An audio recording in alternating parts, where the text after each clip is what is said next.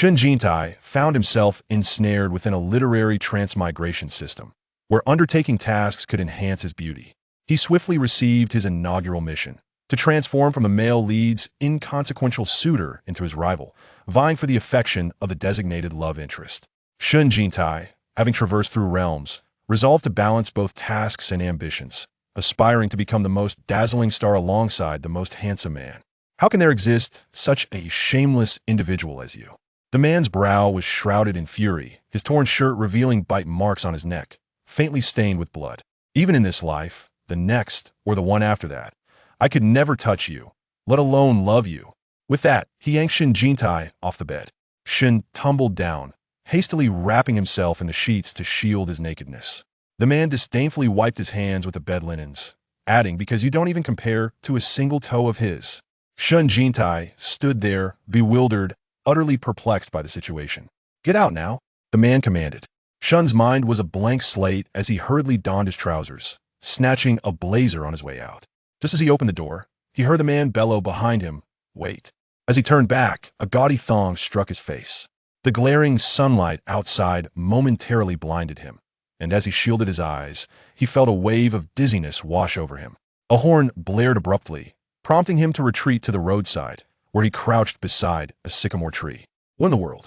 Ding dong. Love, harmony, and unity, your dear consultant, Xiao AI, has arrived. Shen Jintai furrowed his brow. "Greetings, esteemed host. Congratulations on successfully entering our harmonious love system. What sorcery is this?" "Not sorcery, but rather tangible benefits. It appears your life force has been depleted. In simpler terms, you have perished in the real world." Shen Jintai. Wasn't he merely nominated for Best Supporting Actor and en route to the award ceremony? He vaguely recalled an unfortunate incident.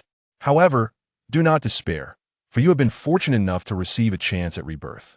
By fulfilling the designated tasks, you may reclaim a new life in this world. What tasks? It is widely recognized that, in response to governmental directives, various online literature platforms have initiated the neck plan, which prohibits descriptions below the neck. While this new regulation minimally impacts plot-driven narratives, it profoundly affects romance novels. Thus, we have launched a charity initiative for harmony, aiming to convert various romance tales into uplifting narratives. A harmonious society relies on us all. Shen Jintai replied. "A charity initiative for harmony?" "Indeed, we are members of the harmonious love system, committed to spreading love and rewards for harmony. Allow me to review your task rewards. Congratulations. As you complete your tasks, you will grow increasingly beautiful and alluring. Should you succeed, your ultimate reward will be the ability to continue living in this new world in your most splendid form." Wow. At this revelation, Shen Jintai found himself genuinely intrigued. "Very well, let me assign you your first task," Xiao AI said. "Can you hear my thoughts?" "Indeed, dear. Shall I read you the task summary?" "All right. The book you are currently immersed in is titled Everyone Loves the White Moonlight, a captivating Danmei novel." "Wait, isn't this the charming sweet romance he casually read about?" "Dear, please listen attentively and refrain from interrupting Xiao AI. According to the original storyline, the male lead, Yin Qiuqi, after falling in love with his white moonlight, will transform from an ancient, cold figure into a blazing inferno, exuding an intense yet repressed fervor throughout the romantic journey, which is exceedingly steamy. This was indeed true. He had experienced the luxurious train ride alongside Yin Qiuqi and his white moonlight. All he could say was that Yin Qiuqi's insatiable desire was tinged with a rather masochistic edge. Xiao AI paused briefly before continuing. The awakened Yin Qiuqi's demeanor undoubtedly clashes with today's harmonious regulations. Thus, it is your duty to seize his destined partner, liberating him from trivial affections, redirecting his focus solely towards his career, while simultaneously dominating and tormenting him, so that he may emerge tempered like a fine sword, with the fragrance of plum blossoms born from bitter cold.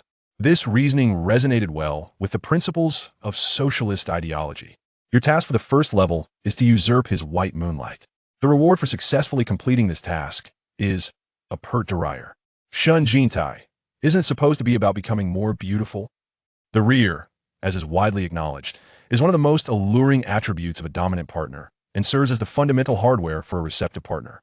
Authoritative polls indicate that it surpasses long legs and facial features, standing out as the most attractive aspect for men. Therefore, It is entirely fitting as your reward for the first level. Do you have any further questions? If not, Xiao AI will temporarily go offline. Not at the moment. Very well. Should you require anything, simply call out in your heart. Hello, Xiao AI, and I shall be promptly available to assist you. Wishing you a successful completion of your tasks. And do look forward to the rewards awaiting you at each level that will be far beyond mere beauty, guaranteed to elicit your delight. He heard a beep, and Xiao AI vanished. Shen Jintai rubbed his temples as he stood up. Nearby, an elderly gentleman walking his dog regarded him as one might a monkey at the zoo, perhaps perceiving his soliloquy as a sign of madness. Suddenly, he felt dizzy, as if his memories were gradually fading away, replaced by those of the character sharing his name, Shen Jintai. The Shen Jintai of the novel was 20 years old, a once popular idol. Over 2 years ago, he rose to fame through a talent show, and at the peak of his popularity, he fell in love with the heir of a wealthy conglomerate, Yan Xiuqi, and withdrew from the limelight for love. Yan Xiuqi was renowned for his chastity, earning the nickname Yan the Abstinent. Despite possessing a splendid physique and long legs, he remained resolutely indifferent to advances, like a tranquil pool of autumn water, unruffled by external provocations. Such a pure and ascetic figure was certainly beyond the reach of a mere supporting character. His explosive passion was reserved solely for his white Moonlight. Yet this Shen Jintai, in a moment of utter absurdity, found himself eagerly pursuing Yan Xiuqi, culminating in the recent scene where the male lead reprimanded him for climbing in a bed uninvited. Even in my next life, or the life after that, I could never touch you, let alone love you, because you cannot even compare to the smallest toe of his. Huh. Shen Jintai hailed a cab, preparing to return to his residence. As he settled into the vehicle, his gaze fell upon a colossal advertisement for Bai Yueguang adorning the adjacent building. Bai Yueguang, whose real name is Bai Qingchuan. The bright moon shines between the pines, while the clear spring flows over the stone. Shen Jintai and Bai Qingchuan are two entirely disparate entities. Their names are opposites, and so are they. Their relationship transcends mere rivalry from the very inception of their careers. They have been sworn adversaries. A male idol competition that took place 2 summers ago witnessed the emergence of 2 celestial stars in the entertainment realm. Shen Jintai, who claimed first place, and Bai Qingchuan, who secured the second. The finale was nothing short of a classic battle of fandoms. Since their debuts, they have been in a relentless pursuit of the title of the top idol, with their fans at odds and the public often drawing comparisons between the two. Bai Qingchuan, however, is the favored darling of destiny, a prodigy born from humble beginnings, possessing an innate, extraordinary aura. What exactly this aura entails remains ambiguous, yet is clear that it sets him apart from the crowd. Armed with this unique charm, he navigates the entertainment industry with ease, where men either fall hopelessly in love with him or are on the cusp of doing so. The male lead would pin him against the wall, kissing him passionately, while the supporting characters would fight tooth and nail for his affection, and his fans would be utterly enraptured, even recklessly throwing themselves against walls for him. In stark contrast, the supporting character Shen Jintai embodies the opposite. A flamboyant and ostentatious figure, he launched his career by throwing money at the industry, dressing in eccentric attire to attract attention. His debut was marked by chaos, brandishing the title of a wealthy heir with the proclamation, "If I don't achieve fame, he'll return to inherit my family's fortune." He briefly ascended to the pinnacle of popularity, but ultimately sabotaged his own prospects by foolishly falling for Yan Xiuqi, who was known to be an ardent and affluent admirer of Bai Qingchuan. Despicable is an understatement, and foolish barely scratches the surface. In this world, individuals who embody both despicability and foolishness are destined for a grim fate, especially when they are plagued by both. He failed to win the man, and his family faced bankruptcy first. At this juncture, one would assume a swift return to the entertainment industry to revive one's career is in order. After all, the mantra has shifted from "if I don't achieve fame, he'll inherit my family's fortune," to "if I don't achieve fame, he'll return home to till the fields." Yet, burdened by the role of an underdog, he pursued Yan Xiuqi with even greater fervor, resorting to cunning stratagems to find his way into the bedroom, only to be unceremoniously cast aside by the male lead. As he perused this narrative, he nearly abandoned the text in sheer frustration at the absurdity of this dim-witted supporting character. A man devoid of ambition is utterly unacceptable. Even a supporting character deserves a modicum of dignity. In his previous life, he toiled in the entertainment industry, with his sole passion being acting.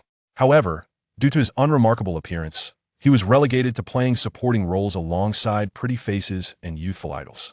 After enduring a long struggle, he finally received a nomination, only to meet his demise en route to the award ceremony. What a wretched existence! Having experienced the significance of appearances within the entertainment sector, he now recognizes the opportunity bestowed upon him. He shall transform himself, becoming ever more radiant, adorned in starlight. He scrolled through the contact list until he found Li Mylan's name and dialed her number. Li Mylan, Shen Jintai's manager. Who are you? I don't seem to recognize you. Li Mylan replied with a tone laced with sarcasm. Shen Jintai, you little rascal still remembers to call me. Shen Jintai glanced at the sunlight filtering through the lush summer branches and declared, Sister, I wish to make a comeback. Engaging in tasks would not hinder his ambition having faced setbacks. He was determined to reclaim his status as a leading figure in the entertainment industry. The other party remained silent for a moment, not uttering a word. Alas, it appeared the original owner had become utterly inept had the manager completely given up on him. Just as Shen Jintai was about to express his heartfelt intentions once more, he heard the other party burst into tears. Do you have any idea how long I've waited to hear those words from you? Woo-woo. Shen Jintai let out a sigh of relief and reiterated his sincerity. Sister, rest assured, the person I was yesterday has perished. The individual before you now is Nyohulu Jintai. Li Mylan, wiping her tears, broke into a smile. You've been away for too long, and your resources have dwindled. But fear not, I will search for opportunities while large projects may be scarce. I can certainly secure some smaller events for you. After concluding the call, Shen Jintai breathed a sigh of relief, glancing at the taxi driver who had remained silent throughout. A sudden thought struck him, and he leaned forward. Master, do you recognize me? He sought to gauge his current star power. The driver turned to glance at him. No, I don't. Shen Jintai, he prompted. Ah, the driver exclaimed in surprise. It seemed Shen Jintai still held a commendable reputation. Even middle-aged men were familiar with his name. Are you the legendary star who chased after men to the point of bankruptcy? Shen Jintai. Chapter 2. In the years since Shen Jintai's debut, his sole representative work has been the pursuit of men. In this era, it seems that he is the only one in the entertainment industry who openly chases after men, and his pursuits are widely known. Lavishing money as if it were mere dust, he has made grand gestures repeatedly. Chasing after a bankrupt male celebrity, he is truly a pioneer in this regard.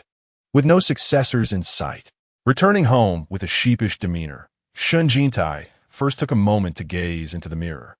His reflection revealed a head of vibrant red hair, complemented by a cherry blossom pink eyeshadow. His face, straddling the line between boyhood and manhood, appeared slightly pallid, fitting the profile of a cruel supporting character on the verge of being written off. His features may not be exquisite, but he certainly qualifies as more than just an average handsome man, with considerable room for enhancement. His skin, however, retained a certain charm, and his face was pleasingly petite. He recalled the reward for a well-turned posterior and quickly glanced at his backside. He genuinely believed that his physique was satisfactory, standing at a height of 1.8 meters. It seemed that after a prolonged hiatus from dancing, the definition of his abdominal muscles had faded, yet his frame still bore the youthful essence of a man. A sizable tattoo adorned his collarbone, inscribed with the name Yen Xiuqi, accompanied by a red heart. In this harmonious society and equally harmonious entertainment circle, such a prominent tattoo would surely require pixelation on television, wouldn't it? Oh, but then again, this flamboyant red hair would render him television averse. Without further ado, Shen Jintai made his way to the tattoo parlor. Are you certain you wish to have it removed? The tattoo artist inquired repeatedly. Absolutely, without a doubt, he affirmed. After washing his face and removing his makeup, he appeared somewhat different from his dazzling stage persona. Nonetheless, the tattoo artist hesitantly asked, Are you Shen Jintai? The uncertainty in his tone was palpable, as it was unusual for someone of Shen Jintai's stature to visit such a humble establishment. Once again, Shen Jintai felt the peculiar sting of being unrecognized by the public. As an actor who had diligently performed for years, yet remained anonymous on the streets, this experience was both bittersweet and oddly satisfying. In the entertainment industry, the fear lies not in being criticized, but rather in obscurity. Even being blackened in the public, is still a form of notoriety. Yes, I am, he replied. The tattoo artist appeared somewhat exhilarated. Would you like a photo together? Shen Jintai suggested. The artist nodded vigorously and quickly retrieved his phone, exclaiming, "My girlfriend used to be a huge fan of yours." That was in the past. Later he trailed off, revealing that his girlfriend had transitioned from a fan to a critic. After capturing the moment, the tattoo artist proceeded to remove the tattoo. Will it come off completely? Shen Jintai inquired. Your tattoo is quite deep and colored, so it cannot be entirely removed. Restoring it to its original state is impossible. However, with several sessions, it can be made significantly lighter. Will there be scarring? That depends on your individual constitution, but a little scarring is likely. Nodding, Shen Jintai consented. Let us proceed.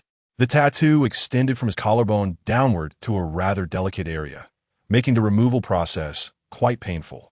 He imagined that getting the tattoo must have been even more excruciating. As blood trickled from his chest, Shen Jintai lay there with his eyes closed.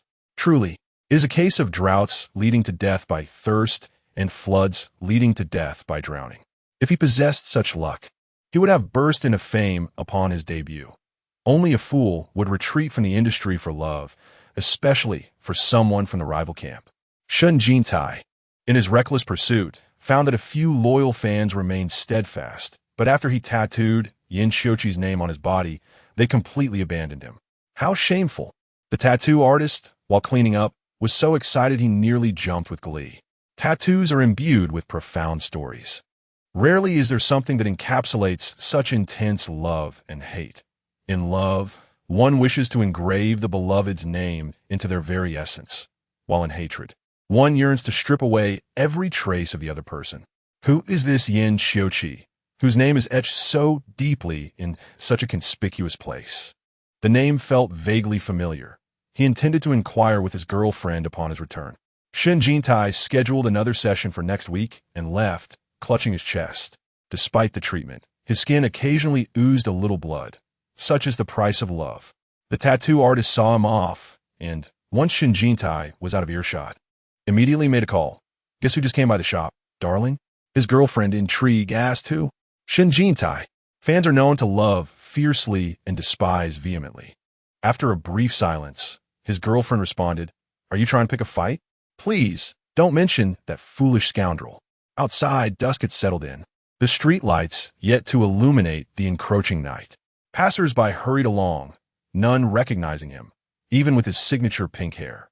He wandered to a nearby barber shop, restored his hair color, and opted for a fresh, stylish cut. With the pink hair gone and dark locks in place, his fair complexion appeared even more radiant. The barber complimented him, saying, You look like a star. After much contemplation, he still could not recall the name Shen Jintai. He smiled at his reflection, perhaps still unaccustomed to this face. Gazing into the mirror felt like observing someone else. His delicate features, intertwined with the ambition and desires of his soul, created a contradictory allure, reminiscent of spring waters breaking through the ice, merging and flowing together. If he became even more handsome, wouldn't he captivate the entertainment industry? Upon leaving the barber shop, he instinctively reached into his pocket for a cigarette, only to find a soft fabric instead. Pulling it out, he realized it was the thong he had stuffed in his pocket. He contemplated discarding it in a nearby trash bin, but hesitated, glancing at his ill-fitting suit jacket. It appeared to be Yin Xiuqi's coat, which he had mistakenly worn in haste. Returning home, he hung the thong alongside the suit jacket, the least modest fabric paired with the most formal attire, planning to glance at them daily as a reminder and motivation. After a day of rest, he received a call from Li Mylan. Shen Jintai kicked off the covers, his eyes still shut. He was accustomed to sleeping unclothed, sprawling out with his long legs dangling over the edge of the bed. Hello, I have a role for you as the second male lead. Are you interested? What? The second male lead. Of course I'm in. Let us go. Shen Jintai immediately opened his eyes, invigorated and sitting cross-legged. I might still land the second male lead. It seems I have not faded into obscurity yet. Li Mylan chuckled awkwardly. However, she cleared her throat. The first male lead is Bai Yueguang. Bai Yueguang, a term not only signifying a character archetype in novels, but also an elegant moniker given to Bai Qingchuan by his fans. The bright moon shines between the pines. The clear spring flows over the stones, which pairs perfectly with Bai Yueguang. It is well known that Shen Jintai and Bai Yueguang are arch-rivals. Fearing he might decline, Li Milin hastily added, "You are aware that during your 2-year hiatus, the entertainment industry has undergone rapid changes. Currently, the resources I can provide you are merely from minor events in small cities, with not a single script in sight.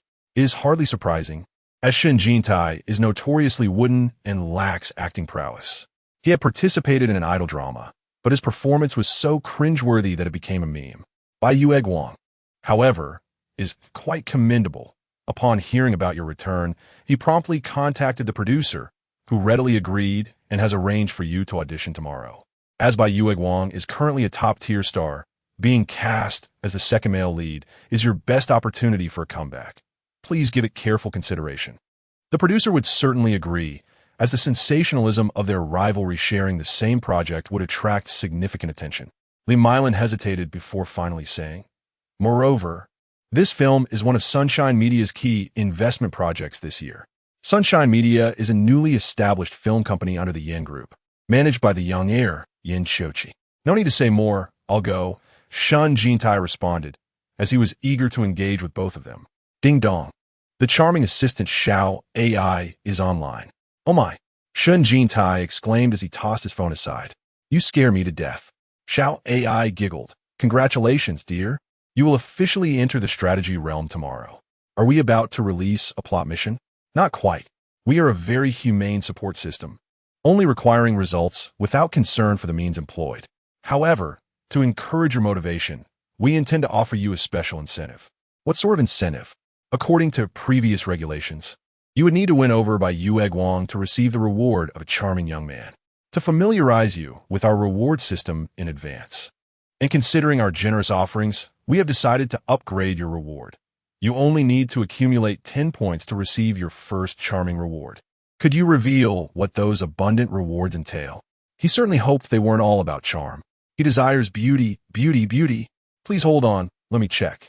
"Dear, your next reward is to become more beautiful." This reassured him, because our overarching reward philosophy is to enhance your beauty and sensuality. The rewards will alternate between the two. Thus, your first reward will be sensuality, the second beauty, the third sensuality again, and so forth. All right, to be a star, one must indeed grasp both physique and visage.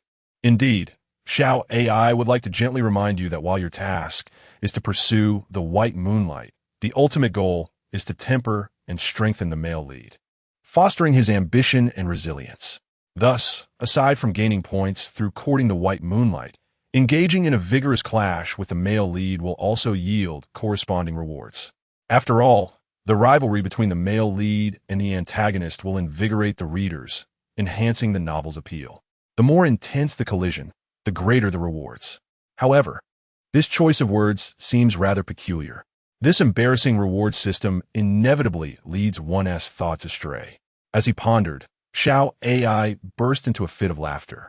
"Oh dear, could you refrain from laughing so lewdly? All right, I shall not disturb you any longer. Logging off now, best of luck." Ding!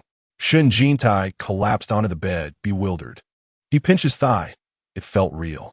Early the next morning, Shen Jintai went to audition, where Li Milin and his assistant, Xiao Tang, were already waiting at the door. From a distance, he waved, "Hi, good morning." Li Milin crossed her arms and glanced at him before turning to Xiao Tang. "Who is he? I don't recognize him." These little-known actors seem to enjoy making unwarranted connections, overly familiar despite their stature. What a chilly response. Shen Jintai removed his sunglasses. "Sister, good morning." Li Milin and Xiao Tang were momentarily taken aback, staring at him for quite a while. "Goodness." Li Milin reached out, pinching his chin and inspecting his face. "Jingu," Xiao Tang remarked, "I almost didn't recognize you." It had been a while since he last saw Shen Jintai, who had little work and spent his days trailing Yin Shochi like a devoted fan, making him unnecessary. Shen Jintai had lost weight after dyeing his hair back. His entire demeanor had shifted. The most significant change was his attire.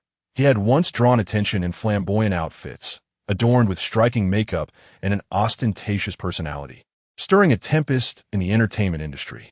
Yet now, He appeared pristine from head to toe, as if youth had returned to him, flourishing under the sun.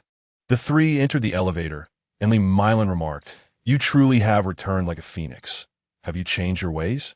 "Sister, rest assured, the me of today is not the me of yesterday." Their audition room was on the 3rd floor. As the elevator ascended, Lee Mylan asked, "No longer pursuing Yinshochi?" Ding! The elevator reached the 3rd floor, its doors slowly opening, and Shen Jintai's voice brimmed with determination. "Who is Yinshochi?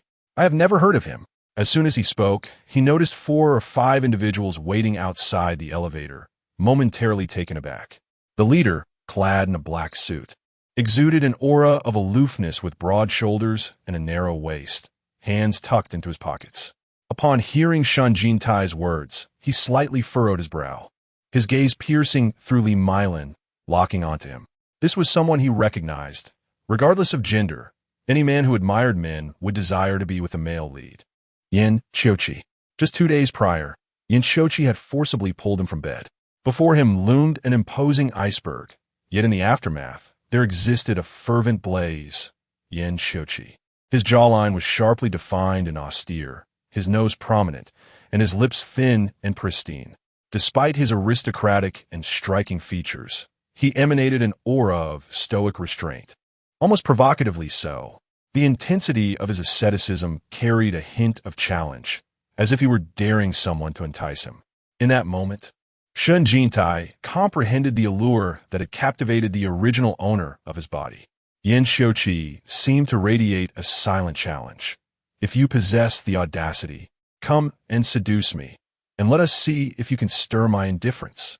Such a man ignited a desire to conquer him, to witness the transformation of his composed visage into one of excitement. The zenith of a repressed individual and the surrender of a libertine are akin to the summit of Everest for those ensnared in the throes of desire. Regrettably, the original owner had perished halfway up the mountain, unable to behold the grandeur he yearned for. Suddenly reminded of his own recent indiscretions, Shen Jintai felt a twinge of embarrassment. His voice was distinctly recognizable, and as he trailed after Yinshochi, the staff around him could identify him solely by his tone. This persistent shadow, indeed, had his father never mentioned him? How could he forget the shamelessness with which he had followed their boss, fervently calling him husband? The onlookers, filled with disdain, turned their gazes toward the elevator, only to behold a young man clad in a white shirt and black trousers, standing behind Lee Mylan. A subtly handsome youth with dark hair, exuding a youthful charm, and a smile gracing his lips. Was this Shen Jintai? In just a few days, how had he transformed into this? Chapter 3. Lee Mylan and the others felt a touch of awkwardness, as if summoned by the very mention of his name. "Good morning, Mr. Yin," she greeted Yinshochi. He nodded in acknowledgement, yet his gaze remained fixed on Shen Jintai, who emerged from the elevator behind Lee Mylan, his complexion shifting from red to pale. As he passed by Yinshochi, he suddenly heard a remark from him. Shen Jintai turned to look, his face devoid of heavy makeup, presenting a fresh and somewhat unfamiliar visage. He met Yinshochi's gaze and replied, "Then as you wish." In the astonished silence of those around them, he brushed past Yinshochi. The latter, momentarily taken aback, noted the absence of the typically ostentatious and overpowering fragrance that Shen Jintai usually bore. Turning to glance back, he caught sight of Shen Jintai's notably slender and upright silhouette. Oh, what a delightful sensation! It felt as if he had donned the very garments he had previously shed before Yinshochi. He was determined to reclaim every piece of clothing he had removed in Yinshochi's presence. Ding dong! At that moment, Xiao AI suddenly came online. "Congratulations, dear. You have successfully earned 2 points. Goodness, was it truly that simple? There had been a tension in the air, and with the detection of the male lead's emotional upheaval, this was deemed a successful provocation. Such ease suggested that beauty was within reach. "Mr. Yin, please do not be angry. He is like this, likely up to some new antics," remarked Takahashi, Yinshochi's personal assistant, within the elevator. Several staff members echoed in agreement. Indeed, indeed. Is he attempting to imitate Bai Qingchuan in his current appearance? The speaker is a handsome man with a hint of mischief in his demeanor. Adorned with gold-rimmed glasses perched on his nose, exuding an air that is far removed from that of a cultured scholar, resembling rather a dapper rogue. Yin Qiuqi's friend, Xiao Yang, harbors an aversion for Shen Jintai that rivals that of Yin Qiuqi himself. He raised an eyebrow towards Yin Qiuqi, commenting that he appeared much more pleasing than before. A deeper chill settled on Yin Qiuqi's face. Gao Xiao chuckled.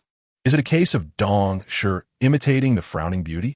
Yin Qiuqi cast a serious glance in his direction, prompting Gao Xiao to hastily silence himself.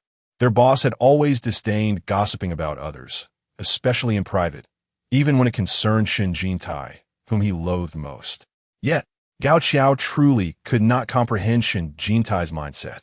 Yin, the esteemed heir of a prestigious family, had been raised with a silver spoon, graduated from a prestigious university, upright, cultured, and exuding the grace of affluence.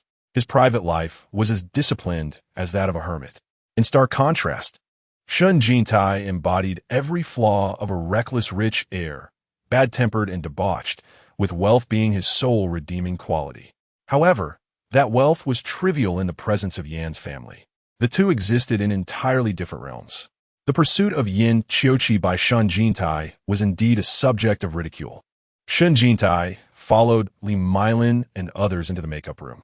Upon entering, he noticed 5 or 6 individuals gathered around a handsome young man in a white shirt, engaged in conversation. The young man listened nonchalantly, leisurely filing his nails, and upon seeing them, immediately rose to his feet. Jintai, long time no see, tall and androgynous, with soft and exquisite features. His real-life beauty was far more striking than any photograph.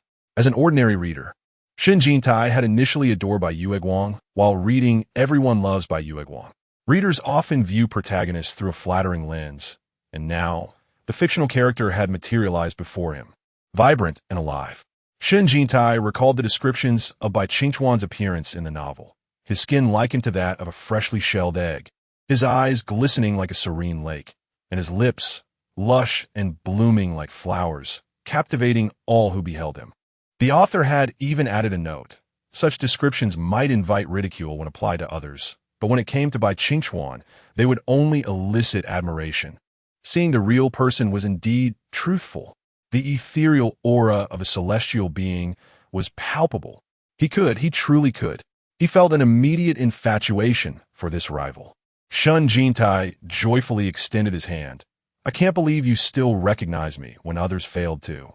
Bai Qingchuan appeared momentarily taken aback, likely not expecting Shen Jintai, who had the audacity to openly roll his eyes at him under the spotlight, to exhibit such gentleness.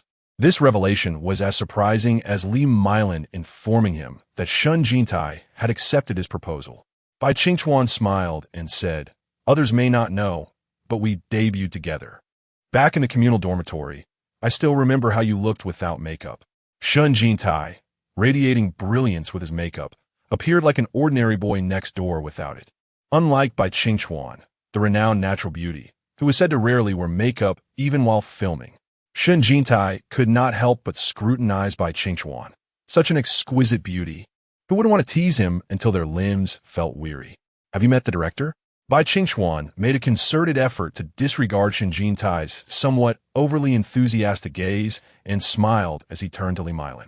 Displaying a hint of flattery towards the current top star and resourceful figure in the entertainment industry, Li Milin remarked, "Not yet. I owe this opportunity to you. I thought I'd bring him to meet you first." Bai Qingchuan replied with a smile, "Then let us go together." As their group departed from the makeup room, the staff immediately gathered, murmuring in astonishment. Goodness, how the tides have turned. Who could have imagined that 2 years ago, Shen Jintai was the one on top, and now he relies on Bai Qingchuan for work. Indeed, during the finals night, they both vied for the center position, leaving the suspense until the very last moment, generating 3 trending topics. It was said that Bai Qingchuan lost by just 1 vote. How dramatically ironic. The Moonlight fans lament for eternity. Speaking of Moonlight fans, their grievances are palpable. Who doesn't know that Shen Jintai's votes were inflated, purchased en masse, while Bai Qingchuan earned his through sheer stage charisma, 1 vote at a time. Fortunately, fate is just. Shen Jintai's family has since gone bankrupt, and he is sunk to the 18th tier, while Bai Qingchuan remains the reigning top star, having cycled through several waves of popularity. Thus, the entertainment industry has little tolerance for those lost in matters of the heart. Can a love-struck individual truly succeed? This drama promises to be riveting, as two arch-rivals shake hands and collaborate on a project, with the first place now supporting the second. What a tantalizing topic. Moreover, let us not forget the Prince Charming caught between them. Upon mentioning Yin Xiuqi, a makeup artist's cheeks flushed. No wonder Shen Jintai is captivated by that young master from the Yin family. He is extraordinarily handsome, capable of overshadowing many in the entertainment realm. Wealthy, attractive, and possessing an enviable physique, he is the epitome of male perfection. Indeed, in the entertainment world, no one escapes unscathed from scandals with Bai Qingchuan, except for this young master of the Yin family, whose fans have already dubbed him Yin son-in-law. He is the Yin prince, an undeniable presence. Have you seen his long legs? How tall is he? I only noticed his hands, utterly captivating. And that Adam's apple, his waist, an absolute paragon of masculinity. He exudes an indescribable aura of restraint. I understand why Shen Jintai is infatuated with him. What does infatuation matter? With Shen Jintai's circumstances, what can he possibly use to compete with Bai Qingchuan? Li Milin walked cautiously behind Shen Jintai, ever mindful of his demeanor. Shen Jintai, with his spoiled tendencies, had offended many in the industry. Every time he encountered Bai Qingchuan, his eyes could roll skyward. She had repeatedly instructed him to maintain a facade of civility, regardless of his true feelings, yet Shen Jintai refused to heed her advice. In contrast, Bai Qingchuan, despite the external fanfare and chaos, greeted Shen Jintai with a warm smile. That is the mark of true star quality. However, today, she was surprised to find Shen Jintai unusually compliant, displaying no impatience whatsoever. Grateful for this change, Shen Jintai focused intently on the back of Bai Qingchuan's head. No actor wishes to be devoid of popularity. This popularity encompasses both fandom and commercial success, including viewership ratings and box office figures. An actor lacking in popularity is essentially estranged from leading roles, relegated to merely basking in the reputation of an aging veteran. Now, at the tender age of 20, he finds himself poised to audition for a potentially breakout role as the second male lead. He must seize this opportunity. The play is titled The East Palace Arrives, a historical drama steeped in intrigue and palace conflict. From the title alone, he senses that fortune is on his side.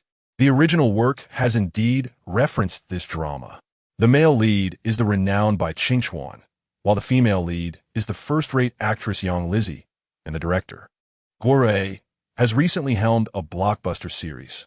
In terms of its lineup, this drama stands as one of the most anticipated television series of the year. In truth, he recalls that after its premiere, it indeed became a phenomenon, benefiting everyone involved, including several emerging actors who savored the success alongside it. Shen Jintai's early demise was unfortunate. Had he witnessed Bai Qingchuan's rise to fame through the series, it might have infuriated him. The East Palace Arrives is a palace drama, featuring a limited number of male characters. Naturally, Bai Qingchuan portrays the prince, while Shen Jintai's role is not that of the emperor, a physician, or a guard, but rather that of a minor eunuch. As the trusted eunuch of the male lead, he ascends alongside his master, ultimately rising to become a powerful eunuch with great influence in the court and later the ultimate antagonist. His character is both flamboyant and cunning, with a complex relationship with the male lead. The female lead must contend not only with other women but also with eunuchs, making this innovative approach essential for success. The scene he is about to perform is pivotal. The eunuch, in his quest to assist his master in claiming the East Palace, leverages his beauty to seduce and ensnare the effeminate crown prince. After being caught in the act by the empress, he intends to provoke her wrath to the point of execution, thereby sowing discord between the empress and her son. As a mere servant, he is bound to obey the dictates of his masters. When the crown prince requires his attendance, he can only serve with utmost dedication. Should he fail to meet expectations, he risks the prince's displeasure. Should he succeed, the empress may seek retribution against him. It appears that his fate is sealed. You must admit, The narrative universe of this novel and its television adaptation is remarkably audacious, allowing for the exploration of myriad themes. Are you ready? Director Guo inquired with a smile. Shen Jintai set aside the script, exhaled deeply, and nodded. Previously, he had faced a dearth of resources, with each role earned through rigorous auditions.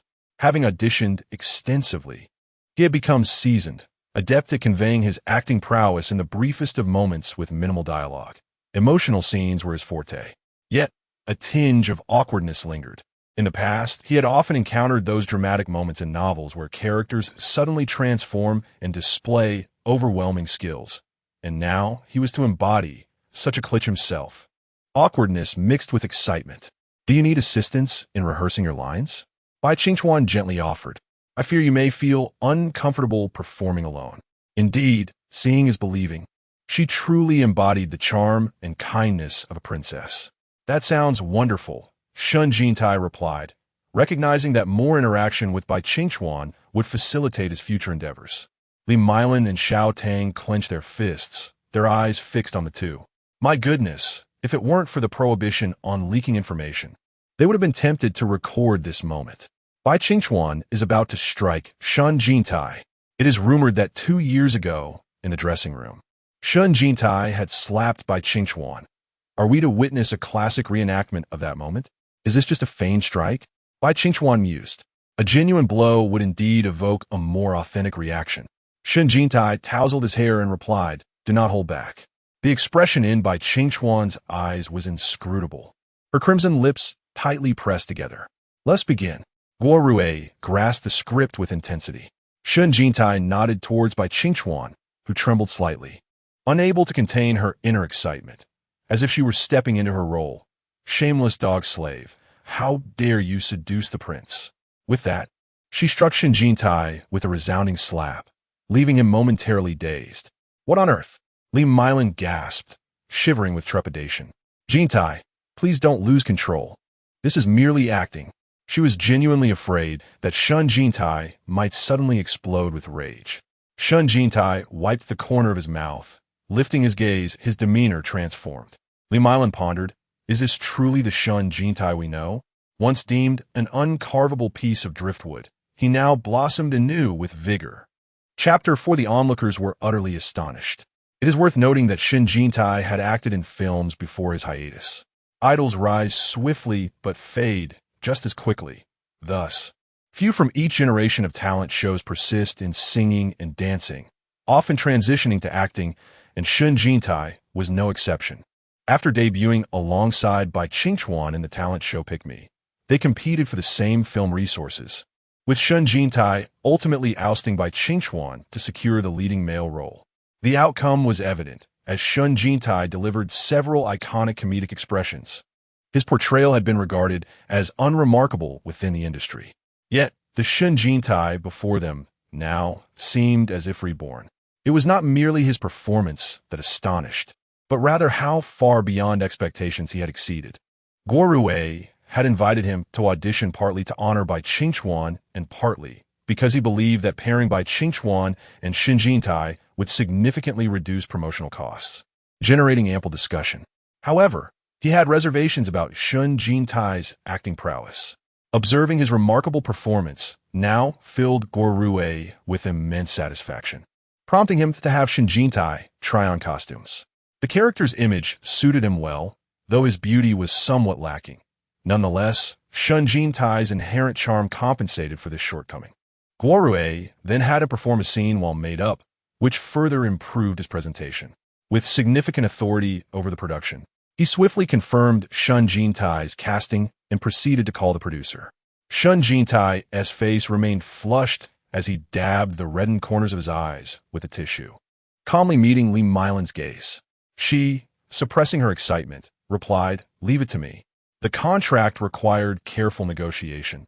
Initially, Li Milin had hoped to visit a temple for blessings if they secured the role, but seeing Guo satisfaction and the swift decision, combined with this being Shen Jintai's comeback project, she felt they held considerable leverage and could negotiate the terms.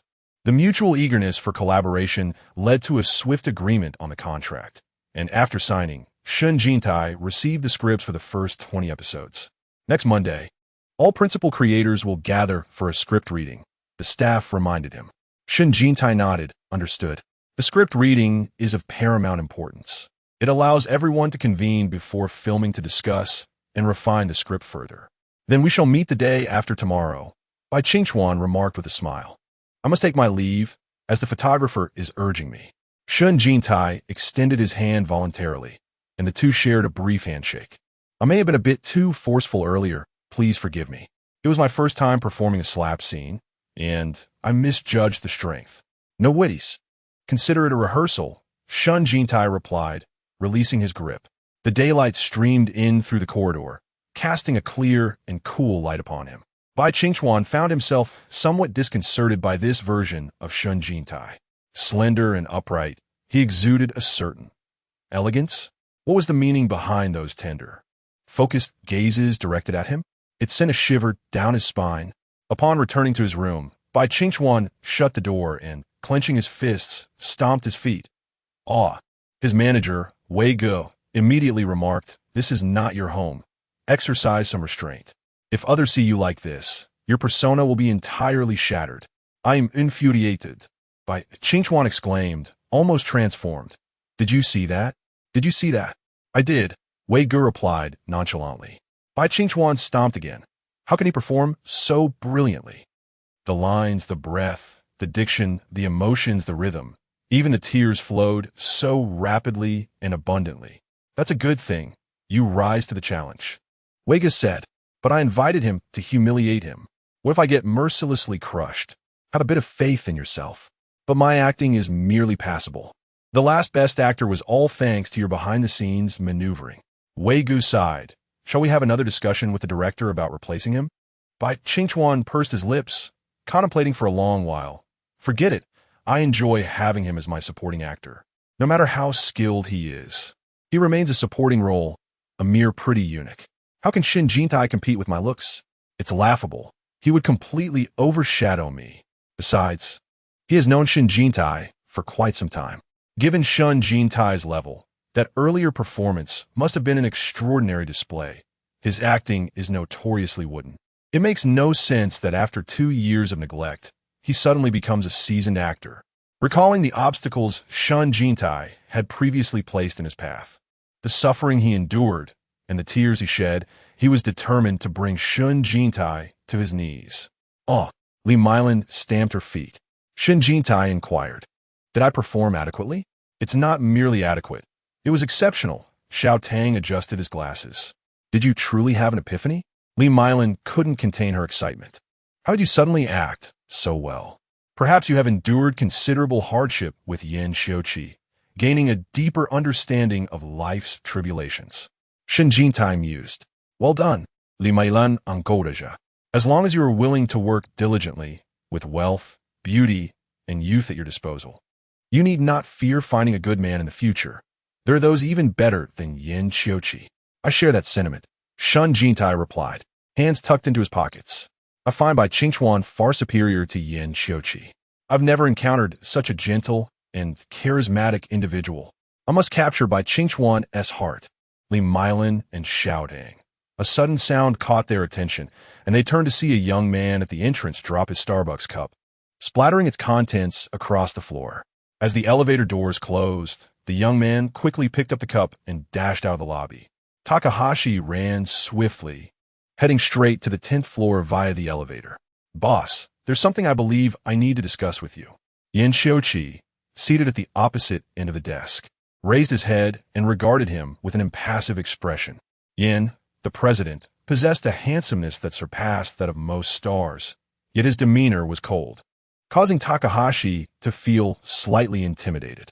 I just encountered Shen Jintai at the entrance and I overheard him say." He mustered his courage. "I think I have an inkling of what his scheme might be. I believe you might want to see this," said Xiao Yang, who had been lounging on the sofa. He sat up, holding his phone, and announced, "It's trending at number 8. Take a look." Yan Xiuqi picked up the phone from the desk and leisurely opened Weibo.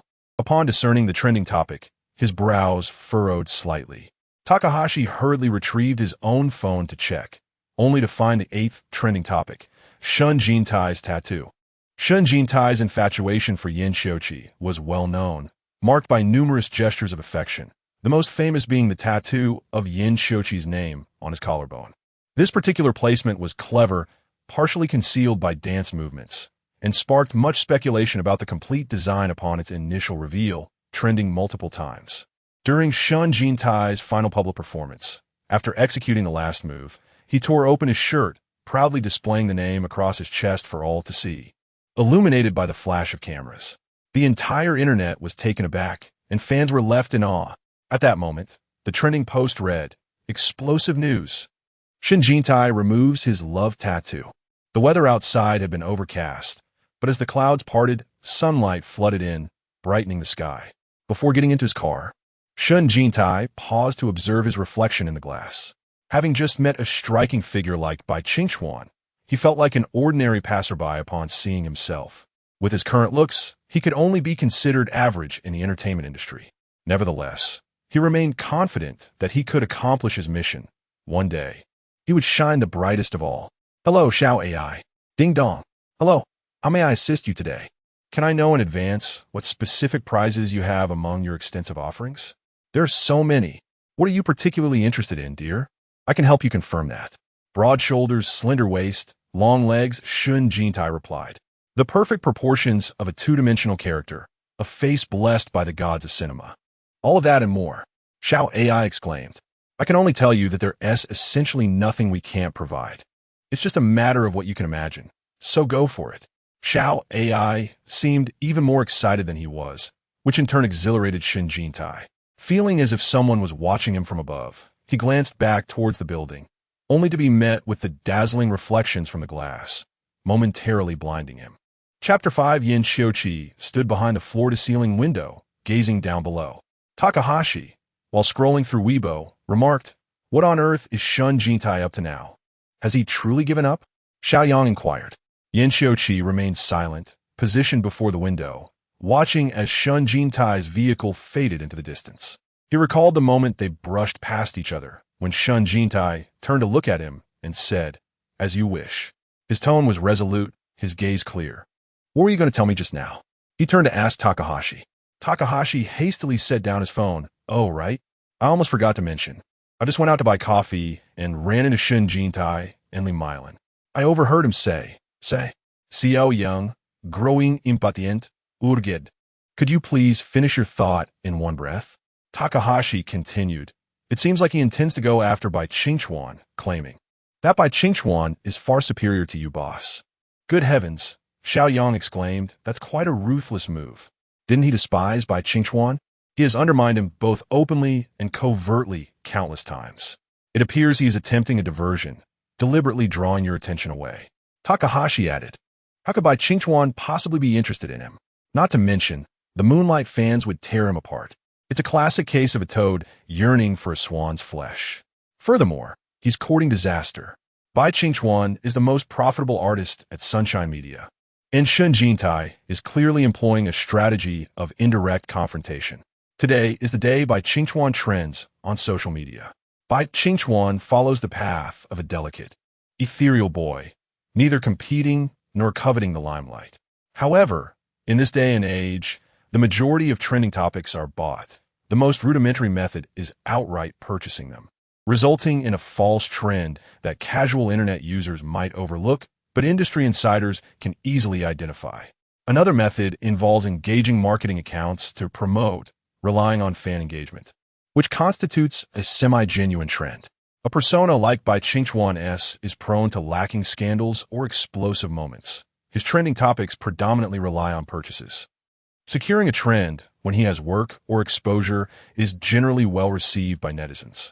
Today, as the stills for the Eastern Palace arrives were released, Wei Gu arranged for him to trend, likely due to his long absence from the spotlight, as his fans propelled him to second place. The third spot was occupied by Yang Luji, a rising starlet, similarly trending due to the stills, which likely represent a semi-genuine trend as well. Bai Qingchuan, browsing Weibo's trending topics, felt quite satisfied. He had surpassed a top starlet like Yang Luji. As for the first place, that was occupied by an insignificant actress.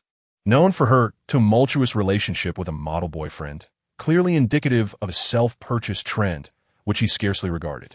Youthful impatience often clouds judgment, and he remained oblivious to the truth that excessive marketing could backfire.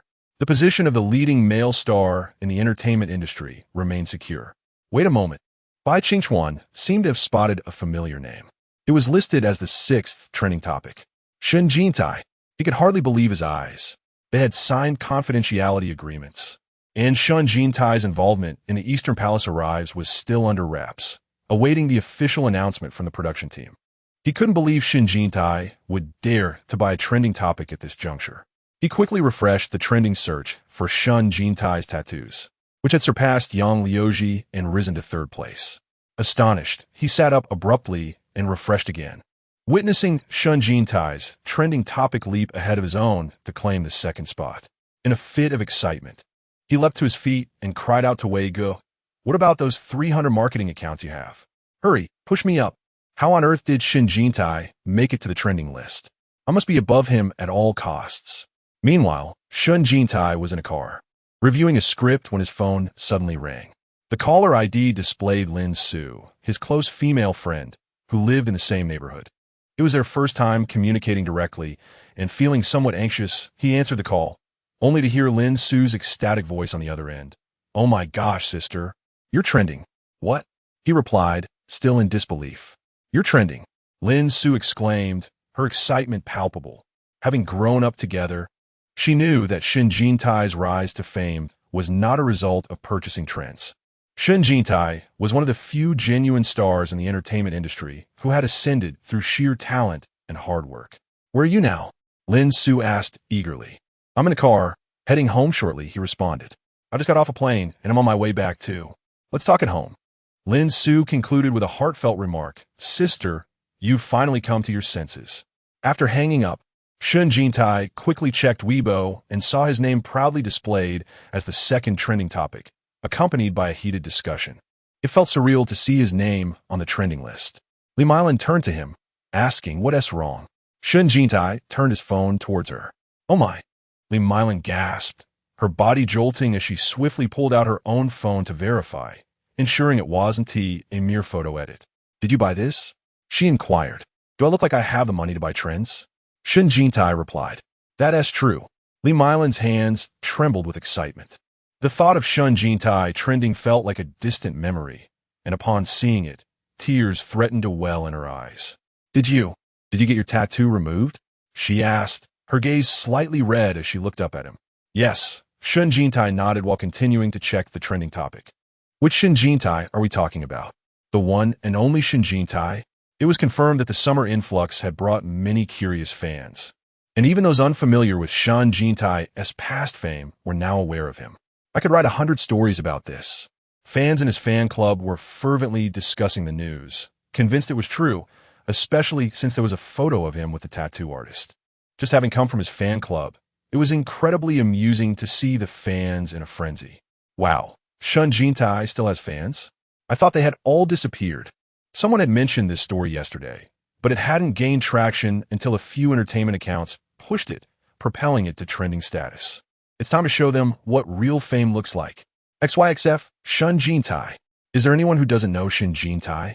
It was time to unveil the cherished collection of memes I had preserved for years.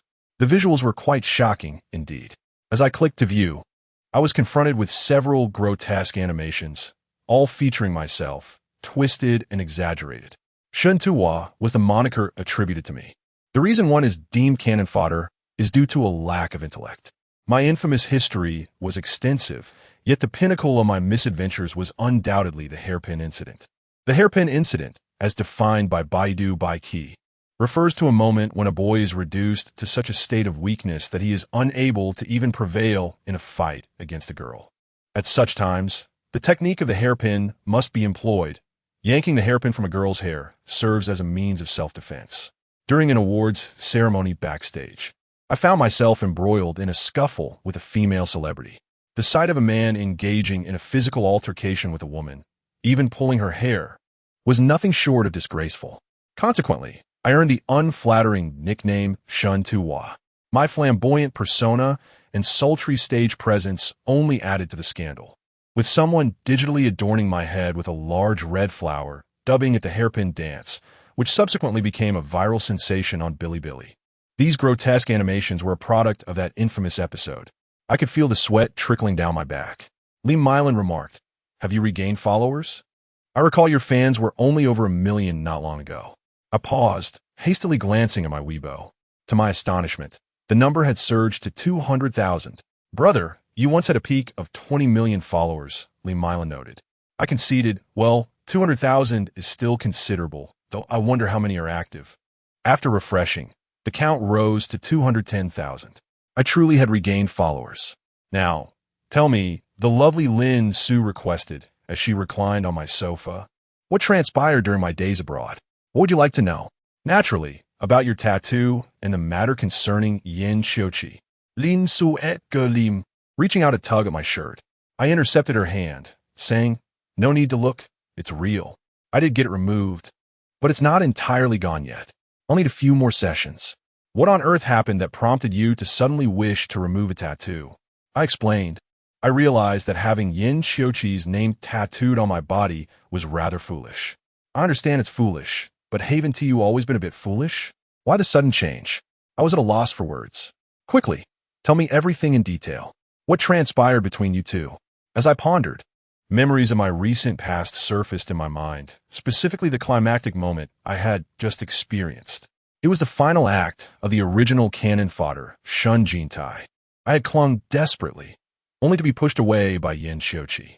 With tears in my eyes, I felt an overwhelming rage as I bit down on his neck. "Do you fancy that wretched Bai Qingchuan? What do you see in him that surpasses me?" I screamed. At this thought, a shiver ran down my spine. A desperate cannon fodder male lead could indeed be terrifying. It was no wonder that after being cast aside, he chose to leap from a building, driven by the madness within him. With a single bite, he contemplated leaping to his demise, determined that Yin Xiuqi would forever remember him. Alas, the male protagonist's affections were destined solely for his official match. How could readers possibly accept that the aggressor's heart harbored anything beyond the submissive shadow, tainted with a hint of malicious cannon fodder? When he jumped, the crowd erupted in jubilant celebration, drumming and cheering, as if in a festival.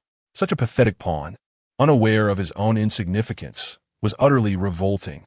He merely reiterated the two biting remarks Yin Xiuqi had made about him. "Even in my next life, or the life after that, I could never touch you, let alone love you. You're not even worthy of a single toe of his." Lin Su, upon hearing this, was utterly speechless. "I truly do not know what to say to you." "Then do not say anything. I'm too ashamed to revisit this again. My heart is entirely resigned. I hope this time you are sincere. Every time you claim to have given up, you end up slapping your own face the very next day." However, this time, he had even removed his tattoos, appearing genuinely earnest. Yin Xiuqi had always been renowned for his refinement. To provoke him into uttering such words was indeed impressive.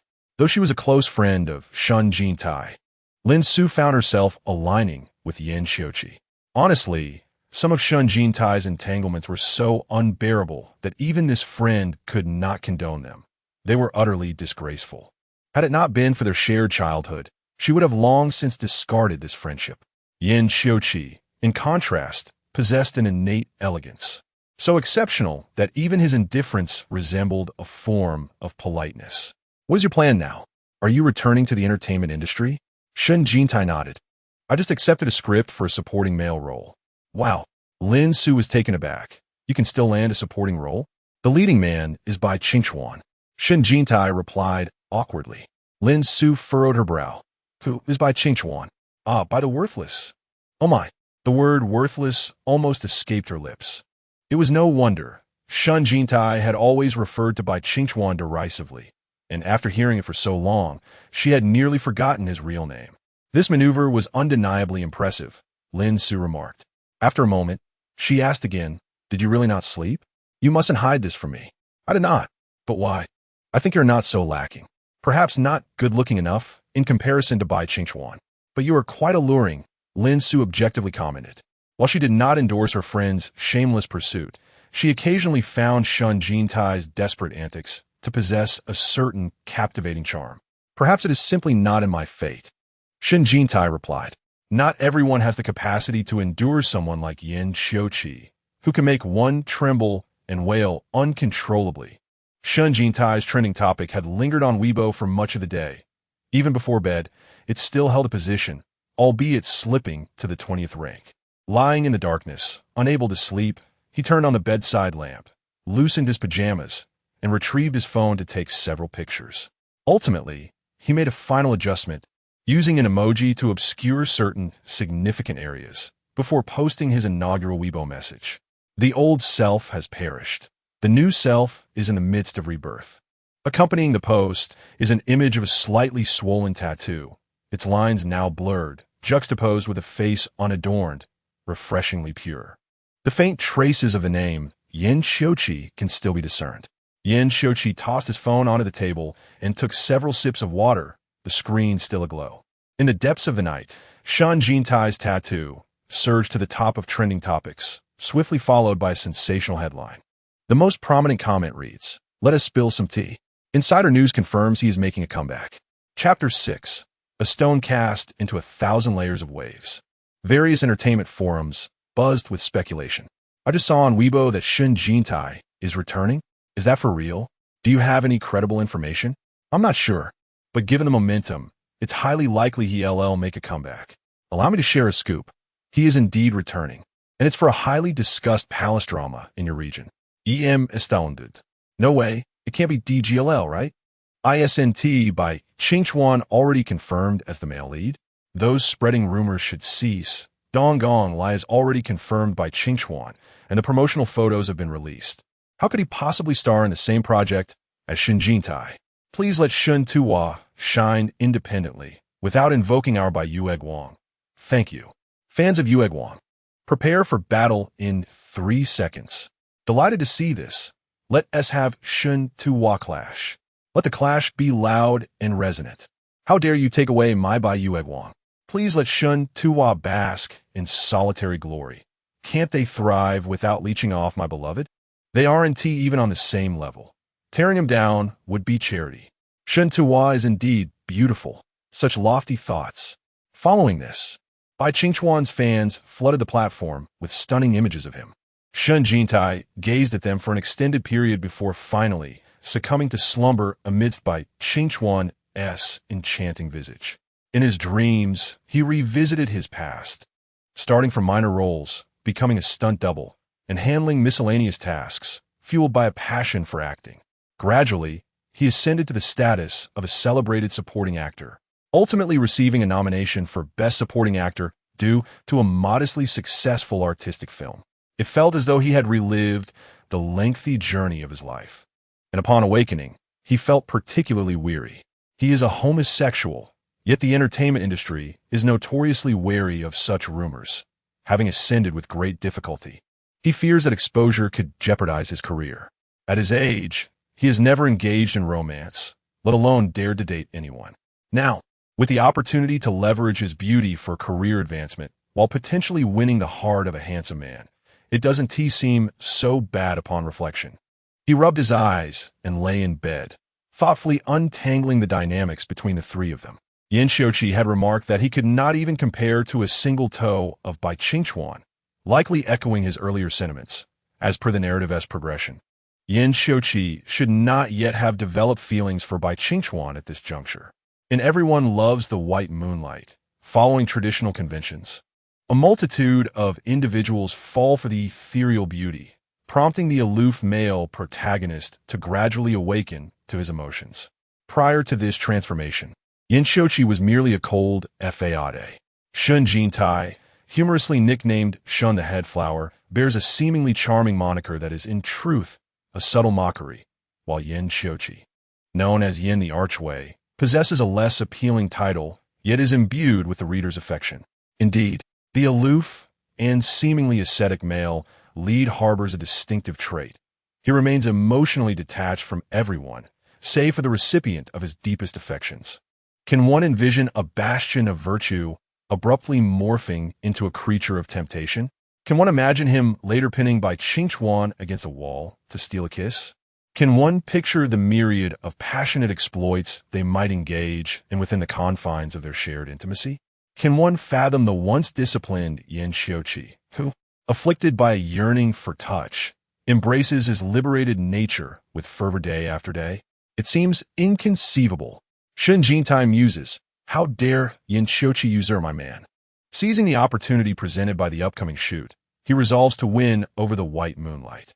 As Shen Jintai rises to freshen up, he intends to unveil the tattoo adorning his chest when his phone suddenly rings. Hurrying, toothbrush in mouth, he answers, only to discover that it is Mrs. Yin calling. This necessitates a discussion regarding the relationship between the Yin and Shen families. Mrs. Yin and Mrs. Shen were close friends, both ultimately marrying into affluent families. Regrettably, Mrs. Shen's fortune was short-lived, passing away mere years after her marriage, leaving behind a son, Shen Jintai.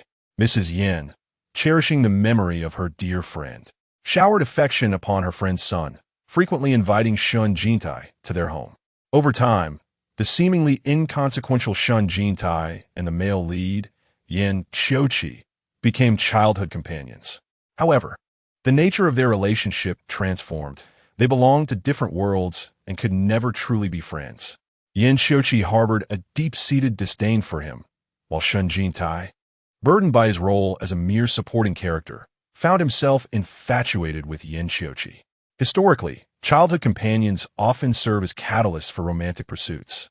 If one is the supporting male lead, he is typically a deeply devoted character, whereas the supporting female lead is often portrayed as malicious and foolish. Shen Jintai answered the phone. Annie, Mrs. Yan's voice boomed. Xiuqi is coming home for lunch today. You must hurry over. A staunch supporter of the Jin Xiu couple, Mrs. Yin embodies the archetype of the wealthy matron who disparages by Qingchuan and fervently endeavors to thwart the official pairing, launching personal attacks that rival those aimed at Shen Jintai. Setting down his toothbrush, Shen Jintai declared, I no longer harbor any feelings for him, so I shall not attend.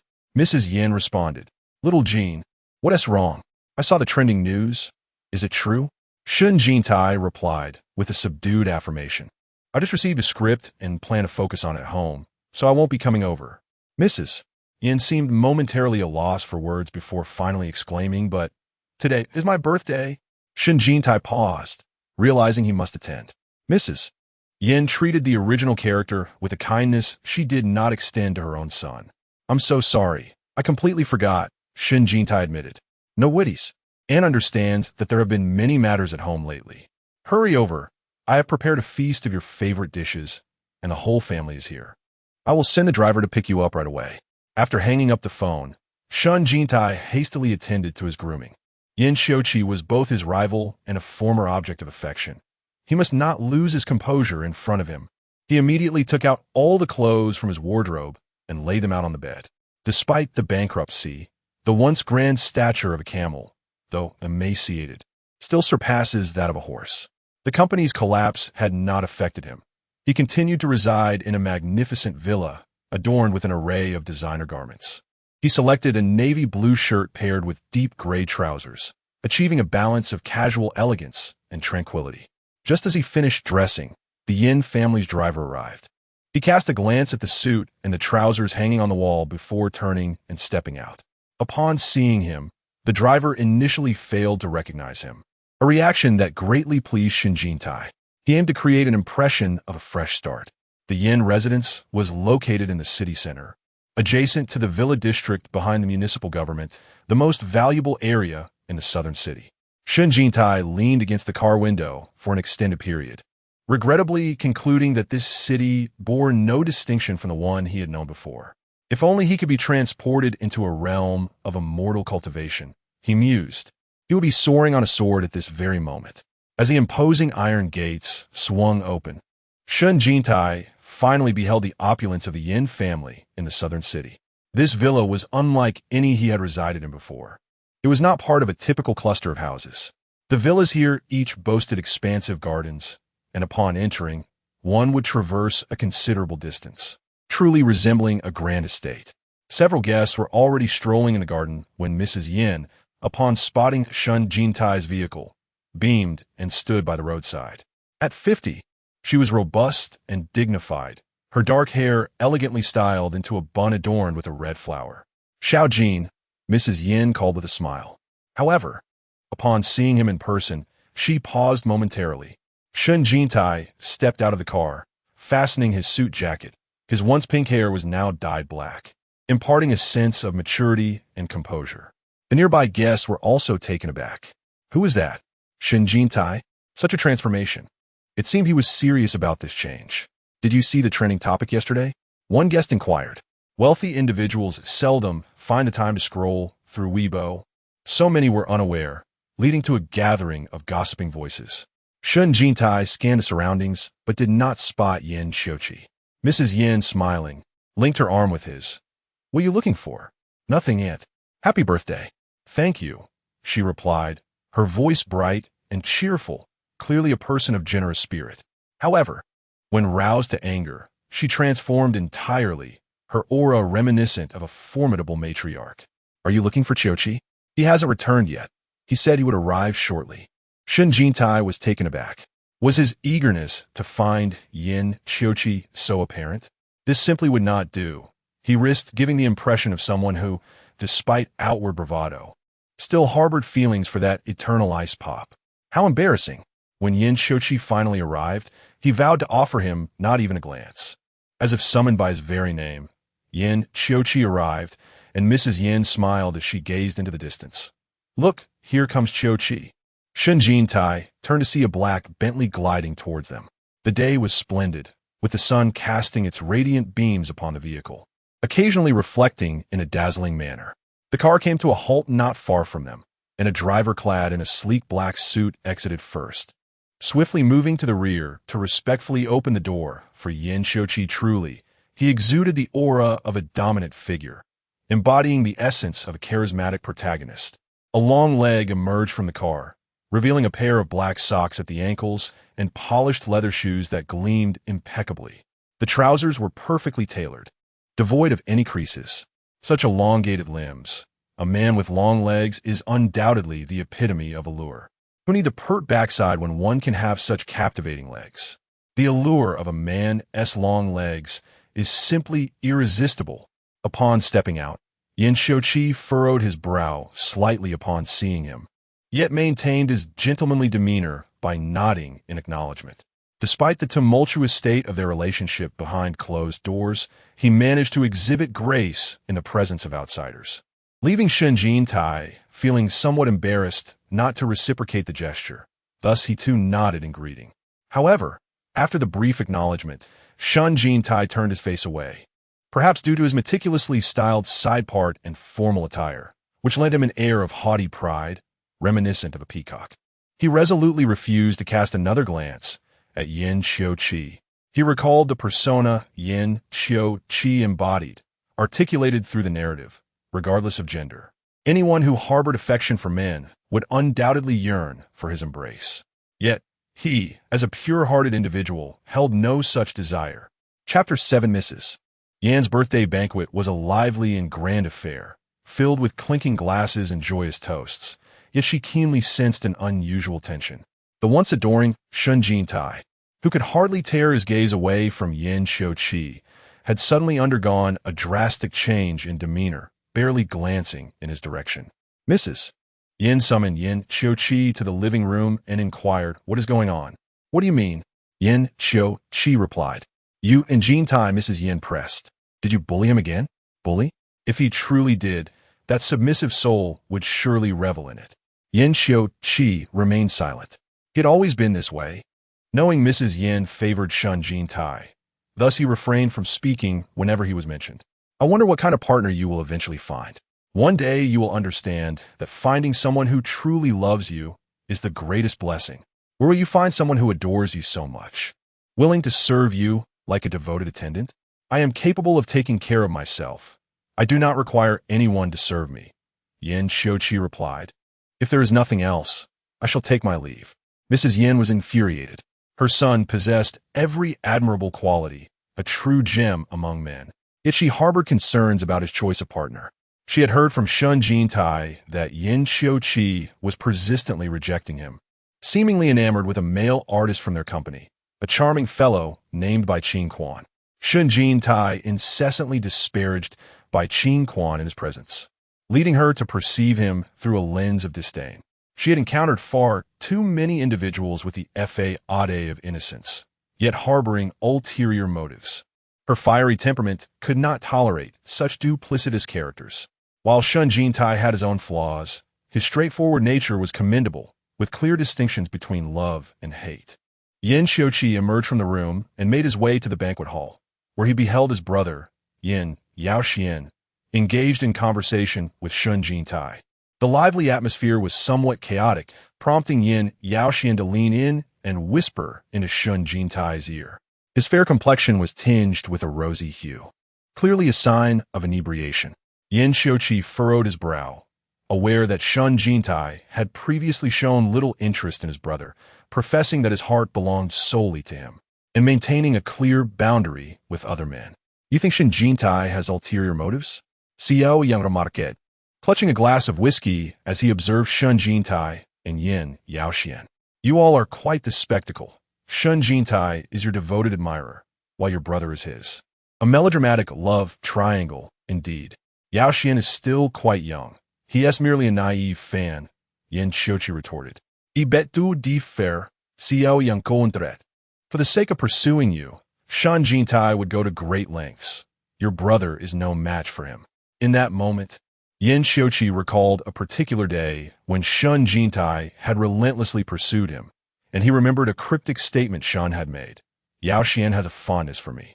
Yin Xiuqi found himself at a loss, his expression icy as he glanced toward Shen Jintai, who remained oblivious, engrossed in laughter and conversation, never once casting a glance in his direction. Shen Jintai had discerned that Yin Yaoxian was indeed a simpleton. Both Yin Xiuqi and his brother were mere supporting characters in this romantic narrative, serving as collateral damage to the main plot. Exceptional individuals, regardless of gender, tend to attract numerous admirers, amplifying their brilliance. Yin Xiuqi was the persistent suitor, while Yin Yaoxian, in the later chapters, assumed the role of Bai Qingchuan's admirer. The tension of two brothers falling for the same individual was electrifying, a veritable crucible. Yin Xiuqi could scarcely tolerate it, leading to a scene of jealousy where he pressed Bai Qingchuan against the wall for a kiss. Why against the wall? Because walls are quintessential props in romantic tales. The wall slam is a staple moment in such narratives. Poor Yin Yaoxian contemplated intervening. Why did you go to a shabby tattoo parlor instead of a proper clinic? Are there sanitary conditions, even up to standard? They lack discretion, and before long, it will be all over the place, he remarked. Perhaps it's for the best. It saves me from having to stir up my own publicity, Shen Jintai replied. But I do fear they might not keep it under wraps. Xiao Jin, do you truly no longer harbor feelings for my elder brother? Yin Yaoxian, a year younger than Shen Jintai, prefer to be called Xiao Jin by family. I have learned my lesson and have resolved to change my ways. Yin Yaoxian chuckled. That is wonderful. I've been waiting for your comeback. You were so dazzling on stage. Before his infatuation with Bai Qingchuan, Yin Yaoxian had been an ardent admirer of Shen Jintai. In the past, Shen Jintai exhibited a bit of a masochistic tendency, often overlooking those who adored him, such as Yin Yaoxian, while giving undue attention to the indifferent Yin Xiuqi, exemplifying the true nature of a devoted admirer. The two supporting characters should indeed band together for warmth. Shen Jintai's newfound enthusiasm towards Yin Yaoxian was unprecedented, causing Yin Yaoxuan's cheeks to flush and his heart to race. Shen Jintai took note of it all, intent on transforming Yin Yaoxian into his most devoted fan, all the while vexing Yin Xiuqi. Returning to the matter at hand, it is uncertain whether Yin Xiuqi has noticed. He scanned the crowd, which was teeming with unfamiliar faces. Suddenly, he observed Yin Yaoxuan's expression darken and inquired, "Who are you searching for?" It was evident that Shen Jintai was infatuated with his brother. There was no way he could simply let go. His gaze unmistakably revealed his quest for his brother. "I need to use the restroom," Shen Jintai remarked. "Could you direct me to the lavatory downstairs?"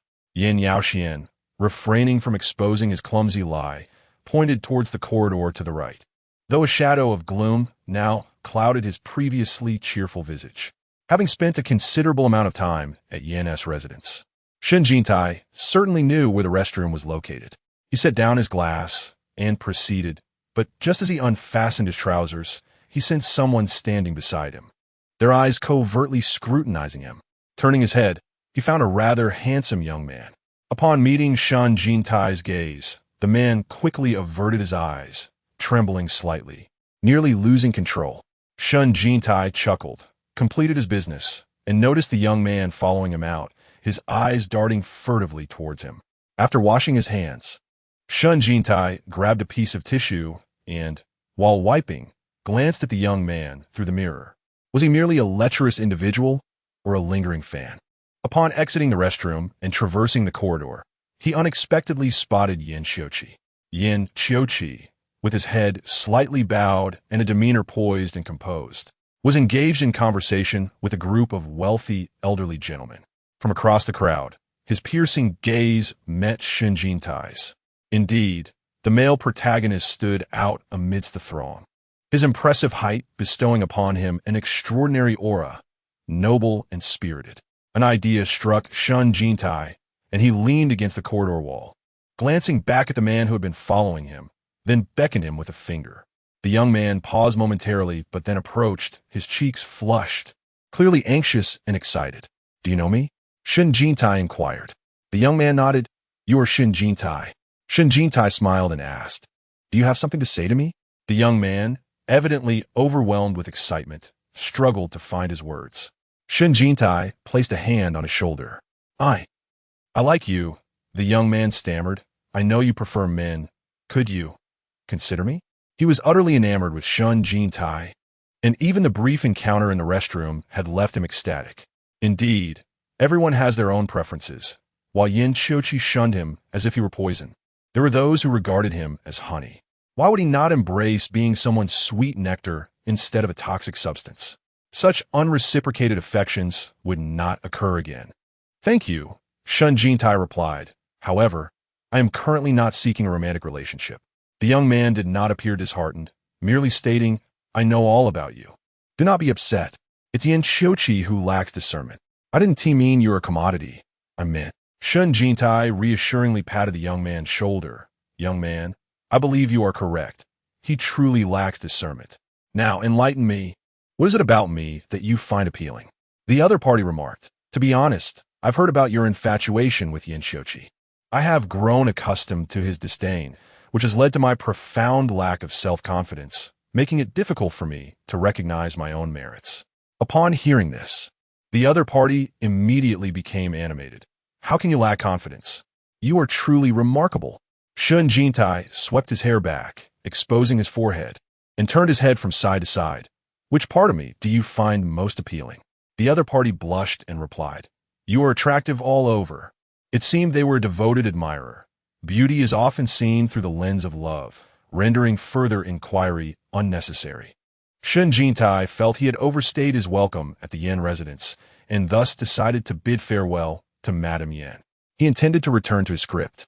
As a person fiercely dedicated to his career, neither fine wine nor handsome companions could rival the allure of a captivating screenplay.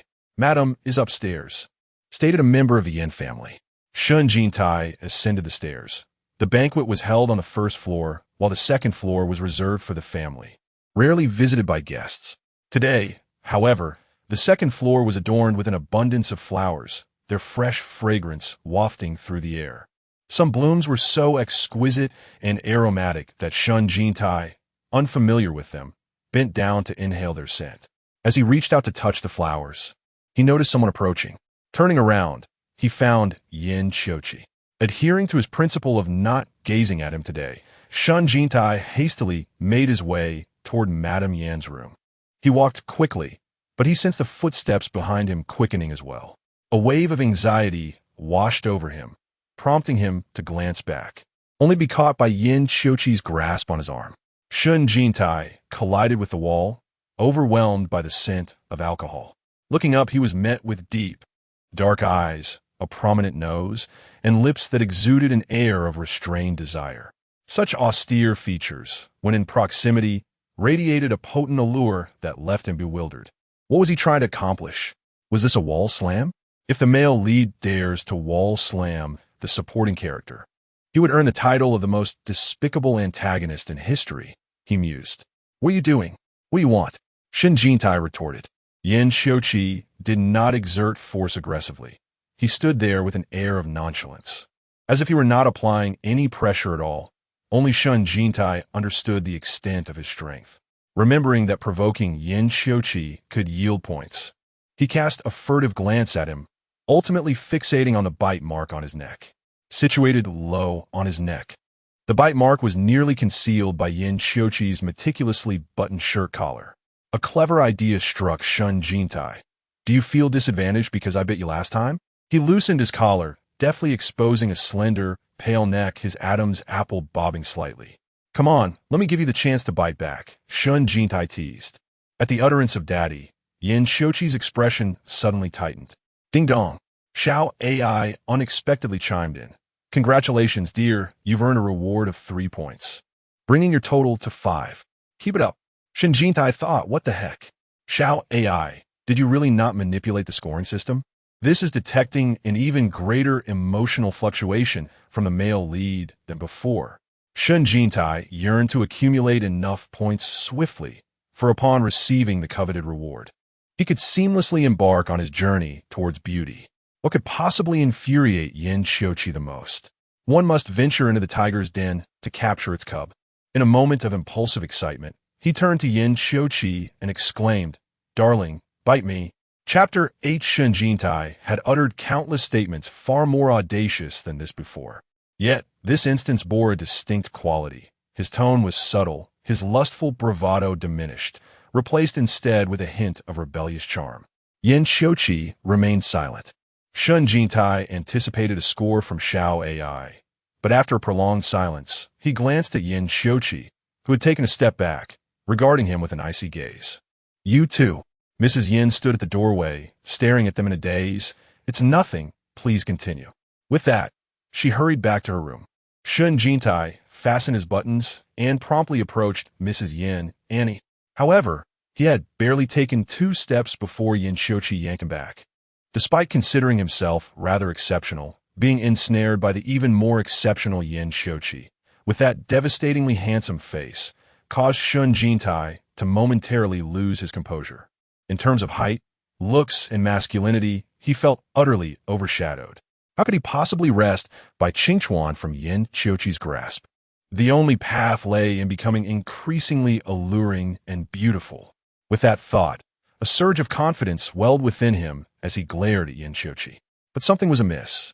Yin Xiuqi's gaze toward Shen Jintai had shifted. It was no longer the same. The former Shen Jintai had looked at him with a lecherous, unrestrained desire.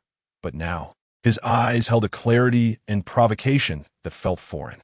Although changes in appearance are commonplace, this sense of unfamiliarity was disconcerting. He released Shen Jintai. Shen Jintai's clothing had become wrinkled from the tugging. He adjusted his collar and asked, Still want a bite? If not, I shall take my leave.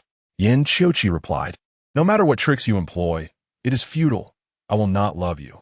Shen Jintai had deliberately boasted that Bai Qingchuan surpassed him, and he had intentionally drawn close to Yin Xiuqi's brother, Yin Yaoxian. Was it merely to provoke him, to incite jealousy? Humph. Hearing those words ignited Shen Jintai's ire. Rest assured, I currently harbor no interest in you whatsoever. I have someone I adore.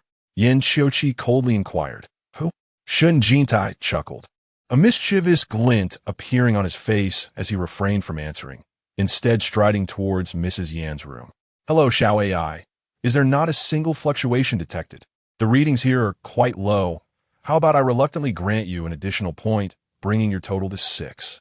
Is it truly so simple to add points? If so, may I flatter you for a special favor? Ah, what do you mean by special favor? How annoying. Shen Jintai knocked on the door, and he heard Mrs.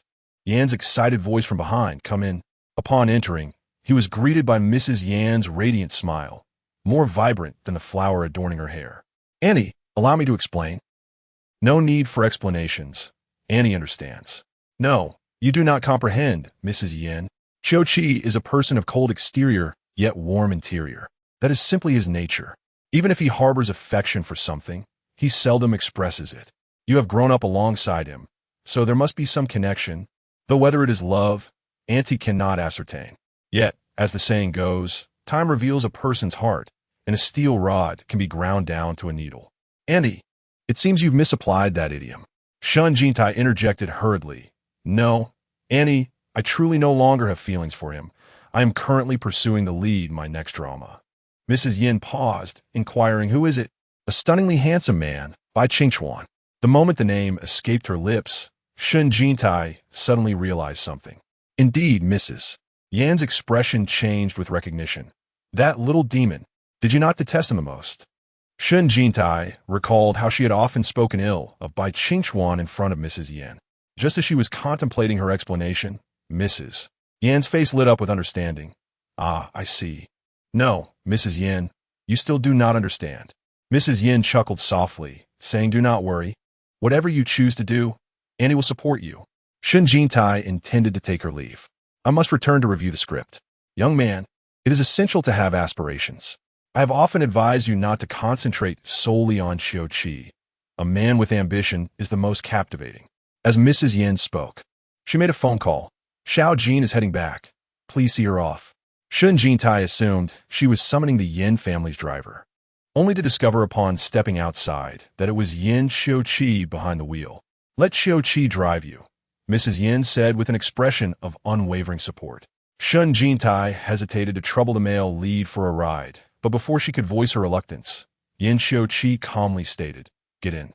Under Mrs. Yan's approving gaze, Shen Jintai entered the car. As they traversed the estate's wooded paths, vibrant blossoms adorned the grassy landscape, casting dappled shadows along the road. Yin Yaoxian stood at the third-floor window, coldly observing the departing vehicle. Illo, Xiaoai.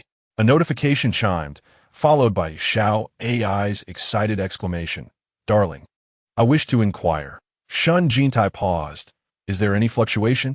None at all. Shen Jintai felt a surge of astonishment.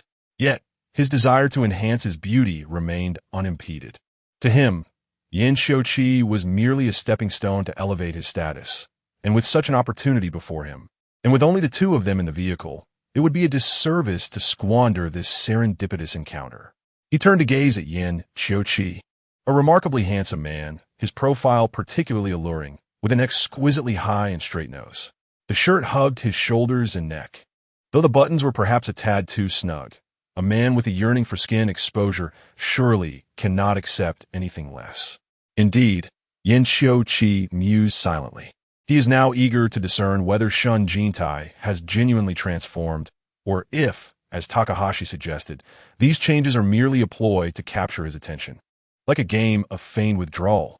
Noticing Shen Jintai's fervent gaze sweeping across his face, Yin Xiu-Qi's countenance remained as tranquil as a still pond, seeing only the road ahead and ignoring the person beside him. Is this what you meant when you said you have no interest in me? Yin Xiu-Qi suddenly spoke. Yet he did not look at him. Shen Jintai mused. I wonder what it was that I was once so enamored with about you. Have you ever unbuttoned your collar? The disjointed remarks finally prompted Yin Xiu-Qi to turn his head. I think I might have just wanted to unbutton your collar. Shen Jintai remarked. You button it too tightly. A shadow of gloom passed over Yin Xiu-Qi's expression, realizing that Shen Jintai had not changed. He felt no desire to engage in further conversation. Are you still a virgin? Yin Xiu-Qi abruptly slammed on the brakes, pulling the car to the side of the road. He turned to look at Shen Jintai, who bore a faint, enigmatic smile at the corner of his mouth. Dear, the male lead is experiencing heightened emotions. Reward. For points. Total, 9 points. Just one more point. Shen Jintai's complexion flushed slightly. Indeed, he was about to reveal something significant. Shen Jintai, Yin Xiu-Qi called him by his full name.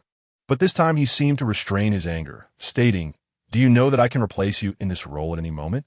I mentioned my disinterest in you. Have you never believed me? Shen Jintai felt as though a number loomed before him, teetering on the brink of 10. He reached to unbutton his shirt, and Yin Xiu-Qi's face darkened completely. What are you doing? Shen Jintai retorted, What do you see? Put on, Yin Xiu-Qi commanded, or just get out. With a chime, Shen Jintai heard the enthusiastic voice of the little love groundhog exclaiming, Congratulations, dear. The reward for your efforts has been granted. Shen Jintai felt a rush of warmth coursing through him, his heart racing. Damn it, I've finally amassed enough points. He exhaled, saying, "Did you not see my determination?" Upon hearing this, Yin Shochi glanced at his chest and beheld the tattoo he had recently washed, clearer than in the photograph, his fair skin accentuating the colorful ink. Slightly swollen. All that transpired before was my fault. A force fruit is never sweet. I have profoundly affected your life and caused you much distress. However, rest assured, it will not happen again. If you do not believe me. Shen Jintai felt his heartfelt declaration was quite touching. In a theatrical context, this would be a pivotal moment, and he excitedly added, "If you don't believe me, feel free to touch. I assure you, I will have no feelings whatsoever for you." Yin Shochi remained silent. Shen Jintai puffed out his chest, perhaps still basking in the joy of his first reward, his gaze softened and encouraging. Yin Shochi felt bewildered. He had almost been persuaded by Shen Jintai's words, yet the latter part made it seem like a cunning trap. He nearly fell into the snare. Yin Shochi let out a cold laugh in his heart and extended his hand. Shen Jintai observed Yin Shochi's outstretched hand, noting its impressive size and long fingers. Feeling as though a single hand could encompass his entire chest, he truly intended to reach out. However, it mattered little, as he held no genuine interest in Yin Shochi. After all, he had just been provoked by him, and he considered this a form of retribution. From a male protagonist's perspective, being entangled with such a persistent nuisance for so many years was no trivial matter. Let bygones be bygones. This was meant to convey a complete lack of feeling. Yin Shochi's fingers hovered in midair, never making contact, his tone indifferent yet tinged with disdain. Shen Jintai followed his gaze and glanced down, feeling quite embarrassed. Chapter 9. Shen Jintai disembarked from the vehicle in a flurry, immediately greeted by the sweltering heat outside. As he fastened his buttons, he watched Yin Shochi's car drive away. The air conditioning in the vehicle had been excessively cold, and a physiological reaction was only natural. It was far from what he had imagined. This misunderstanding was truly humiliating. He was not a man who could merely fantasize to elicit a response. He was a man who would only rise when the situation truly called for it. Madame Yin was bidding farewell to her friends when she spotted Yin Shochi's car approaching from afar. Once she had seen her friends off, she promptly followed Yin Shochi upstairs. "Why the hurry? Did you get home so quickly?" Yin Shochi merely responded with a sound of acknowledgement, continuing toward his room. Madame Yin added, "Wait a moment. I have something to discuss with you." The mother and son proceeded to the study. "I heard that the television drama featuring Xiao Jin is one you have invested in?" she inquired. "It is one of our company's major film projects this year," Yin Shochi replied. "I understand what you wish to convey. I maintain a clear boundary between personal and professional matters. Casting decisions are the responsibility of the producers and directors. You need not worry," he assured her. "That is good to hear," Madame Yin said earnestly. "Xiao Jin is in a difficult situation at home. He had no choice but to return to acting. It is truly unfortunate. He despises acting, yet for the sake of survival, he must engage in something he loathes. Regardless of your feelings toward him, please do not make things harder for him. After all, they grew up together, and now that he is facing challenges, we should offer our assistance if we can." Yin Shochi merely replied with a sound of acknowledgement, offering no further comment. The two had always shared a rather distant relationship, finding little to discuss despite their blood ties. It was peculiar, for they were mother and son, yet their interactions resembled those of strangers. Today was Madame Yan's birthday, a rare occasion for familial warmth. She continued, "You're not getting any younger. Why haven't I heard of you dating anyone? I heard you have an interest in an artist from your company named by Qingchuan. Is that true?" Unexpectedly, Yin Shochi responded directly. "As for Shen Jintai, take what he says with a grain of salt. Do not take it to heart." Madame Yin felt a tinge of discontent in her heart. For the sake of Shen Jintai, she forced a smile and patiently remarked, "Oh dear, can you believe I've turned 50? Time truly flies. It feels like just yesterday I was still youthful, and you were merely a little child just starting school. Speaking of which, I recall when Aunt Lin was expecting Jintai, we even discussed that if she had a daughter, she would one day become her bride. In ancient times, this would have been considered a betrothal by proxy." Yin Shochi interjected, "Mother, If there's nothing else, I shall go change my clothes. Father and the others are still waiting for me. Madame Yin finally retracted her smile, giving Yin Xiuqi's shoulder a firm pat, which inadvertently caused her some discomfort. Have you grown taller again? She furrowed her brow. Mother, I'm already 25. Oh. Madame Yin chuckled awkwardly. Time truly does fly, doesn't it? Shen Jintai, feeling an indescribable embarrassment, returned home with a flushed face. Just as he was about to enter, their neighbor Lin Su called from their balcony, Sister. Sister, you silly head. He retorted. Call me brother, he shouted back at Lin Su. Once inside, Shen Jintai headed straight for the shower. Afterward, he suddenly recalled his reward for having a perky backside. He quickly wiped the steam off the mirror and turned to glance at himself. Wow, I didn't expect this. What a surprise, this backside. Firm and perky. He found himself wanting to show it off. Wait, although this backside is exceptional, it looks rather submissive. Illo, Xiao Ai. A notification chimed, and Xiao AI came online. Dear, are you satisfied with our first reward? Why does this backside look so submissive? I emphasize it's a one, he insisted. Perhaps you are simply too fair. Our rewards are based on common perception, and this is what the public deems a perky backside, Xiao AI replied. Shen Jintai paused for a brief moment. No worries, he could enhance his gluteal muscles and become a dashing gentleman with a sculpted rear. My next goal is to become more attractive, right? Indeed. Can I know in advance what it is? Shen Jintai sought a reason. It would motivate me to engage with the tasks more eagerly. What do you think is the most in need of change on your face? Shen Jintai scrutinized his reflection, still unfamiliar enough to remain objective. My lips. Their color is quite dull, making me appear unwell. It seems we are of one mind. A lovely, rosy lip color would enliven your entire appearance. If you successfully accumulate 10 points, you will receive a reward for luscious lips, clean and vibrant, as if naturally endowed with a beauty filter, making anyone wish to kiss you. He felt as though every reward was steering him towards becoming more aesthetically pleasing. Dear, you are mistaken, Xiao AI explained. As a seasoned actor in the entertainment industry, you must recognize that a refined and handsome male actor has a broader range of roles than a rugged, hulking one, and withstands the scrutiny of close-ups better. Wouldn't you agree? That is true. The most impactful performances on screen are delivered by the beautiful. You must become beautiful. You must trust our system. We will transform you into an exquisite gentleman, appealing to both young and old, men and women alike. In pursuit of completing this endeavor and fulfilling your dreams of stardom. Charge forth, my brother. At last, this exclamation of brother has successfully delighted him. Sister, a crisp voice from outside abruptly snapped him back to reality. As Xiaobei logged off, Shen Jintai emerged from his bath wrapped in a robe, only to find Lin Su standing in his living room. How did you get in? I know your home's passcode. Lin Su replied, approaching with a plate of fruit in hand, munching as he spoke. How was the Yin family's banquet? Was it grand? Who did you meet? I heard the mayor was there. I don't know anyone. Shen Jintai responded, grabbing a bottle of water. He kicked the refrigerator door open with his foot and tilted his head back, gulping down half the bottle. Lin Su flopped onto the couch, remarking, I wonder when I will have the chance to mingle in circles like the Yin families. Though I am considered a rich second generation, with an abundance of designer bags, villas, and sports cars, their circle is beyond my reach. There will always be someone more affluent. My family is merely halfway up the mountain. Shen Jintai tossed a thin blanket at Lin Su. Wrap yourself in this. Lin Su retorted, Are you out of your mind? It's a scorching day, and you want me to wrap myself in a blanket? I just want you to cover up your chest. Haven't you noticed you might expose yourself? Shen Jintai replied, exasperated. Lin Su glanced down, smiling as she puffed out her chest. What do you think? Is it a bit larger than before?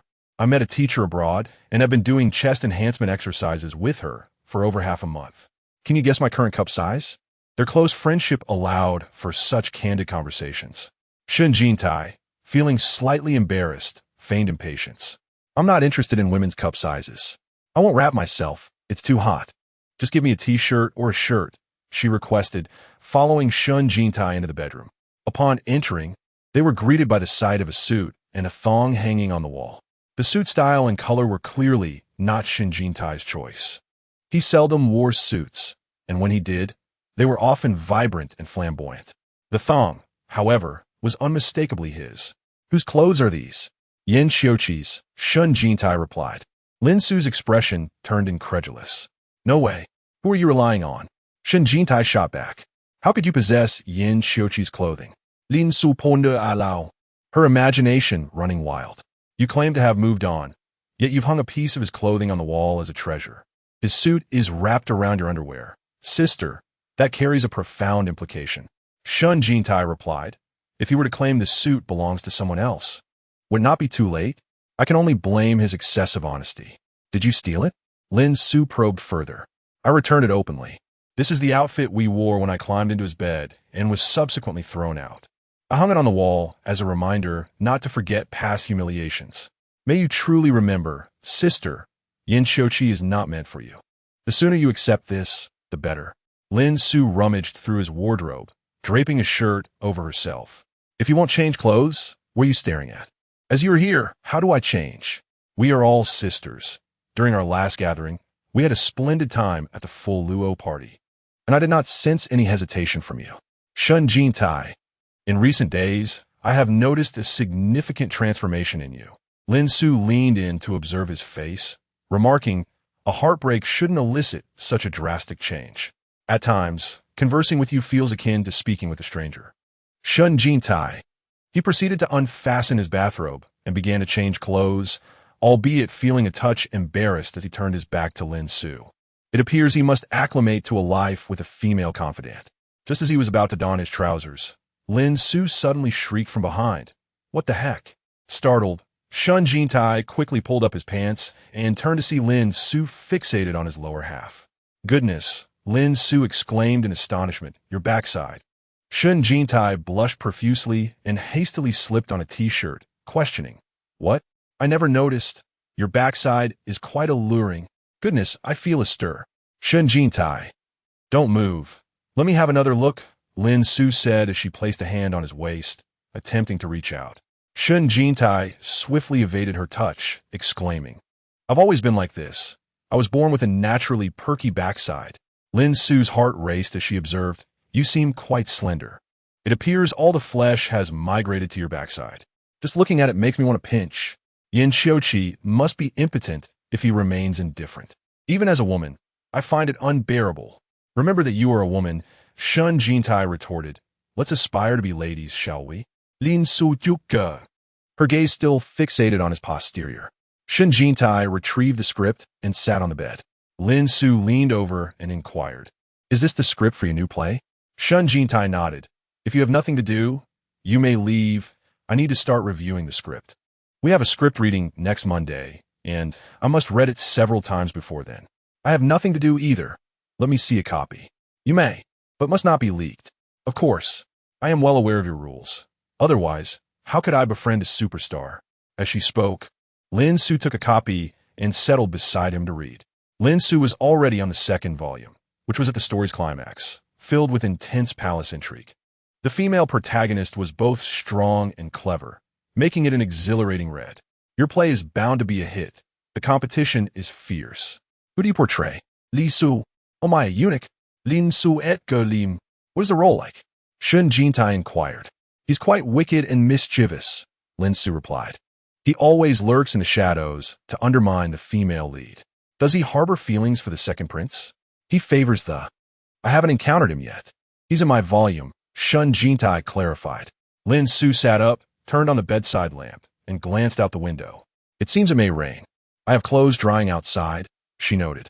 Outside, the sky darkened and ominous clouds rolled in.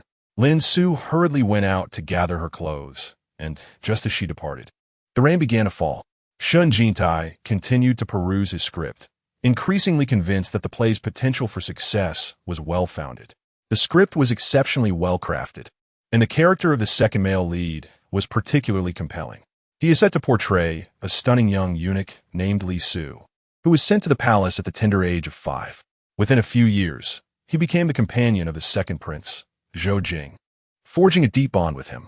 In a bid to assist Zhou Jing in ascending the ranks, Li Su uses his beauty to entice the homosexual crown prince, Zhou Ying, only to find himself genuinely falling for him.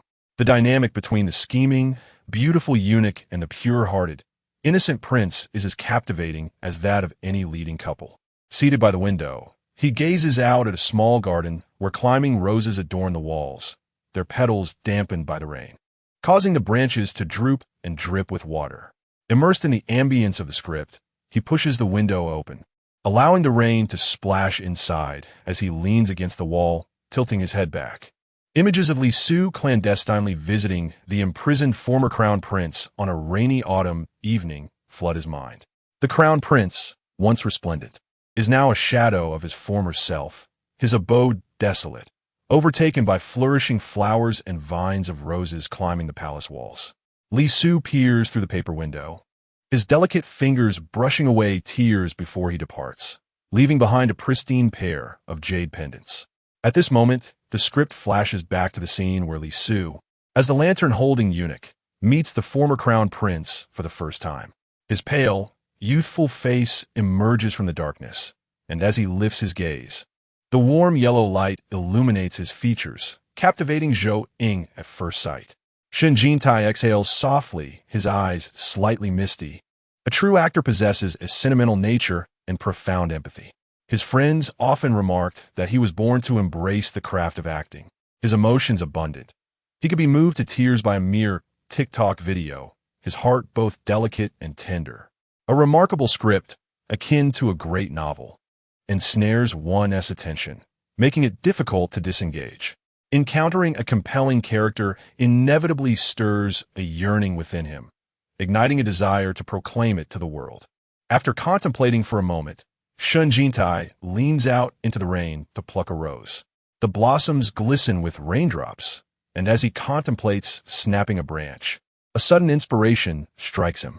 He presses down on the stem and takes a selfie, his hair and shoulders glistening with moisture, his smile radiant. Adorned with a rose dripping with rainwater. His photographic skills are exceptional, capturing a strikingly aesthetic image.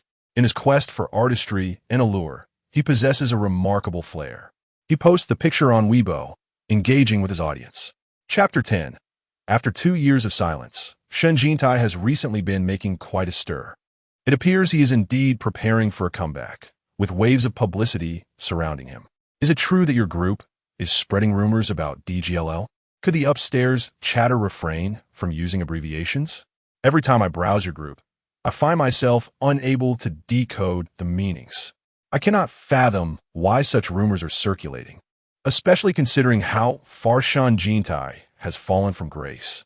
Even if he hasn't completely faded, it is implausible that he would star alongside by Yue Guang, right? Why would such rumors emerge? What other reason could there be? He is desperately attempting to revive his career by riding on by Yue Guang's coattails. With golden powder, he is sure to invoke the entire family of Bai Yue Guang into the flames of controversy.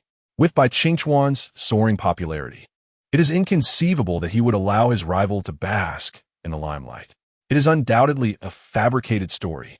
The fans of Moonlight should also refrain from being overly presumptuous. Perhaps Shen Jintai wouldn't even deign to elevate Bai Qingchuan's status. The material from the television series may be fabricated, yet Shen Jintai's return is undoubtedly genuine. He has recently become quite active on Weibo after years of silence, which certainly signals his impending comeback.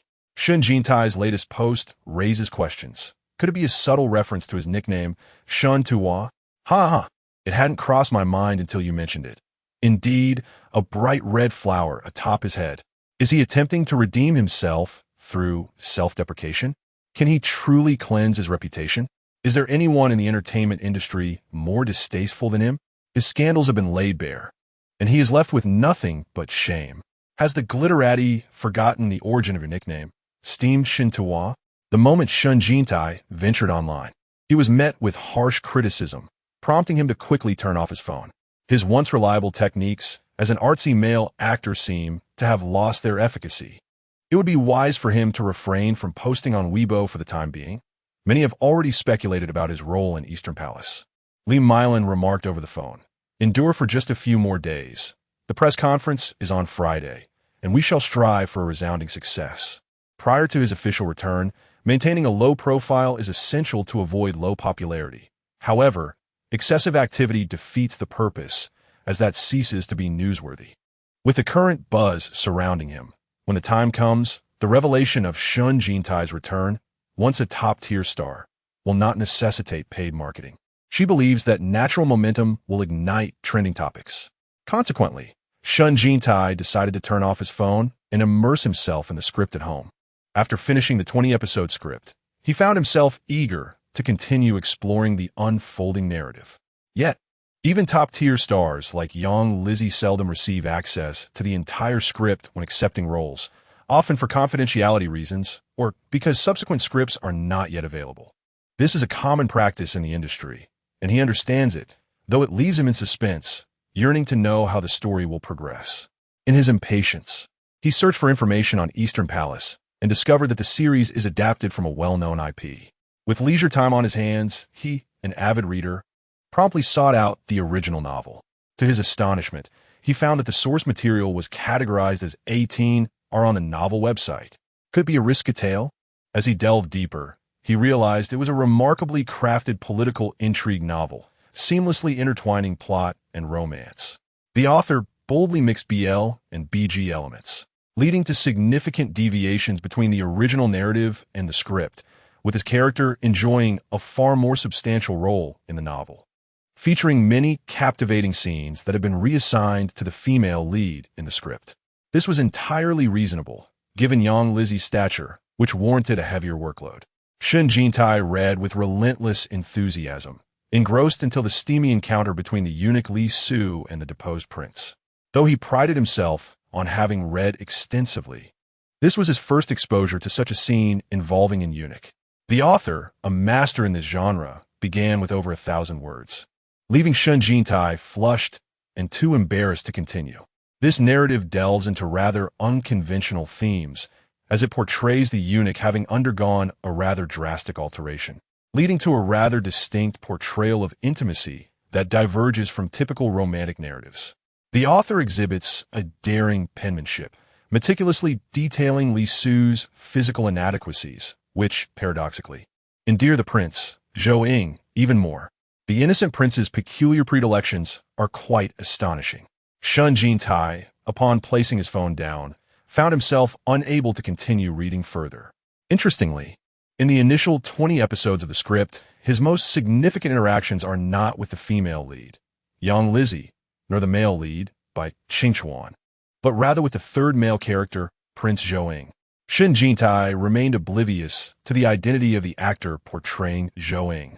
The drama, The East Palace Arrives, stands as this year's most significant domestic investment in the realm of historical dramas, featuring a diverse cast of renowned actors from various generations.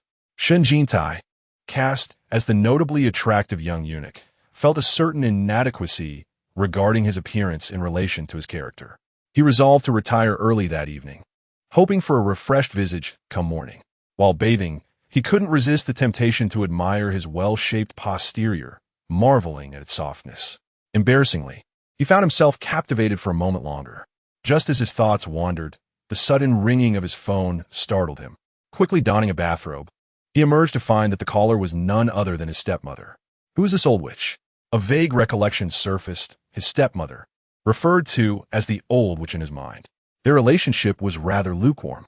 Clearing his throat, he answered the call. Xiao Jin, a sweet yet tearful voice began. What are we to do? What is it? He inquired. Our house has been seized by the court. We must vacate by tomorrow, she sobbed, her performance slightly exaggerated. We have nothing left. No house, no car. You must help your father. He is at his wit's end. Furrowing his brow, Shen Jintai replied.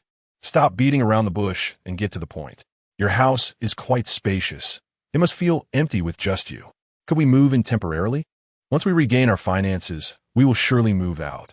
It's not a problem for the adults, but your sister is still so young. We cannot let her suffer. Before she could finish, a man seized the phone. Your Luani SNT begging you. I'm just informing you that we will be moving in tomorrow. Though the house is in your name, it was I who purchased it. Before Shen Jintai could fully comprehend the situation, the call was abruptly ended. The tone suggested it was his financially troubled father. After pondering the matter throughout the night, Shen Jintai recalled that the original character, Shen Jintai, loved only two individuals in this world, Yin Xiuqi, and his half-sister. He was an ambitious person, destined to spend most of his time on set, roaming far and wide as a star, hardly ever at home. Thus, an empty house would indeed be just that, empty, for the sake of the original character. He thought it might be worthwhile to show compassion for his little sister. The Shen family had truly fallen into bankruptcy, and he remained uncertain how this villa had been preserved. Although the original owner was once a prominent figure in the entertainment industry, his earnings were far exceeded by his expenditures, primarily relying on financial support from his family. Despite the strained relationship with his father, Mr. Shen never withheld a single cent from him. Upon checking his bank account, Shen Jintai discovered a balance of over 200,000, and a quick glance at the garage revealed only an Audi remaining among his luxury vehicles. For a celebrity, this was indeed a rather impoverished state. Previously, he had been a third or fourth-tier actor, earning significantly more than this. He hesitated to meet his father and the others, feeling somewhat awkward, as they were, after all, the original owner's kin. However, since the original owner had passed away on the very day he had arrived in this world, he felt detached. Shen Jintai left a sum of 100,000 and the car keys at home, then texted his father before taking his suitcase to a hotel. Li Meilan and Xiao Tang came to the hotel to pick him up.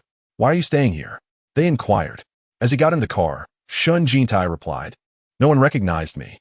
They likely did not expect a nationally renowned star to reside in such a dilapidated hotel. Xiao Tang glanced at the rundown building outside, closed the car door, and remarked, "But it's close to the production team.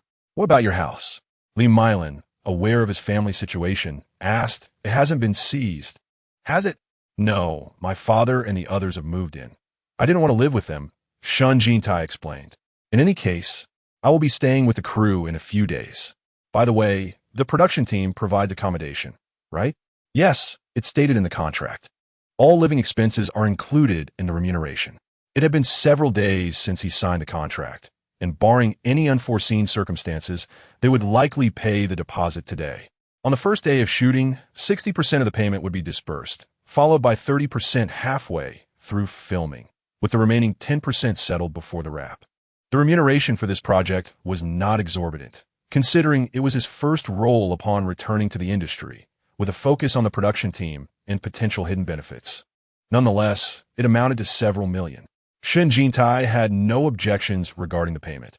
As long as he enjoyed the script, he would act even without compensation. Compared to ordinary individuals, the entertainment industry was indeed a lucrative field, and those willing to work hard generally fared better than the average person. While in the car, Shen Jintai continued to peruse the script.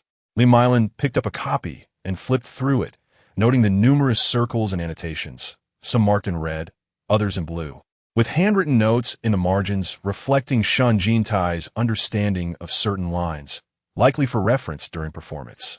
The handwriting was somewhat hasty and sporadic, making some parts difficult for her to decipher. It appeared quite commendable. Clearly, the dual impact of bankruptcy and heartbreak had profoundly affected Shen Jintai, transforming him into a more driven individual. They arrived relatively early, although some had arrived even earlier, including the seasoned actress Song Wei, who played the Empress Dowager and was the first to arrive. After the staff made introductions, Shen Jintai respectfully addressed her as Teacher Song. "You were the last to be cast," Song Wei smiled, saying, "The success of this production hinges on your role.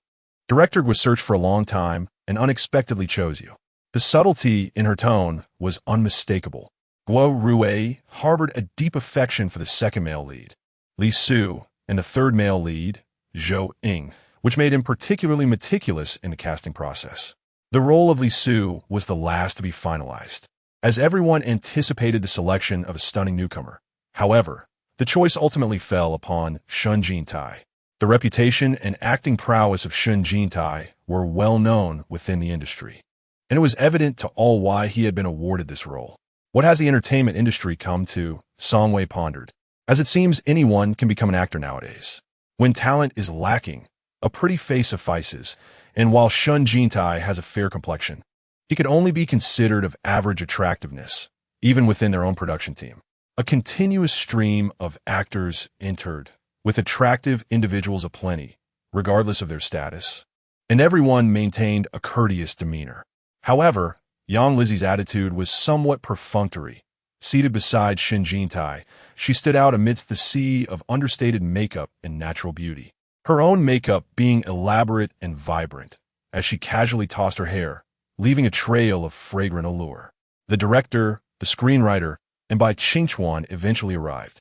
Bai Qingchuan, ever considerate, presented the local renowned tea to all the cast and crew members. Shen Jintai observed him from his spot. Bai Qingchuan was particularly understated today.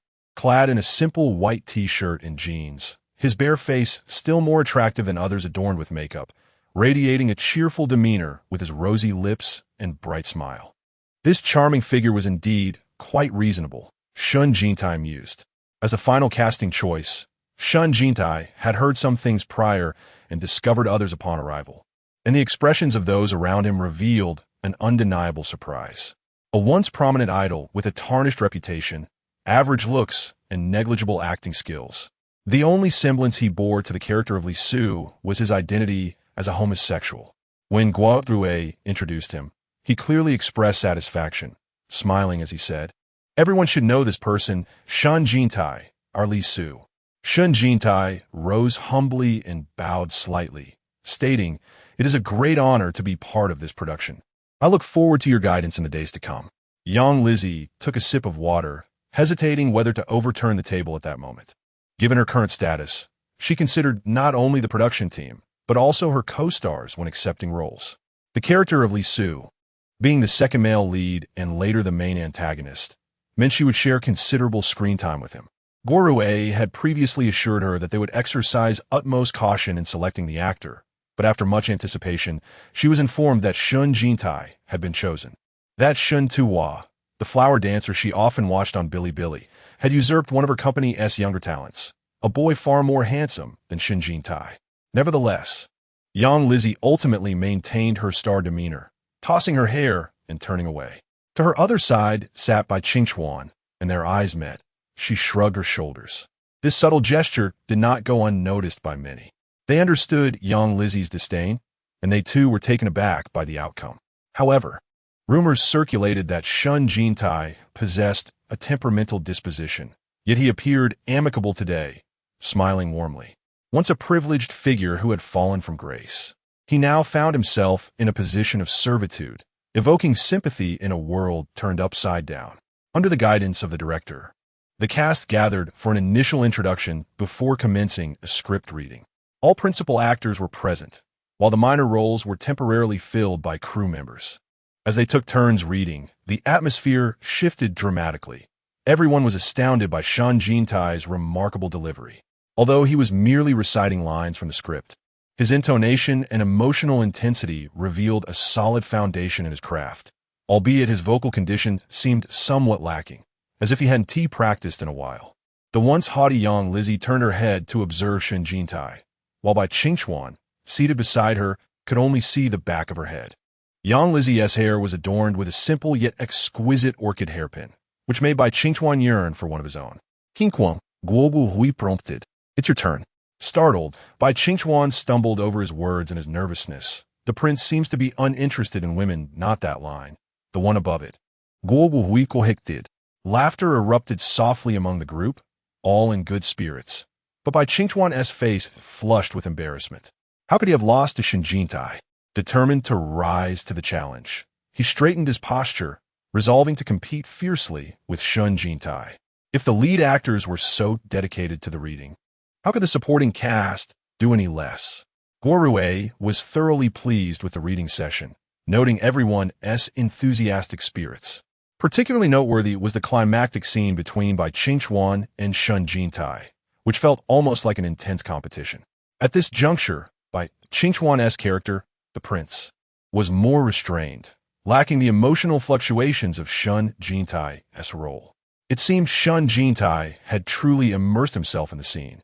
He wiped his reddened eyes, tears streaming down his face. His character was resolute, and after crying, he wiped his face without a trace of weakness, his tears cascading down unabatedly.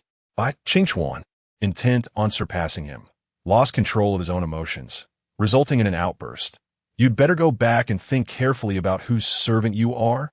The reading reached such an extraordinary level that all present were left in awe, as if witnessing a live stage performance. One could only imagine the intensity that would unfold once filming commenced. The entire cast had come to regard Shen Jintai with newfound respect, particularly the screenwriter Meng Xiaosheng. While she was aware of Bai Qingchuan's commendable acting skills, Shen Jintai's performance was a delightful surprise. With his eyes still red and lashes damp, Shen Jintai exuded a profondeur. A few actors had yet to finalize their looks, and during the break, they stepped next door for fittings, including Song Wei and Shen Jintai. This time, Song Wei's demeanor towards Shen Jintai had softened considerably. "You delivered your lines exceptionally well," she remarked. "I hardly know you. Are you a trained actor?" Shen Jintai shook his head. "No, I'm not. Your delivery was impressive. Have you acted before? I recall you being rather inexperienced back then." Inexperienced was a rather gentle way to put it. Just a few days prior, Shen Jintai had searched for his debut drama online, and the acting he witnessed was nothing short of disastrous. After a few minutes, he had awkwardly exited the video. It was his inaugural performance, which unfortunately did not go well, resulting in a deluge of scathing reviews online. From that moment on, he resolved to hone his craft diligently, and over the past 2 years, he has acquired a wealth of knowledge. Shen Jintai remarked. Song Wei found herself increasingly enamored with Shen Jintai's demeanor, poised and self-assured, yet gentle and restrained. Particularly captivating was the timbre of his voice, with a clarity and rhythm that was exceptionally pleasing. Dialogue is fundamentally an actor's essential skill. Yet among today's younger performers, be they self-taught or graduates from prestigious academies, few excel in this area, and idle actors are often a dismal spectacle. Once Shen Jintai had completed his makeup, Song Wei stole another glance. She was pleasantly surprised to find that he was quite transformed. His features appeared rather plain without makeup, and his lips bore a muted hue. However, once adorned, the light caught him just right, and he bore a striking resemblance to a beautiful young eunuch. Having acted for many years, Shen Jintai was well acquainted with the process. Even the photographer was astonished by his seamless cooperation. The stills were quickly captured, and both Guorue and the producer came to review them, expressing their satisfaction. "If he were just a tad more handsome, it would be perfect," producer Zhang whispered. "He photographs well. With a bit of attention to lighting, he'll suffice. His acting is commendable, and once we commence filming, you may come to assess." Producer Zhang chuckled. "After our collaboration over these years, I trust your judgment." Meanwhile, Shen Jintai was already in the process of changing attire, wearing only a pair of shorts beneath. His physique was well-proportioned, with a lithe back, but producer Zhang's gaze was immediately drawn to his pronounced dairy-ri, too conspicuous. It dawned on him that Shen Jintai's physique might suggest a certain orientation. Alas, a physique like that may hinder his rise to fame, he pondered, feeling that the role bestowed upon him was somewhat squandered. The costumes for period dramas are notoriously cumbersome, with layers upon layers. Just as Shen Jintai was about to don another outfit, Zhang Siki entered. Zhang Siki, playing the third male lead as Prince Zhou Ying, was to portray a tormented romantic interest alongside him. A strikingly handsome young man with distinct features. Zhang Siki embodied the literary description of Prince Zhou Ying, as exquisite as jade and elegant as emerald. This casting was arguably the most fitting throughout the entire production. Zhang Siki, still in university, was a complete newcomer and approached Shen Jintai with utmost respect, bowing slightly as he greeted, "Hello, brother Shen." Shen Jintai responded with a smile. "Who is older between us?" Zhang Siki paused, inquiring, "Are you younger than I?" "I am 20. Zhang Siki's expression morphed into one of surprise. Slightly embarrassed as he remarked, "My apologies, I assumed. I debuted early." Shen Jintai chuckled. "You needn't be so formal. Feel free to call me by my name. As we are contemporaries." Zhang Siki had been quite distressed in recent days. As a student from a performing arts school, landing this role was no small feat. After enduring 7 or 8 auditions, he was finally cast and now anxiously awaited to discover who would portray Li Su. His scenes with his rival were the most frequent. Just a few days ago, members of the crew discreetly leaked information to him, stating that Shen Jintai had been confirmed for the role and the contract had been signed.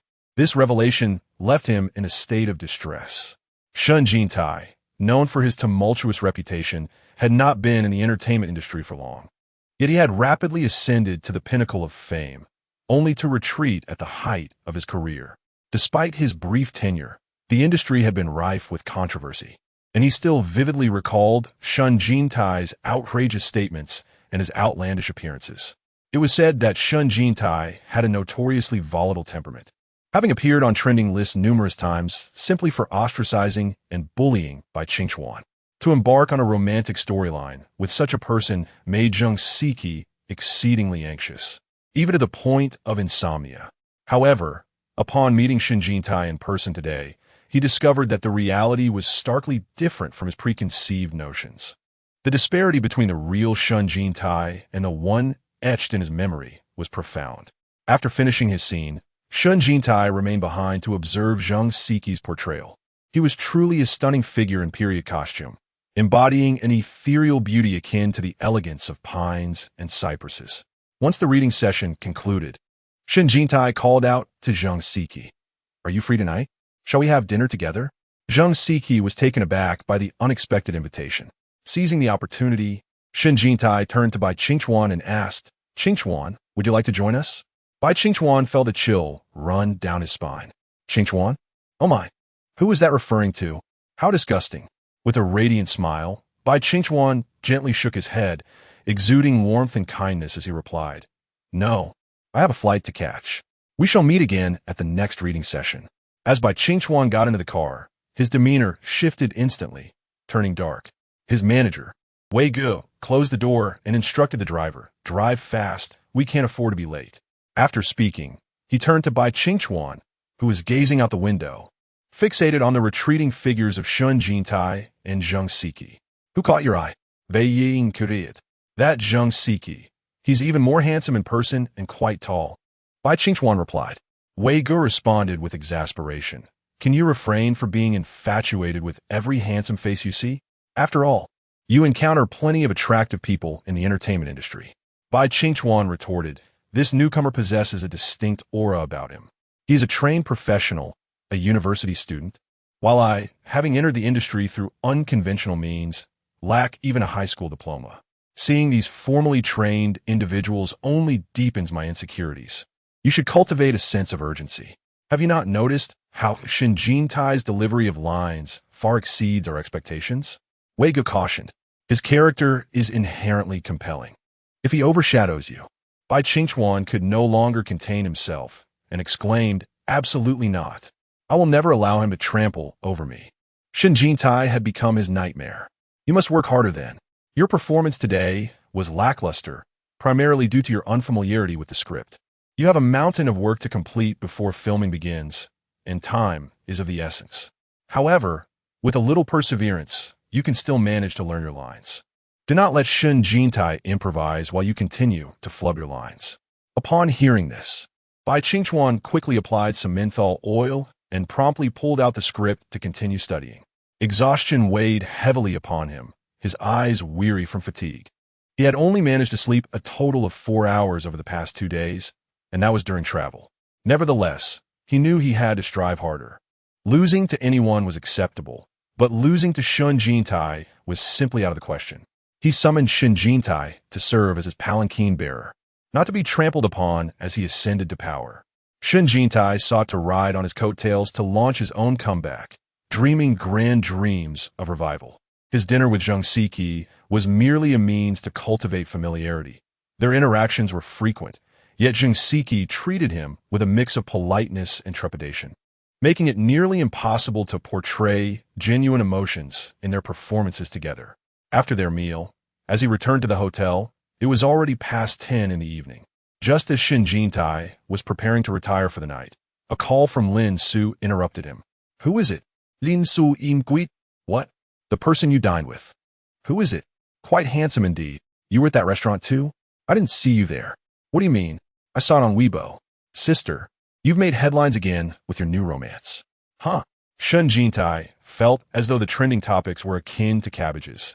In just a few days, he had become desensitized to the sensation. He quickly checked Weibo and discovered himself trending at the 4th position, with the phrase Shen Jintai's new romance glaringly displayed. If it had been around the 20 or 30 mark, it might have been understandable, but 4th place for merely sharing a meal? He clicked to view the photos, which were somewhat blurry and animated. Strangely, the blurriness lent an artistic quality, and within the motion, he appeared exceptionally dashing. Some images were taken through the restaurant's glass, while others captured him escorting Zheng Siki to her vehicle under the night sky. The dusky ambience complemented his slim figure and radiant smile, topped with a baseball cap. Just stepping off the plane, Bai Qingchuan stumbled upon Shen Jintai's trending topic. How shameless, seizing every opportunity for publicity, not sparing even the newcomers. Bai Qingchuan, bleary-eyed, turned to Wei Gu. ISNT bankrupt? Where would he find the funds to buy trending topics? A starved camel is still larger than a horse, Wei Gu retorted. Moreover, the trending topic might not necessarily be purchased by him. I have to resort to spending for my own trending topics. There's no way his popularity is organic. Hundreds of thousands searching for his new relationship simultaneously? Who would believe that? Forget about him. You should rest more. Your eyes are red with fatigue, Wei Gu advised. Bai Qingchuan tilted his head back, applying eye drops. I truly regret introducing him to this job. Didn't he fancy President Yin? I would love to see President Yin give him a taste of his own medicine. The entire world was aware of Shen Jintai's fondness for Yin Xiuqi from Sunshine Media. Bai Qingchuan reveled in witnessing Shen Jintai's futile pursuit. It thrilled him to no end. In the entertainment industry, where stars are idolized, who would have expected that even the illustrious Shen Jintai could find himself unfulfilled? He reminisced about last winter when he had dined with company executives and encountered Shen Jintai chasing Yin Xiuqi's car, only to be left standing alone, dejected and awkward, casting a fierce glare in his direction upon noticing him. Bai Qingchuan relished that moment, delighted by Shen Jintai's ungraceful demeanor. It was a sweet satisfaction, a poetic justice for all the times he had been bullied, marginalized, and belittled by others. Look up and see. Does the heavens spare anyone? Chapter 12. A new romance blossoms. But is there no one to challenge you? He truly intends to make a comeback, doesn't he? The recent hype seems rather excessive. Did his family not declare bankruptcy? How could they possibly afford to purchase trending topics? Though he has been absent from the limelight for many years, his penchant for drama remains unchanged.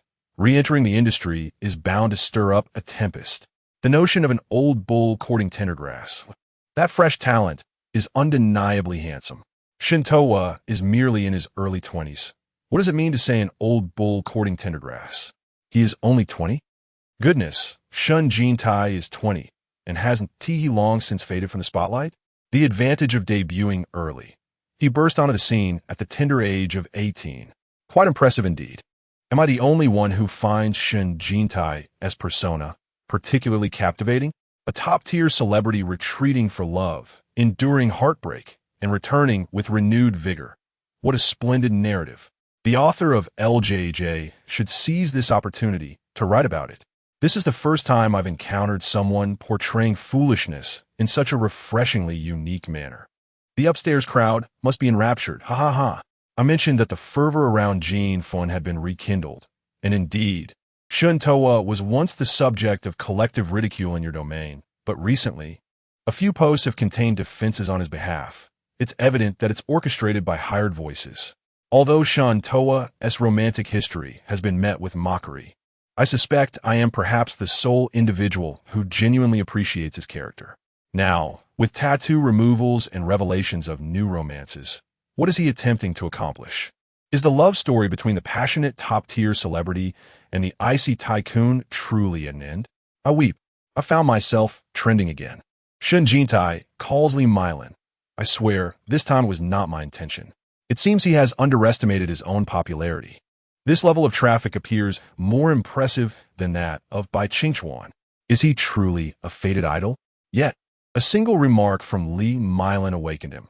This must be something Zheng Siki's company purchased for him, right? Shen Jintai suddenly understood. He too surmised that this trending topic was indeed purchased, and since it was not by him, it must have been Zheng Siki's side benefiting from it. However, Purchasing such trending topics is perilous. He has already been associated with scandals before even debuting. Upon researching Zheng Zi's company, he was taken aback. The name Monsoon Entertainment rang a bell. It seems to be the company owned by the arch-rival of the male protagonist, Yin Qiuqi. In the original narrative, Shen Jintai was merely a supporting character, lacking the stature to serve as a formidable antagonist. Hence, the role of the villain was assigned to Yin Qiuqi's commercial nemesis, the CEO of Monsoon Entertainment, Ji Fengxing. Monsoon Entertainment is notorious for its sensationalism. It is said that the agency boasts thousands of marketing accounts, and all its artists follow the dark red route. Ji Fengxing once sought to recruit Shen Jintai, a company keen on sensationalism paired with a top-tier celebrity riddled with controversies, a match made in heaven. Alas, Shen Jintai's gaze was solely fixed on Yin Qiuqi. How could he possibly entertain the idea of joining Ji Fengxing? He not only rejected the offer outright, but also spoke with great disdain, declaring that 100 Ji Fengxings would not measure up to even a single toe of Yin Qiuqi. The characters in this novel seem to be fixated on toes. Shen Jintai harbored no objections to such sensationalism. Having navigated the entertainment industry for quite some time, he had come to terms with many matters. As a moderately successful actor himself, he understood the plight of lesser-known performers all too well. Who among them does not yearn for fame in the glitzy and extravagant world of showbiz? Everyone strives to ascend, differing only in their capacity to climb. Were he to find a benefactor, he would certainly seize the opportunity. The allure of stardom is meant to be shared. Throughout the annals of entertainment history, no celebrity has dared claim they have never capitalized on another's popularity, nor has any major star evaded the fate of being leveraged. Moreover, for someone like him, who has already faded from the limelight, being associated with promotional efforts that also serve to elevate him is rather advantageous. He can ride the wave of trending topics without spending a dime. Later that night, a torrential downpour graced the evening, heralding the onset of autumn. Mrs. Yin was instructing the household staff to replace the screens. "Mom, why not call Xiao Jin and inquire?" Yin Yaoxian insisted. "Ask him if the news is true." Mrs. Yin turned to her son, noticing the dark circles under his eyes. "Didn't he sleep well?" "I've been experiencing some insomnia lately," Yin Yaoxian admitted. "Mom, you should call him. He's rumored to have a new romance. Don't you care? Can't you make the call yourself?" Mrs. Yin queried. "He usually ignores me," Yin Yaoxian lamented. Yin Qiuqi, seated at the table finishing his breakfast, remarked without lifting his gaze, "Have you completed your summer assignments? You're preoccupied with trivial matters all day long." Yin Yaoxian glanced back. "I'm concerned about my idol. Is that so wrong? I'm a university student now. I have no summer homework." Yin Qiuqi neatly folded the newspaper and set it aside. "It's fake news, merely a publicity stunt." "How do you know? Did he tell you?" Yin Yaoxian pressed. Yin Qiuqi remained silent. Naturally, it was false news. He had tested the waters. Shen Jintai had attempted to seduce him in the car, and his body had betrayed him, nearly leading him to victory in that moment. Reflecting on Shen Jintai's cunning schemes, Yin Qiuqi swallowed hard. A man as crafty as Shen Jintai would find it easy to genuinely entice Yin Yaoxian. Wouldn't he? His naive younger brother seemed to harbor an inexplicable affection for Shen Jintai.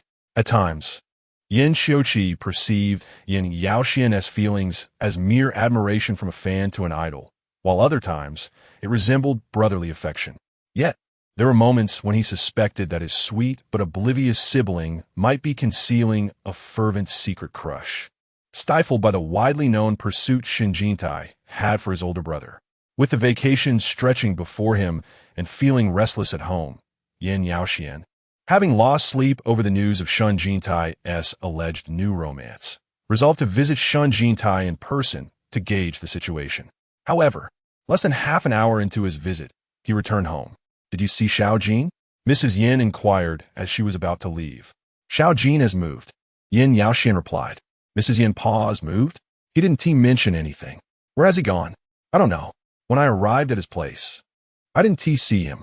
Instead, I encountered his stepmother directing workers who were moving in their belongings, claiming their family had nowhere else to stay and had relocated to Xiao Jin's." Upon hearing this, Mrs. Yin promptly dialed Shen Jintai's number. Due to the rain, Shen Jintai overslept. Upon answering the phone, he heard Mrs. Yan's excited voice asking, "How did your stepmother manage to move people over to your place? Will you stay?" Shen Jintai sat up and yawned. Their residence has been sealed off, the court is auctioning it, and they have nowhere to go, so I allowed them to relocate. "Are you living with them now?" Mrs. Yin inquired. Shen Jintai found his interactions with that family quite unpleasant. "I moved out and am staying at a hotel." "Which hotel?" Mrs. Yin pressed, clearly intent on visiting him. Shen Jintai replied, "I'm just temporarily at a hotel. In a few days, we will begin filming, and I will most likely be at the set most of the time." "Enough chit-chat. Which hotel?" With no other choice, Shen Jintai relented the Four Seasons. Mrs. Yin immediately drove over with her son. Upon arriving, she looked up at the dilapidated exterior of the Four Seasons Hotel, tears welling in her eyes. Yin Yaoxian felt a pang of sorrow. How can it be so run down? It seemed the family's bankruptcy had significantly affected him. Shen Jintai was in the midst of his morning routine when he heard the doorbell and hurried to answer it. As soon as the door opened, Mrs. Yin rushed in and embraced him. "You dear child, why are you so strong-willed? Why didn't you tell me about your difficulties?"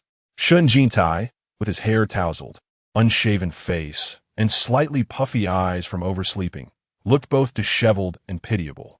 "Come, let us go home with Annie," Mrs. Yin said, releasing him. Yin Yaoxian headed straight for his bedroom. "What belongings do you have? I will help you pack." "No, really, it's unnecessary," Shen Jintai replied. "I will only be here for a few days. I'll join the crew soon." Mrs. Yin nudged him gently. "You should freshen up first." Shen Jintai proceeded to the bathroom. "Help Xiao Jin tidy up," Mrs. Yin instructed while sorting clothes off the sofa. "Let him handle his own things. Everyone deserves their privacy." Yin Yaoxian replied coolly. Shen Jintai rinsed his mouth and promptly exited the bathroom. Mrs. Yin, with an unwavering stance, insisted he could not stay at the hotel. "You have a home. You cannot live there. Auntie S' place is your home." The tender, pained look in her eyes stirred something in Shen Jintai. Thus, he packed a few belongings and followed Mrs. Yin and her son to the Yin family mansion. The Yin family mansion stood 4 stories tall. The first floor contained servant quarters and guest rooms. The second floor was home to Mr. and Mrs. Yin. The third floor housed the Yin brothers, Qiu Qi and Qiu Yu, and the fourth floor was a recreational area, complete with a game room, mahjong room, and home theater. At the back, there was a large swimming pool, shimmering blue when viewed from the window. "This will be your room, which Annie has arranged for regular cleaning," Mrs. Yin said while instructing the maid to make the bed. "Qiu Qi lives next door." Shen Jintai turned to look back at the floor-to-ceiling window and saw Mrs. Yin giving him a supportive smile, the kind that conveyed unwavering encouragement. Shen Jintai. Mrs. Yin had originally arranged to meet her sisters for a spa day, but after much anticipation, it had grown rather late. Once Shen Jintai was settled, she hurriedly left the house. Shen Jintai closed the door and lay back on the bed. To his surprise, he had moved next door to Yin Xiuqi. He wondered what expression Yin Xiuqi would wear upon discovering this. Images of Yin Xiuqi's commanding presence and his aura of restraint filled his mind. Chapter 13. Yin Yaoxian stood at the doorway, observing everything intently. Suddenly, his gaze fell upon Shen Jintai's backside. He had never noticed before that Shen Jintai had quite a pert figure, even through his trousers. Yin Yaoxian swallowed hard, feeling the dryness of his lips. Shen Jintai closed the wardrobe, and upon turning around, he noticed a sliver of the door ajar, revealing the silhouette of a person outside. Startled, he exclaimed, "Yaoxian, how long have you been standing out there?" Yin Yaoxian pushed the door open, stating, "You left the door slightly open. I didn't mean to intrude." Shen Jintai chuckled and invited him in. "Are you looking for me?" "Mean?" Yin Yaoxian shook his head. "I have something to attend to. I'm heading out to race with friends." "Are you coming?" "I still have fittings for the production today," Shen Jintai replied. Yin Yaoxian remained silent, closing the door behind him as he departed. Shen Jintai glanced at the time and decided to call Xiao Tang. During today's script reading, Bai Qingchuan and Yang Lizzie were absent. Both were prominent figures with packed schedules, making it impossible for them to attend every reading.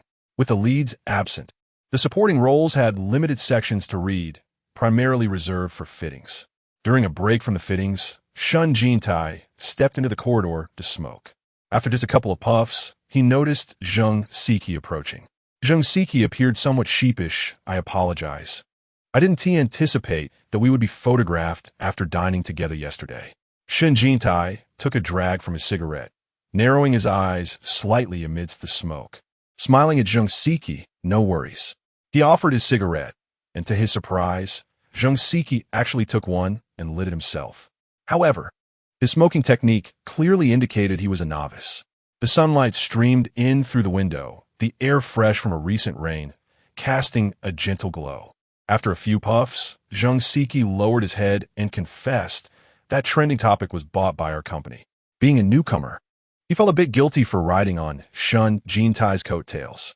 Shen Jintai reassured him that "I must thank your company for giving me a free ride to trending status.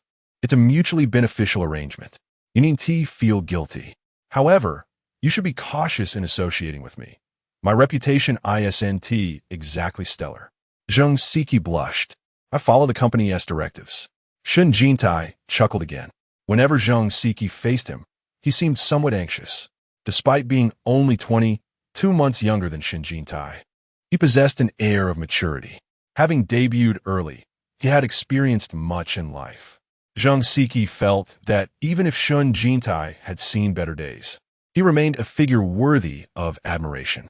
Wen Jie stated that our company would issue a statement for clarification at 8 o'clock in the evening. "Wen Jie is my agent," Zheng Siki remarked. Shen Jintai nodded, flicking his cigarette, when he noticed a group of individuals approaching from the other end of the corridor.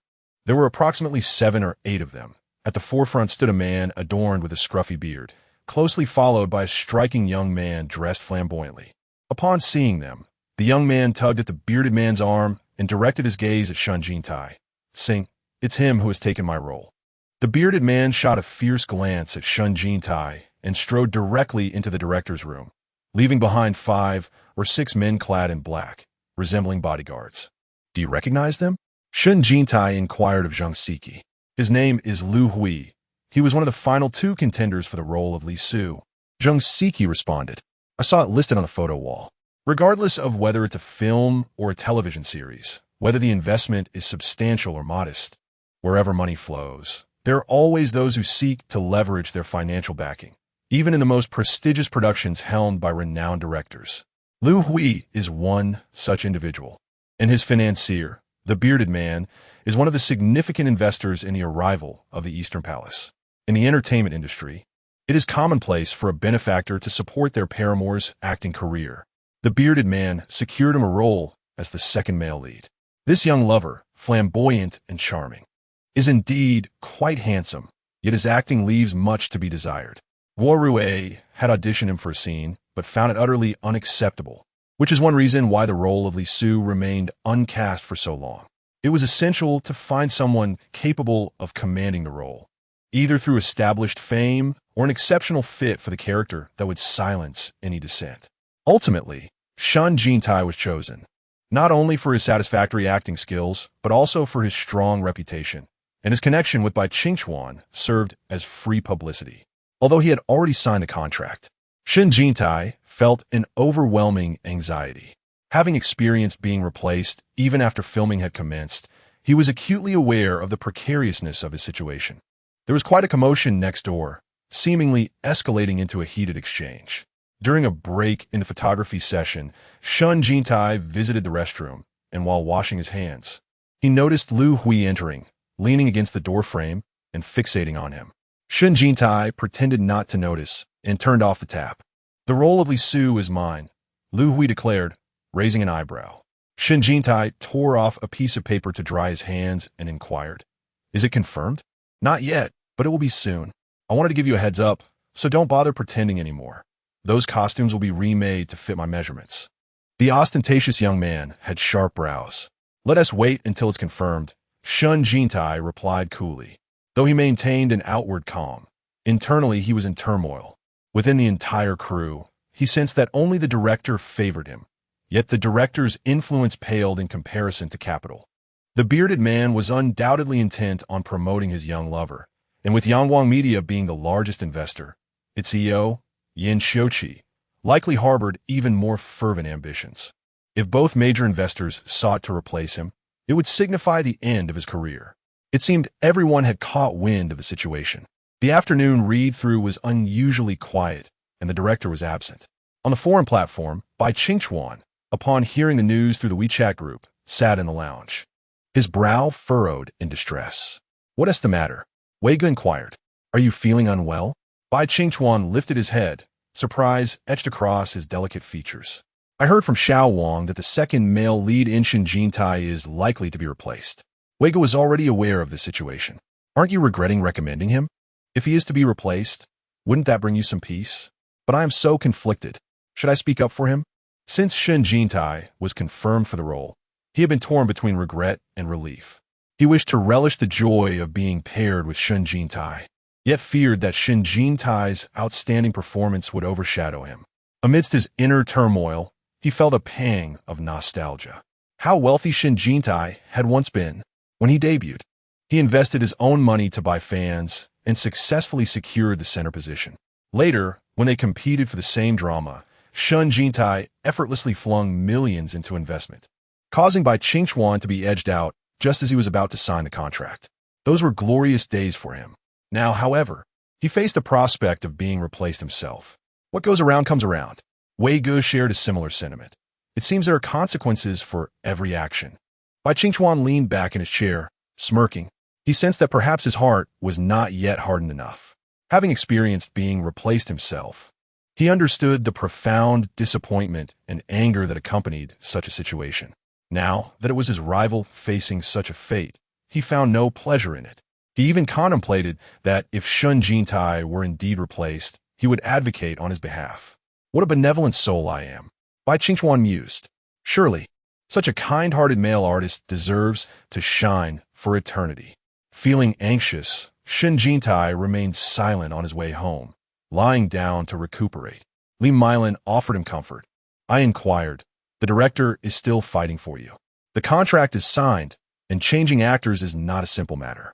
Have any companies approached you for signing?" Shen Jintai opened his eyes and asked. Li Mylin was momentarily taken aback. "You wish to sign with a company? I feel that relying solely on the three of us is insufficient. It's better to have a strong backing." He realized that, without support, facing such challenges left him vulnerable and without anyone to advocate for him. "Many major companies wanted to sign you, but you declined. They likely believe you are not interested in joining any company, which is why no one has reached out."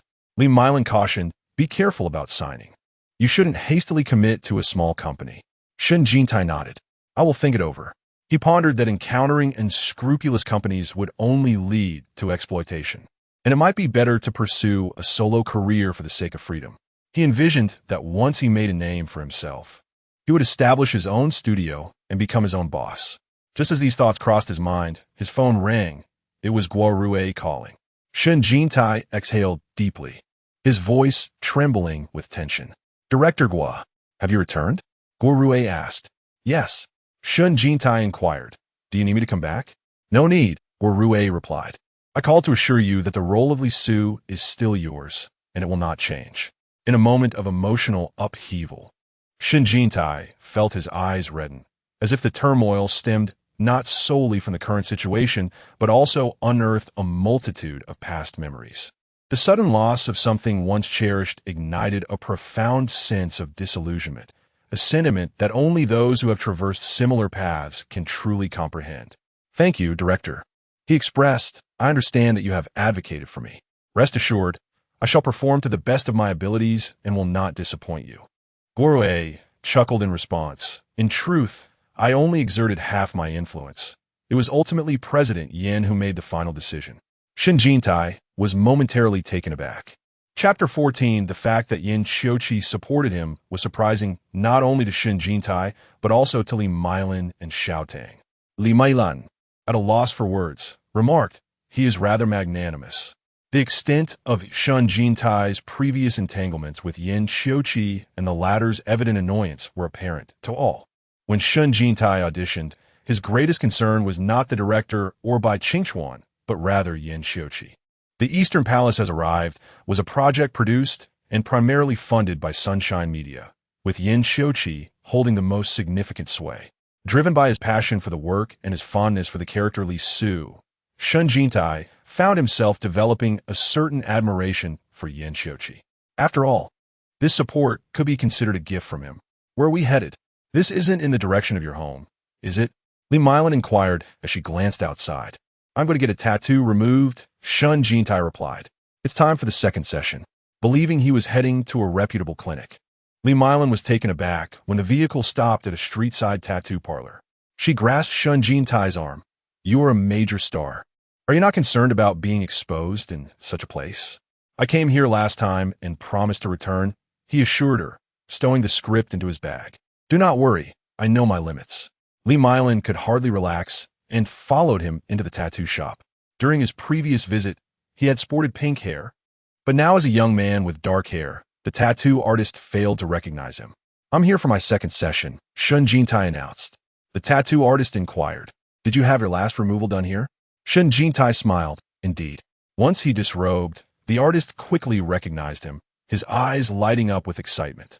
His girlfriend had recently seen him trending online and was beginning to shift from disinterest to admiration. Should I call her over? He asked eagerly. Li Milan and Xiao Tang observed from the side, with Li Milan playfully poking Shen Jintai in the abdomen. After such a long hiatus from dancing, you've lost your abs. I'll find time to train again, he replied, closing his eyes in contemplation, realizing he retained much of the original's memories, including various dance moves. If the whim ever struck him again, it was not beyond the realm of possibility for him to grace the stage as an idol once more. The tattoo removal process was somewhat painful, and as Shen Jintai grimaced with closed eyes, Li Milan watched, increasingly feeling a sense of unfamiliarity, staring intently at his face. She found it increasingly strange. This unrecognizable Shen Jintai, devoid of his previous flamboyance, remained resolute and self-assured. Li Milan took out her phone and captured a photograph, subsequently posting it on her Weibo account.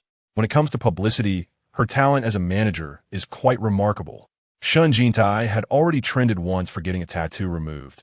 If he were to post about it himself, it would seem overly deliberate. Although her follower count is modest, she does have some affluent admirers, and her post would circulate within a limited sphere without making it to the trending list. It could still generate a bit of buzz. Should it reach Yin Xiuqi, it would serve as a fitting tribute to him. Rest assured, Mr. Yin, our Jintai has undergone a transformation.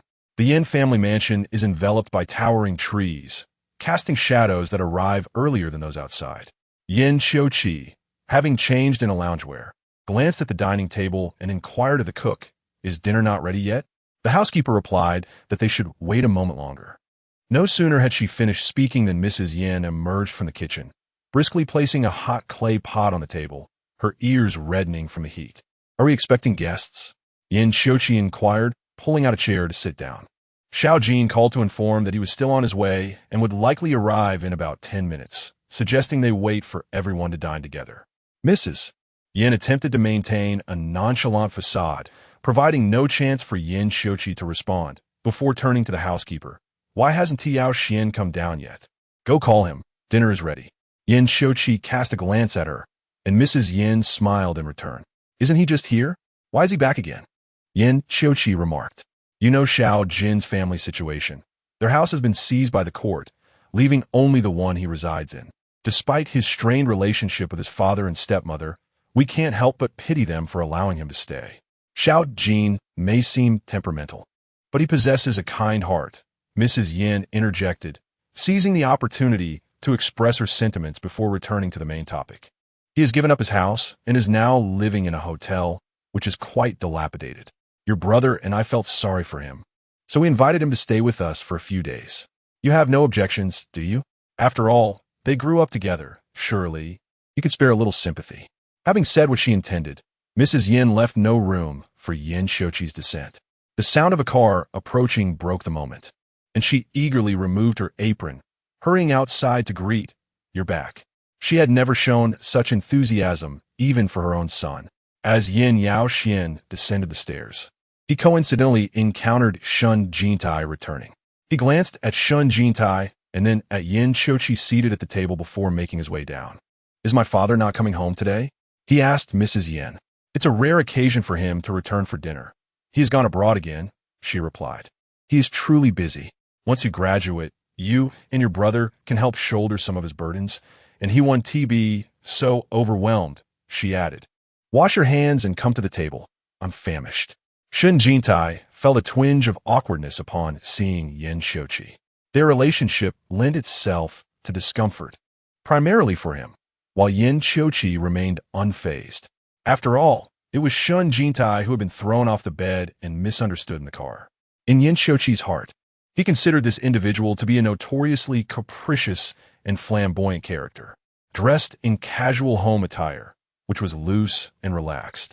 Yin Xiuqi nonetheless fastened his buttons with meticulous precision, sitting upright without a hint of languor. Their eyes met, and Shen Jintai, pursing his lips, greeted him as naturally as he could. As Shen Jintai headed to wash his hands, Yin Yaoxian accompanied him. Yin Xiuqi cast a cold glance at their retreating figures before unfurling the napkin before him. How did the racing go today?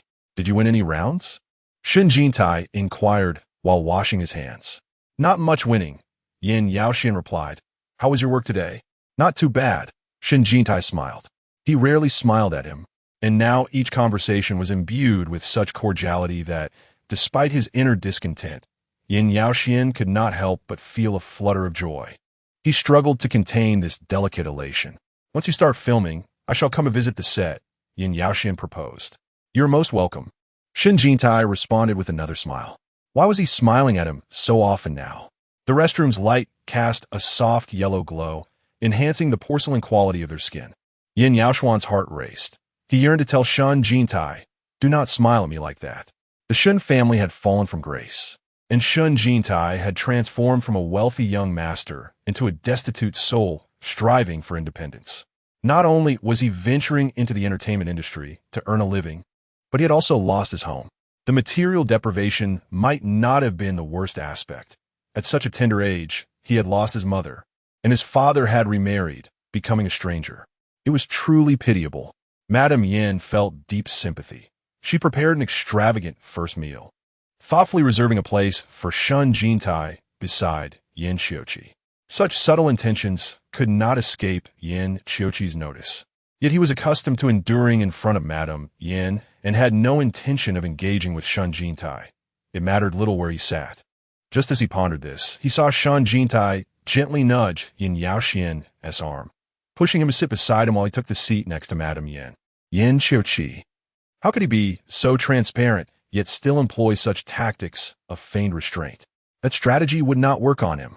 When Yin Yaoxian exited the restroom and surveyed the seating arrangement, he immediately understood the implications. His expression darkened upon realizing Madame Yan's intentions. Yet he was taken aback when Shen Jintai pushed him into the seat. He felt both astonished and delighted, yet bewildered. He could never quite decipher Shen Jintai, and this ambiguity only deepened his fascination. This little enchantress was so adept at tugging at his heartstrings. Wasn't work supposed to end at 5? Why are you back so late?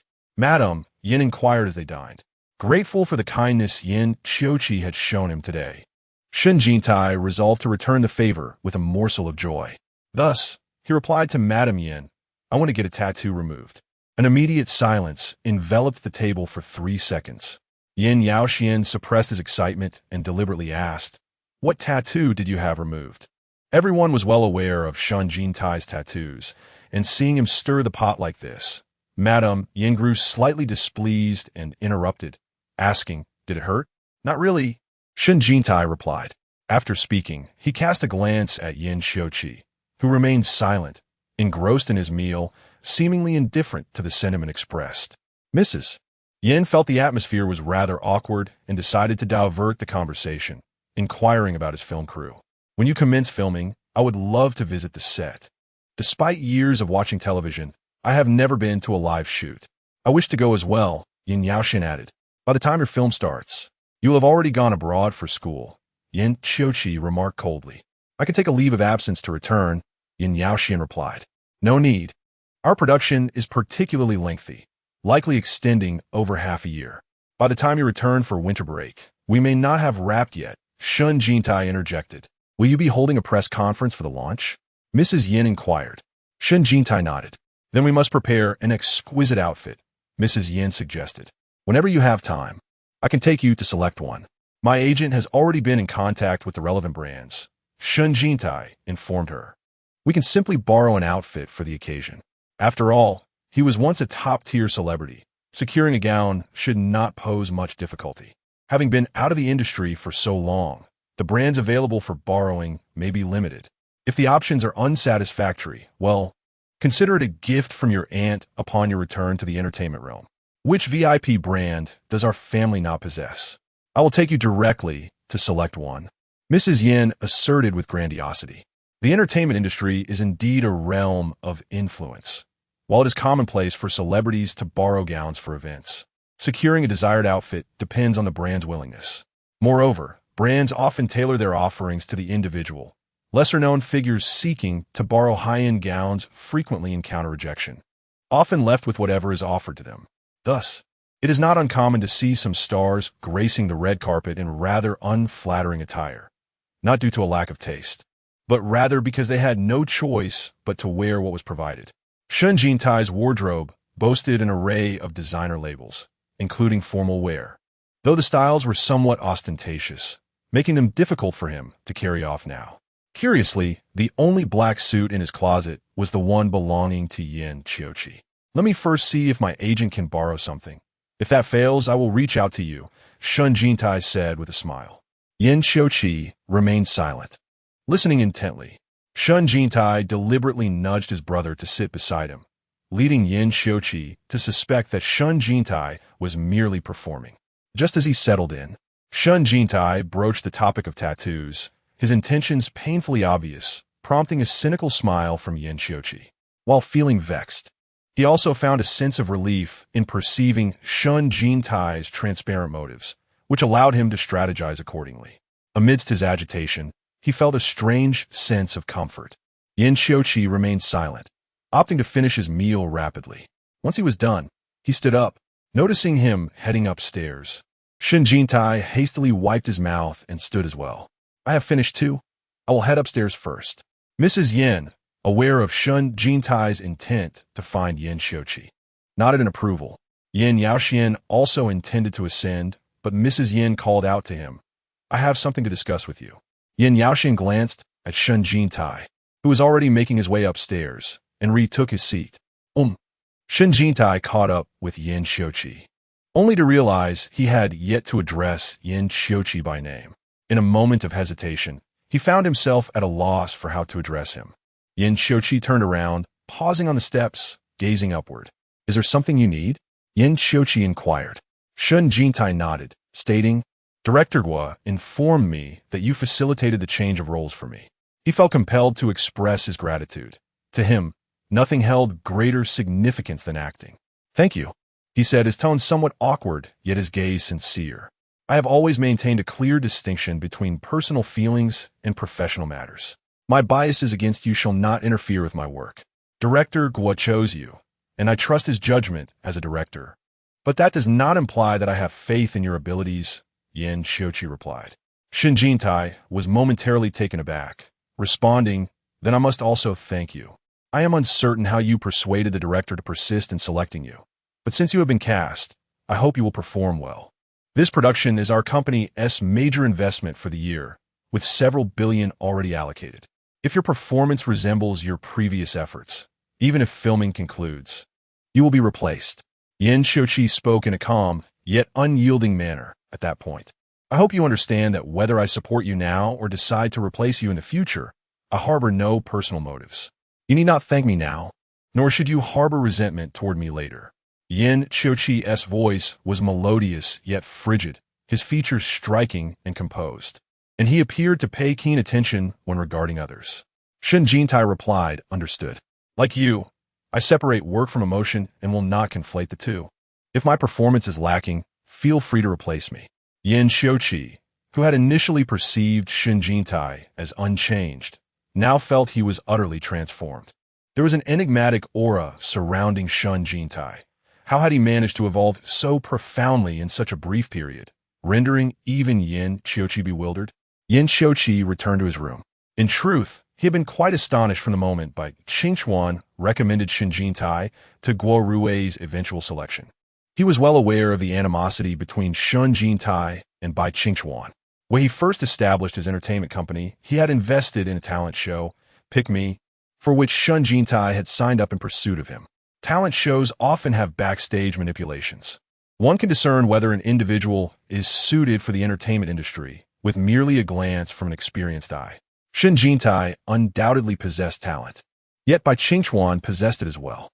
Bai Qingchuan, hailing from humble beginnings, had been signed early by the production team and was naturally favored. While Shen Jintai was also talented, his privileged upbringing and rebellious disposition, coupled with his insincere motives for entering the industry to pursue a man, led the production team to overlook him. Shen Jintai felt that Bai Qingchuan was being favored, believing that the underlying dynamics were not straightforward, thus forging a rivalry between them. To undermine Bai Qingchuan, Shen Jintai had engaged in many actions that even he found distasteful. As a CEO, witnessing such behavior was intolerable, leading to an escalation of their conflict. If Bai Qingchuan's recommendation of Shen Jintai warranted a mere star in terms of shock, then Guo Rui's decision to cast Shen Jintai as the second male lead elicited a reaction of 3 stars. Shen Jintai's acting was truly an eyesore. Inherently unsuited for the role of an actor and lacking a dedicated attitude toward the craft, he is merely a wealthy scion indulging in the entertainment industry for amusement. The characters he portrays, consequently, are lamentably subpar. However, Guo Rui is not a director prone to compromise. As a prominent director under Sunshine Media, he steadfastly adheres to his artistic principles. He continues to place his faith in Guo Rui's choices, perhaps believing that Shen Jintai is indeed suitable for the role. The glass door of the bathroom was veiled in a thin layer of steam. Yin Qiuqi leaned against the wall, his head slightly bowed beneath the cascading shower. Warm water drenching his broad back, trickling down the contours of his spine. His tall, robust physique was flushed with a rosy hue from the heat, droplets of water cascading down his resolute chin. Suddenly, he recalled Shen Jintai's tattoo, a simple design that was difficult to erase. His name, once glaringly visible, now seemed to haunt Shen Jintai, who endeavored to wash it away repeatedly. Moreover, the placement of Shen Jintai's tattoo was rather intricate, perfectly positioned. A vivid memory surged in Yin Qiuqi's mind of that afternoon in the car, where Shen Jintai had proudly thrust out his chest, inviting him to touch. That location, whether washed or inked, must surely be painful. The water from the shower abruptly turned hotter, almost scalding, as if penetrating his very flesh. Typically resolute in suppressing his desires, he vowed not to allow any aberrant thoughts about Shen Jintai to surface.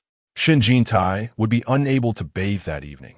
After completing his grooming, he reclined on his bed, perusing the script. There were minor issues with the character development that he had intended to discuss with the screenwriter and director, but the matter of Liu competing for roles had caused him to forget his initial plan. The script reading was an opportunity to refine the screenplay further, making it the ideal time to propose amendments. However, he knew he must tread carefully, for the play belonged to everyone. Altering another's lines or scenes could lead to discontent. Seated on his bed, Shen Jintai pondered solutions, seeking a way to adjust his character without encroaching on others' parts. Just as he was deep in thought, a call from Li Mylan interrupted him. The noise on the other end was chaotic, with her 2 children clamoring for milk. During his 2-year hiatus from the industry, Li Mylan had taken advantage of her free time to have 2 children, a boy and a girl, the elder not yet 2 and the younger merely 8 months old. Zheng Siqi's company had issued a statement. Li Mylan, cradling her child, informed him they had denied the rumors of a romantic relationship, likely due to a lack of development from the production team, which explained their reticence. "Let me take a look," he replied thoughtfully.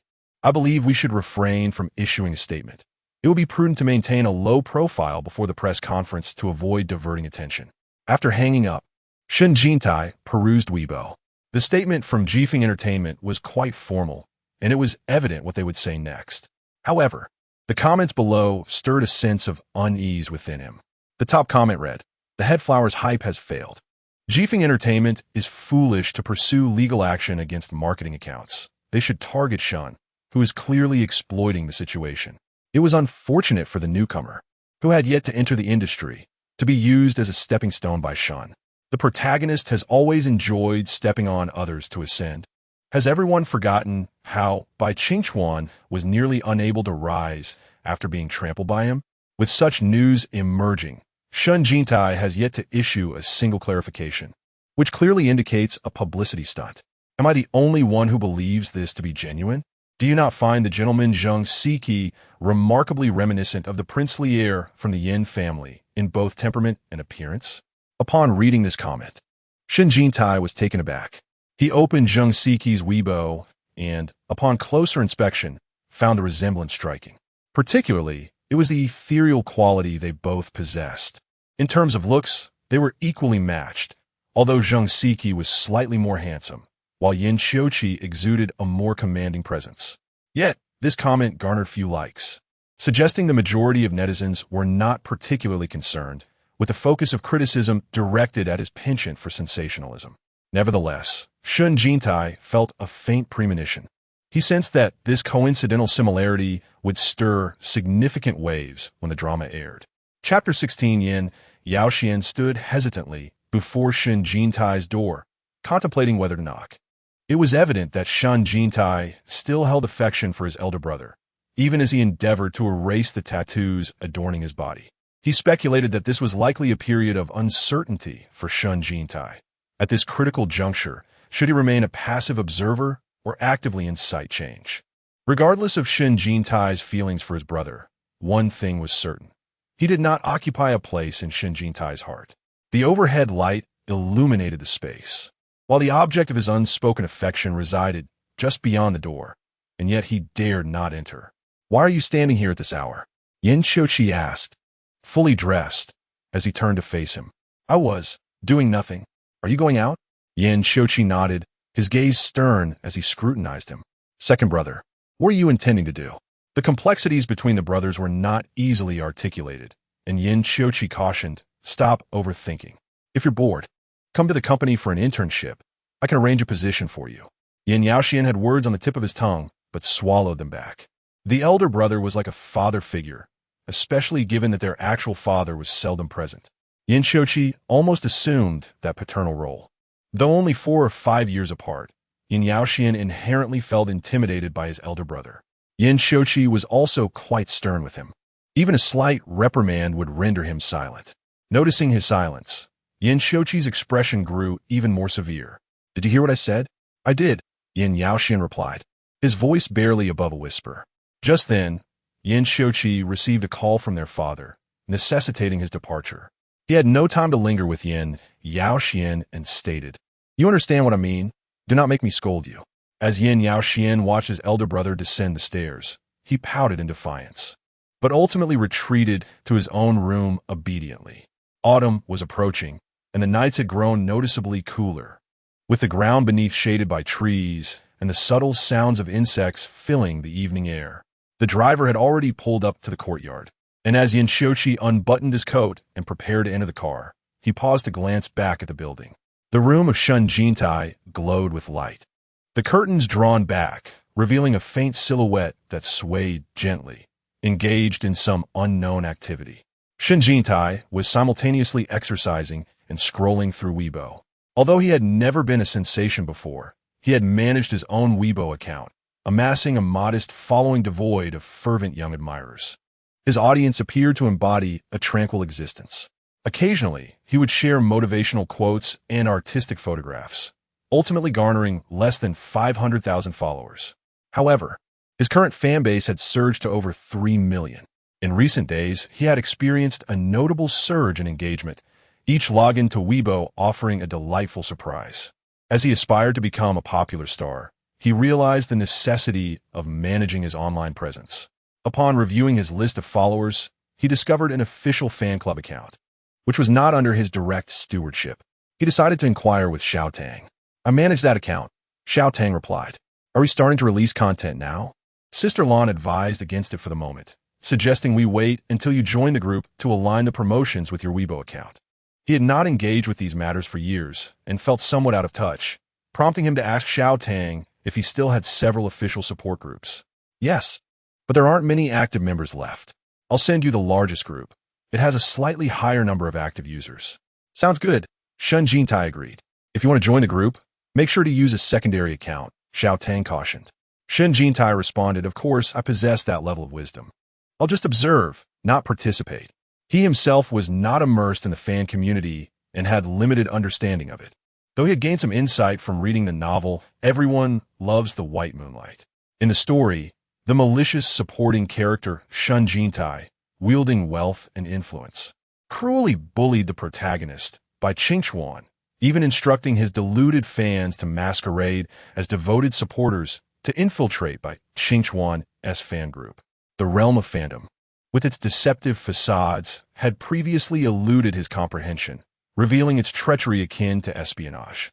However, such occurrences were commonplace in the fan community. Every celebrity encountered them.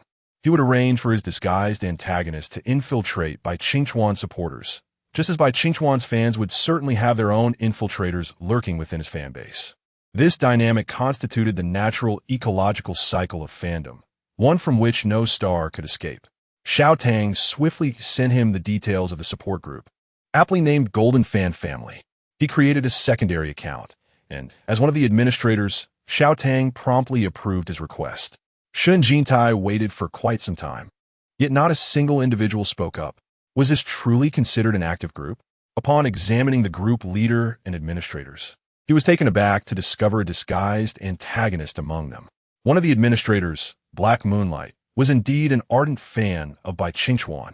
This infiltration had reached the management level.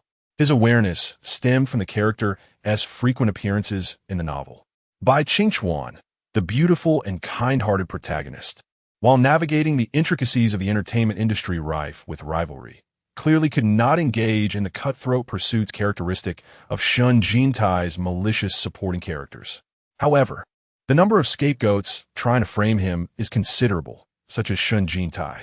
As the protagonist, Bai Qingchuan would be excessively constrained if he were to be continuously victimized. Such a narrative is likely to frustrate readers, diverging from the essence of Everyone Loves the White Moonlight. This is a charming and sweet romance. Thus, how can we ensure that readers find delight in the story? This task falls upon the shoulders of some endearing supporting characters. The Black Moonlight is one of these delightful figures. In the original novel, she serves as a beacon of justice and a devoted fan of Bai Qingchuan. Displeased by Shen Jintai's myriad of humiliations against him, she disguises herself as a fan and infiltrates Shen Jintai's support group, promptly relaying the schemes of the fans to thwart Shen Jintai's plans. In the early chapters, Shen Jintai faces numerous setbacks, and the nefarious plots of the fans fail time and again, largely due to the commendable efforts of this Black Moonlight. Readers have left comments praising her as a solitary hero, the most esteemed warrior among those who have penetrated the fan base. Such a fan cannot be swayed. Her disdain is too profound to endure daily immersion in a group where fans shower their admiration upon Shen Jintai. One can only imagine her frustration. Her past triumphs as a spy have filled her with a sense of accomplishment, leading her to remain unwavering in her disdain. If her identity is discovered, she must be expelled. What? Xiao Dang is astonished. Black Moonlight is one of our key members. She has remained loyal over the years. Are we truly going to kick her out? Yes, Shen Jintai replies. She is a black-hearted fan. What? Xiao Dang is even more shocked. Xiao Dang feels particularly hurt tonight. He shares a close relationship with this Black Moonlight. Just a few days ago, she mentioned waiting for Brother Jintai's return. I never suspected she was a black-hearted fan. Could I also have a black-hearted infiltrator among Bai Qingchuan's fans? Do you know who they are? Can you send me their information? He inquires of Xiao Dang. Xiao Dang, still immersed in his disappointment, responds, there was a list, but Shen Jintai anticipates what he is about to say. But most of them have been swayed by the Moonlight fans over the past couple of years. The fan community is akin to a battlefield. Honesty is not a luxury here.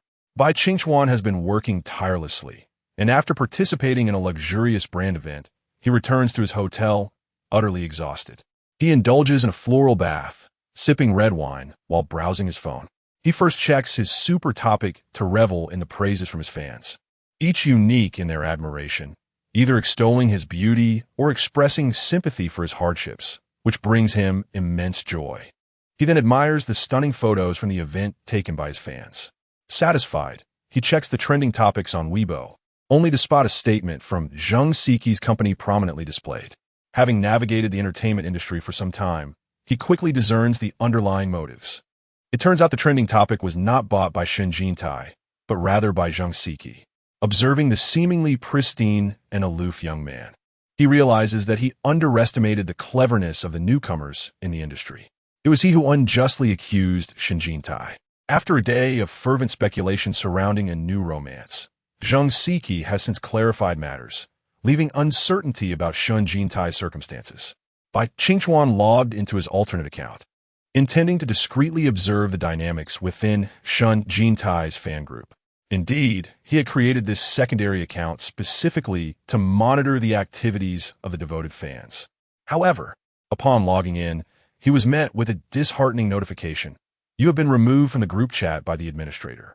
2 years prior, on a fateful evening, Bai Qingchuan debuted alongside Shen Jintai and their limited group, attending a charity event organized by Fashion Bazaar. As they prepared for a group photo, Shen Jintai unexpectedly shoved him, causing him to stumble down the steps.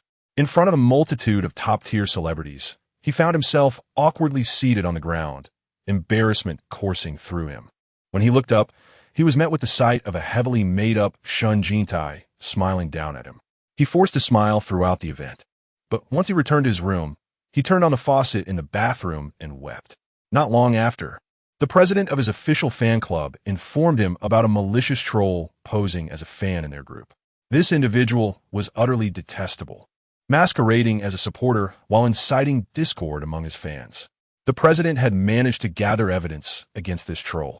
Inspired by this incident, Bai Qingchuan registered an account that very night, dedicating an entire month to showering Shen Jintai with praise. When Shen Jintai shot for magazine covers, his fans rallied for sales. He single-handedly purchased 500 copies, ultimately gaining entry into the realm of devoted fans. He named his alternate account Black Moonlight, diligently offering praise within the group. And leveraging his familiarity with the entertainment industry, he ascended from an obscure member to an administrator.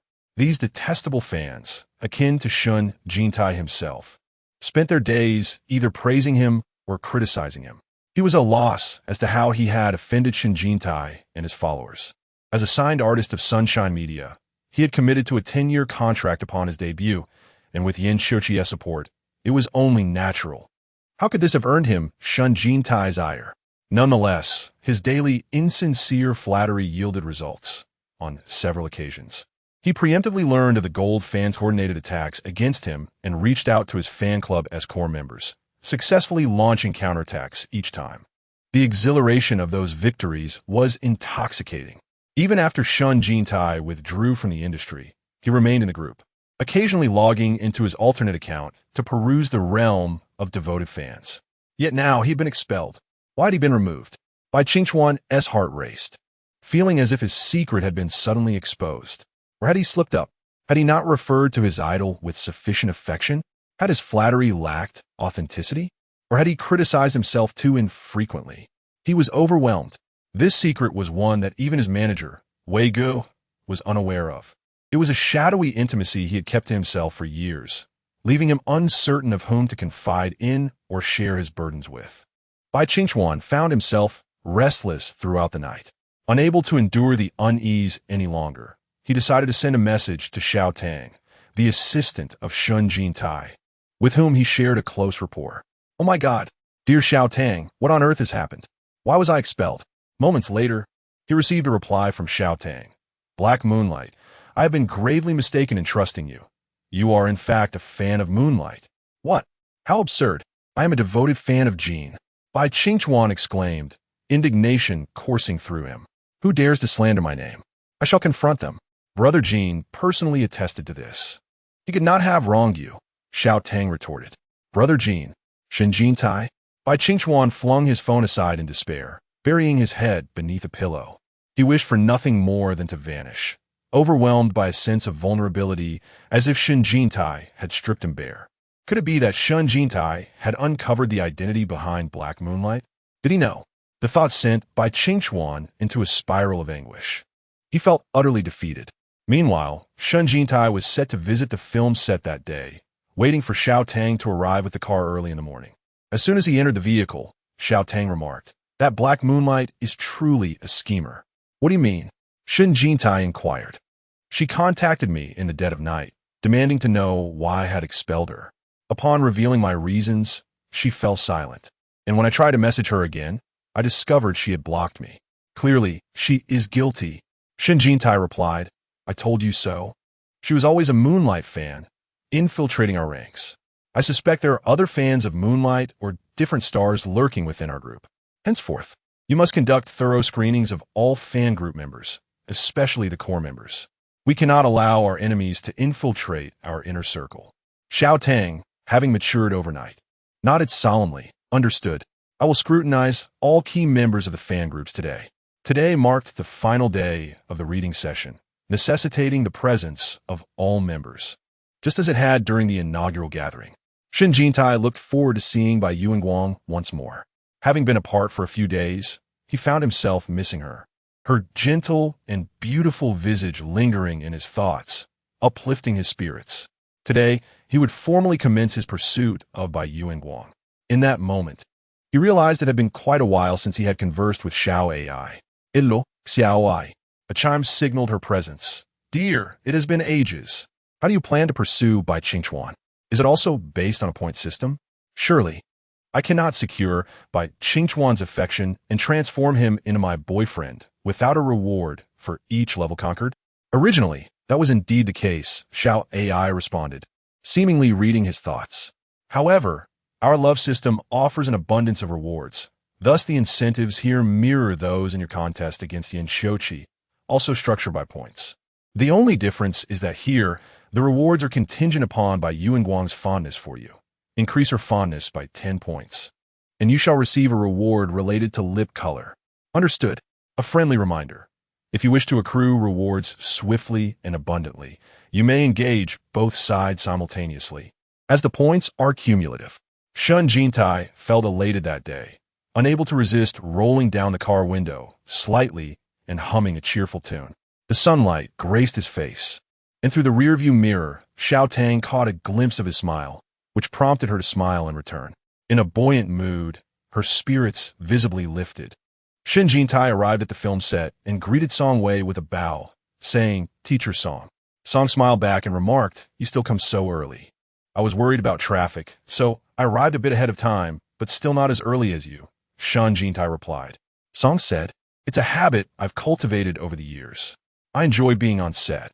As I grow older, good scripts are scarce, and I cherish every role I play. I aspire to learn from you and strive to be as dedicated an actor as you are." As the sun climbed higher, actors began to arrive one after another. Handsome men and beautiful women stepping out of various luxury cars, a glimpse into the vibrant world of entertainment. Shen Jintai felt his adrenaline surge. He relished the exhilarating ambience of the industry.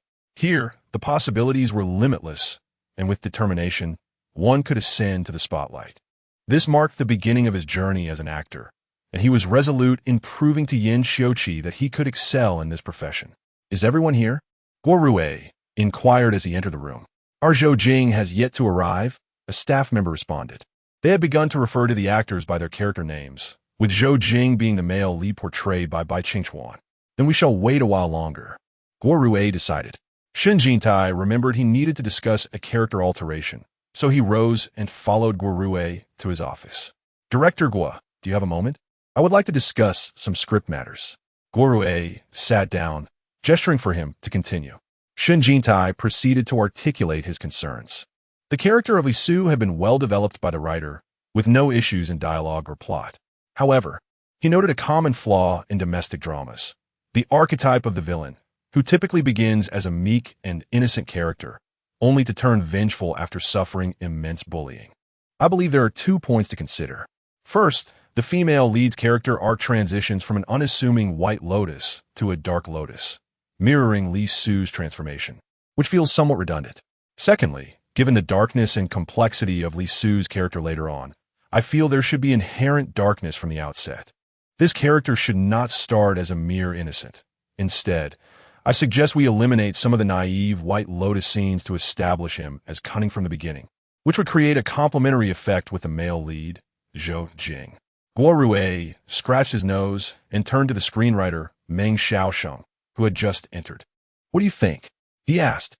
Meng Xiaosheng looked at Shen Jintai and questioned, "You have limited scenes in the first few episodes, and you still want to cut some?" Shen Jintai nodded. Certain scenes, if removed, would render the character more concise and vivid. It's rare for actors to request cuts. Most want to add more scenes. After a brief consultation, Guo Rui and Meng Xiaosheng agreed to his request. "I've seen your script," Guo Rui remarked with a smile. "Your research is quite thorough. With such a splendid script, I wouldn't dare squander Meng's hard work or betray your trust."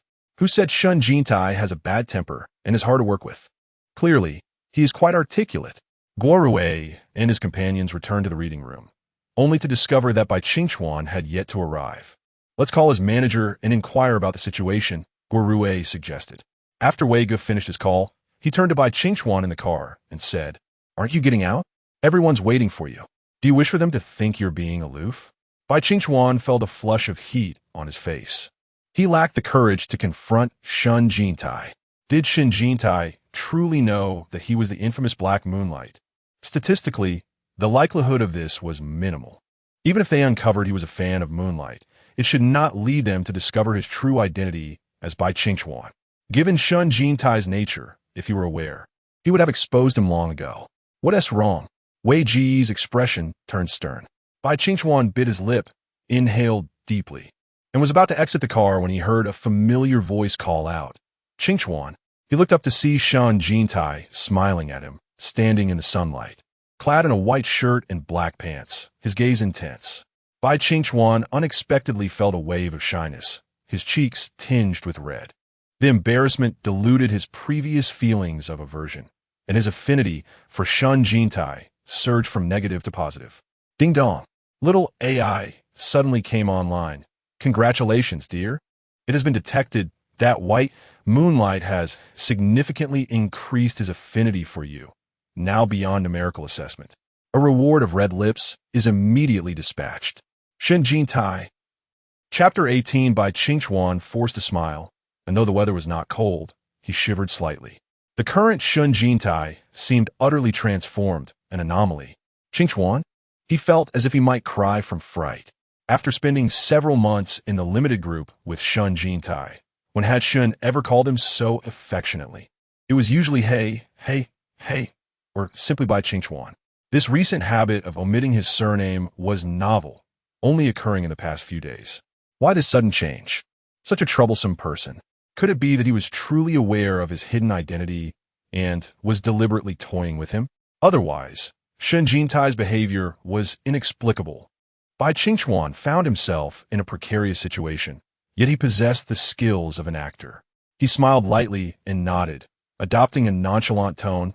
"You look quite dapper today," exuding a business vibe. Shen Jintai was dressed in an unexpectedly mature style, a tranquility that belied his age, still reeling from the shock of the red lips reward. He hardly knew how to interact with Bai Qingchuan. He exchanged a few perfunctory words and turned ahead toward the restroom. "Little AI," he roared internally. "What do you mean by beyond numerical assessment? Does that imply an increase of several points?" "Dear, you must understand. As the former nemesis of White Moonlight, he harbored not a shred of affection for you, but rather profound disdain. His outward civility was merely a reflection of his own decorum. Just now, we noticed a steep decline in his disdain for you, but based on our experience, such a dramatic shift is likely temporary, and his sentiments will revert, making the assessment difficult. For now, let us consider it a 10-point affinity. Is this reward system truly not determined by you?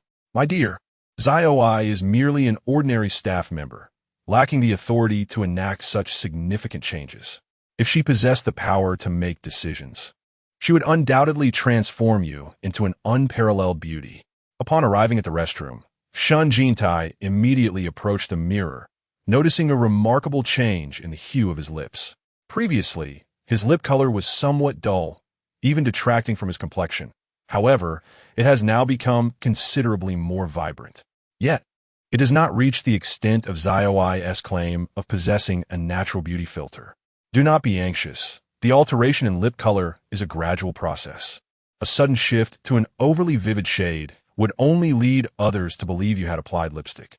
This statement did indeed prompt a realization for Shen Jintai. If, in the future, my physique changes or I become increasingly attractive, will it not raise suspicions?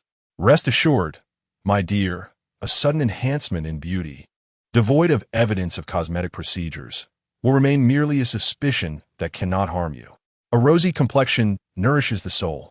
It is a common occurrence for stars to grow more beautiful as they gain fame. This holds true. Celebrities often become more radiant, whether due to improved makeup and hairstyling or newfound confidence, or perhaps the joy that accompanies success. In any case, once a star rises to prominence, their beauty typically flourishes. Living amidst adoration and basking in the starlight, it is indeed challenging not to appear beautiful. He took this to heart, focusing on his own beauty and disregarding the opinions of netizens. As long as he is beautiful enough, the praise will follow. Shen Jintai turned on the faucet, dampening his fingers before gently moistening his lips. His lips, now soft and supple, imbued him with a healthy glow. At that moment, Shen Jintai felt a sense of triumph. On the final day of the reading session, Bai Qingchuan consumed a considerable amount of screws. Is he exhausted? Guo Rui expressed mild dissatisfaction, suggesting, should I inform Director Yan to lighten your workload? With the tasks completed, only the group activities remained. Bai Qingchuan's face flushed slightly, feeling a touch of embarrassment. Young Lizzie remarked, your complexion appears somewhat poor. The dark circles under your eyes detract from your beauty. Bai Qingchuan glanced at Shen Jintai once more, noticing that today, Shen Jintai appeared particularly radiant. This individual seemed to exude a deep-seated confidence, the origin of which remained enigmatic. Typically, those who step back into the limelight after a prolonged absence, regardless of their elaborate makeup, often carry an air of weariness. Yet Shen Jintai did not. While perhaps less flamboyant than before, he radiated a newfound composure and grace. Sitting there, his posture straight, he possessed a certain charisma. He never anticipated that one day he would perceive the essence of charisma in Shen Jintai. As the production launch conference approached, the event was grandly orchestrated, befitting this annual blockbuster. During a lunch break, Shen Jintai observed many actors coordinating their costumes. Celebrities attending events often wear gowns only once. Even modest ones cost tens of thousands, while the haute couture dresses for female stars can range into the hundreds of thousands. No matter how wealthy a star may be, purchasing a new outfit for each event is impractical. Thus, borrowing attire has become customary. The varying statuses of individuals became strikingly evident. A-list celebrities were what they desire, and as a leading actress, young Lizzie finds herself in high demand. With brands eager to collaborate with her, her gowns are air-freighted, personally delivered by Valentino's staff, while she is currently occupied selecting jewelry from Tiffany. Indeed, she serves as a brand ambassador for the prestigious luxury jewelry brand, Tiffany. Conversely, B-list celebrities, lacking connections, are often relegated to donning last season's designer attire. For instance, the supporting actress in their production has opted for a gown released by Dior last year. However, even these out-of-season designer garments are not accessible to everyone.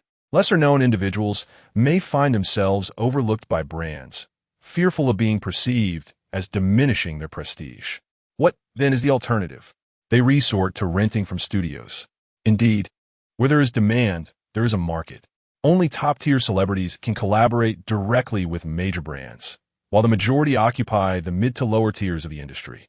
To cater to the gown requirements of these stars, some entrepreneurs have established studios that purchase high-end designer garments to rent out to third and fourth-tier celebrities. With a single gown being worn by multiple individuals, the likelihood of a wardrobe clash is significant. Though such overlaps often go unnoticed among the lesser-known stars, a poignant reflection of their plight. When men attend events, they typically don suits that share a common aesthetic, yet discerning male celebrities ensure they never wear the same outfit twice. Among their ranks, Bai Qingchuan enjoys the most favorable treatment within his crew. As a top-tier star, He has an abundance of clothing options at his disposal, with all brands vying for his attention. However, for public appearances or magazine covers, he consistently dons Burberry, as he is the face of the brand. Currently, Burberry is crafting a bespoke ensemble for him, coordinating with Wei Ge. Shen Jintai, overhearing this, is consumed with envy, as he lacks such privileges. Have the clothes for my press conference been secured? He inquires. We are still in discussions, replies Li Mylan, her expression betraying a hint of discomfort. As a leading idol who consistently sets trends, Shen Jintai initially had 3 top-tier brand endorsements upon entering the industry, with Bai Qingchuan's Burberry being among them. Unfortunately, Shen Jintai's self-sabotage through numerous controversial statements, including the infamous flower incident, has led to a significant decline in his public image, resulting in the termination of all his contracts within 3 months. With a tarnished reputation and a public coming out, he lost all his endorsements, even being abandoned by micro-businesses. After 2 years of silence, the entertainment world has nearly forgotten him, and no major brands are willing to associate with him. Shen Jintai, sensing Li Mylan's unease, suggests, if all else fails, we might as well rent an outfit. I'll look into it further, she responds. The entertainment industry is a small circle. Everyone is aware that while renting clothes is simple, the potential for ridicule is immense should it become public knowledge. This encapsulates the awkwardness of a former top-tier star, caught between aspirations and reality. Bai Qingchuan sits quietly, contemplating whether to engage Shen Jintai in conversation to gauge his standing. Just as he rises, Lu Hui abruptly sits down beside him. Lu Hui, having been unable to secure a leading role, is unwilling to concede defeat and has ultimately settled for the 4th male lead. The male supporting character, a young eunuch, serves as a devoted attendant to Li Su. This role is rather endearing. He belongs to the heroine's faction, embodying kindness and fragility, unable to tolerate the malevolent actions of the antagonist Li Su. Secretly, he conveys messages to the heroine, but ultimately, his fate is discovered by Li Su, leading to a tragically unfortunate end. The more pitiable the supporting character, the more sympathy they evoke, though his appearance does not quite complement Lu Hui's. When seated together with Shen Jintai, it is evident who is more suited to portray a beautiful young eunuch. Lu Hui, with a hint of sarcasm, remarked, I must congratulate you on securing this role. Shen Jintai, perceiving the underlying hostility, offered a polite smile. Lu Hui, with a cold glare, declared, I just returned from a fitting and discussed with the assistant director about whether I should be made to look less attractive. It would be unreasonable if the prince favored you over me. Shen Jintai chuckled lightly. I saw your fitting photos. Fortunately, you look more beautiful in person. The camera doesn't do you justice. Lu Hui's expression shifted. This was a pointed jab at his lack of photogenic appeal. Lu Hui is undeniably stunning in reality. A true beauty, yet his larger face does not translate well on camera, making him appear significantly broader. Despite his impressive acting career from age 20 to 25, starring in several leading roles, they all flopped, leaving him relegated to supporting roles in major productions. As Lu Hui raised his eyebrows in response, someone called for him from the doorway. A bearded man entered, stating, I've been waiting for you for quite some time. Are we still having dinner? The bearded man, possessing basic decorum, greeted everyone in the room politely. Just as he was about to leave, he noticed Shen Jintai leaning over to retrieve a cup from the opposite side, subtly bending at the waist. Being a connoisseur of aesthetics, he couldn't help but notice the exquisite shape of Shen Jintai's behind, a trait not easily discerned when clothed, but one only an experienced eye could appreciate. Lu Hui followed his gaze and pinched the bearded man's arm sharply. The bearded man chuckled, wrapping an arm around Lu Hui as they exited, whispering, that little backside. Get lost, Lu Hui retorted, shooting a fierce glare at Shen Jintai. Lu Hui seemed rather difficult to approach, yet Shen Jintai felt unperturbed by such individuals. Those who wear their emotions openly are far easier to manage than those who scheme behind a facade of friendliness. Suddenly, he sensed someone approaching and turned to find Bai Qingchuan seating himself beside him, his eyes sparkling with warmth and charm as he greeted, Jintai. Chapter 19. Shen Jintai's face lit up with joy as he pulled his box meal closer. I didn't see you eat earlier. Would you like some? Since becoming a star, Bai Qingchuan had rarely indulged in a full meal.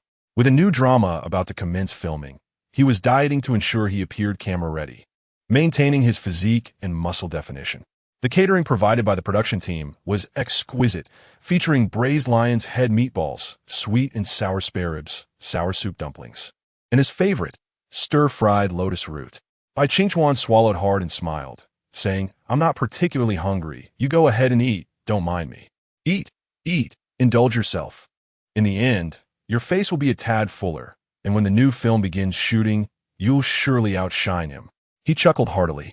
Shen Jintai picked up his chopsticks and replied, "I am indeed quite hungry." Bai Qingchuan watched him eat and tentatively remarked, "I just overheard your agent on the phone. Seems like he was borrowing clothes. If you need anything, I could assist you." Bai Qingchuan's voice was as soothing as a clear spring, both refreshing and captivating, complemented by his universally adored visage, making him appear almost ethereal. Shen Jintai was perplexed. The original text of Everyone Loves by Yuan Guang did not convey the extent of Bai Qingchuan's disdain for him, despite enduring Shen Jintai's provocations. The protagonist Bai Qingchuan continued to repay malice with kindness, never uttering a single disparaging word about Shen Jintai.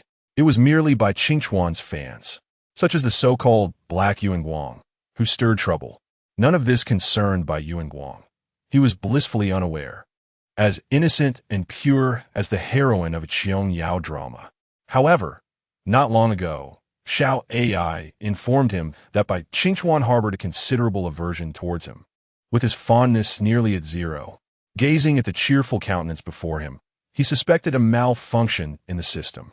Nevertheless, even if Bai Qingchuan genuinely disliked him, his exemplary character would still uphold impeccable social etiquette, further highlighting his refinement. A refined little celestial being. Shen Jintai smiled and said, "Thank you, but I don't need anything at the moment. Your clothes are all prepared, right?" Upon mentioning this, Bai Qingchuan couldn't help but feel a twinge of pride. He suppressed the urge to boast and replied, "Burberry has already prepared everything for me." This endorsement, received from Shen Jintai, had greatly uplifted Bai Qingchuan's spirits. He took a sip of the lemon water from his thermos and added, "If you need anything, I could speak to the brand. I have a good relationship with them. If I vouch for you, they will surely lend you what you need." Before Shen Jintai could respond, they heard Wei Ge calling from outside, "Qingchuan, come here for a moment." Bai Qingchuan glanced back to see Wei Ge beckoning him. "You keep eating. I'll be right back," he said with a smile as he rose and stepped out. "What is it?" Wei Ge led him to a secluded spot and whispered, "Shen Jintai's major fan, the one we refer to as Black Yuan Guang, has been uncovered by Shen Jintai and his team." Bai Qingchuan's heart tightened, and his face flushed slightly as he feigned ignorance. Widening his eyes in surprise, "Really?"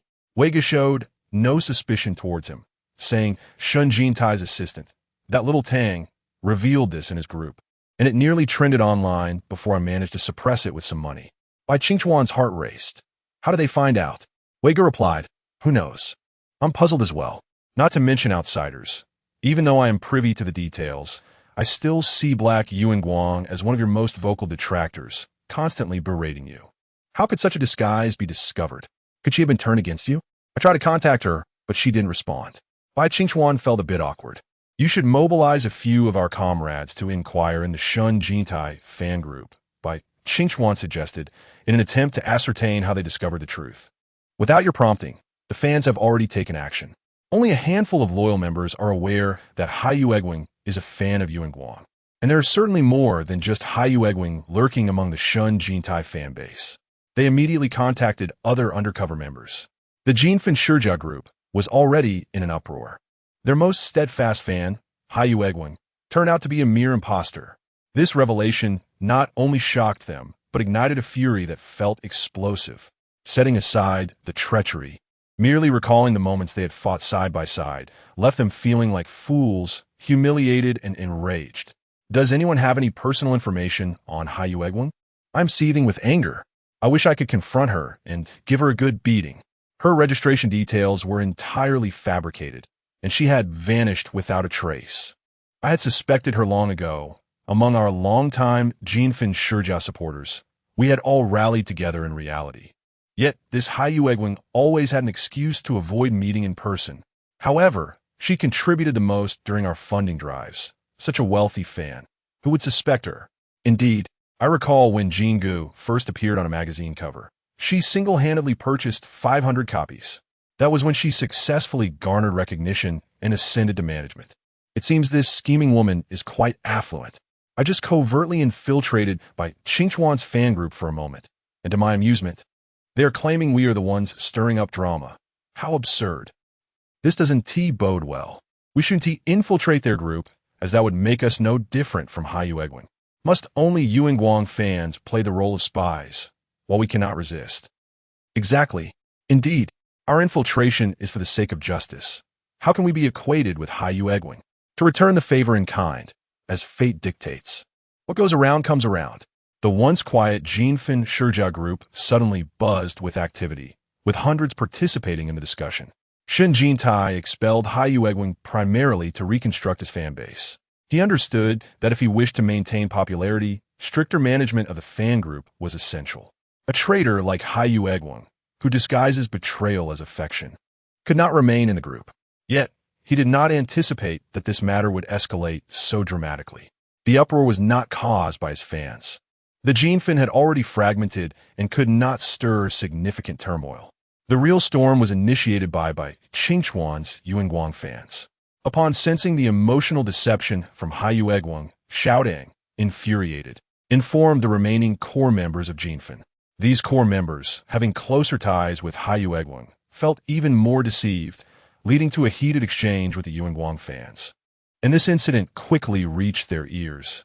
Yuanguang fans are not to be trifled with. They are invincible in their confrontations and certainly would not fear a washed-up idol-s minions. Once again, the relentless adversary Shen Jintai and his minions are determined to bring her to her knees, demanding her surrender, an affront to the tranquility of their beloved Xiao Xiannan. Just as the fervor was subdued by Wei Ge, the Moonlight fans have reignited their fervor. Bai Qingchuan watches in trepidation. How is it that he must expend resources to quell the heat? Yet the Moonlight fans seem to escalate the situation, threatening to propel this matter into trending topics. Sisters, are you loving me or sabotaging me? He hastily instructed his assistant to reach out to the president of the official support club. Comrades, the president of Bai Qingchuan's official support club declared, it seems someone is preparing for a comeback, seeking to stir the flames of attention. Thus, the adhesive bandage has adhered itself. Everyone, take heed. Do not engage, do not engage. Tearing him apart merely plays into his ploy. Upon hearing this, the fans suddenly regain their composure. Indeed, Shen Jintai and his golden fans are ensnaring us in an intricate web. We nearly fell into their trap.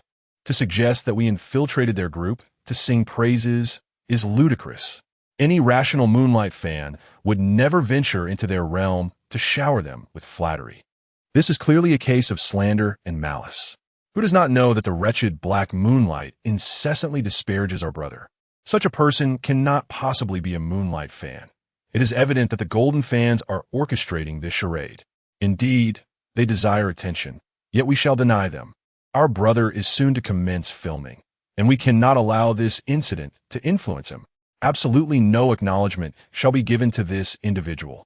The Moonlight fans are organized and disciplined. When it is time to engage, they are fierce as a tempest, yet when the call is made to retreat, they will instantly cease their assault. Bai Qingchuan finally steadied his nerves. Damn it, he had been on edge for an entire day and night, nearly exhausted. Li Mylin and Xiao Tang observed the unfolding drama. In truth, they held the reins of power. Provoking the Moonlight fans would be effortlessly achieved. However, with an impending press conference and a significant loss of Golden fans, they were not a match for the Moonlight fans, and Li Mylin deemed it best to maintain the status quo. In today's entertainment industry, who would dare to clash with the Moonlight fans?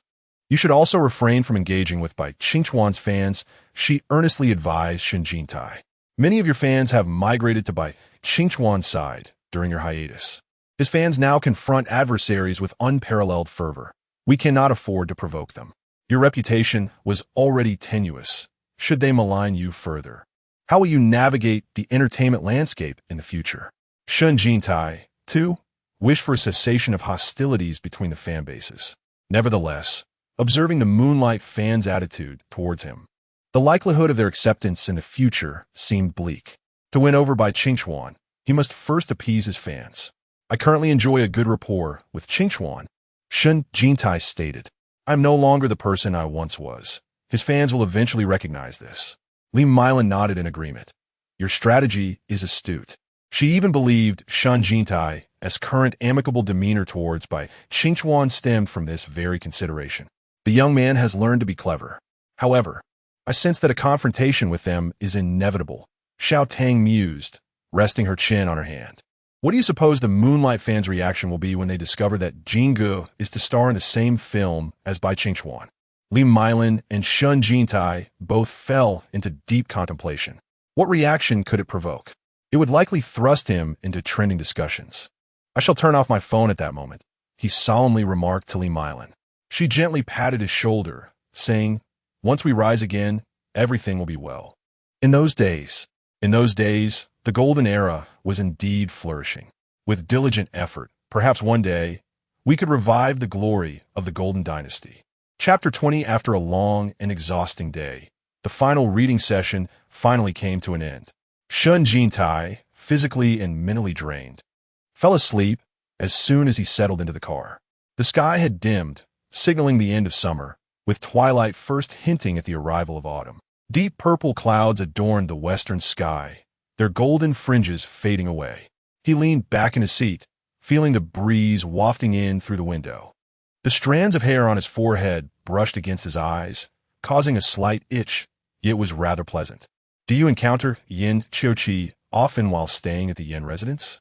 Li Meilan inquired. Occasionally, Shen Jintai replied wearily. Are you not moved? Of course I am. Shen Jintai admitted, if my heart were not moved, I would be dead. Xiao Dan Juke Sopti. Li Milan also smiled briefly, saying, honestly, given the current dire state of your finances and mine, with 2 children to care for, I must earn money for milk powder. You two need to make a living. Let's focus on that. Don't dwell on Yin Qiuqi. If he were capable of liking you, he would have done so long ago. Perhaps due to sheer fatigue. He felt an unusual softness in his heart as he listened to her words, which stirred a sense of melancholy within him. He murmured, rest assured, that will not happen again. The Shen Jintai who chased after him has long since perished. Li Milan glanced back at him, her expression tinged with surprise and a hint of sympathy. You're merely 20 years old, still young. Who knows how many wonderful men await you in the future? At such a prime age, to not strive would be a disservice. Indeed, 20 is truly the best age of one's life. Heaven has bestowed upon me this youthful phase, intended for me to shine as the brightest star. Li Milan found the current Shen Jintai somewhat unfamiliar, yet upon closer inspection, he remained the same person. It is often said that heartbreak is one of the most profound catalysts for personal growth, and it seems this adage holds true. Shen Jintai's experience was more severe. He faced heartbreak and bankruptcy, plummeting from paradise directly into hell. What do you think I lack compared to Yin Qiuqi as a man? Shen Jintai suddenly asked. Li Milan responded, why compare yourself to him? Identifying the gaps allows for progress. Shen Jintai leaned forward. I recognize he is an exceptional individual, and by viewing him as a benchmark, it provides me with direction in my endeavors. From a woman's perspective, in what ways do I fall short compared to him? Do you truly wish to compare? Li Milan half-jokingly, half-seriously replied, there are significant differences between you two. Do not fear hurting me. Speak freely. Li Milan unscrewed a bottle of mineral water, took a couple of sips, and said, while it's true that the relationship between you and Yin Qiuqi is evident, and, as your manager, I should stand by your side, I must admit that men like Yin Qiuqi are indeed extraordinary. I completely understand what attracts you to him. She cast another glance at Shen Jintai, who encouraged her to continue. As for the Yin family, it is unnecessary to elaborate on their lineage. They are among the most prestigious families in the nation. Who does not recognize his father, Yin Taifeng? His mother, Fong Fengmei, comes from an equally illustrious background, one that is beyond the discourse of ordinary folk like us. Speaking of Yin Qiuqi, he is a graduate of a prestigious university, exceptionally talented. In just a few years, He has elevated Sunshine Media to remarkable heights. It is rumored that if the drama The Eastern Palace performs well this year, Sunshine will be going public, as they are currently applying for an IPO with the Securities Regulatory Commission. As for his appearance, it goes without saying, you are utterly enamored with his handsome visage. His physique is equally impressive, tall and well-proportioned, making him a quintessential scion of elite lineage. Li Mylan enumerated his attributes. You possess wealth, yet it pales in comparison to the Yin family, both in the past and present. This is a point of defeat. Regarding looks, to be frank, I believe you cannot match his handsomeness. Just look at his nose, the tip and bridge, perfectly sculpted. Is there anything else? Shen Jintai asked, a hint of despondency in his voice. Height. I think you are quite adequate. He is slightly too tall, whereas your height of 8 meters is just right. Any taller would hinder your ability to perform in roles. What else? Li Mylan turned to scrutinize his face, suddenly sitting up straight. Have you applied lipstick? Shen Jintai paused, wiping his lips. No, I haven't. Li Mylan leaned in closer. Your lip color looks much better now. I recall it being rather dull before. Perhaps your recent health regimen has worked wonders. Shen Jintai pouted to show her. It looks much better, doesn't it? Li Mylan nodded. You appear much healthier. I thought you had applied lipstick. In conclusion, Li Mylan offered him a compliment. Speaking of which, your skin is quite fair. Men are treated differently than women. The world is far harsher on women. For men, even a modicum of handsomeness can attract admirers. Do you remember the popular actor N.I. Shui from last year's boys' love dramas? I find him utterly unattractive, yet countless young girls are infatuated with him. If a female star is deemed unattractive, she faces scorn, while male stars can thrive with a rugged charm, even if they are not conventionally handsome. Shen Jintai remarked, indeed, I believe this is the path you should pursue in the future. We may never rival their beauty, but we can certainly cultivate an appealing charm. Who knows? Perhaps one day you could embody both charm and beauty. Shen Jintai chuckled. With aspirations igniting his spirit, he felt no fear of fatigue. He planned to work out that evening, not to build abs or a muscular chest, but rather to focus on his glutes. Currently, his backside is pale and soft, exuding an alluring yet unfamiliar appeal. He aims to transform it into a well-toned, energetic feature. He does not expect to rival Yin Xiuqi's sculpted physique. After all, that character was meticulously crafted by the author. Who could possibly surpass him? He merely aspires to outshine Bai Qingchuan. It is peculiar indeed. Bai Qingchuan possesses gentle features and striking beauty, yet lacks any effeminacy, presenting no semblance of a submissive persona. He feels more like a 0, 5, or a weak one. In boys' love novels, readers typically do not favor overly effeminate characters. Even a handsome man like Bai Qingchuan exudes masculinity. He intends to exercise without venturing outside. As the Yan family's first floor, near the swimming pool, boasts a gym. Yan's mother informed him that they have a dedicated fitness coach. My personal trainer is rather good. She remarked to Shen Jintai, the young man is quite handsome, and his professional skills are commendable. If he had a fitness coach, that would be even better, as they could tailor his workouts. With that, Mrs. Yan proceeded to call the coach. At the dining table today, it was just the two of them. Yin Yaoxian and Yin Xiuqi were not home. Yaoxuan's friend was celebrating a birthday, and he had mentioned he would not return tonight, while Xiuqi had a dinner engagement. Like your uncle Yin, he had many social obligations. I heard that Sunshine Media is about to go public? Shen Jintai inquired. And our drama is set to begin filming soon, so he must be quite busy, Mrs. Yin responded. Being busy is good. It keeps him from having time for romance, she added. Auntie, you are mistaken. When your son is in love, he can always find time, no matter how hectic his schedule. His busy work does not prevent him from indulging in affection day and night, Shen Jintai retorted. The personal trainer that Mrs. Yan arranged arrived promptly. His surname was Li, and upon meeting Shen Jintai for the first time, he felt a surge of excitement. Mrs. Yan was very courteous to him, engaging in conversation for quite a while in the living room before guiding them to the gym. What would you like to train? Coach Li asked as they walked. My glutes, Shen Jintai replied. Coach Li instructed him to begin with suspended squats and hip bridges. As the name suggests, the suspended squat involves bending the knees as if sitting in an imaginary chair, holding the position for a few seconds before slowly rising again, repeating the process. Coach Lee typically catered to affluent ladies and major celebrities, but this was his first experience with Shen Jintai. However, it was not their first encounter. He had met Shen Jintai over a year ago when the latter was still in his prime, his popularity intact, with striking red hair that stood out in a crowd. After finishing a session with Mrs. Yin that day, she had called for the chauffeur to take him home. Just as he was about to get into the car, he noticed another vehicle pull up in front of him, and several individuals emerged, one of whom had flamboyant pink hair. Who could have imagined that one day he would be training a superstar? He contemplated that once they became familiar, he would ask Shen Jintai for a selfie.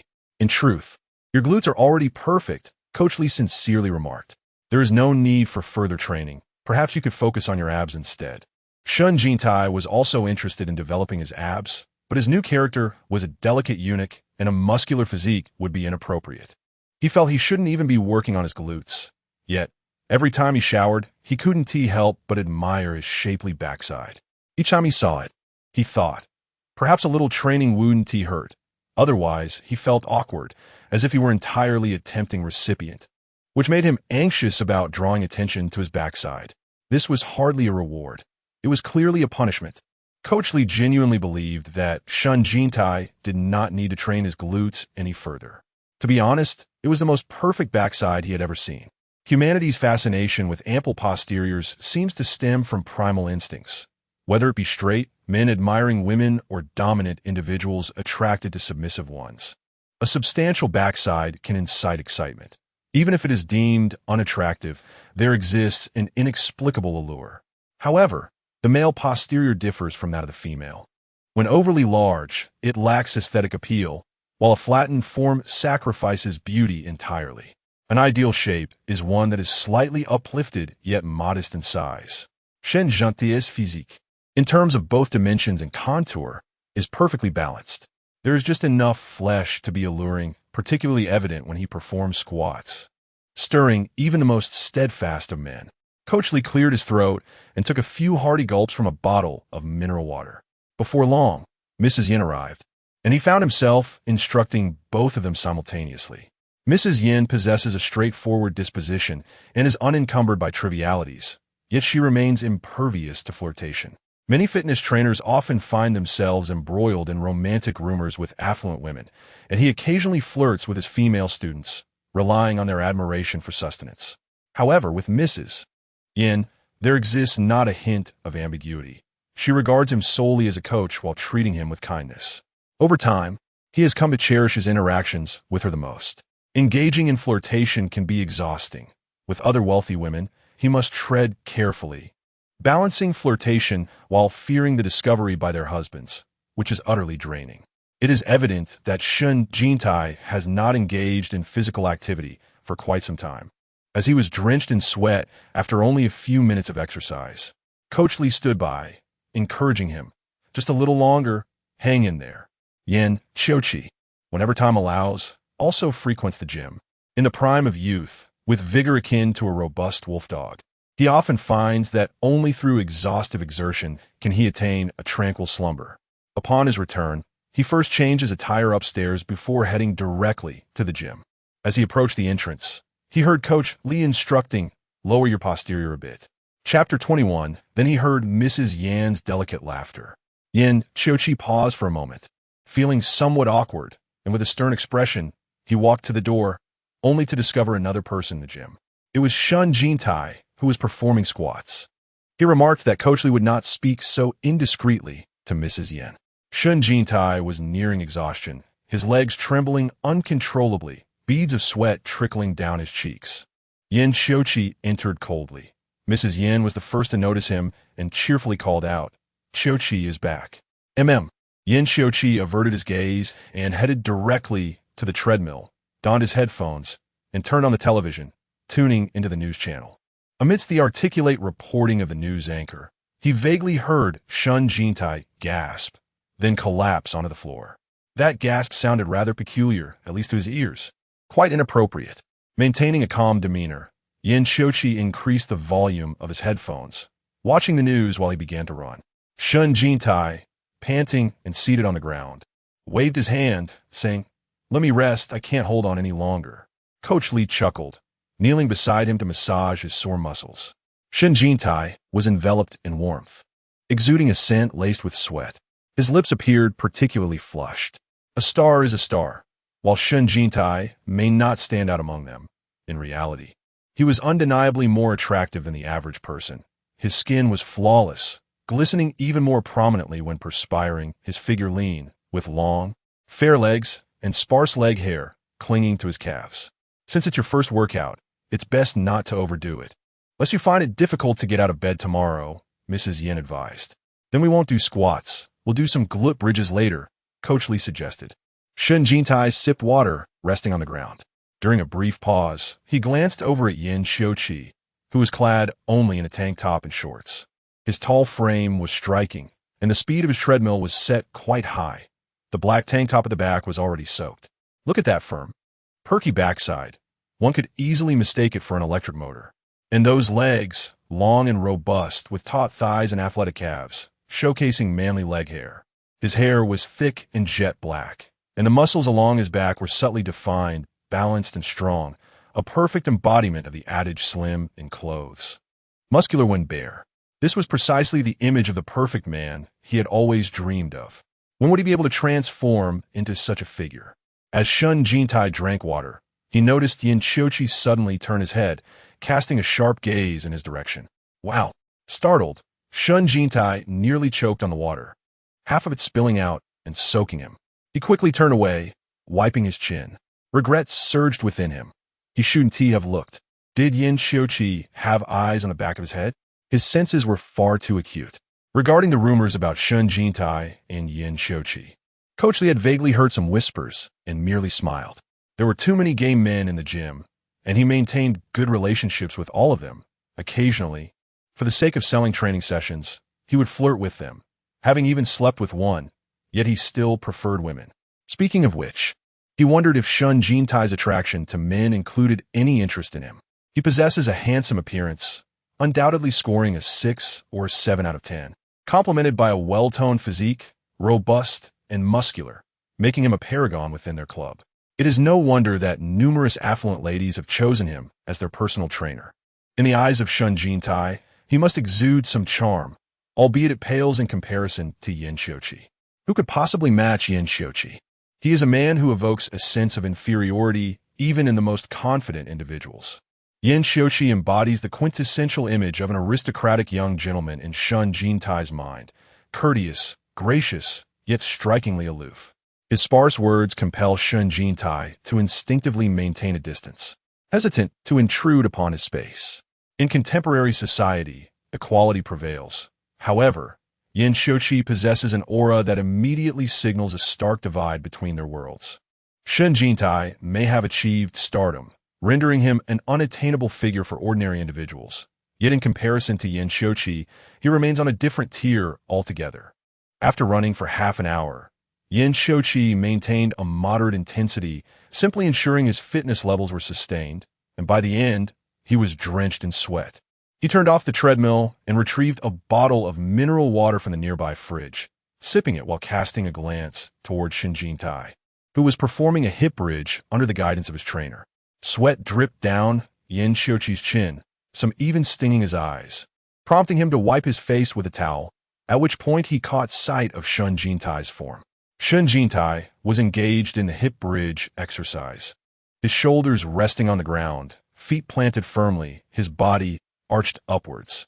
Perhaps straining against the exertion, his body trembled, glistening with warmth and moisture, his figure forming an acute angle, the prominence of his posterior becoming particularly noticeable. Typically, Yin Xiuqi would not pay much attention to Shen Jintai, perhaps instinctively shying away from observing him, unaware that Shen Jintai possessed an enviable physique, tall, slender, fair, and with an appealing rear. As his gaze traveled upward, he noticed Shen Jintai lying on the ground with closed eyes, his hair damp and slightly disheveled, clinging to his forehead and his lips of vivid crimson, presenting an image akin to freshly steamed buns, exuding an indescribable vibrancy. This was not the garish allure of heavy makeup from the past, but rather a natural beauty, understated yet striking. Suddenly, Yin Xiuqi pondered that Shen Jintai might indeed be capable of portraying Li Su, a seemingly delicate flower on the surface, yet brimming with passion and turmoil beneath. Just then, Shen Jintai opened his eyes. Yin Xiuqi promptly turned away, a bead of sweat cascading down his chin, his hair glistening with moisture. Shen Jintai questioned whether he had misinterpreted the situation. Had Yin Xiuqi been observing him? He felt the sheen of perspiration on his skin, and as he glanced at Yin Xiuqi departing the gym, he noted the man, drenched yet undeniably robust and alluring. He too aspired to attain such a physique. Hello, Xiao Ai. A chime signaled Xiao AI's activation. Dear, the launch conference is approaching. Please inform me of the forthcoming rewards to bolster my motivation. Darling, our love and harmony system is also contemplating some ideas. You are on the verge of embarking on a new chapter in life, and to celebrate your return, we plan to present you with a delightful little discount. Another discount. Pray tell, the rewards have been upgraded once more. In every subsequent challenge, you will be presented with 2 options, from which you may choose one. After the reward of crimson lips, the next allure is the reward of sensuality. Here, we have prepared 2 prizes for your selection. Upon hearing this, Shen Jintai was immediately filled with anticipation. Reward 1, a perfect waist. Reward 2, cherries. He understood the concept of a perfect waist, but what on earth were cherries? Was it the kind of cherries he was thinking of? Indeed, it was precisely the kind of cherry, a euphemism cherished during harmonious times, the beloved May cherries that everyone relishes. What kind of choice was this? Waist, waist, waist. Without a moment's hesitation, Shen Jintai declared, but I want a man's waist, not the petite waist of a girl. Rest assured, achieving a slender waist for a young man is quite simple.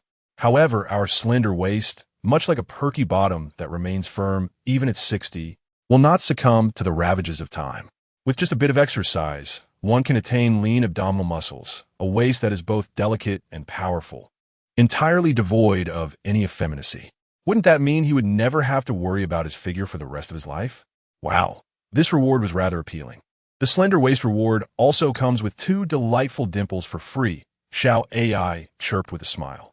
After finishing his workout, Shen Jintai returned to his room to shower. Once he had finished, he stood before the mirror, scrutinizing his reflection for quite some time. His face had not changed significantly since the beginning. It merely appeared more vibrant, with a much rosier hue to his lips. He tilted his head from side to side, sweeping his bangs aside. His face bore no expression, and beads of water collected on his eyebrows. He raised his hand, gently brushing them away with his fingers. Chapter 22. Desire gives life, hatred brings death. Li Su is a person with intense emotions of both love and hate, yet possesses a remarkable ability to conceal them. With each reading of the script, Shen Jintai finds himself increasingly enamored with his character. Such roles, lacking in virtue and righteousness, typically struggle to secure the lead male position. However, if performed adeptly, they may outshine even the principal character. The drama The Eastern Palace Arrives adopts a production model of filming while broadcasting, marking Shen Jintai's inaugural venture into this approach. Upon reviewing the schedule, he notes that the airing is set to commence a month after filming begins, creating a rather tight timeline. The drawback of this filming and broadcasting method lies in the risk of cancellation should viewership falter. Conversely, the advantage is the ability to adapt the storyline and characters promptly based on audience feedback. Characters receiving excessive negative reviews that adversely affect ratings may be cut, while popular supporting characters might ascend to lead roles. The scripts for the initial 20 episodes have been finalized, with both Yang Lizzie and Bai Qingchuan stipulating in their contracts that significant alterations are prohibited. Nevertheless, according to screenwriter Meng Xiaosheng, the series is projected to encompass 40 episodes. Should the ratings excel, an extension is certainly plausible. In fact, he recalls that the series indeed extended, culminating in a total of 46 episodes. With a release schedule of 2 episodes per week, achieving significant popularity could be daunting, as the combined momentum from the initial and subsequent episodes might dominate the spotlight for nearly an entire year. The fate of the latter 26 episodes truly hinges on chance. Of course, The lead male and female roles remain unchanged, but the destinies of the supporting characters are subject to considerable alteration. Shen Jintai harbors grand ambitions, his aspirations extending far beyond the realm of television. He must make a resounding impact with this project. His potential resurgence relies heavily on the impending success of this drama. As the press conference approaches, Shen Jintai finds himself without suitable attire. His notorious reputation has deterred brands from lending him clothing, fearing the tarnishing of their image. Thus, he resolved to rent garments from a specialized studio catering to artists. The studio boasts an array of haute couture gowns, yet the likelihood of finding a perfectly fitting outfit is nearly non-existent. After searching in vain, he discovers that the selection of men's formal wear is limited, with many pieces already worn by lesser-known celebrities. Shen Jintai rationalizes that, provided there are no malicious intentions against him, it is unlikely anyone would notice. Li Meilan, however, disagrees. How could it be that no one seeks to undermine you? You are underestimating the situation. Your fanbase consists of more than mere casual admirers. Even the lightest criticism from them could leave you vulnerable to scrutiny. Regardless, he has previously been a prominent figure in the luxury endorsement scene. Any hint of subpar quality in his attire would undoubtedly attract ridicule. This is his comeback performance, and settling for less is not an option. Li Meilan, guided by her instincts as a manager, believes this return to the spotlight warrants serious consideration. A single misstep could transform his debut into a target for mockery online. She insists that on the night of his return, both his personal presentation and attire must be impeccable, leaving no room for criticism. Shen Jintai concurs. He cannot afford to project a sense of obsolescence, lest he become the subject of awkward online discourse. Accordingly, he seeks out Mrs. Yen. Mrs. Yen had long awaited his utterance. If you remain silent any longer, I shall directly drag you to try on the clothes. Though she did not mingle within the entertainment circle, she was well acquainted with its intricate dynamics. As Shen Jintai prepared for his comeback, she was resolute in ensuring his resplendence.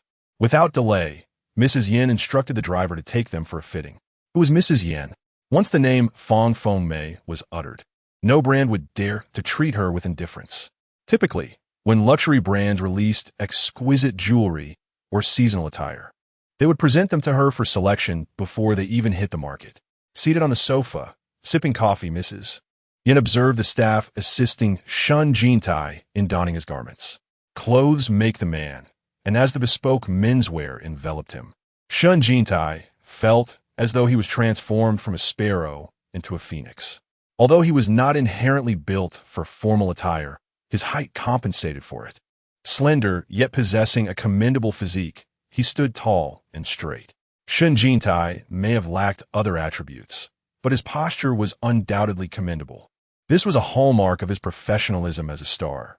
Whenever he ventured out, he paid especial heed to his demeanor, never succumbing to slouching or hunching. "This is Autumn Pool's favorite brand," Mrs. Yen whispered. "He will also attend your press conference. Let him see that, with a proper presentation, he is no less than anyone else." With the garments finalized, preparations for the press conference could now commence. The investment scale for the Eastern Palace has arrived was monumental, and Sunshine Media was banking on this production for its market debut, thus treating it with utmost seriousness. The press conference was scheduled for Friday evening, held at the Ritz-Carlton Hotel, and many fans were already aware of it. Li Meilan had arranged for several representative fans to be present in support. News of Shen Jintai's impending return was becoming increasingly difficult to contain. Recently, with fittings and participation in crew activities, too many were in the know. Public sentiment was already brewing, awaiting tonight's ignition. Not only were those on Shen Jintai's side excited and anxious, but the crew was equally exhilarated. Securing Shen Jintai as the male lead was akin to a fortuitous windfall. Both the crew and Sunshine Media were filled with anticipation. With a former top star and a current sensation in direct confrontation, coupled with the rising starlet Yang Lizzie, they were eager to see how many trending topics would emerge. Bai Qingchuan, clad in a tailored suit, stood before the mirror, admiring his reflection. The surrounding staff could not help but gush. "He is truly handsome." Amidst the flattery, Bai Qingchuan smiled subtly at his reflection. He was undeniably attractive, and having recently adopted a regimen of dieting and exercise, his physique was in peak condition. A natural fit for any attire, he effortlessly commanded both casual wear and formal suits. Do inform my fans to bring plenty of light sticks to the venue today. I fear Shen Jintai may not witness my current popularity, he remarked to Wei Ge. He believed Shen Jintai might not yet comprehend the extent of his present acclaim. A call to arms, resonating like the moonlight illuminating the earth. In truth, without his prompting, the Moonlight fandom, the foremost and unparalleled fan group in today's entertainment industry, had organized and disciplined support for the launch event a fortnight in advance. They meticulously arranged everything, from managing online public sentiment to charting and counteracting negativity, leaving no stone unturned. They even established a special task force named Diminishing Gene, determined to thwart Shen Jintai's anticipated comeback. Most members of the fan community were already privy to the news of Shen Jintai's participation in the Eastern Palace arrives. Do you know what Shen Jintai will wear? He inquired of Wei Ge. Don't bother with him. He cannot compare to you at this moment, Wei Ge replied. It was not merely about appearance. Popularity nurtures individuals. Over the past 2 years, Bai Qingchuan had basked in success, radiating the aura of a top-tier star, his confidence emanating from deep within. A brilliance cultivated by the adoration and spotlight exclusive to the renowned. Bai Qingchuan remarked, though he has dressed modestly these past few days, I believe that one's true nature is hard to change. This is his grand return, and he cannot afford to overlook it. Based on his understanding of Shen Jintai, it was evident that Shen Jintai was brimming with energy and poised for an explosive return tonight. Perhaps his recent humble demeanor was merely a fade, crafted for the purpose of a stunning revelation this evening. Chuckling softly, Bai Qingchuan glanced into the mirror once more. Typically unadorned, today he had enlisted a top stylist to curate a bespoke look for him. With his already handsome visage enhanced by meticulous makeup, he appeared truly spectacular, as if glowing with radiance. This evening, he intended to utilize this magnificent beauty to utterly overshadow Shen Jintai. The news spread rapidly. Shen Jintai was indeed making a comeback, and the excitement was palpable. Someone had shared backstage photos, revealing Shen Jintai's presence. I can hardly contain my excitement. Is there anyone who can rotate the images for a better view? I want to see how Shen Jintai will astonish us this time. Instantly, someone posted a backstage image. Although not particularly clear, a crowd surrounded the makeup room, with several familiar faces from the entertainment industry visible. Shen Jintai stood in the upper right corner, obscured by many others, making it difficult to discern his attire, though his dark hair was visible. Wow, Shen Jintai has truly transformed. Oh please, his hairstyle is normal. His outfit is surely going to be an eyesore. Just wait and see. It seemed that the incessant buzz over the past few days was indeed in preparation for his return. No one anticipated he would star alongside Bai Qingchuan in the Eastern Palace arrives. Were they both out of their minds, or was it a mutual insanity? Given that they were arch rivals, uncertain of who was unhinged, their fans were already ecstatic. I am so thrilled. I can't wait to witness their clashes. Our district will no longer be dull. It was only a matter of time before it trended, and I noticed the gossip group was already ablaze. Bai Qingchuan chose roles based solely on the quality of the script. The choice of co-stars was beyond his control. Please do not bind me with Shen Jintai. Thank you. Shen Jintai's return is indeed a laborious endeavor, having surreptitiously maneuvered to usurp the position of the original second male lead, ultimately achieving success.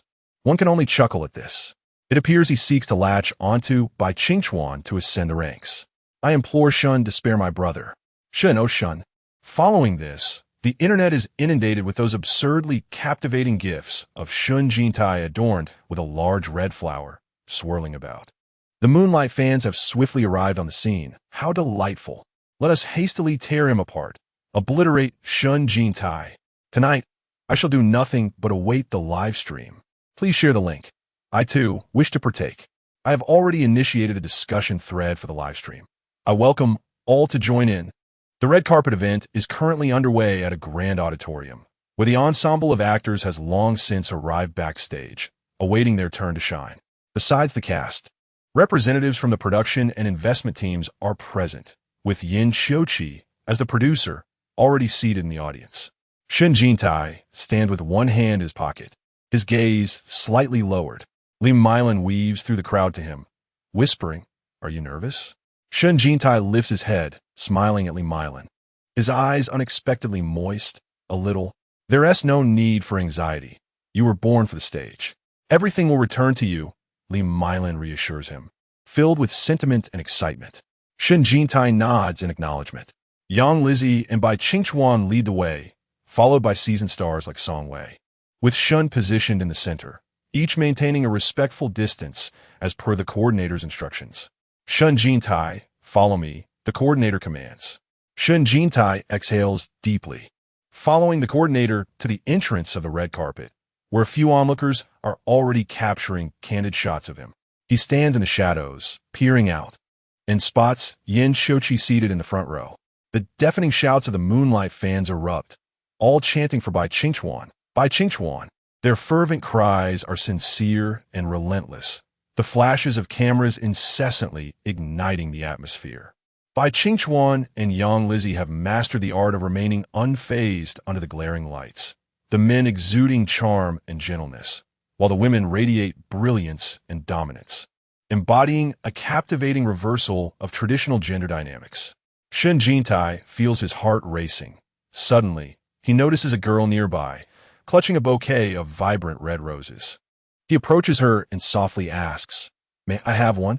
The girl, momentarily taken aback, nods. "Thank you. Shen Jintai, it's your turn," the coordinator announces. Shen Jintai takes a rose, placing it in the pocket of his chest, inhales deeply, straightens his back, and steps into the light. "Shen Jintai," he hears someone call out. The spotlight pivots entirely towards him, flashing incessantly. Shen Jintai feels slightly dizzy but regains his composure, smiling and waving as he strides onto the red carpet. It seems these flashes are solely for him. Bai Qingchuan, walking ahead, suddenly notices the spotlight shifting away from him. A jolt of panic courses through him. Oh no, is history set to repeat itself? Where Shen Jintai stands, there's no light for him. He turned to look back and beheld Shen Jintai clad in a black suit. His attire a study in monochrome, save for a solitary red rose that emerged from his pocket, illuminating him as though the dazzling lights of a magnesium flare had transformed into the starlight adorning his figure. With resolute strides, he approached, adorned by the elegance of his embellishment. Chapter 23.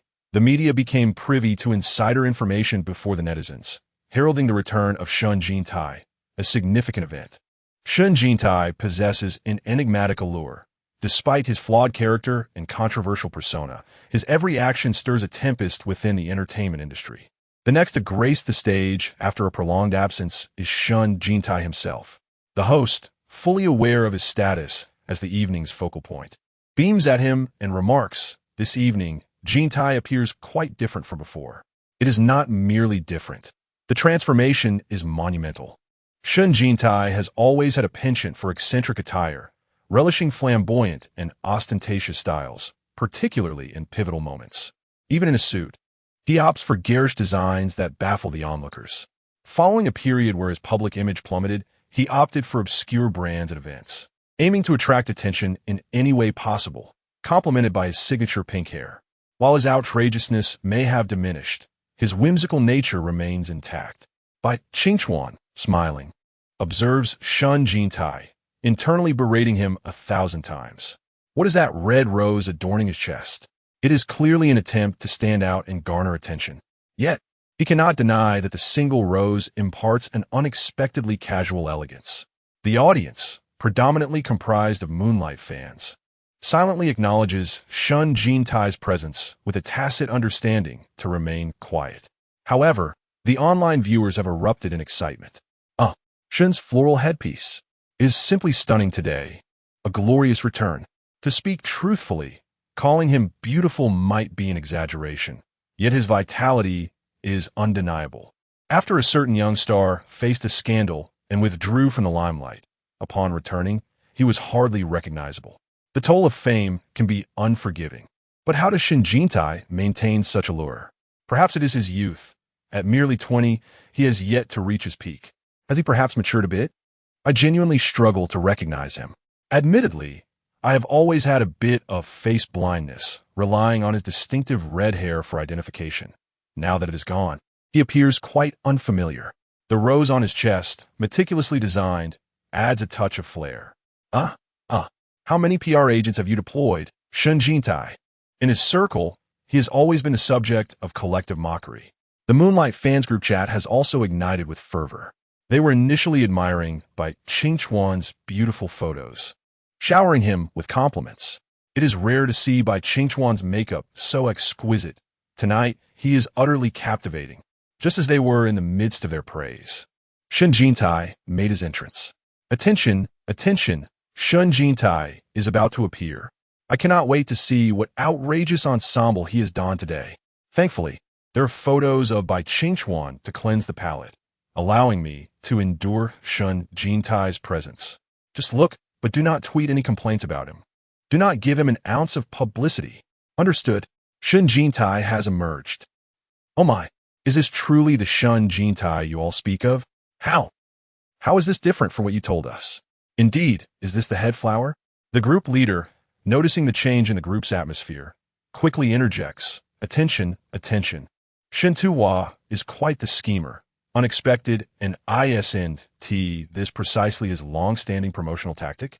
Indeed, while everyone believed he would continue to don eccentric attire, he suddenly transformed into a seemingly ordinary person. In truth, it is all a ruse. At best, he may be considered handsome, but it pales in comparison to the beauty of our elder brother. Undoubtedly, it cannot be compared. I merely find the rose on his chest rather appealing. Haha, it should not be pinned to his chest. It ought to be worn upon his head. Shall we consult the group leader about flooding Weibo with comments? I just glanced at the live comments, and it seems they are all praising him. Yes, it's infuriating. Some even claim he outshines our brother today. Have their eyes become muddled? Quick, let us control the comments. The group leader commanded. Fans rushed to various forums and Weibo. Some individuals online are remarkably swift, as the animated GIF of Shen Jintai's appearance has already been crafted, enhanced with filters, making him appear almost luminous. Moonlight fans, that bouquet of roses truly evokes such emotion. If their Moonlight brother were to dress like this, it would be a beauty renaissance. In fact, it is not just this. Many who have not seen Shen Jintai in a long time are astonished. Even Yin Xiuqi, who had just seen him yesterday, is equally taken aback. Shen Jintai strides forth amidst the dazzling flashes, his gaze resolute, a brilliant smile illuminating his face, dressed in exquisite black couture, accentuating his poised figure. Tranquil and confident, look at that flower on his chest. Biking Kuan Smiles, whispering to young Lizzie.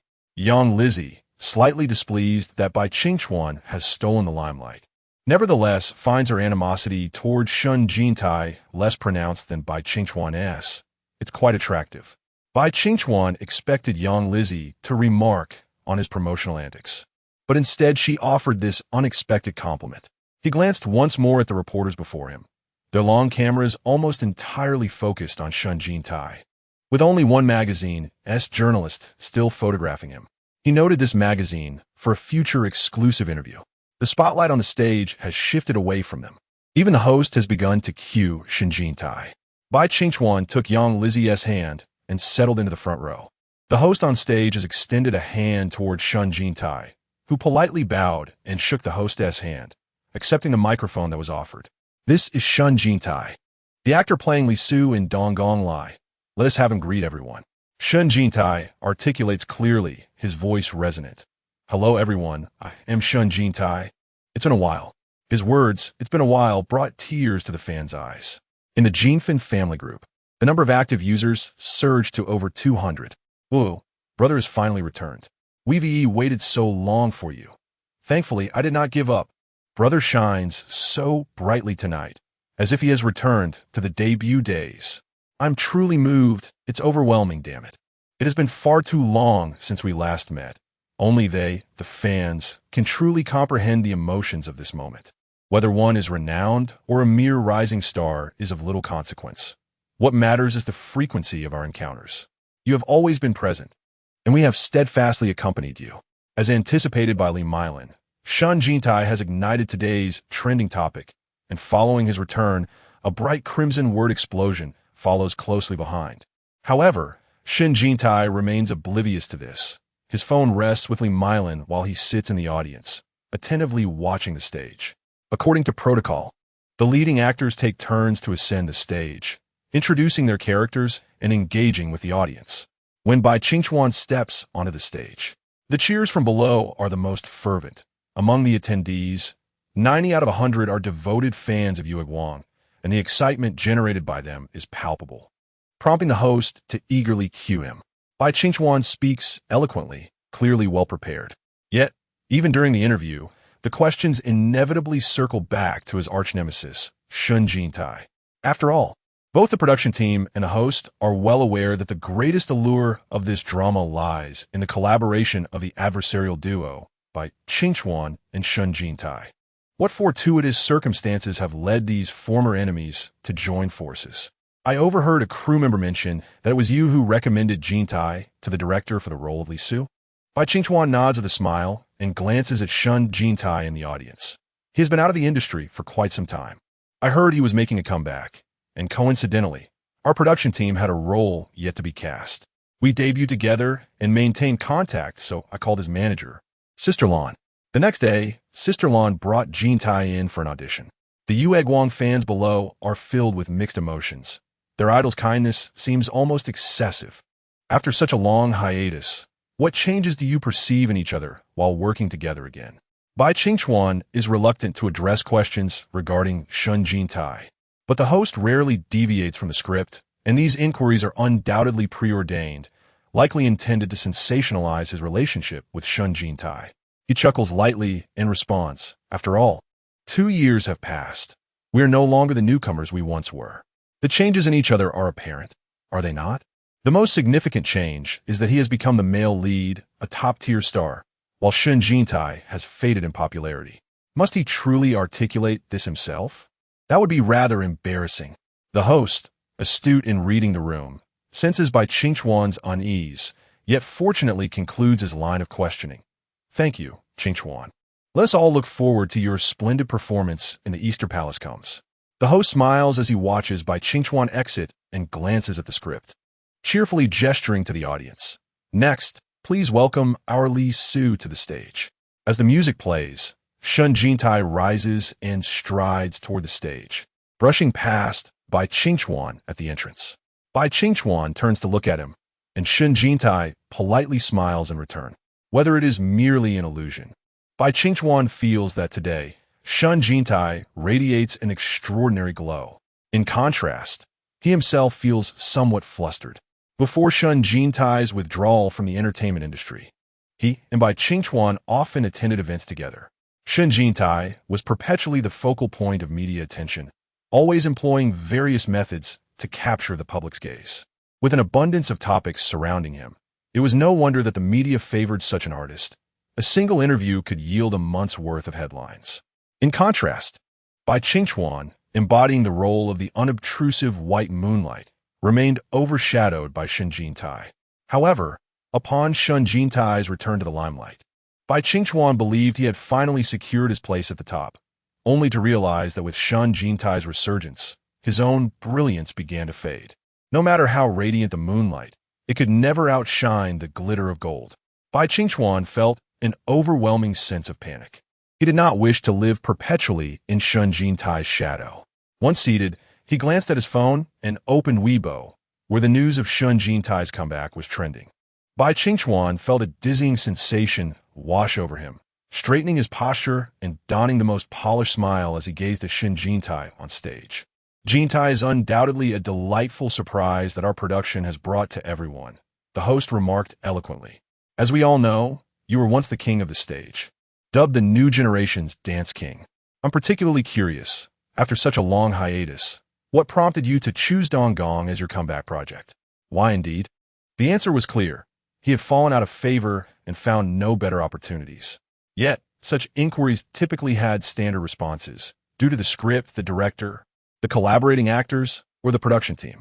However, Shen Jintai simply stated, because I love performing. To utter this in a moment of such public scrutiny had always been his aspiration. When he received a nomination for Best Supporting Actor, he had secretly rehearsed countless times in his mind what he would say if he won. He envisioned confessing his love for the craft of acting. His passion for performance eclipsed all else. Love, wealth, none held greater significance than his artistic career.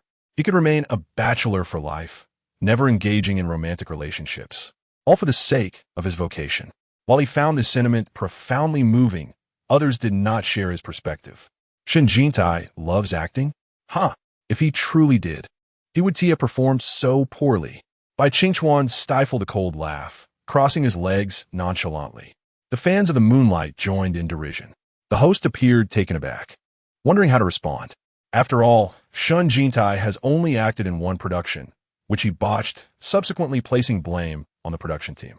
There were prolonged disputes, with the production revealing that he had acted petulantly during filming, arriving late, leaving early, altering lines without permission, and even inserting personal grievances into the script, using the plot to criticize Bai Qingchuan.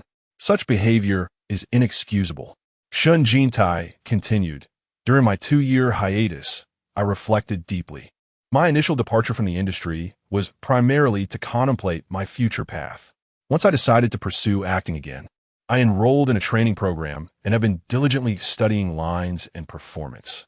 This, too, serves as a justification for my transformative development as an actor. I hope that after the series airs, everyone will witness my evolution." The host, smiling, expressed excitement about your remarkable performance in the Eastern Palace has arrived. It is well known that you portray a pivotal character, the chief eunuch Li Su. Let us delve into your role in the drama. Following the usual procedures, the host felt a twinge of nervousness, apprehensive that the unpredictable Shen Jintai might surprise him with an astonishing act. He clutched the script in his hands, having prepared numerous contingency strategies specifically for Shen Jintai. To his astonishment, today's Shen Jintai was exceptionally cooperative, and most importantly, his words held substance, while appearing deceptively simple. The criterion of speaking with substance is often unmet in the entertainment industry, where many celebrities falter. During interviews, some actors struggle to articulate their thoughts coherently, stumbling through discussions about their scripts and characters, delivering grandiloquent statements that ultimately ring hollow. In contrast, Shen Jintai spoke with depth and meaning, exuding a cultured demeanor.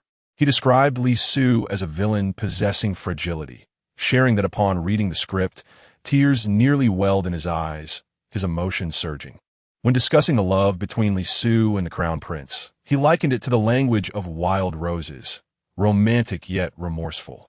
His delivery was both eloquent and composed, his gaze focused and gentle, as if the rose adorning his chest were truly alive. It was as though he had transformed entirely. Meanwhile, Bai Qingchuan sat restlessly in the audience, enveloped in a whirlwind of panic, shock, and confusion. Seizing the opportunity to excuse himself to the restroom, he turned on the tap and wept for a considerable time. Upon his return, he encountered Wei Gu, who regarded him with a serious expression. Noticing the redness in Bai Qingchuan's eyes, Wei Gu urged him to wipe them away, advising him to conceal his distress. Bai Qingchuan nodded, confessing, "I regret granting Shen Jintai this opportunity.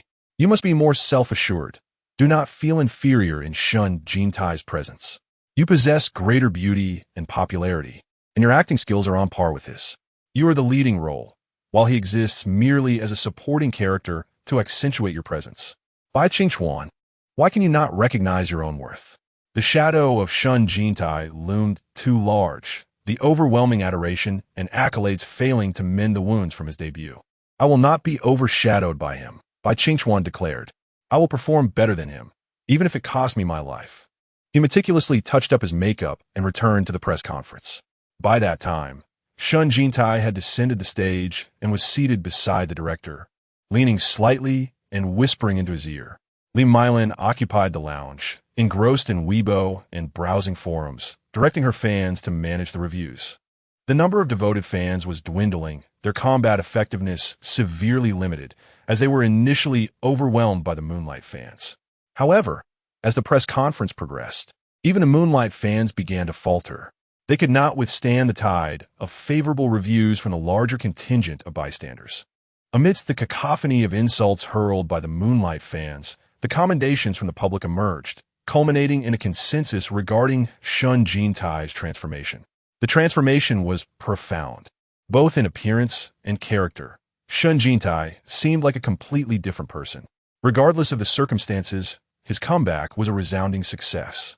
If Shen Jintai could seize this opportunity during the airing of the drama, as long as his acting improved by even half compared to before, his reputation would surely rise.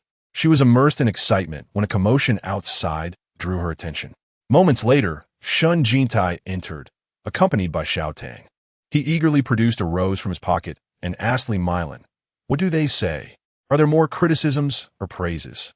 Li Milan responded, "It's about half and half." This was quite an achievement in itself. Upon hearing this, Shen Jintai immediately connected to the internet to check the online reviews. As he browsed through the comments, he noticed Xiao Tang's phone buzzing incessantly, as if inundated with messages. Looking up, he heard Xiao Tang exclaim, "Wow, so many people are applying to join the fan group." In just over 2 hours, hundreds had already signed up. The response was remarkable. That evening, Shen Jintai became the center of attention. Even the rose he wore on his chest trended on social media. "What inspired you to wear a rose?" Li Milan mused, considering it a stroke of genius. Shen Jintai replied, "I thought, this is my comeback. I must make a splash. I fear not being criticized, but rather being overlooked.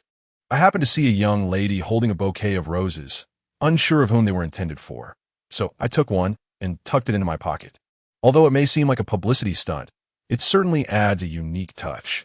Men's formal attire often lacks the breathtaking allure of women's gowns, which are memorable. A single rose distinguishes me from other male actors.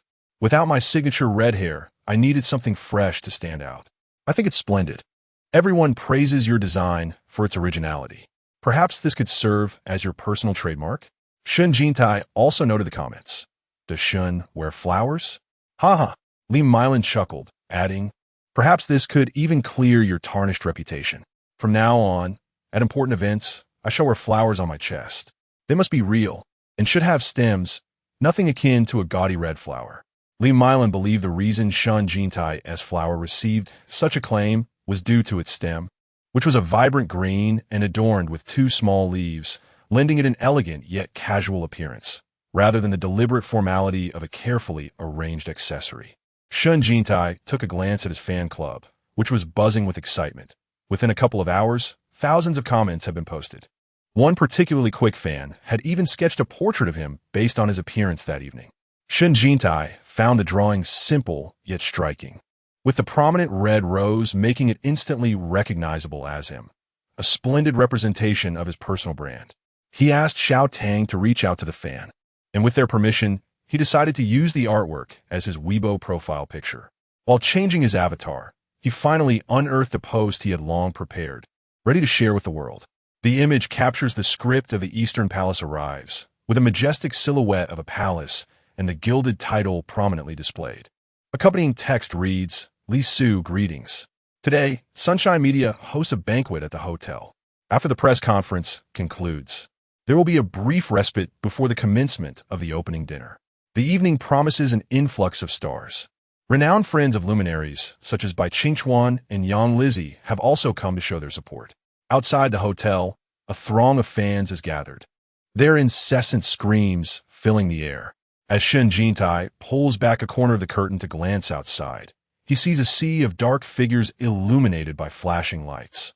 He wonders when he too might attract such a devoted following, where his name would elicit cheers upon his public appearance. Just then, a knock on the door interrupts his thoughts. A staff member enters, announcing, "Mr. Shen, it's time to enter." Shen Jintai nods, and Li Milan adjusts his collar, giving him a pat as she encourages, "Go ahead, we will be waiting for you here." Nodding once more, Shen Jintai follows the staff out into the bustling corridor, filled with people. Song Wei, who has recently taken a particular liking to him, waved from a distance, calling out, "Xiao Jin, over here." Shen Jintai smiles and walks toward her, accompanying Song Wei to the banquet hall.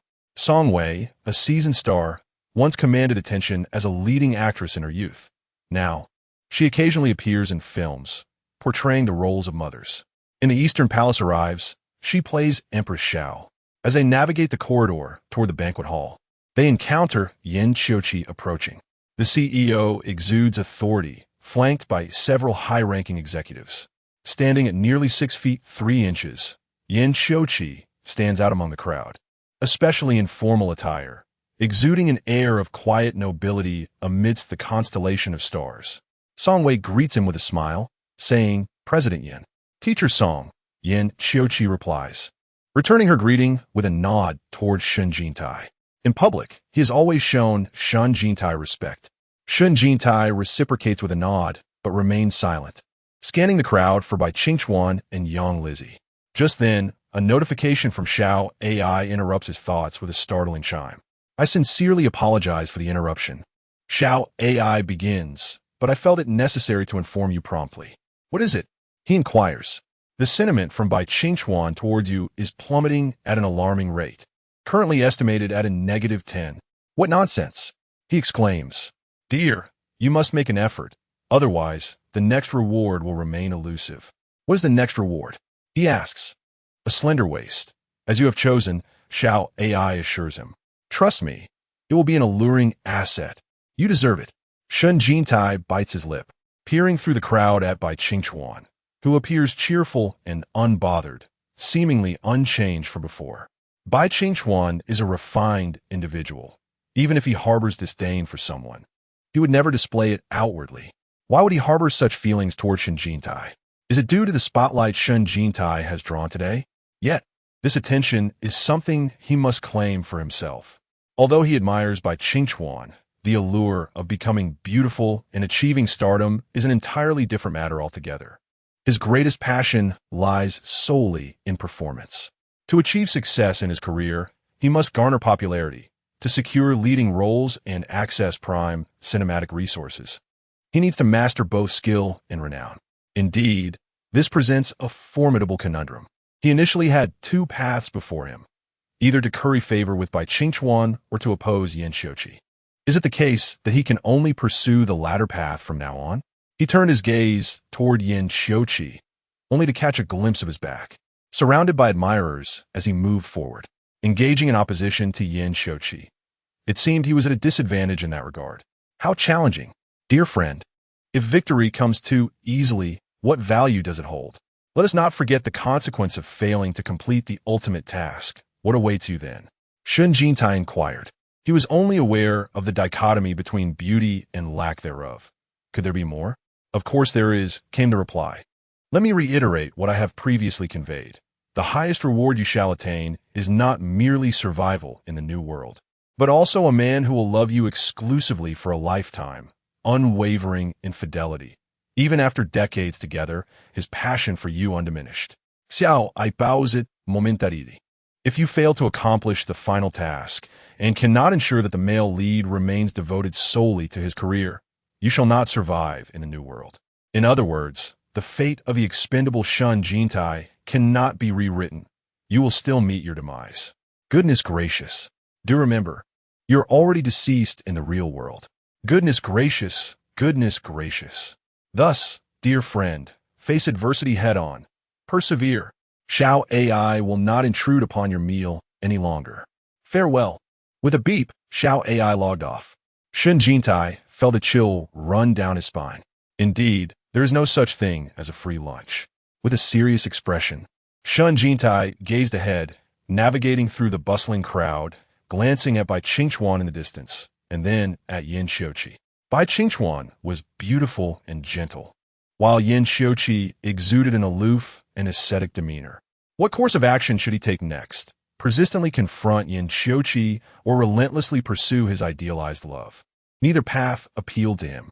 While survival is undeniably important, living comfortably and with dignity holds greater significance. In his encounters with Yin Qiuqi, he had never gained the upper hand. Rather, he had exacerbated Yin Qiuqi's misconceptions about him. Being regarded with disdain by such an admirable man was a blow to his self-esteem. He concluded that the best approach to Yin Qiuqi would be mutual indifference. As for pursuing Bai Qingchuan, that was more acceptable. After all, he did have an affinity for the enchanting young man.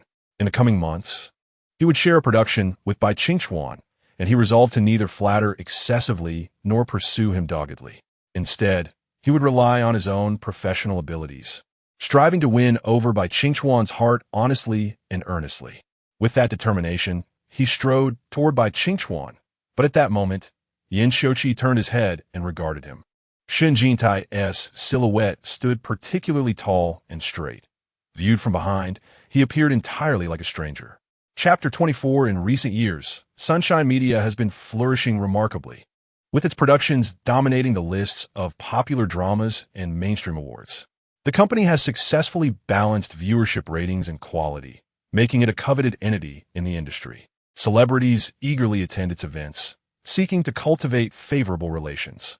Representatives from television networks have also joined, and due to Sunshine Media's stellar reputation, the drama The Eastern Palace Arrives secured a contract with a network even before filming commenced. The network has reserved a prime slot for the upcoming autumn season. Today's launch event also serves as a promotional gathering for the network, marking a significant investment from Sunshine Media. During the banquet, a small incident occurred. Lu Hui approached the media table to raise a toast and made a few remarks. Someone inquired, "You have starred as the male lead in several productions before. Why did you choose to take on the male for a role in The Eastern Palace Arrives?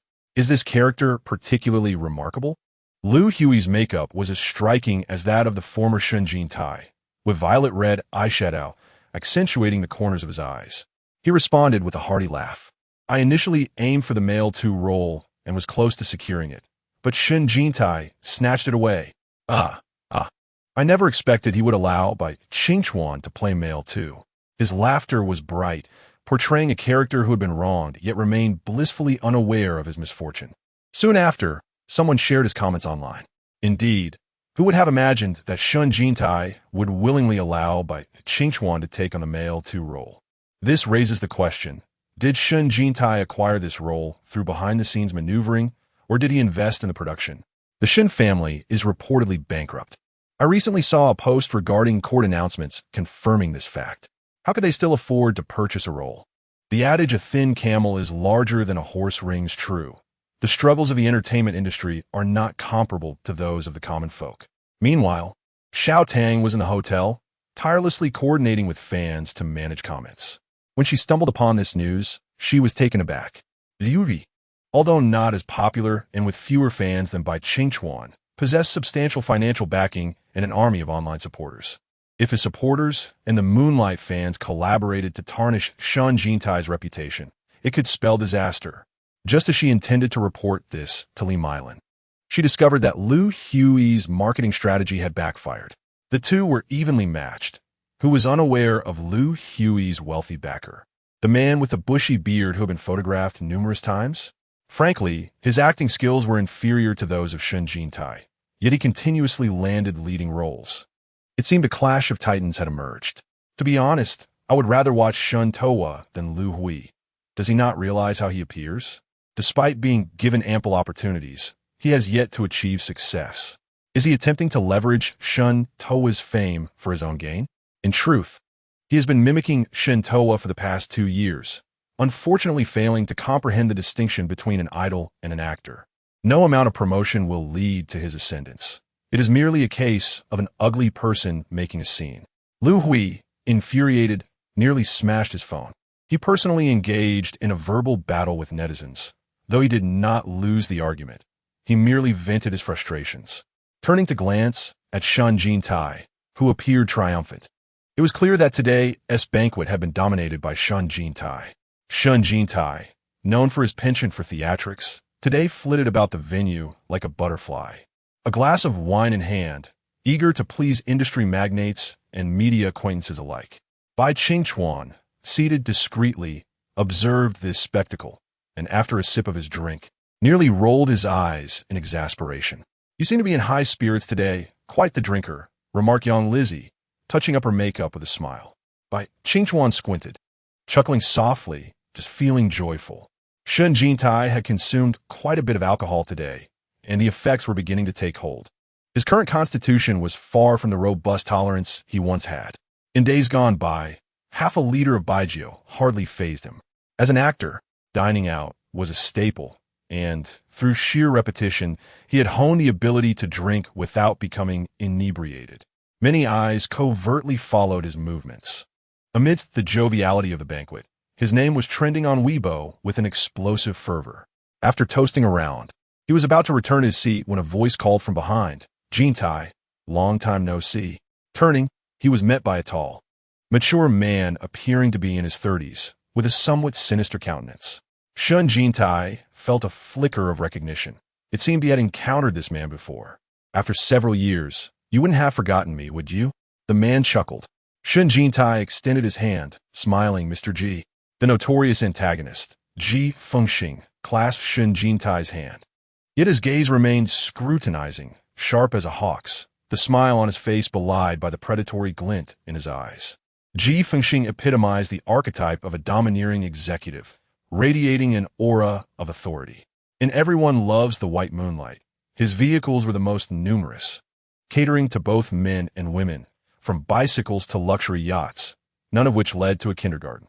Shen Jintai felt that Ji Fengxing was either engaged in risky activities or en route to them, and the author's portrayal of him as a wild, unruly, and negative villain left Shen Jintai feeling somewhat uneasy upon their first encounter. This indeed needed reformation. It was too discordant. Ji Fengxing and Yin Xiuqi were rivals, and since his artist Zheng Siki was cast in this production, Ji Fengxing had come to lend support. The personal attendance of the CEO underscored the significance Ji Feng Entertainment placed on Zheng Siki. "I've heard your agent is currently in discussions with management companies," Ji Fengxing remarked with a smile. 2 years have passed. I wonder if your perspective has shifted." 2 years prior, Ji Fengxing had sought to sign Shen Jintai personally, to which Shen Jintai had retorted, "100 Ji Fengxings do not equate to even a single toe of Yin Xiuqi." With a chuckle, he added, "I do have intentions to sign with a new company, though I have yet to make a final decision. I wish to assess my own marketability first." "The doors of Ji Feng Entertainment shall always be open for you," Ji Fengxing assured. "The conditions I previously offered remain unchanged, and I must express my gratitude to you, Mr. Ji." Shen Jintai smiled and summoned a passing server, taking a glass of wine and offering it to Ji Fengxing. The latter accepted it, clinking his glass with Shen Jintai's. As they drank, Ji Fengxing's gaze remained fixed upon Shen Jintai, unyielding and inquisitive. The transformation of Shen Jintai is indeed remarkable. He is almost unrecognizable. However, what remains consistent is the buzz surrounding him. His triumphant return to the stage was nothing short of spectacular, confirming that Shen Jintai is still the same individual he once was. Such an artist is ideally suited for Ji Feng Entertainment. In contrast, Ji Feng Entertainment has been left far behind by Sunshine Media, which now boasts a rising star with a promising future. Ever since several prominent artists ventured out on their own, Ji Feng Entertainment has been lacking in male popularity. The former Shen Jintai, who was once merely trailing after Yin Xiuqi, has undergone a complete transformation. From altering his tattoos to reinventing his image, suggesting a definitive break from the past. Both professionally and personally, he seems determined to claim Shen Jintai for himself. Recently, Shen Jintai's manager has been in discussions with various agencies. Did you know? At another table, Xiaoyang quietly inquired of Yin Xiuqi. Following his gaze, Yin Xiuqi observed Shen Jintai mingling with his competitor, both engaged in lively conversation over drinks. Perhaps due to the angle, Shen Jintai, now turned to the side, was clad in tailored trousers that accentuated his well-formed physique, undeniably captivating.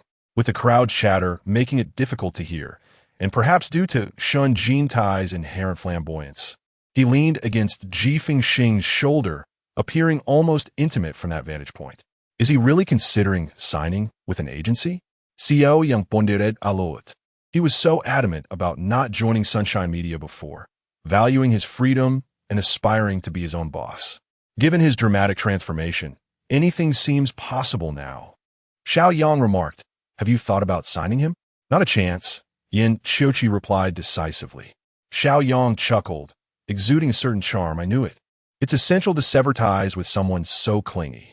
However, he continued, "If you don't sign him, There's a high probability he'll end up with Jifeng Xing. Jifeng Entertainment has been struggling in recent years, and they're certainly eager to acquire a popular figure. Although Shen Jintai has been out of the limelight for 2 years, his ability to trend remains unchanged. I heard he was keen on signing with them 2 years ago, but back then, he was too preoccupied chasing after you. Given their current camaraderie, it's highly likely they're headed for collaboration. Yin Xiuqi remained silent. Xiaoyang glanced at him and remarked, "Honestly, I think Shen Jintai. Doesn't he seem as bothersome as he used to be?"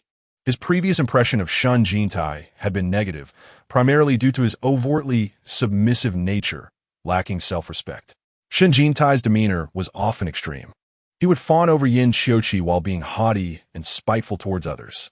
Yet today, when Shen Jintai greeted him enthusiastically as Brother Yang, it nearly made him spill his drink. It felt as though Shen Jintai had undergone a complete metamorphosis, steadfast and vibrant. Suddenly, Xiao Yang straightened up, as if he had discovered something extraordinary. Shen Jintai's physique. Quite impressive, I never noticed before. He nudged Yin Xiuqi, exclaiming, "Look, look." Yin Xiuqi retorted, "Do you need to keep your eyes glued to him?" Throughout the night, I found myself fixated on Shen Jintai. Xiao Yang felt quite aggrieved. It seemed that 9 out of 10 pairs of eyes at the gathering were glued to Shen Jintai. Goodness, that physique. Xiao Yang remarqued. Yin Xiuqi took a sip of his drink and averted his gaze. Out of sight, out of mind. This had always been the case, and it remained so, albeit with some variations in what troubled him. At the banquet, Bai Qingchuan was entirely putting up a brave front until the very end. Having imbibed too much, he found himself somewhat disoriented, leaning against Wei Ge, exclaiming, "Tonight, did I overshadow everyone?" Wei Ge and his assistant supported him, affirming, "Yes, indeed." Suddenly, Bai Qingchuan shot upright, turning back toward the banquet hall. "Where is Shen Jintai?" Wei Ge quickly pulled him away. Once back in his room, Bai Qingchuan sobbed uncontrollably while his assistant looked on helplessly. Wei Ge remarked dismissively, "Drunk people behave like this. Just leave him be."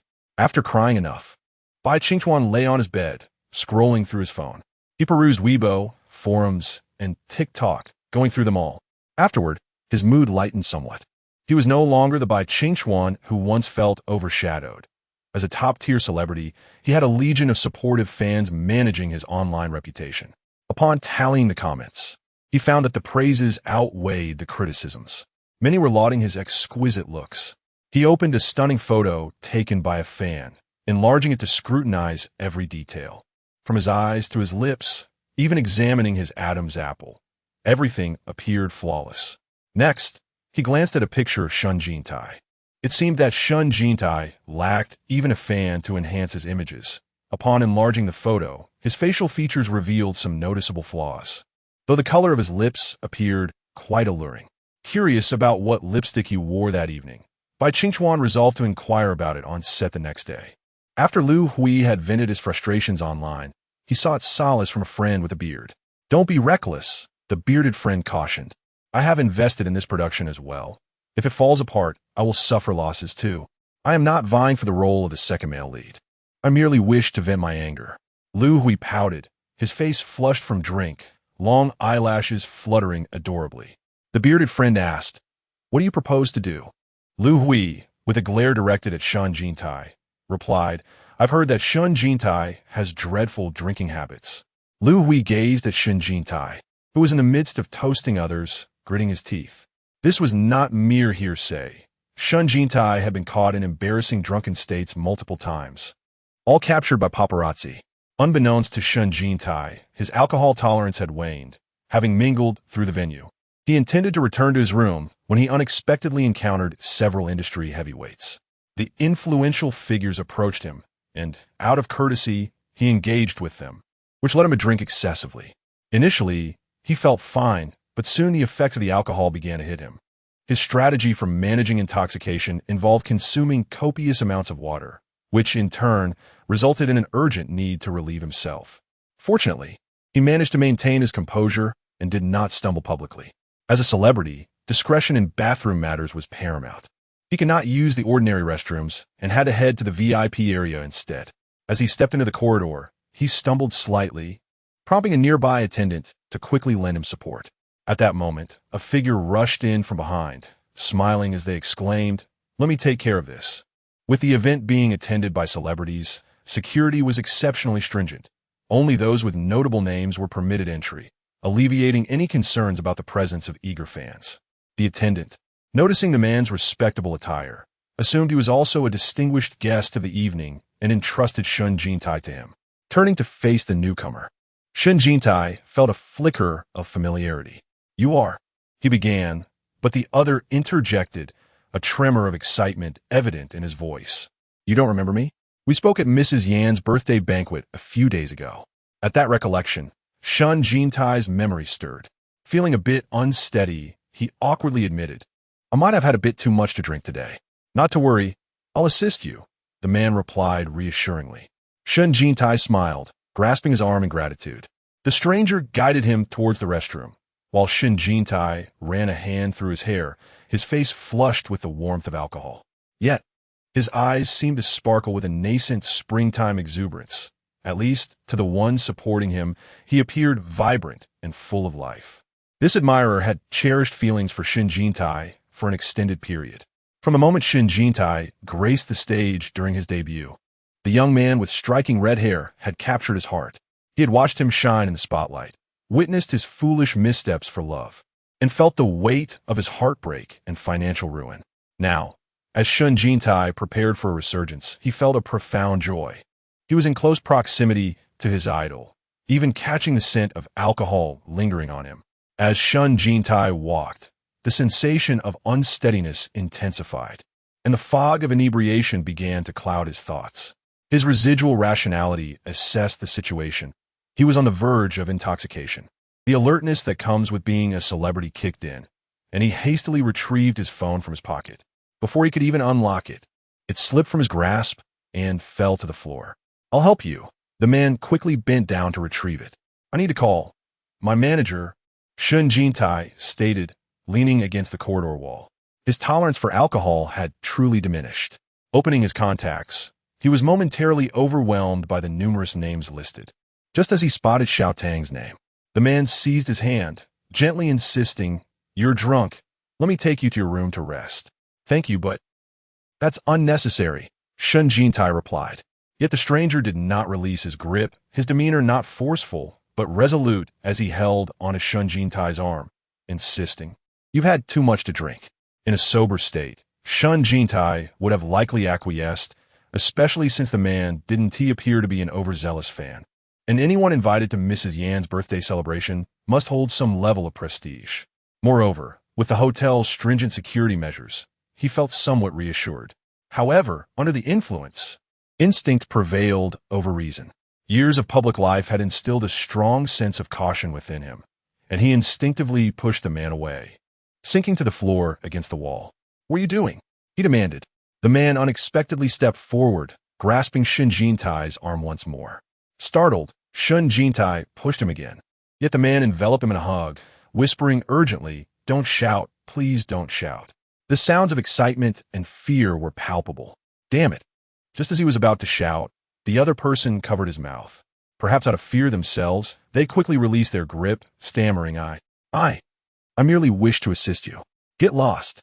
Shen Jintai wiped his mouth. The individual fled in haste. Shen Jintai exhaled sharply, and with the release of tension, a wave of dizziness washed over him. The waiter, alerted by the commotion, hurried over. Shen Jintai, still shaken and heavily intoxicated, mumbled incoherently, Don't touch me. Go away. I will call the police. I will call the police." Gripping his phone, he suddenly recalled an instance from his early days in the industry when he had attended a dinner hosted by a casting director and was drugged. Had he not fought back fiercely, he would have nearly fallen into the clutches of a lecherous predator. In the entertainment world, damn it, no man is safe. The crowd of onlookers grew larger, yet regardless of who approached him, Shen Jintai exhibited drunken antics. "TSK, TSK, TSK, there's the madman Shen Jintai again." Suddenly, he felt an overwhelming sorrow, though the reason eluded him. He covered his eyes with one hand, tears cascading down his flushed cheeks. Amid the chaos, a powerful hand grasped his flailing fist firmly holding his arm. Shen Jintai. It was a stern yet familiar voice. Despite his inebriation, he recognized it as Yin Xiuqi, a man he found utterly detestable yet undeniably trustworthy. While others may take advantage of him, Yin Xiuqi would not. He knew Yin Xiuqi would never love him or even touch him.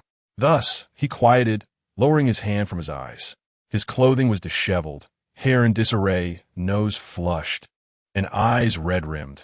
Yet the depths of his gaze were moist as he glanced at Yin Xiuqi before, in a moment of defeat, letting his head droop. Yin Xiuqi's expression was dark as he attempted to rise and summon the waiter, only to find himself unable to stand. He looked down to discover Shen Jintai's hands clutching the hem of his shirt. Chapter 25, like a child clutching the hem of an adult's garment. He felt a profound sense of security. His grip was quite firm, rendering him unable to rise, completely ensnared by Shen Jintai. He even began to suspect that Shen Jintai was feigning intoxication. Mr. Yin, the waiter hesitated, contemplating whether to approach. Yin Xiuqi had initially intended for the waiter to escort Shen Jintai back to his room or to summon Shen Jintai's assistant. However, given the current situation, he found it impossible to pry Shen Jintai away. With no retreat left, Yin Xiuqi's expression hardened as he made a brief pause before lifting Shen Jintai into his arms. The onlookers instinctively parted to create a path. Once he had Shen Jintai lifted, Yin Xiuqi realized he had no knowledge of Shen Jintai's room number. Today, a multitude of entertainers were present, each assigned their own accommodations. Inquiring at the front desk or with other staff would only exacerbate the situation. The priority was to remove Shen Jintai from the scene first. The waiter promptly summoned the elevator, and Yin Xiuqi instructed, 21st floor. As the waiter pressed the button and hesitated about whether to follow, the elevator doors closed. He was acquainted with both Yin Xiuqi and Shen Jintai, having heard many rumors about them. Inside the confined space of the elevator, he clasped his hands together, slightly rising on his toes, caught in a mix of excitement and anxiety, faintly hearing Shen Jintai's murmurs. Goodness! He bit his lip, glancing up at the floor indicator. Then, Yin Xiuqi's cold voice pierced the air. Move again. Immediately, Shen Jintai became significantly more compliant. Oh my, the domineering CEO and the charming star. Unfortunately, once Yin Xiuqi carried Shen Jintai into his room, he could no longer follow. It appeared that their relationship was not as fraught as the rumor suggested. Yin Xiuqi placed Shen Jintai on the sofa and noticed that Shen Jintai still clutched the hem of his shirt. With no one else around, he reached out to pry Shen Jintai's fingers loose, but to his surprise, Shen Jintai held on with remarkable tenacity, refusing to relent. Let go, Yin Xiuqi urged. Suppressing his annoyance, Shen Jintai emitted a soft whimper, sounding particularly alluring. When Shen Jintai had pursued him in the past, he too had pretended to be drunk. Yin Xiuqi had kindly offered to take him home, only to find Shen Jintai writhing and calling out, even more exaggerated than now. Back then, his wildness had been overtly apparent, exuding a fierce aggression. Now, however, his soft whimpers carried a teasing quality, as if the intoxication had dulled his defiance against his captor's will. Yin Xiuqi's expression darkened. Drinking too much leads to a drunken frenzy. Tears still lingered on Shen Jintai's cheeks. Having attended such an important event, he had made an effort with his makeup, but now, after rubbing his eyes with his hand, his face appeared smeared, rendering him even more pitiable. It had been many years since Yin Xiuqi had truly observed this face. In the past, it had been adorned with vibrant colors, desires etched upon it. Now, stripped of embellishments, the features were delicate, revealing an unfamiliar fragility. Yet his lips remained strikingly red, and under the flush of alcohol, they appeared exceedingly inviting. Yin Xiuqi removed his coat, finally liberating himself from Shen Jintai. He took a deep breath and called his assistant. Takahashi, please contact Shen Jintai's agent and ask her to come to my room. Takahashi promptly reached out to Li Milan, who was engrossed in scrolling through Weibo. They had initially anticipated that Shen Jintai would be torn apart by the Moonlight fans today. Yet to their surprise, he received a plethora of positive reviews. This was indeed an unexpected delight. She answered the call, her voice brimming with renewed joy. Hello, this is Li Milan. This is Takahashi from Sunshine Media. Our president Yin requests you to visit his room, 2109. Due to Shen Jintai, the relationship between Li Mylin and Yin Qiuqi was quite strained. He called for me. Did he, President Yin? Takahashi, equally puzzled, confirmed, yes, he did. With a sense of trepidation, Li Mylin approached the door of room 2109. Upon it being opened, she found Yin Qiuqi clad only in a white shirt, sleeves rolled up. Come in, he said. Li Mylin bowed and cautiously stepped inside, only to find Shen Jintai sprawled on the sofa, a black suit clutched in his hand. Goodness, could that possibly be the coat he removed from President Yin? Her face flushed with embarrassment. She was utterly clueless about the situation, and confronting her would yield no answers. He has had too much to drink, Yin Qiuqi remarked. Please take care of him.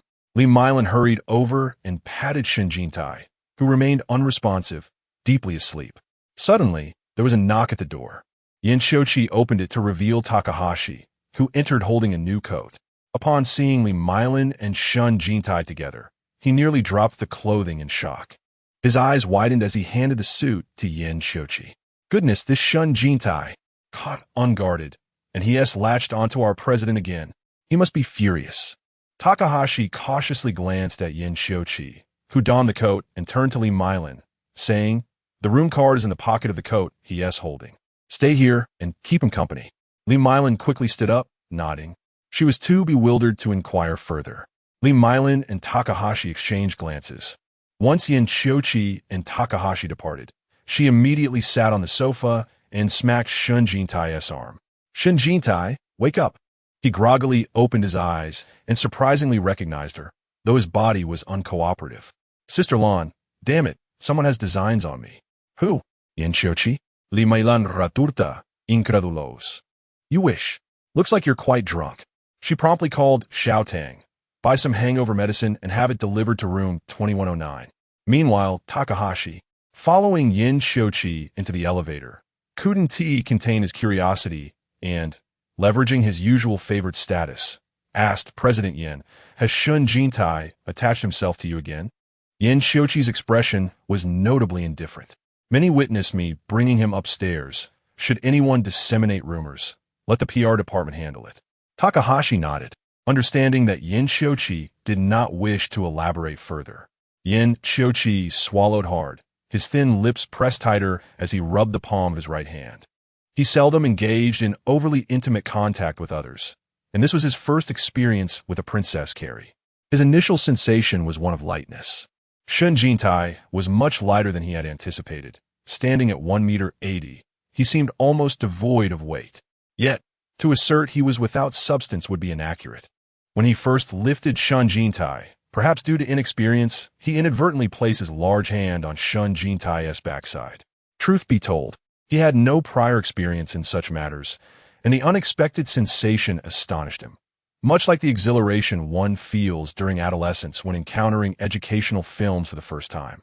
Even though he hastily shifted his hand downward, that fleeting sensation lingered in his mind for a long while. Perhaps he had indulged in too much alcohol today. That momentary feeling could merely indicate he was a normal man. His feelings towards Shen Jintai remained entirely neutral. No one was aware of the harassment Shen Jintai experienced. The only one privy to the truth, Shen Jintai, was currently in a state of oblivion. However, the ever-curious Takahashi was eager to uncover what had transpired. He conducted an investigation and learned from bystanders that Shen Jintai had become inebriated and was taken upstairs by Yin Qiuqi. Was the situation truly so straightforward? Was it not possible that Shen Jintai was feigning drunkenness to entice their esteemed Yin, driven by an intense desire to uncover the truth? Takahashi resolved to review the surveillance footage. He was keen to observe what tricks Shen Jintai was playing. Just because Yin Qiuqi possessed refinement did not mean he could be taken advantage of. Upon reviewing the footage, he was astounded. Goodness, who was this lecherous individual? Audacious enough to take advantage of Shen Jintai. Based on his knowledge of Shen Jintai, he was certain that Shen was indeed intoxicated. Otherwise, he would have kicked that person to tears. The video was relatively clear, revealing a rather handsome young man. Judging by his attire, he was likely affluent or privileged. After all, The hotel had stringent security today. Anyone who managed to enter had likely received an invitation, making it improbable that someone had slipped in unnoticed. Although he harbored disdain for Shen Jintai, he still felt a surge of righteous indignation upon witnessing such an incident. He hesitated over whether to inform Yin Qiuqi about the matter. Although Yin Qiuqi worked in the entertainment industry, he rarely appeared under the spotlight. The reason so many recognized Yin Qiuqi was not solely due to the power of the Yin family, but rather his association with Shen Jintai. When discussing Yin Qiuqi, the most common remark was the man pursued by Shen Jintai. Their esteemed Yin was a person of integrity, yet he found himself ensnared in scandalous rumors. When Takahashi visited Yin Qiuqi, he found him engrossed in this quarter's financial reports. Upon noticing Takahashi's entrance, Yin Qiuqi flung the reports onto the table. Who prepared these reports? Why has the accounting method changed? Send them back for a redo. Takahashi responded affirmatively. Collecting the financial statements, Yin Qiuqi raised his gaze, inquiring, "Is there something amiss?" After a prolonged internal struggle, Takahashi relayed, "I investigated and heard from someone that Shen Jintai had become inebriated and was taken advantage of. I reviewed the surveillance footage, and it indeed corroborated the claim." Yin Qiuqi, unaware of this incident, recalled that when he had seen Shen Jintai, he was already in a drunken stupor. "Did you discern who it was?" he asked. Takahashi replied, "I do not recognize him, though he appears somewhat familiar." As he spoke, he stepped forward to offer his phone, having recorded the segment in question. Yin Qiuqi took the phone and glanced at the footage, his expression darkening with each moment. Despite his usual vexation with Shen Jintai, he did not revel in his misfortune. Rather, his demeanor was grave. "Do you know him?" he asked. Yin Qiuqi did indeed recognize him. He was Qian Jiasu, the scion of the Qian family. After Qian Jiasu fled, he felt a mix of dread and regret. He was relieved he had been discovered, for otherwise his reputation would have been irrevocably tarnished. Yet, amidst that relief lingered a sense of remorse. He had harbored a disconcerting notion to seize the opportunity to extricate Shen Jintai while no one was watching. He believed that had he been more resolute, he might have succeeded. Fortune favors the bold, while the timid perish. To him, Shen Jintai was nothing short of celestial. At least, he ought to have kissed the celestial being. He adjusted his attire and headed towards the hotel entrance, but as he reached the threshold, security personnel obstructed his path. Qian Jiasu furrowed his brow, demanding, "What is the meaning of this?" Young Master Qian, Takahashi, having set down his coffee, approached with a smile. "Our President Yin wishes to discuss a matter with you, and may take a moment of your time." After a night of slumber, Shen Jintai awoke with a splitting headache. He finally grasped the extent of his alcohol tolerance. Sitting up in bed, he realized he still clutched a coat in his hand. Fragmented memories surged back, and he recalled encountering Yin Qiuqi before losing consciousness. This indeed resembled Yin Qiuqi's coat. "Goodness," he murmured, hastily throwing off the covers to check his attire. To his astonishment, he was clad only in pajamas. Suddenly, clarity washed over him. Had he and Yin Qiuqi shared a bed? Why did he possess faint recollections of such an encounter? He vaguely remembered his legs draped over Yin Qiuqi's shoulders.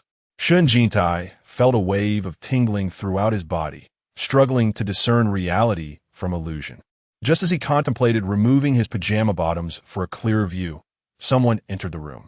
He quickly clutched the blanket tighter and glanced towards the doorway. Xiao Tang entered, spooning red bean soup as she pushed the door open. "Jinge, you're awake. Where am I?" Shen Jintai surveyed the unfamiliar yet opulent bedroom. "Last night you got drunk, and President Yin brought you to his room," she explained. Shen Jintai was momentarily stunned. "I can't believe this isn't a dream." Heat rushed through him, and his cheeks flushed crimson. Burying his face in his knees and ruffling his hair, he heard Li Mylan's voice, "You'd better get up quickly. Today is your shooting day. Look at your face, it's all red and puffy. Let us see how you manage to act later." On the first day, there is no scene for Jingo. Xiao Tang whispered. Shen Jintai glanced at Xiao Tang and Li Mylan. "You both go out first. I need to take a shower." Li Mylan replied, "I prepared your clothes. Hurry up. Even without a scene, You should go to the set and familiarize yourself with the environment. Once they left, Shen Jintai finally got out of bed. He could not tell if it was merely his imagination or a remnant of his hangover, but he felt as though his legs were somewhat unresponsive. The image of his feet resting on Yin Xiuqi's shoulders flickered in his mind. Upon reaching the bathroom, he lacked the courage to examine himself. As the water cascaded from the shower head, his memories became even more vivid. After dawdling for what felt like an eternity, he began to doubt the plausibility of it all. His lower abdomen bore no signs of discomfort, which was typically a certain aftermath of a night spent with Yin Xiuqi. "How long have you been here?" he asked, drying his hair as he emerged from the bedroom, striving for composure. "Did Yin Xiuqi bring me here? How much did you drink? You don't even remember how you got here." Li Mylan recounted the events of the previous night. "When I received a call from his assistant, I was utterly bewildered. He left right after you arrived." Shen Jintai exhaled in relief. "What else would he do?" Li Mylan teased. "Did you expect him to stay and keep you company all night? Dream on." Shen Jintai pressed a hand to his chest and sank onto the sofa. So it was merely a dream. It made sense, given the protagonist's capabilities. If anything had truly happened, he would not be in this state now. A drunken man could hardly be the one to seduce Yin Xiuqi. In their encounter, it was either submission or a beating for him.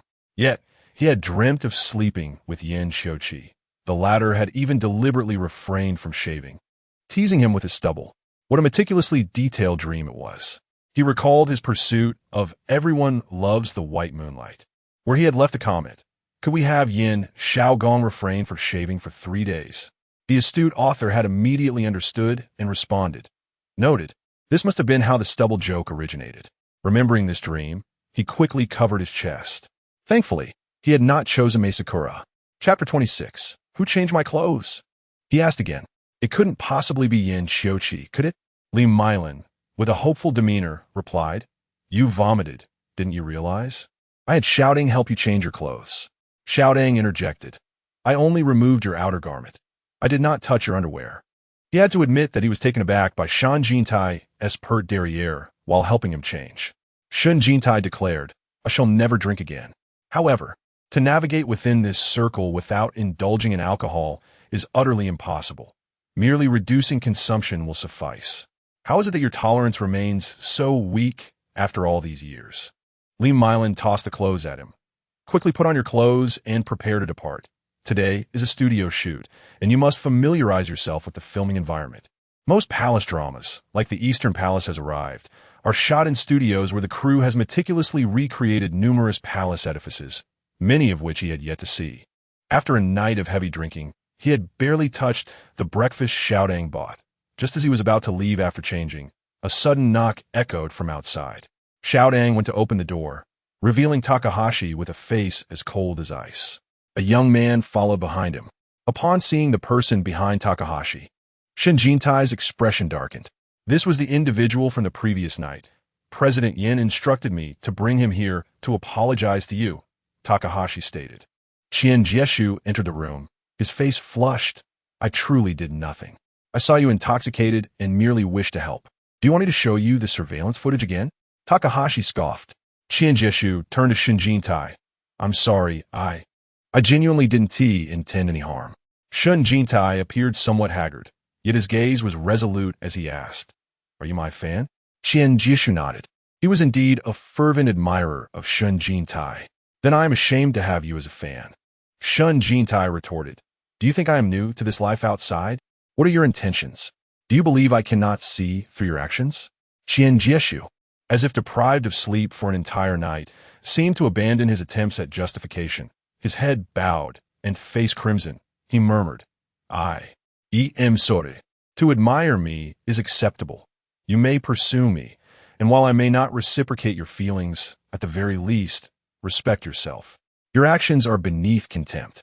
To be a man of such low character reduces you to a mere fool. Loving someone should be a beautiful sentiment. Do not tarnish the essence of love with your actions." Shen Jintai commanded, "Leave now. I will not pursue this matter, but I hope to never see you again." For a fan, nothing is more devastating to their pride than the disdain of their idol. Qian Jieshu, thoroughly embarrassed, glanced at Takahashi, who remained silent. and hastily scurried away like a mouse. Please thank President Yin for me, Shen Jintai instructed Takahashi. President Yin mentioned that he would have acted similarly with anyone else. Takahashi still bore a disapproving expression. He did not inflict any substantial harm yesterday, and you are a public figure. Escalating this matter would adversely affect you. So must end here. However, rest assured, we have spoken with President Yin, and he will not dare to repeat such behavior in the future. Shen Jintai nodded in acknowledgement. Takahashi turned to leave, while Milin and Xiaodang remained in a state of confusion, unaware of the unfolding events. Just as they were about to grasp Shen Jintai's arm to inquire, Takahashi halted at the doorway, turning back to speak. I have a few words I wish to express. A conversation I would like to have with Mr. Shen. Please proceed. I found Mr. Shen's earlier remarks particularly insightful. To harbor affection for someone is inherently a beautiful sentiment. However, if the feelings are unreciprocated and one persists in their pursuit, it can indeed devolve into a rather pitiable situation, akin to that of Qianjiasu. Mr. Shen, you must now comprehend the discomfort of being pursued by such an individual, correct? Takahashi, indeed, proved to be the most loyal assistant to the male lead, devotedly considering Yin Qiuqi's perspective. Rest assured, both you and President Yin can be comforted in knowing that Shen Jintai understands, no matter how eloquently one may articulate such matters. It ultimately bears little weight. His previously ingrained image of undesired affection is not easily altered. A great deal has transpired recently, and we have all changed, myself included. Having spent considerable time with Yin Qiuqi, Takahashi had absorbed some of his temperament. Often, when Yin Qiuqi was unable to express his frustrations, it was Takahashi who assumed the role of the stern enforcer. Our President Yan's coat, Takahashi remarked. Shen Jintai paused momentarily, then retrieved the coat left behind by Yin Qiuqi, handing it to Takahashi. With a nod, Takahashi took the coat and exited with an air of haughty pride. Shen Jintai chuckled softly, only to turn and find Milin and Xiaodang staring at him in disbelief. He recounted the events of the previous day, prompting Xiaodang to exclaim in indignation. Is this truly happening? President Yin handled it well, Milin interjected. Convincing him to apologize is no small feat, and bringing this matter to light would serve you no advantage. Please extend my gratitude to Yin Qiuqi on my behalf, Shen Jintai replied. I shall refrain from thanking him in person. His absence before Yin Qiuqi is the most sincere expression of thanks. This sentiment was indeed disheartening. He could scarcely fathom how the former Shen Jintai had once found pleasure in such circumstances. It was beyond his capabilities. He chose not to confront Yin Qiuqi and instead regarded him as a familiar stranger. Did he convey this to you? Yin Qiuqi inquired of Takahashi. Takahashi nodded, stating, he seemed quite earnest. It did not appear to be a prevarication. He may genuinely no longer harbor feelings for you. Upon uttering this last statement, he felt a twinge of awkwardness, sensing its inappropriateness. Fortunately, Yin Qiuqi's expression remained indifferent, revealing nothing as he gently rubbed his left palm with his right thumb. He quickly added, your coat is already with the cleaner. As the production team prepared to commence filming, Yin Qiuqi had initially intended to visit the set. However, with an exceptionally packed schedule, including an overseas trip, he delegated the task to the company's vice president. Accompany Vice President Zhang to the set, he instructed Takahashi, should any issues arise, do not hesitate to call me. Having served as an assistant for many years, Takahashi had garnered ample experience and capability. Thus, remaining in a personal assistant role felt somewhat beneath him. Yin Qiuqi contemplated promoting him, intending to provide him with further opportunities for growth. Takahashi nodded in agreement and first escorted Yin Qiuqi to the airport before proceeding to the filming location with Vice President Zhang. East Palace adopts a real-time filming and broadcasting model, set to air just a month after production begins. Consequently, the shooting generally follows the script's sequence, albeit with minor adjustments. For instance, today's scene featuring the lead couple was originally intended for the second episode. However, in pursuit of auspicious beginnings, the production team opted to film their initial encounter ahead of schedule. The female protagonist, Helan Bai, enters the palace with her mother to visit her aunt. The character played by Song Wei, Empress Xiao. The Empress initially intended to betroth her to her son, Crown Prince Zhou Ying. Yet during this palace visit, the female lead experiences an unexpected infatuation with the male lead. Portrayed by Bai Qingchuan, he is the second prince, Zhou Zi, the son of the late De Fei, and one of the least favored princes. This particular scene has a singular requirement: beauty. The setting is adorned with blossoming peach flowers, petals dancing in the air as a fan blows, lifting Helan by S skirt gracefully. Shen Jintai, seated nearby, wields a small electric fan to cool his face. Li Milan crouches beside him, whispering, "What a match! Handsome and beautiful. It is indeed a sight to behold." Yang Lizzie's beauty is well known as a celebrated period drama actress, while Bai Qingchuan's attire further accentuates his noble elegance. Each of them is accompanied by their own stylist, ensuring their hair and costumes stand apart from others, radiating an exceptional quality. As the director calls for a cut, a flurry of crew members rushes in. Some touch up his makeup while others fan him. Bai Qingchuan glances into a small mirror, catching Shen Jintai's gaze. In the sweltering heat, he is clad in heavy costumes, while Shen Jintai, in a simple t-shirt with a fan, appears refreshingly cool. He smiles at Shen Jintai, igniting a flutter of emotions. Shen Jintai immediately waves back. The system seems quite benevolent towards him. Had he been tasked with courting an unattractive individual, he would likely have mustered the courage to comply for the sake of survival. Yet, fate has paired him with such a striking young man. Although he has no scenes today, merely watching from the sidelines fills him with excitement. He still adores acting. The sight of the cameras and equipment, along with the artificial lights overhead, stirs his passions profoundly. After spending 2 hours on set, he heads to the hotel arranged by the production team. Located within the film city, the hotel conditions are typically modest, some even rather rudimentary. However, upon opening his door, he is pleasantly surprised to find himself in a lavish suite, indicating the production team's regard for him. He feels quite pleased. "If your room is this luxurious, I can only imagine how splendid the accommodations must be for Bai Qingchuan and Yang Lizzie," remarks Li Milan, noting the hotel's ordinary exterior belies its opulent interior. With ample rooms available, she and Xiao Tang can often stay overnight. Shen Jintai steps out onto the balcony, taking in the panoramic view of the film city, a sight that invigorates his spirit. This is the very place where he aspires to strive and succeed. Before fetching his luggage from home, he instructs Xiao Tang to purchase a variety of chilled beverages for the set. As their vehicle approaches the entrance, he notices a group of young girls waiting by the roadside, evidently devoted fans. He gestures for Xiao Tang to halt the car, lowers the window, and inquires, "Whom are you waiting for?"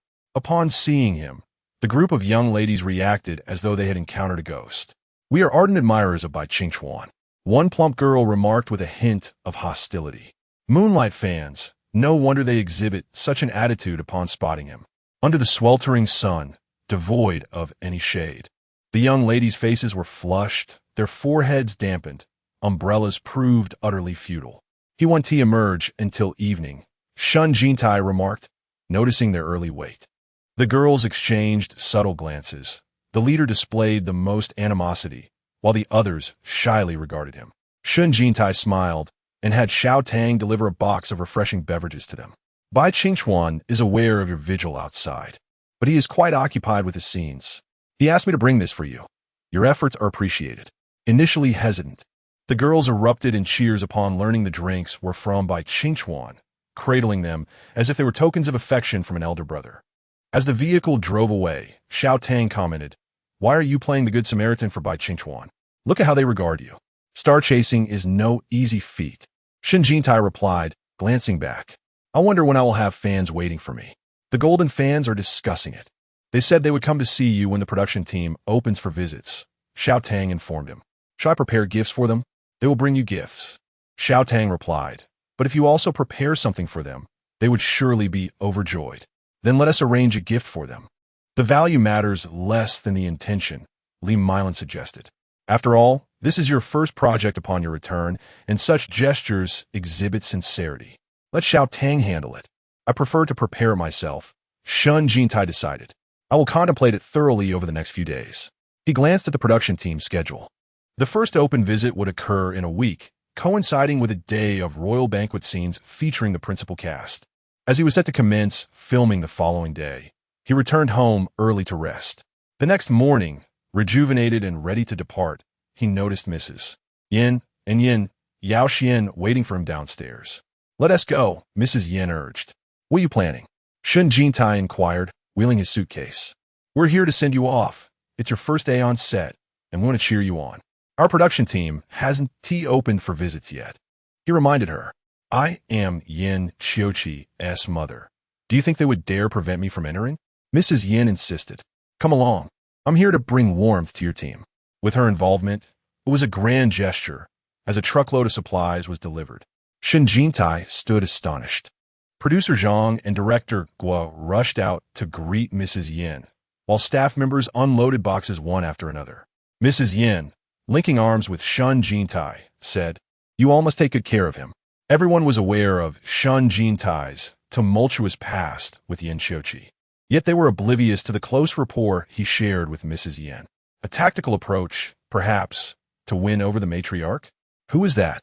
Young Lizi Asket, clad in a light garment, addressing a small fan. Bai Qingchuan cast a cold glance at General Yan's mother, Fong Fengmei. Young Lizzie immediately sat up straight. Fong Fengmei was a true socialite of remarkable elegance. No wonder General Yan was so handsome. It was evident that he inherited his mother's beauty. When Madame Yin visited, the entire crew began to circulate rumors about the affair between Shen Jintai and Yin Chiochi. Indeed, it was the most sensational same-sex rumor of the century. The melodrama of a top idol entangled with an aloof young master, known by all. However, it turned out that while everyone was aware of one side of the story, they were oblivious to the fact that Shen Jintai had already won over his mother. As Shen Jintai went to get his makeup done, Madame Yin, accompanied by producer Zhang, strolled around the set and inquired, "Which one is Bai Qingchuan?" Although she had seen videos and photos of him, she sheepishly had not remembered his appearance. Producer Zhang pointed him out, the one sitting in the chair. Madame Yin looked over with a cold gaze. The young man's demeanor was indeed quite endearing. Yet, she believed that excessive beauty in a man might not be a virtue. A mere pretty boy, perhaps a bit of schemer, what a waste of such delicate features.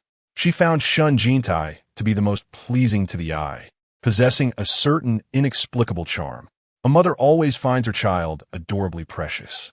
"You have such lovely lips," the makeup artist remarked to Shen Jintai. "You could forego lipstick altogether." After the makeup application, Shen Jintai's somewhat bland features transformed dramatically, enhancing his attractiveness significantly.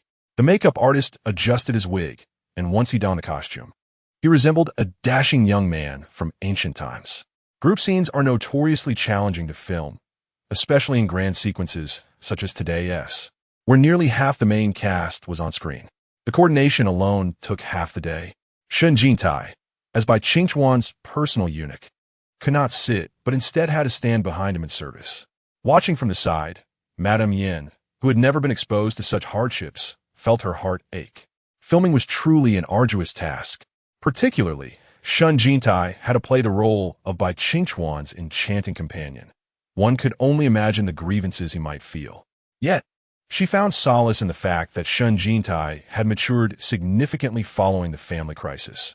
He could now endure hardship without a single complaint. In this first scene, Shen Jintai had no lines. Nevertheless, he was invigorated, possessing an innate desire to perform and an extraordinary passion for acting.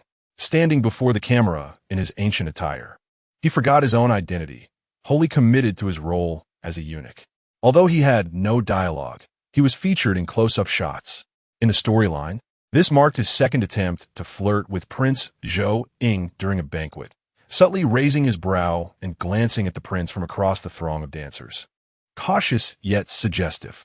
The atmosphere on set was somewhat chaotic with bright lighting, but when Madame Yin and Yin Yaoxian appeared behind the director's monitor, they were left utterly astonished. The lens captured an entirely different world of light and shadow. After meticulous lighting and color grading, each frame was astonishingly exquisite. Shen Jintai glanced at the prince, then slightly lowered his head, the prince's features becoming increasingly blurred in the frame as the focus shifted to Shen Jintai's face, magnifying the delicate lashes and the fleeting smile at the corner of his lips.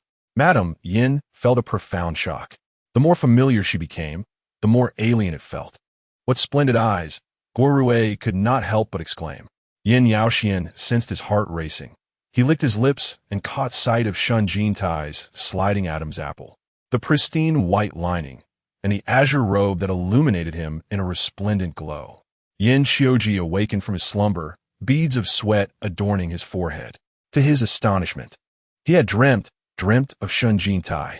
The memory of the dream lingered vividly, causing his heart to race fiercely, his body drenched in a clammy sweat.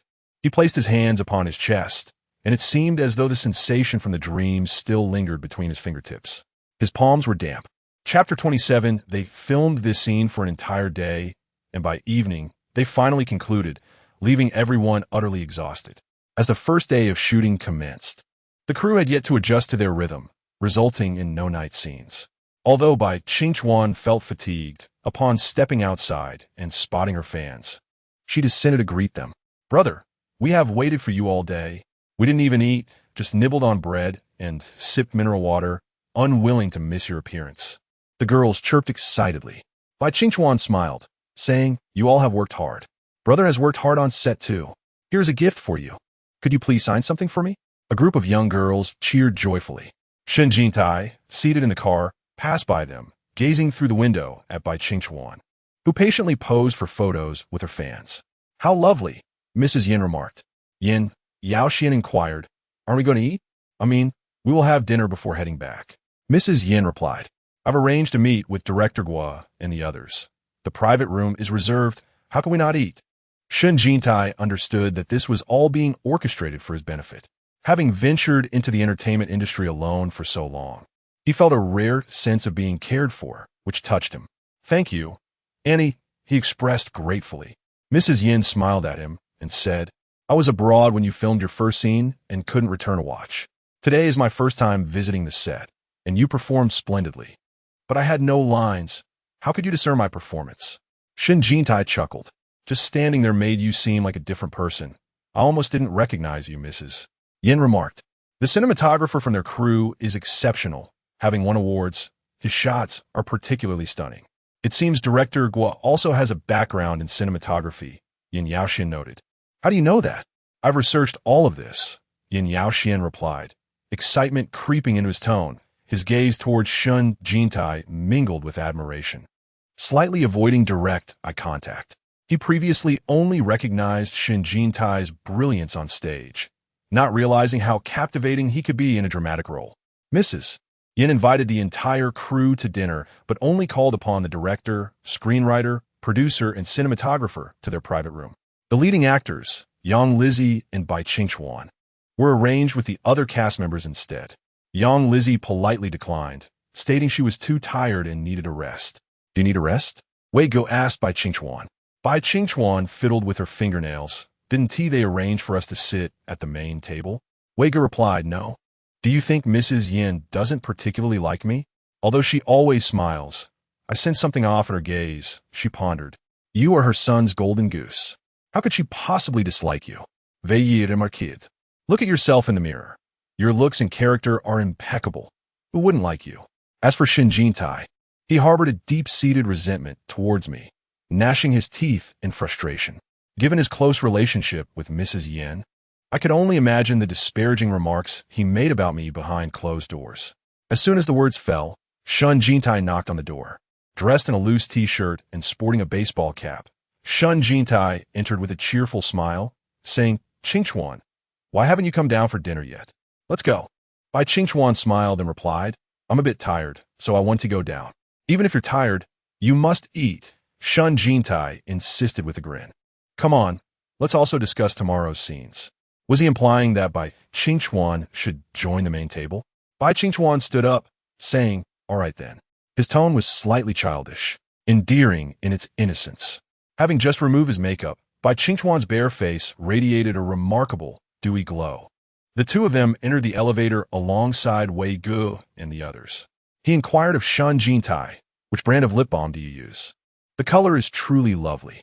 It was a hue that lay between tomato red and maple, perfectly vibrant without being overly flamboyant for a man, clean and natural, devoid of the typical lipstick feel. Are you referring to today as filming? Shen Jintai asked. I mean right now, Bai Qingchuan clarified. I haven't applied anything. Bai Qingchuan turned to look at Shen Jintai, leaning in closer for a better view. Shen Jintai chuckled softly and touched his lips. For the first time, he experienced the joy of transformation. Look, he whispered, gesturing for Bai Qingchuan to see. Bai Qingchuan paused, remarking, "This is your natural lip color." Shen Jintai had previously favored heavy makeup, to the point where he doubted his own memories. He recalled Shen Jintai's lips appearing rather dull during a talent show. "I've been taking good care of myself lately," Shen Jintai remarked. Bai Qingchuan pressed his lips together, saying, "I've been quite busy, and my lips have been particularly dry. I thought you might have some good lip oil or lipstick to share." Shen Jintai merely chuckled softly. Wei Ge, standing nearby, looked utterly perplexed. Their conversation appeared more akin to that of two close friends exchanging beauty tips than adversaries, creating an oddly harmonious atmosphere. It crossed Bai Qingchuan's mind that it wouldn't be so bad if they could genuinely become friends. Just as this thought emerged, he noticed Bai Qingchuan glance over, rolling his eyes discreetly. Perhaps he was overthinking things. The dinner was quite pleasant, yet Mrs. Yin and Yin Yaoxian seemed somewhat discontent. Mrs. Yan's displeasure stemmed from her belief that Shen Jintai was genuinely fond of Bai Qingchuan. She recalled Shen Jintai telling her at her birthday banquet that he no longer liked Yin Xiuqi, but had developed feelings for Bai Qingchuan. She had assumed it was merely a ruse, but it appeared that Shen Jintai had indeed shifted his affections. When sitting with Bai Qingchuan, he was calm, composed, and gentle, displaying a gentlemanly demeanor. Was this the same fiery-tempered Shen Jintai of the past? Yin Yaoxian was even more displeased. His heart felt weary before the tiger had departed. Another wolf had appeared. He had never considered that a man as beautiful as Bai Qingchuan could one day become the object of his jealousy. He had been working out for 2 years, aspiring to be more masculine than his brother. That Bai Qingchuan seems to have quite a good temperament, Mrs. Yin commented. He is indeed a little fairy, Shen Jintai remarked. People appear particularly innocent. Yet, what purity exists in the entertainment industry? The truly innocent would never delve into the realm of fame and fortune, Yin Yaoxian retorted. Mrs. Yin shot him a glare, prompting Yin Yaoxian to hastily clarify to Shen Jintai, "I wasn't referring to you. Her younger son has always been rather simple-minded, so unlike his brother. One would hardly believe they share the same parents." Shen Jintai chuckled and replied, "I understand." He opened the door and said, "Come in." Mrs. Yin and Yin Yaoxian entered the hotel room, and after surveying the space, Mrs. Yin commented, "Not bad, better than I expected." "Mom, spare the pretense," Yin Yaoxian said to Shen Jintai. "This is Mom's strict order for my elder brother. She insisted you be given the finest room." "No wonder," Shen Jintai mused. "I was puzzled as to why the crew arranged such a splendid room for me. I thought everyone received such treatment." Mrs. Yin laughed and remarked, "This is hardly luxurious. Although it's a 5-star establishment, it pales in comparison to those outside. However, we have no choice. The hotels here generally lack quality. We cannot allow our own production to mistreat our family. The journey to the main city takes over 2 hours by car, and it was getting late, so Mrs. Yin and her son prepared to return home. Mrs. Yin seldom exerted herself to such an extent. Upon reaching home, she immediately washed up and went to bed. Yin Yaoxian ascended to the 3rd floor and paused momentarily at Shen Jintai's door. After a brief hesitation, he pushed the door open and entered. The household staff had tidied up the room, leaving it immaculate with no signs of occupancy. He sat by the bed for a while before walking to the wardrobe and opening it. The wardrobe was empty. All the clothes had been removed. It was uncertain what he hoped to find by opening the wardrobe, perhaps his brother's coat or Shen Jintai's thong. Suddenly, a conflicting attraction towards Shen Jintai surged within him.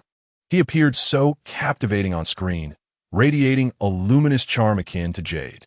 Yet beneath his solemn robe, he might be donning the most audacious thong.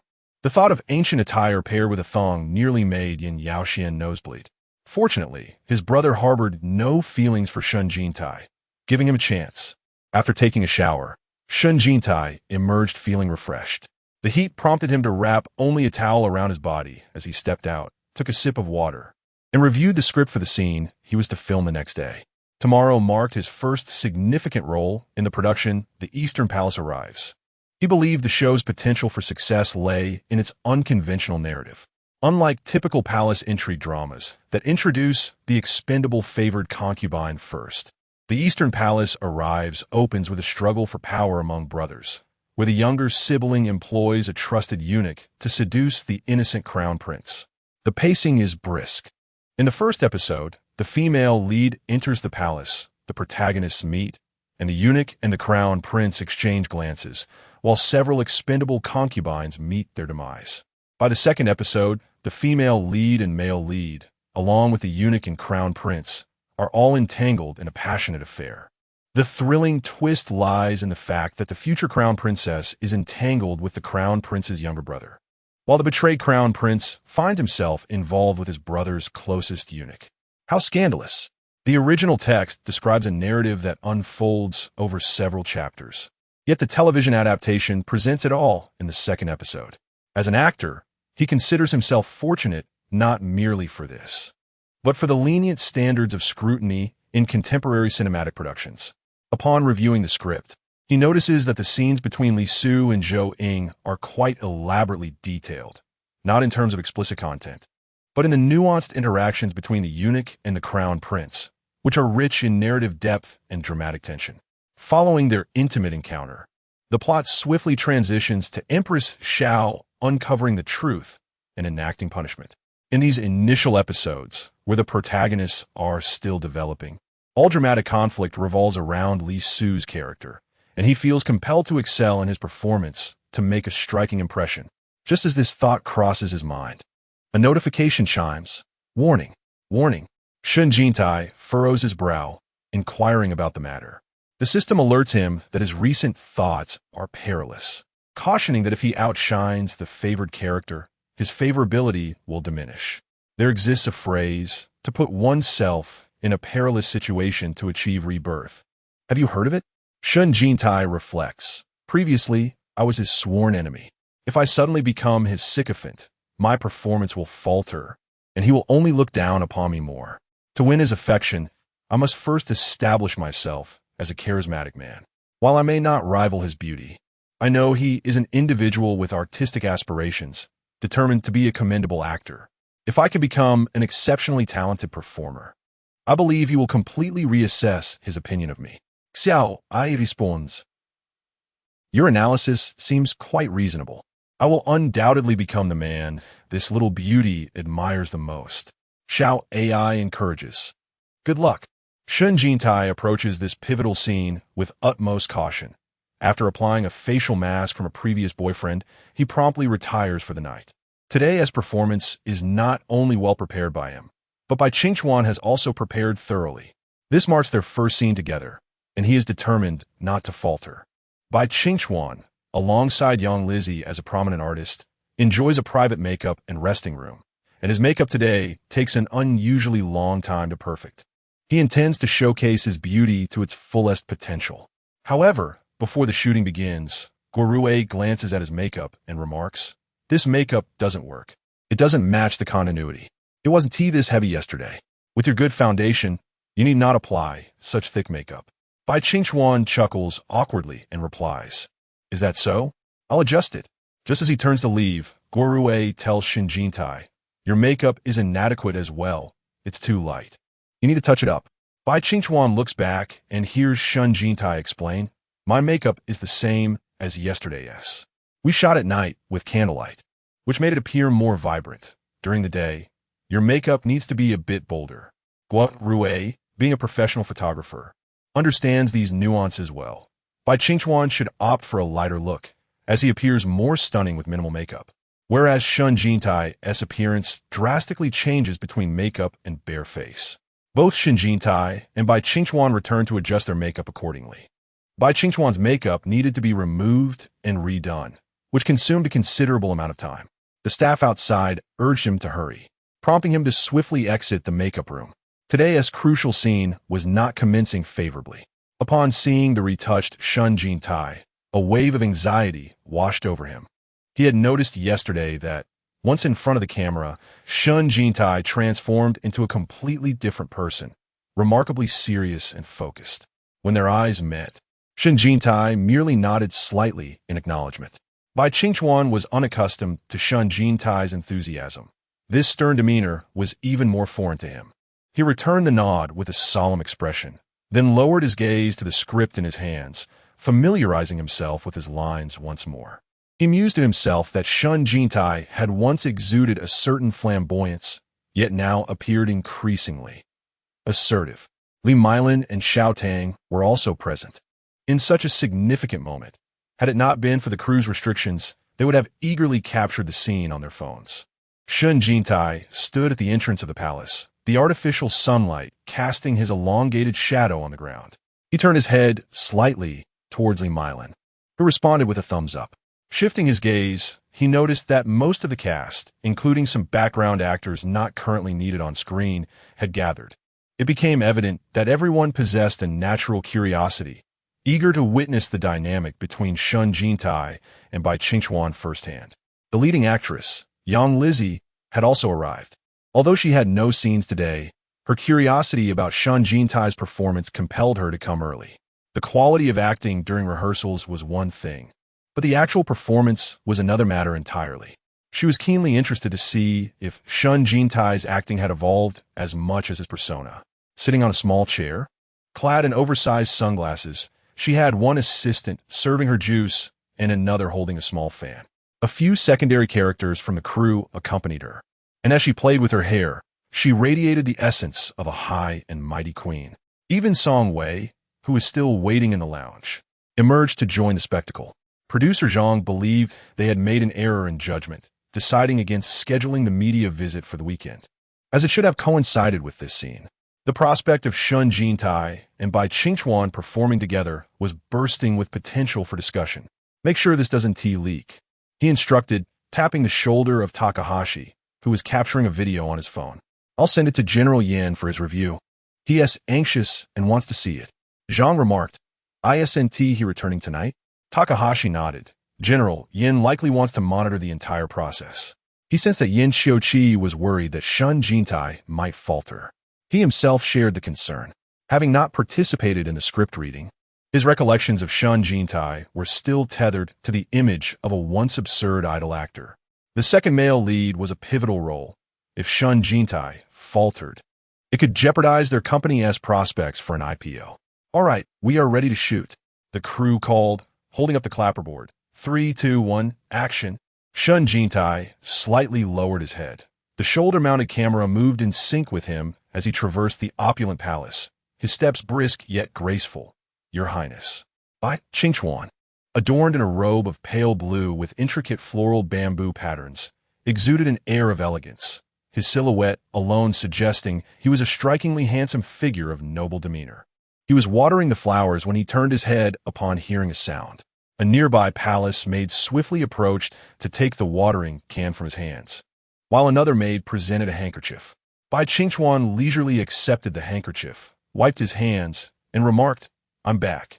Goodness, he was exceedingly anxious. He had never felt such nervousness even during his first filming experience. After all, he was performing alongside Shen Jintai, his rival in this scene.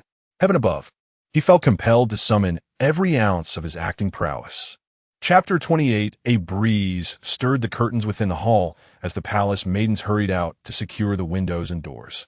Li Su stood with his hands at his sides, stating that a message from the crown prince's attendants had summoned him to serve in the Eastern Palace. Zhou responded with a non-committal sound and approached him. After a prolonged silence, he finally lifted Li Su's chin.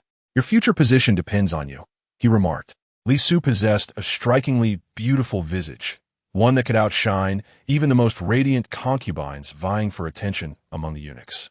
Zhou's warm, smooth hands released him, but Li Su seized his arm with a firm grip.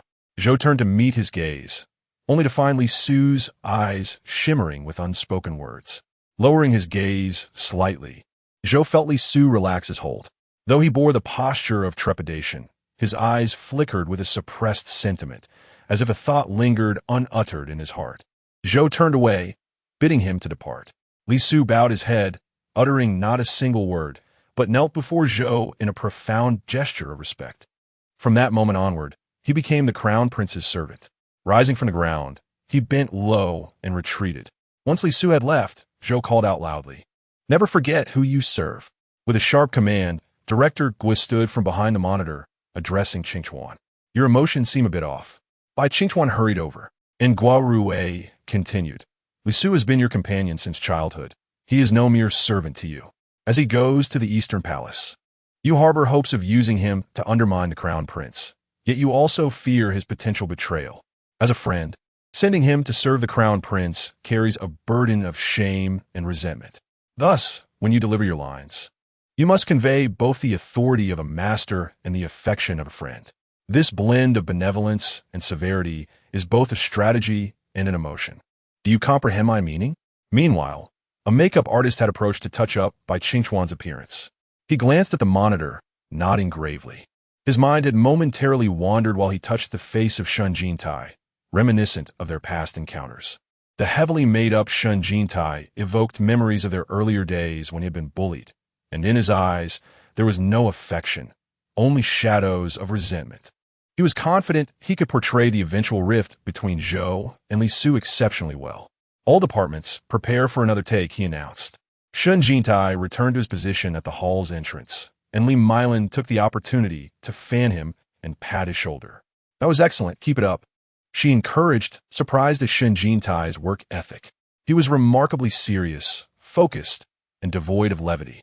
In the second take, Shen Jintai performed even better. As an experienced actor, Song Wei quickly discerned his sense of rhythm. The rhythm of an actor is crucial, a quality that cannot be learned but must be innate and instinctive.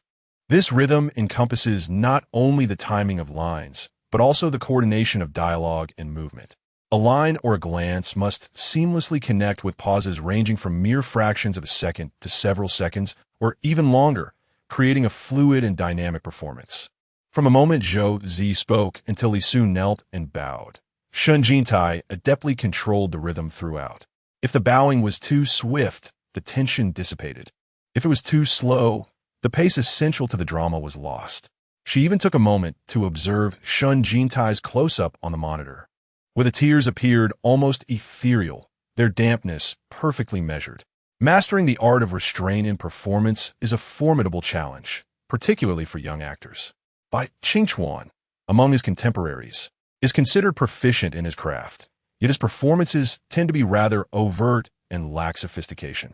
Director Gua, with a background in cinematography, skillfully highlights strengths while downplaying weaknesses. Shen Jintai's portrayal is subtle and tranquil, leading to an abundance of close-ups, while Bai Qingchuan, though striking in appearance, falters in detail. Gua emphasizes beauty in his close-ups, but opts for full-body shots when deeper performance is required. The initially discordant duo, through the lens's meticulous arrangement, yields results that are both textured and aesthetically pleasing. Producer Zhang reassured Gao Qiao, stating that both actors could hold their own on set. Gao Qiao remained silent, sending the video to Yan Xiuqi. This Shen Jintai performed remarkably well. Could this truly be the same actor known for his over-the-top performances? Zheng Siki, observing nearby, felt his own anxiety heighten as the evening would bring intimate scenes between him and Shen Jintai. After witnessing Shen Jintai's performance all morning, he felt even more astounded than others. Following a full day's shoot, Shen Jintai earned the nickname Shen Tiao. Upon returning to his van, Bai Qingchuan's demeanor darkened. His assistant dared not exhale, and when Wei Gu entered the vehicle, he inquired, "Tired?" Bai Qingchuan remained silent, genuinely distressed. He had believed his skills were commendable among younger actors, yet competing with Shen Jintai left him feeling insecure. The essence of Shen Jintai's presence, his delivery, expressions, left Bai Qingchuan feeling increasingly inadequate with every glance. How could this be? After 2 years away from the industry, Shen Jintai had surpassed him. Xiaodang, brimming with excitement, couldn't resist sharing this news with fellow fans. As it was the first time her brother acted, the fans were particularly eager. Xiaodang promised to update them on the day's filming. Although the crew prohibited photography, she wished she could record something for them, stating only that Jingu performed exceptionally well, earning the nickname Shen Jintai. The fans erupted with enthusiasm, their curiosity piqued. Shen Jintai claimed he had been honing his craft over the past 2 years. Could it truly be the case? When he first starred in an idol drama, they had to work hard to manage their comments, and even as die-hard fans, they felt compelled to feign praise for his acting. Yet, they yearned for their idol to be a genuine thespian. They could boast tirelessly, ready to confront any other fan base, standing tall with pride. After all, in the realm of acting, all else is ephemeral. Only skill is a tangible asset. This joy, of course, could not be kept to oneself. Recently, fans of Yue Guang and Yang Lizzie had been clashing with Shen Jintai supporters, likely feeling he had stolen the spotlight.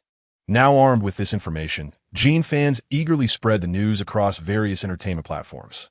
It is utterly amusing that the so-called head flower has taken it upon himself to bestow a new moniker upon his own persona, no longer referred to as Shen Tuwa, but rather as Shen Jintai. What a curious designation. Has he truly become a mere one line? Perhaps he is indeed a dried fish.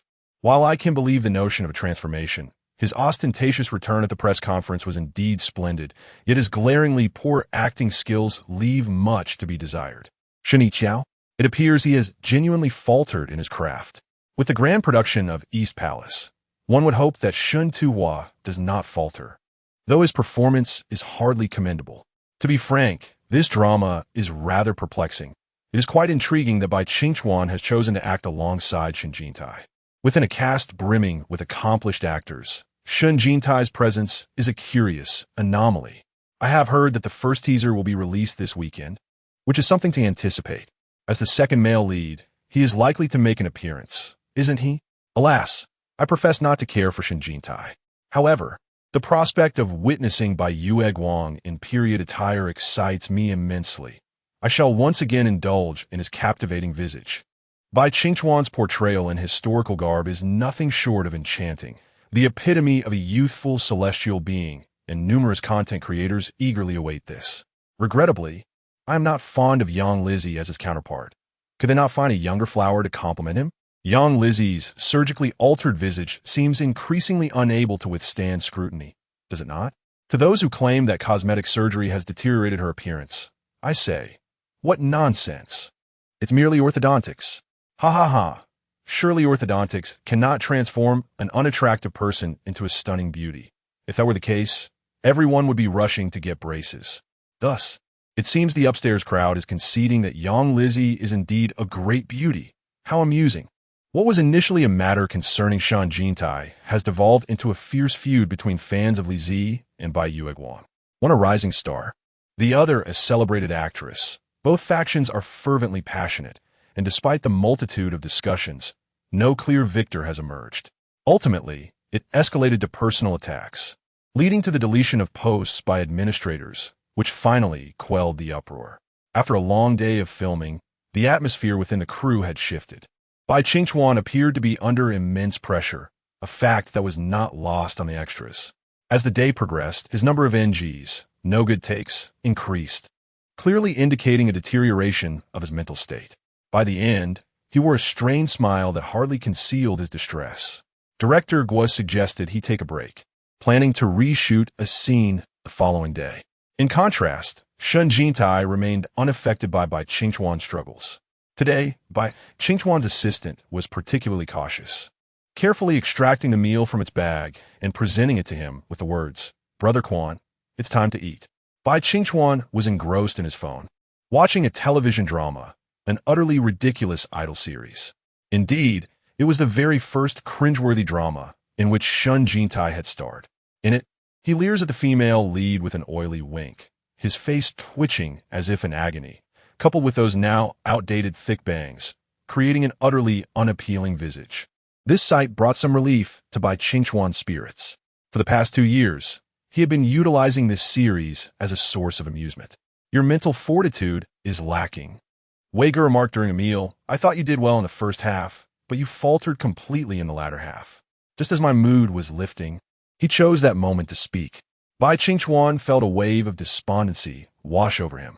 Shen Jintai's acting has inexplicably improved, which is somewhat surprising. However, you shall not overshadow your brilliance, as the roles and character arcs are set in stone. Unless, of course, you falter first and relinquish the spotlight to him. Wei Gu exclaimed as he snatched the chicken leg from his hand, insisting on maintaining his physique. How could I possibly relinquish it? Bai Qingchuan wiped his mouth and replied, You must muster your spirits. The cast of this drama is comprised entirely of skilled actors. His excellent performance will undoubtedly benefit the entire production and will not hinder its progress. With such a stellar cast and a solid script, success is inevitable. Do not dwell on past grievances. Simply regard him as an ordinary second male lead. You are a prince, the future crown prince, the emperor. He is merely a eunuch. If you allow him to overshadow you, it would be a disgrace for a master to be outshone by a servant. Historically, eunuchs have always been subservient. Why not let him portray his role more authentically, embodying the essence of a eunuch? Our drama does not adhere to the path of historical realism. Wei Gu continued, A timid eunuch cannot engage in romance. For the sake of aesthetic appeal, he must be depicted in a more flattering light. Enough of him. You should retire early tonight to recalibrate your state of mind. I am heading to the set shortly to observe his scenes with Zhou Ying. He is now unconsciously mimicking the crew, referring to others by their character names. I'm not going to watch him. I'm going to see the young heartthrob. Wei Gu cautioned, Be discreet. Do not let it slip that you, like Shen Jintai, harbor an affection for men. Bai Qingchuan paused in silence before responding. But my fans have even paired me with President Yan. The public's reaction seems quite favorable. They even refer to Yan Xiuqi as Yan's son-in-law. That is merely jest. There is a vast difference between playful insinuations and genuine implications. Do you not believe that if you were to publicly declare your attraction to men, a throng of female fans would abandon you? Noticing Bai Qingchuan's dejection, Wei Gu reassured him, At only 22, what is there to fret about?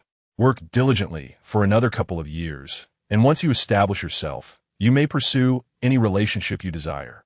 Bai Qingchuan thought to himself that at 22, desires are indeed at their peak. How lamentable it is for him to be surrounded by handsome men daily, his heart aflame, while he feigns an aura of detachment. Alas, this is all Shen Jintai's fault. His current persona is fundamentally at odds with Shen Jintai's. Since Shen Jintai is attracted to men, he must naturally abstain. He is the ethereal flower of the highlands, a celestial being. Gao Qiao went to the airport to pick up Yan Xiuqi. Upon disembarking from the plane, Yan Xiuqi found the time to peruse the video Gao Qiao had sent him. To his surprise, Shen Jintai displayed commendable acting skills. Gao Qiao, seated in the passenger seat, turned to report the director even bestowed upon him a nickname, Shen Qiao. Sensing Yan Xiuqi's attention, he explained, all of his scenes are done in one take. In truth, the video captured on the phone did not reveal much. The set was chaotic, with the wind machine incessantly blowing, lights flashing, microphones being handled, and a throng of crew members bustling about. Shen Jintai stood illuminated, performing alongside Bai Qingchuan, though the ambient noise rendered dialogue nearly inaudible. Yet, it appeared quite impressive nonetheless. Whose scene is it tonight? Yan Xiuqi inquired. Tonight is the highlight, Gao Qiao responded with excitement. The intimate scene between Shen Jintai and Zheng Siki. Yan Xiuqi remained silent, the glow of the screen illuminating his features, casting his visage in deeper shadows. He had dreamt the previous night. Remarkably, he dreamt of Shen Jintai. In his dreams, he found himself embracing Shen Jintai, whose body was drenched in sweat, his hands straying to forbidden territories, enveloped in a peculiar sense of satisfaction. The contentment derived from holding another so tightly was a sensation he had never experienced, rendering the dream both elusive and tangible, akin to an itch that could not be scratched, leaving his heart in disarray. In such a state, did he still wish to attend the performance that night? Yan Xiuqi, a man of reason, meticulously contemplated the dream that had unfolded the previous night. He surmised that his usual restraint was the culprit. He suffered from a profound case of skin hunger, a psychological condition characterized by an intense yearning for physical contact, particularly the intimate embrace of bare skin. Those afflicted often exhibit two extreme behaviors, a fervent desire for bodily contact or an aversion to it. Yan Xiuqi, ever the disciplined individual, clearly belonged to the latter category. Fearful of succumbing to indulgence and too embarrassed to let this proclivity be known, he stifled his desires and resisted human contact. He should not have held Shen Jintai. Yet, with the inebriated Shen Jintai languidly nestled against him, he awakened a long-buried yearning. It was devoid of affection or love, merely a primal, physiological need at play. He unfastened the button at his collar and glanced at the fading bite mark on his neck, nearly invisible, reminiscent of the tattoos adorning Shen Jintai's body. "Mr. Yin, are you heading home, or to the set?" Yan Xiuqi replied, "To the set." The glow of the streetlights filtered through the car window, illuminating him in the darkness, with only his neck and chest aglow. His alluring Adam's apple moved subtly, while his resolute chin disappeared into the shadows, obscuring his expression. Chapter 29. Shen Jintai felt a surge of excitement. He had filmed numerous intimate scenes, yet this was his first experience acting alongside a man. Just yesterday, the director had inquired about his comfort level, and with a commitment to artistic expression, he responded, "As long as it serves the narrative, I am open to it." After all, it was a television series. Although the thematic scope was broad, it did not necessarily imply that the visuals would be explicit. He noted that society's acceptance of homosexuality had yet to reach the point of legal recognition. Thus, the limitations in cinematic themes were relatively lenient. And he doubted it would be overly excessive. "Will there be kissing scenes?" Xiao Tang asked curiously. The script was rather subtle, and as Shen Jintai perused it while eating his box meal, he remarked, "It depends on the director's vision." "We could discuss this with the director beforehand," Li Milan suggested. "Isn't waiting for the director's cues a bit passive?" Shen Jintai examined the script, which read, "Li Su had nowhere to retreat. The prince flipped him over, tearing his robe from behind." From his extensive experience in acting, he discerned that this was a stylized portrayal, tense and engaging, yet not overtly explicit. Eager to perform this scene well, he took a shower after finishing his meal before heading to the set, where he found Zheng Siki waiting for him. He nodded at Zheng Siki and smiled. His demeanor towards Zheng Siki was now amicable, primarily because he sensed that Zheng Siki seemed somewhat intimidated by him. Today's scene featured the prince in a commanding role, while Li Su, the Dark Lotus, feigned innocence. "Shall we rehearse together?" he proposed. Zheng Siki had the same intention. "Let us head to the dressing room to discuss," Shen Jintai suggested. Zheng Siki nodded in agreement and followed Shen Jintai to the dressing area. The set was brightly lit and somewhat warm. Shen Jintai wore a loose tank top and relaxed shorts, his long, slender arms pale and delicate, with the outline of his shoulder blades subtly visible. Zheng Siki unconsciously regarded Shen Jintai as a seasoned star. Observing his youthful and slender silhouette, he was reminded that Shen Jintai was merely 20 years old. Zheng Siki exhaled and then caught sight of Shen Jintai's pert backside. "Wow!" Zheng Siki felt a rush of heat to his face and quickly averted his gaze. Yan Xiuqi placed great importance on the drama The Eastern Palace Has Arrived.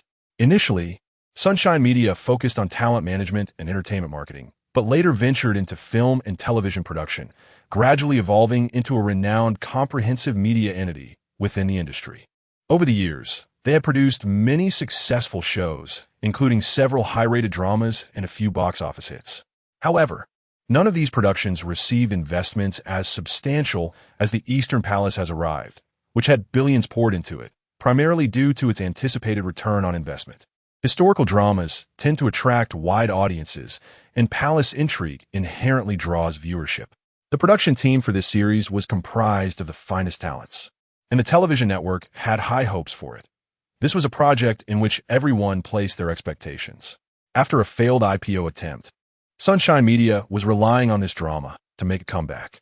During the crucial period of filming, particularly for a weekly drama, the first month is paramount in determining its fate. During this time, Yan Xiuqi personally oversees the proceedings. He returns briefly to consume a few bites of food before meeting with Director Gua and his team. After their discussion, he heads to the makeup room to greet the principal actors one by one, ultimately arriving at Shen Jintai's location. Upon entering, he witnesses Zheng Siki gripping Shen Jintai's vest. The The two engaged in a playful tussle as they rehearse a scene. Your hand could go a bit lower, Shen Jintai suggests, adjusting Zheng Siqi's grasp downwards. Zheng Siqi, pressed closely against Shen Jintai, is youthful and inexperienced, appearing somewhat restrained, his thin lips pressed together. Beads of sweat forming on his forehead as he earnestly shifts his hand lower. It can't go any lower. If it does, it will cross a line. He had not anticipated that his debut role would involve such intimate interactions with another man. Feeling the resilience of a male physique starkly different from the softness of a woman's form.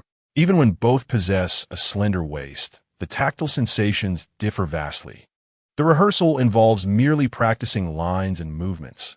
While the dialogue remains fixed, the physical actions require meticulous preparation. Zheng Siqi grips Shen Jintai's arm, pretending to tug at the vest's shoulder. Once the vest is lifted, certain areas become exposed. Shen Jintai attempts to pull the vest down, but his hands are held firmly by Zheng Siqi, rendering his resistance to appear as if he is merely participating in the performance. The younger man, slightly taller and possessing a fair amount of strength, catches sight of Yin Xiuqi and his entourage at the doorway, glancing down at his exposed upper body. It is only then that Zheng Siqi notices Yin Xiuqi, quickly releasing his grip and bowing respectfully. Mr. Yin, he acknowledges. In the entertainment industry, Yin Xiuqi is a formidable figure. He nods in response, stating, "Are you rehearsing?" Zheng Siqi affirms with a sound. "Continue with your rehearsal," Yin Xiuqi instructs. Once Yin Xiuqi departs, Zheng Siqi breathes a sigh of relief. Yin Xiuqi exudes an air of authority. He seldom smiles, embodying the archetype of a cold, domineering CEO. Their superior, Ji Fengxing, harbors a particular aversion towards Yin Xiuqi, privately referring to him as Little Yin Wang, suggesting that his methods mirror those of his father. The formidable old Yin Wang, known for his ruthless tactics masked by a veneer of civility. Having heard numerous tales, Zheng Siqi has developed a stereotypical impression of Yin Xiuqi, feeling somewhat intimidated by him. Prior to the expansion of Sunshine Media, it was in fierce competition with Ji Feng Entertainment. As a newcomer at Ji Feng Entertainment, securing this role is a significant achievement, and Ji Fengxing has advised him to remain discreet. However, he is taken aback to observe that both Shen Jintai and Yin Xiuqi seem to regard each other as if they were invisible. Rumors surrounding these two have circulated since his days as an unknown. It was said that Shen Jintai fervently pursued Yin Xiuqi, retreating from the limelight at the peak of his career out of love, only to politely inform reporters amidst the swirling rumors. "I likely won't seek a partner within the industry. Let's continue with the rehearsal," Shen Jintai suggests. Zheng Siqi nods, glancing at Shen Jintai's disheveled attire, revealing a portion of his waist. Guo Rui placed significant emphasis on this evening's scene. In order to facilitate a better performance from Shen Jintai and Zheng Siqi, he opted for a closed set, allowing only essential crew members inside while the majority were kept outside. Many actors and crew members from the same production were eager to witness the intimate scenes between the two men, as such portrayals are rarely seen on screen. And they were curious about Guo Rui's directorial approach and how Bai Qingchuan would bring his character to life. As the filming was about to commence, Guo Rui reviewed their rehearsal and shared his insights with them, making slight adjustments. Yin Xiuqi sat at a distance behind the monitor, accompanied by Gao Qiao and others. Initially, Shen Jintai felt a bit uneasy, but once he immersed himself in the work, he set aside any thoughts of Yin Xiuqi. As one of the pivotal darkening influences on the malevolent eunuch character, this romantic subplot was intended to be profoundly tragic and moving. The set was adorned romantically, with roses framing the windows, and the interior was animated by a breeze from a fan, causing drapes to billow, while palace lanterns cast a soft glow, overshadowed only by the flickering candlelight. Li Su's attire had transformed from his earlier fitting. The costume now appeared more exquisite, embellished with grand rose patterns.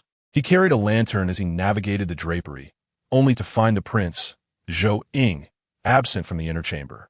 Setting the lantern down, he was suddenly embraced from behind by Zhou Ying, dressed only in a loose inner garment.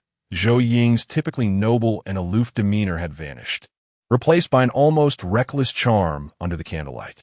Li Su was momentarily taken aback, instinctively grasping Zhou Ying's hands. The chamber was enveloped in silence, punctuated only by the subtle sounds of their struggle, their feet thudding against the wooden floor. In a swift motion, Li Su's blue robe was torn away, revealing his bare skin beneath, showcasing his fair and slender shoulders, the garment cascading down to his waist. Filming this moment in slow motion proved to be a challenge, as the robe fluttered in the night, aiming to capture an ethereal beauty. After several takes, Li Su managed to free himself from the prince's grasp, appearing greatly startled, and retreated to kneel on the floor. The prince rushed forward, prompting Li Su to fall back, a hairpin clattering to the ground, his long, dark hair cascading loosely as he gasped for breath, looking up at the prince.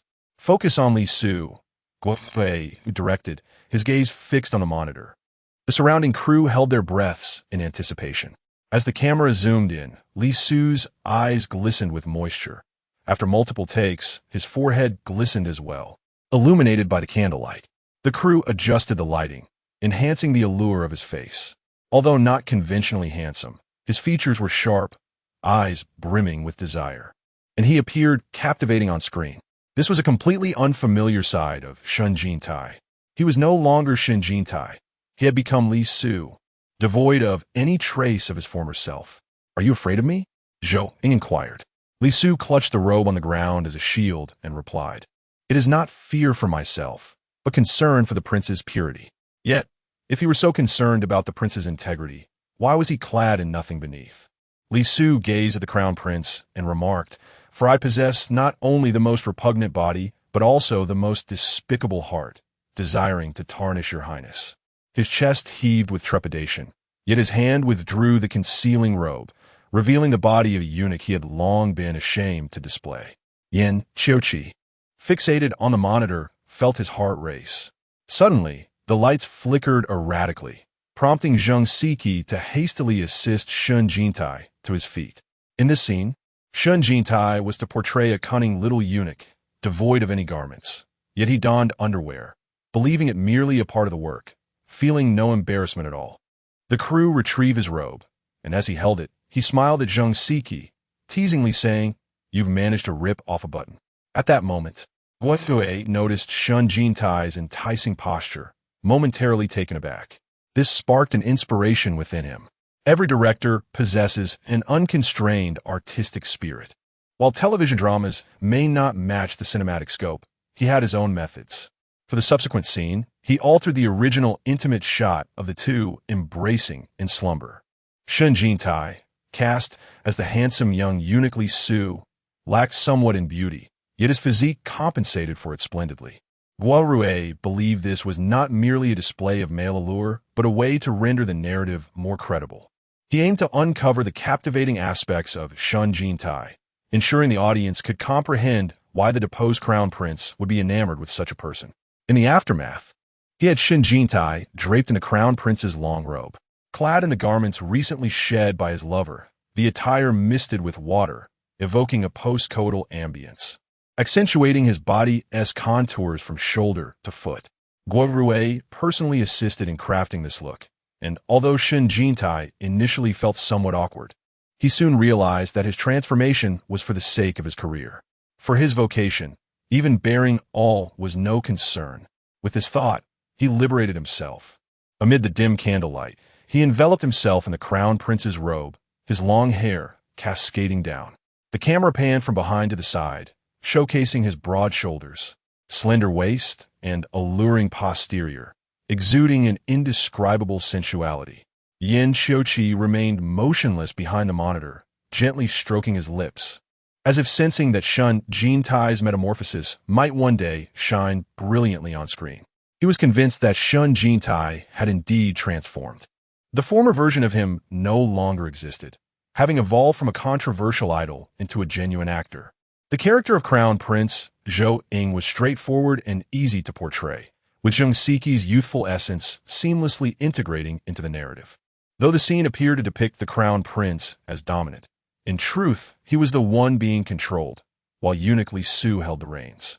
Once filming concluded, it was already deep into the night. Shen Jintai, wrapped in the robe, approached the monitor to review the playback, feeling quite pleased with his performance. The atmosphere was electric. Guorue smiled and said, "Thank you, actors, for your hard work. Please return home and rest well. Tomorrow morning, there will be no scenes featuring Shen Jintai." He bent down with a smile, addressing the staff on set. "Thank you for your hard work. I'll treat anyone who wants to grab a late-night snack." The youthful crew members enthusiastically echoed his sentiment. Guorue, smiling, glanced at Yin Shochi. "Mr. Yin, you've worked hard today as well." Yin Shochi noticed Shen Jintai looking back at him, his eyes sparkling, possibly due to the lighting. Just as he was about to speak, he saw Shen Jintai turn away, cheerfully beckoning the staff to join him for food. The set was bustling, lights blaring, and somewhat blinding. Zhang Siki, clearly excited, walked alongside Shen Jintai, animatedly chatting, while Shen Jintai, clad in a loose robe, rolled up the hem to reveal his slender, pale calves in the heat. His performance was quite commendable, wasn't it? Guorue inquired with pride. Yin Shochi withdrew his gaze, responding nonchalantly, "He has changed significantly."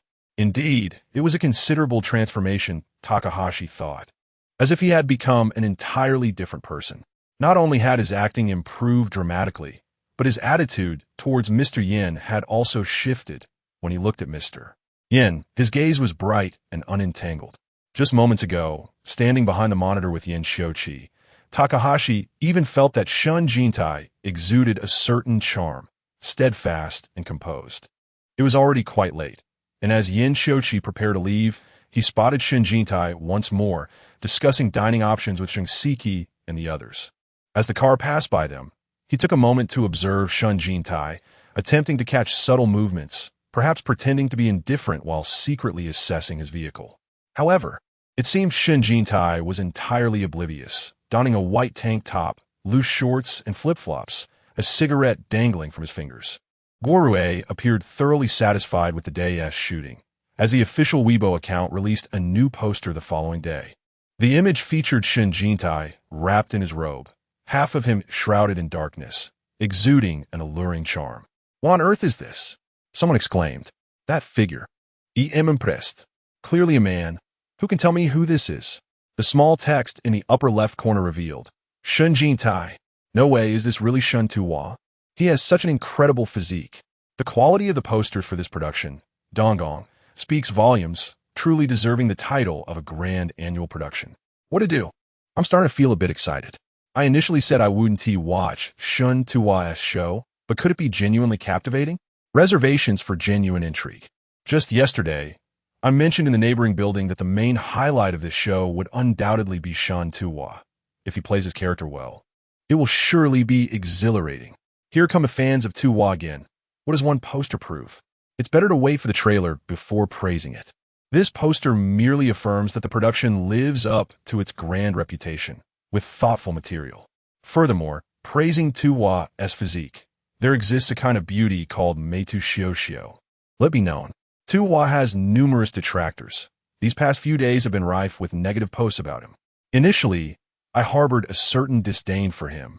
Yet witnessing the harsh criticism directed at him has elicited a sense of sympathy within me. To speak candidly, his image since his return has been rather commendable. One could indeed say he has undergone a transformation worthy of anticipation. Recently, he has exuded an air of renewal. It is not merely a matter of physique, rather, it is his entire demeanor that has evolved. I am utterly captivated by this poster of his. My mind is awash with thoughts. Would you care to listen? For the sake of that allure, I am inclined to lend an ear. At that moment, a moving image was suddenly shared. The clip, taken during a launch event, showcased the creative team engaging in a light-hearted game, with Shen Jintai bending over with his back to the stage, revealing his elongated legs clad in tailored trousers, exposing his ankles. Yet, the most captivating aspect lay below. I must see this drama. Shen Jintai's remarkable figure has indeed transcended the confines of the entertainment industry. Chapter 30. Shen Jintai's alluring physique this time. He has truly made waves. A casual search reveals discussions about him on Weibo, forums, and various platforms, with his physique trending momentarily before fading away. Fortunately, it subsided. Otherwise, Shen Jintai would have faced the embarrassment of such notoriety looming over him. Li Mylan, munching on peanuts, observed the perspiring Shen Jintai. Isn't filming exhausting enough? Why not take a break? Shen Jintai, panting yet undeterred, shook his head, reveling in his training as he followed Coach Li's regimen, aspiring to sculpt his enticing form into something extraordinary. While it is not unusual for male celebrities to possess an attractive physique, Shen Jintai's garnered significant attention primarily due to his identity. After all, he is the most renowned figure in the entertainment industry, openly embracing his sexuality. For an ordinary male star, an appealing physique serves merely aesthetic purposes, but for Shen Jintai, it holds practical implications. The distinction between mere admiration and genuine desire is palpable, igniting excitement among many. Yin Yaoxian lay in bed, repeatedly perusing that poster, his emotions in turmoil. In a few days, September would arrive, heralding the start of his academic journey abroad, separated from Shen Jintai by countless miles. He feared that he might lose his opportunity to connect with him. Before Shen Jintai's departure, he felt compelled to act. Truth be told, his fondness for Shen Jintai stemmed from the latter's dazzling presence on stage. He harbored a hint of submissiveness, as Shen Jintai often pursued his brother while remaining indifferent toward him, thus perpetuating an aura of idolization. To Yin Yaoxian, Shen Jintai was someone whose mere glance could make him blush.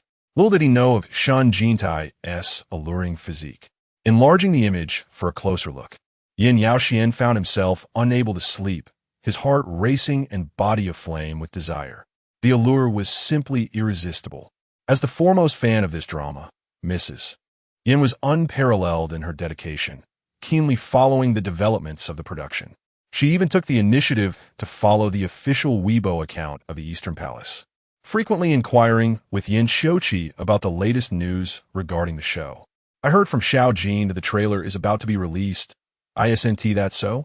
Yin Shochi replied, I am not certain. How could you, as the president, be unaware? Yin Shochi remarked, just because I hold the position of president does not mean I am responsible for every matter. He was reluctant to mention Shen Jintai to Mrs. Yin, who was also aware of this reluctance. Yet, the Shen Jintai of today is no longer the same as he once was. Mrs. Yin eagerly hopes for Shen Jintai to become increasingly exceptional, inciting regret in her eldest son, who lacks discernment. She had seen the new poster, and the portrayal of Shen Jintai was quite alluring. It conveyed emotion without being overtly sensual, showcasing a sophisticated design.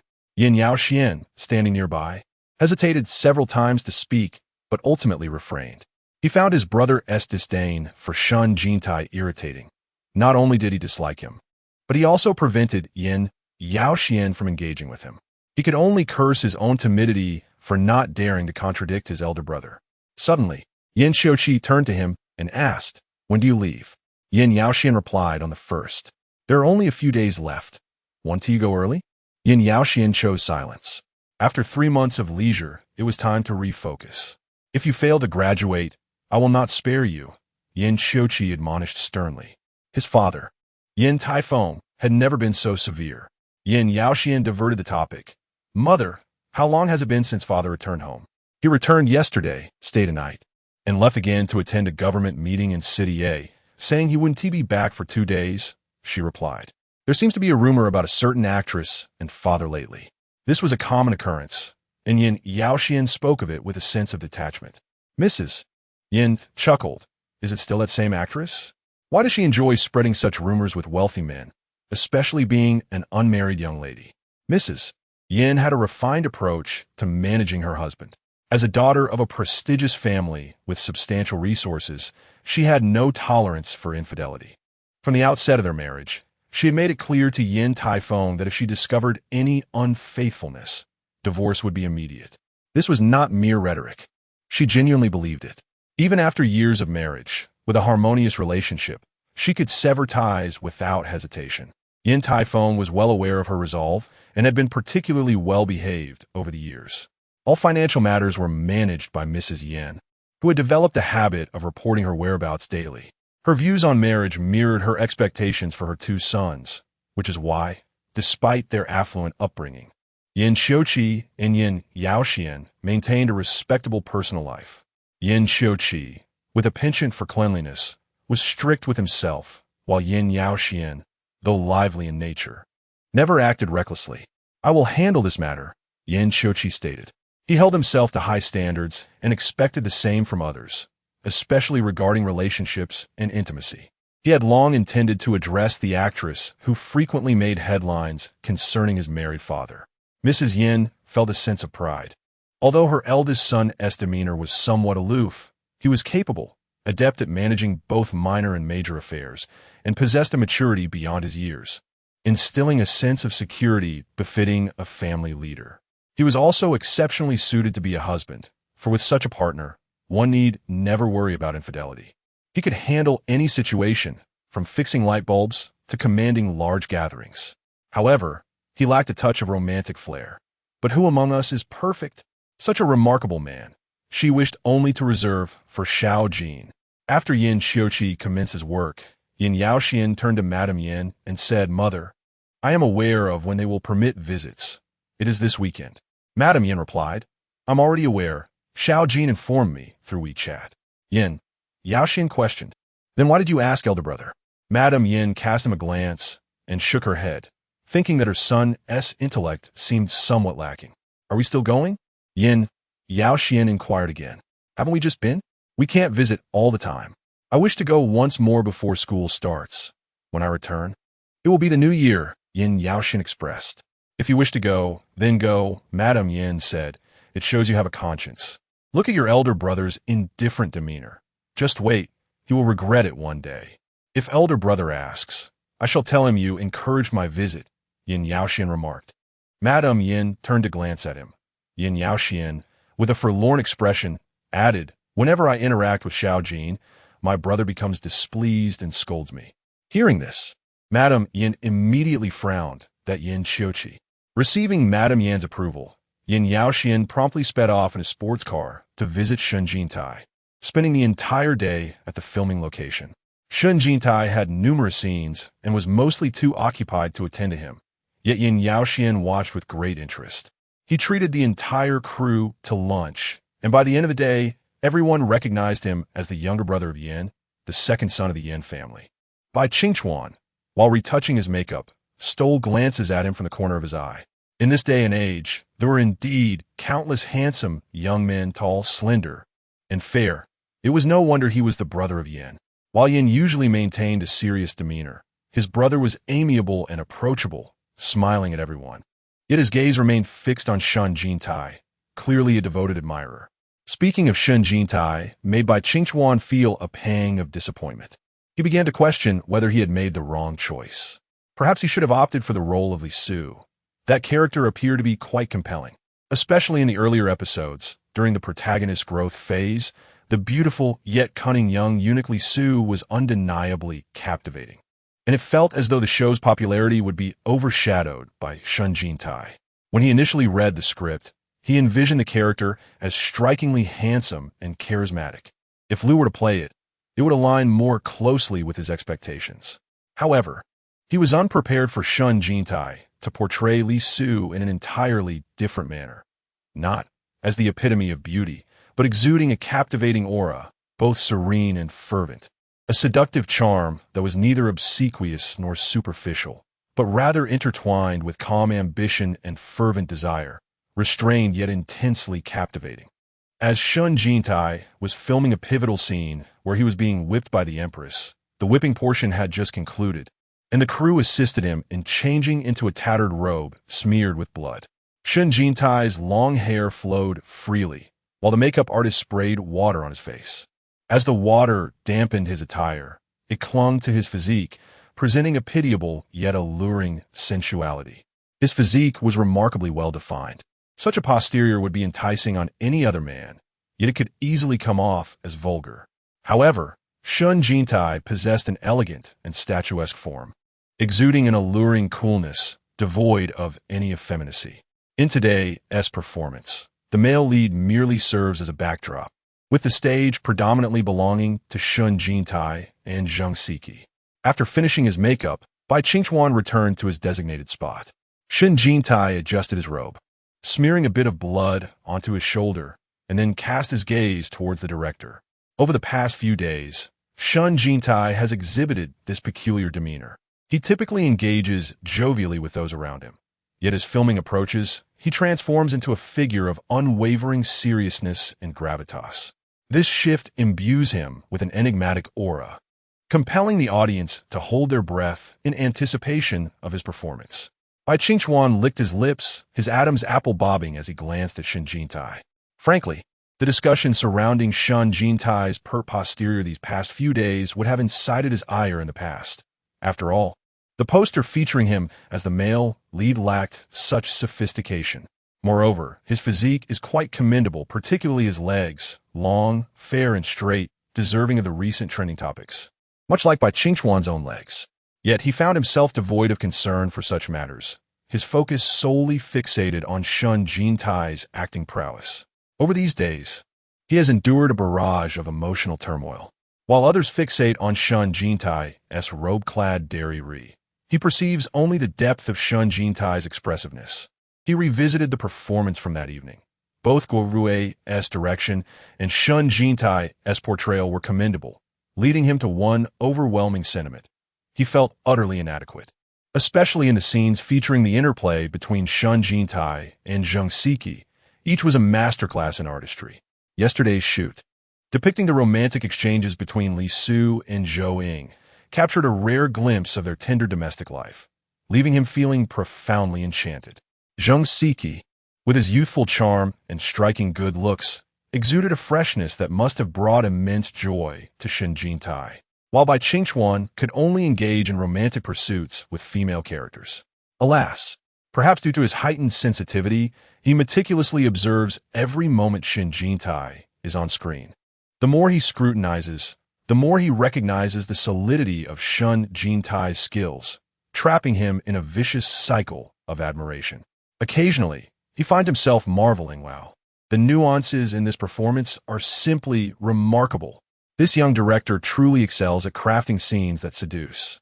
Today's whipping scene promises to be exhilarating, with a crescendo of emotions leading to poignant moments. He wonders what heights Shen Jintai will reach. His anticipation mingles with trepidation, a tumult of emotions. His favorite among the cast is Song Wei, portraying Empress Xiao. Today marks their first on-screen confrontation, a long-awaited opportunity for the seasoned actor to showcase her talents. Filmmaking thrives on collaboration with those who can reciprocate.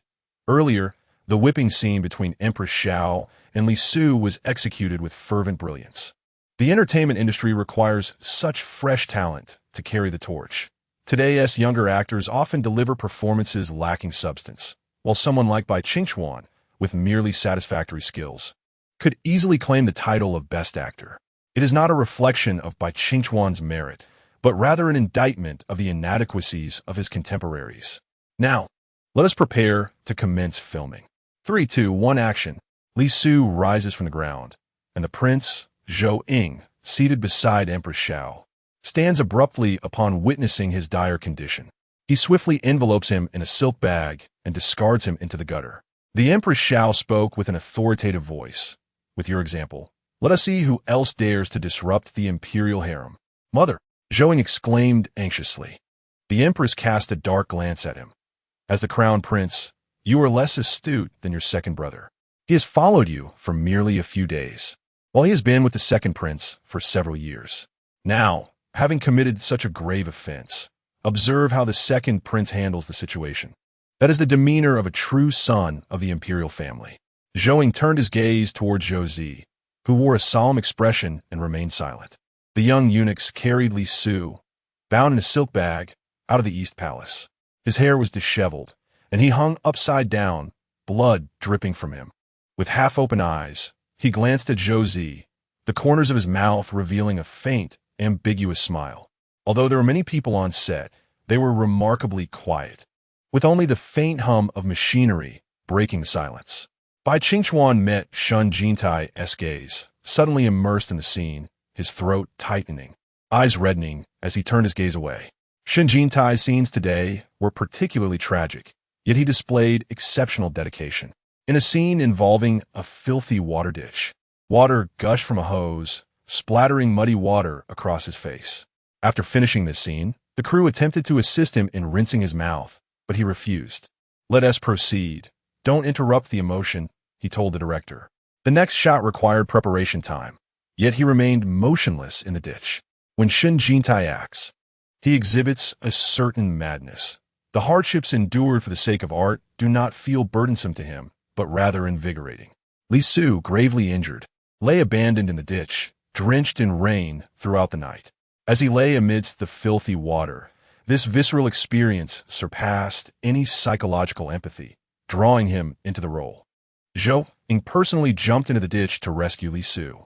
In this pivotal moment of the narrative, Li Su, though gravely injured and with scarcely any lines, represented a significant milestone in the relationship between him and Crown Prince Zhou Ying. Li Su had initially sought to seduce the Crown Prince out of a desire for revenge, harboring no genuine affection, only a heart willing to exploit and inflict harm. He was willing to face death without fear. However, the process of dying altered everything. As the cold rain enveloped him, the one who had resolved to embrace death found himself gripped by fear, warmed by Zhou Ying's presence. He had won a gamble, yet lost a lifetime. He triumphed in this encounter, but at the cost of his existence. The flickering candlelight illuminated the late hours, leaving only him and the Crown Prince. "I will ask you one last question. Do you truly seek to approach me? Is this all as Mother says, orchestrated by my second brother?" Li Su Inadaze lifted his head, tears teetering on the edge of falling, his lips quivering as he murmured, "Ing." Yet Zhou Ying had already shed tears, embracing him as he declared, "From this moment on, I shall never doubt you again." In this scene, Li Su was not meant to cry, yet Shen Jintai, held by Zheng Siki, suddenly found himself in tears. Cut. Guorue stood up. "Jintai, gather your tears." This marked Shen Jintai's first NG in several days. Zheng Siki released him, somewhat surprised, wiping the tears from his own face as he met Shen Jintai's gaze. They exchanged a glance. Shen Jintai smiled, yet his tears flowed more fiercely. "I'm sorry, just a moment." He raised a hand and then bowed his head to conceal his eyes. In this scene, his tears seemed inexplicable, leaving even the onlooker by Qingchuan astonished.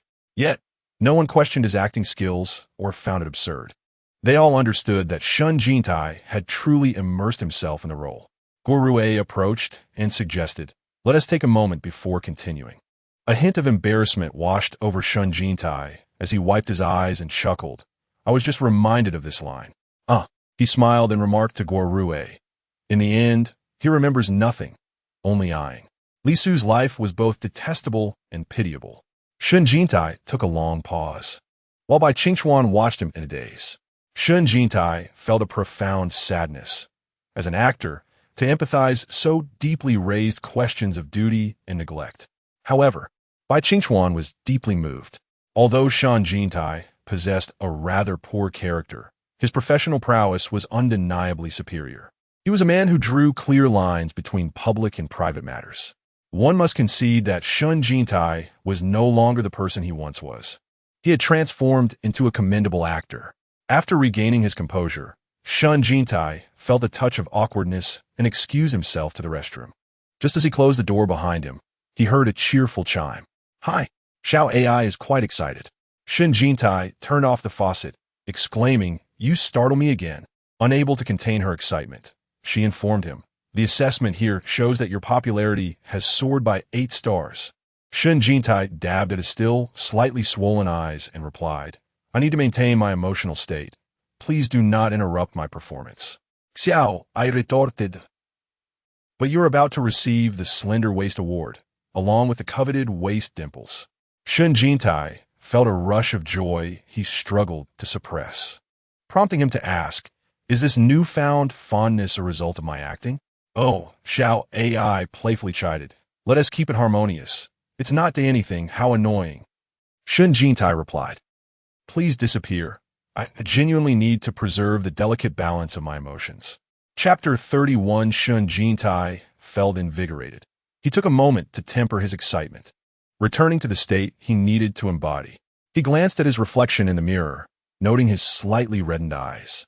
Whenever tears fell, they rendered his eyes particularly susceptible to redness, and today's makeup was intentionally subtle, designed to evoke a sense of fragility and simplicity. After washing his hands and calming his emotions, he exited the restroom, only to find Yin Yaoxian waiting for him. Yin Yaoxuan's gaze was intensely fervent. For the first time, Shen Jintai experienced the warmth and admiration of a fan reflected in Yin Yaoxuan's eyes. "I almost forgot you were still here," Shen Jintai said with a smile. "It's quite late. Aren't you heading home? Didn't you mention you would finish work by 10? Yin Yaoxian responded. "I waited for you to have a late-night snack." He had been waiting all day, and Shen Jintai could not bring himself to refuse. "All right." As they walked together, Yin Yaoxian remarked, "Xiao Jin, your performance was truly remarkable." Yet another person had been captivated by his talent. Shen Jintai found this praise more gratifying than compliments on his appearance, beaming at Yin Yaoxian, his entire being radiating brilliance. Confident and composed, his smile was particularly radiant. Yin Yaoxian's heart raced. Shen Jintai now exudes an indescribable charm from within. He has accumulated 8 points, meaning that with just 2 more, he will receive the coveted slender waist reward. However, he is more intrigued by the reward for beauty than the sensual accolades offered by the system. He is determined to secure those remaining 2 points swiftly. Shen Jintai managed to restrain himself, passing through the scene with ease as Zhang Siki embraced him, feeling warmth envelop him. Perhaps he was somewhat caught up in the moment. As a straight man, he experienced an unusual stir of emotions. When the director called cut, Zhang Siki released Shen Jintai, his eyes glistening with a hint of blush as he smiled. Today, Zhang Siki's performance was particularly commendable. After a few days of shooting, he had evidently found his rhythm. As a newcomer, his acting was already quite impressive, especially as his aura harmonized splendidly with Zhou Ying's, radiating a pure and striking elegance. As the character akin to a white moonlight in the narrative, all he needed was to embody beauty, and after airing, he could effortlessly attract fans. Next came by Qingchuan's solo performance, where he portrayed Zhou Zi, pacing within the palace, torn between the desire to save Li Su and the weight of grand ambitions. The flickering candlelight cast shadows, his profile partially obscured by darkness. He noticed Shen Jintai conversing briefly with the crew before turning to leave the set. He had contemplated this scene for a long time, intending to showcase his prowess to Shen Jintai, only to find that Shen had departed. Frustrated, he felt a wave of irritation at his own thoughts. He likened himself to a diligent student awaiting praise from a teacher, feeling dejected when his efforts went unnoticed. When had Shen Jintai become his teacher? After only a few days of shooting, how could he entertain such disheartening thoughts? Shen Jintai had initially considered staying to observe, but left early, fearing that Yin Yaoxian might wait too long. He hastily removed his makeup and departed with Yin Yaoxian. "I see by Qingchuan and the others have RVs. Should we get you one too?" Yin Yaoxian inquired. "Currently, we mostly shoot indoors, close to the hotel, so it's unnecessary," Shen Jintai replied. "Perhaps it will be useful when we shoot on location. I actually have enough money now to buy a vehicle, even a second-hand one." Suddenly, Yin Yaoxuan's phone buzzed. It was a call from Yin Xiuqi. He tensed up and didn't answer. After 2 minutes, Yin Xiuqi called again. And this time, Yin Yaoxian felt compelled to respond. "Did you spend the entire day at the set?" Yin Xiuqi asked directly. Yin Yaoxian quietly affirmed. But with Shen Jintai beside him, he felt emboldened. Yes. On the other end, Yin Xiuqi fell silent for about 2 seconds. Yin Yaoxian could almost visualize his brother's expression, stern and piercing. Just 2 seconds of that silent scrutiny felt like impending doom. We'll head back," Yin Yaoxian said. "I've arranged for my assistant to purchase a ticket for you for the day after tomorrow. Tomorrow, meet any friends you need to see and pack your things." After Yin Xiuqi finished speaking, he abruptly hung up, leaving no room for rebuttal. Once the call ended, a sense of irritation washed over him as he rose and approached the floor-to-ceiling window. It was already late at night, and the streets of South City resembled intertwining fire dragons, stretching far into the distance. What was his brother up to? Was he pursuing Shen Jintai? Setting aside the question of suitability, given that Shen Jintai had previously pursued him, Yin Yaoxian, as the younger sibling, ought to abandon such thoughts. Recently, Shen Jintai had been the subject of numerous scandalous rumors, including that infamous incident. Yan Xiuqi felt that Shen Jintai was brimming with untamed energy, exuding a restless and unsettled aura. With an unexpected shift in personality and solid acting skills, there was also that scandal. The mere thought of it vexed him, as it inevitably brought to mind a dream he had a few days prior. Ultimately, he shouldn't have embraced him. After all, that embrace led to an inadvertent touch. His hands are no longer his own. For reasons unknown, he sensed that his skin hunger had intensified lately. At night, he felt an emptiness in his arms, and upon waking, a sense of imbalance lingered, affecting his mood.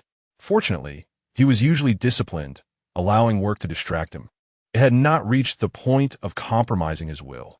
Shen Jintai remained the person he was least likely to harbor feelings for. A call from Yan Xiuqi had shattered Yan Yaoxian's good spirits for the day. Is the family asking you to return? Shen Jintai inquired. No, Jian Yaoxuan replied, pursing his lips. I was just asking. As he glanced at Shen Jintai, a surge of courage welled within him.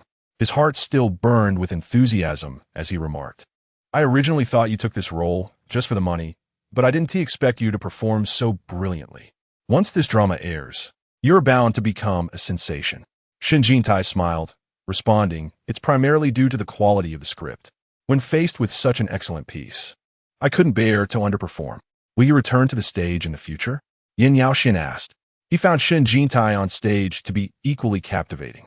It was peculiar how the on-stage Shen Jintai and the one acting in films exuded dazzling charm, yet evoked distinctly different sensations.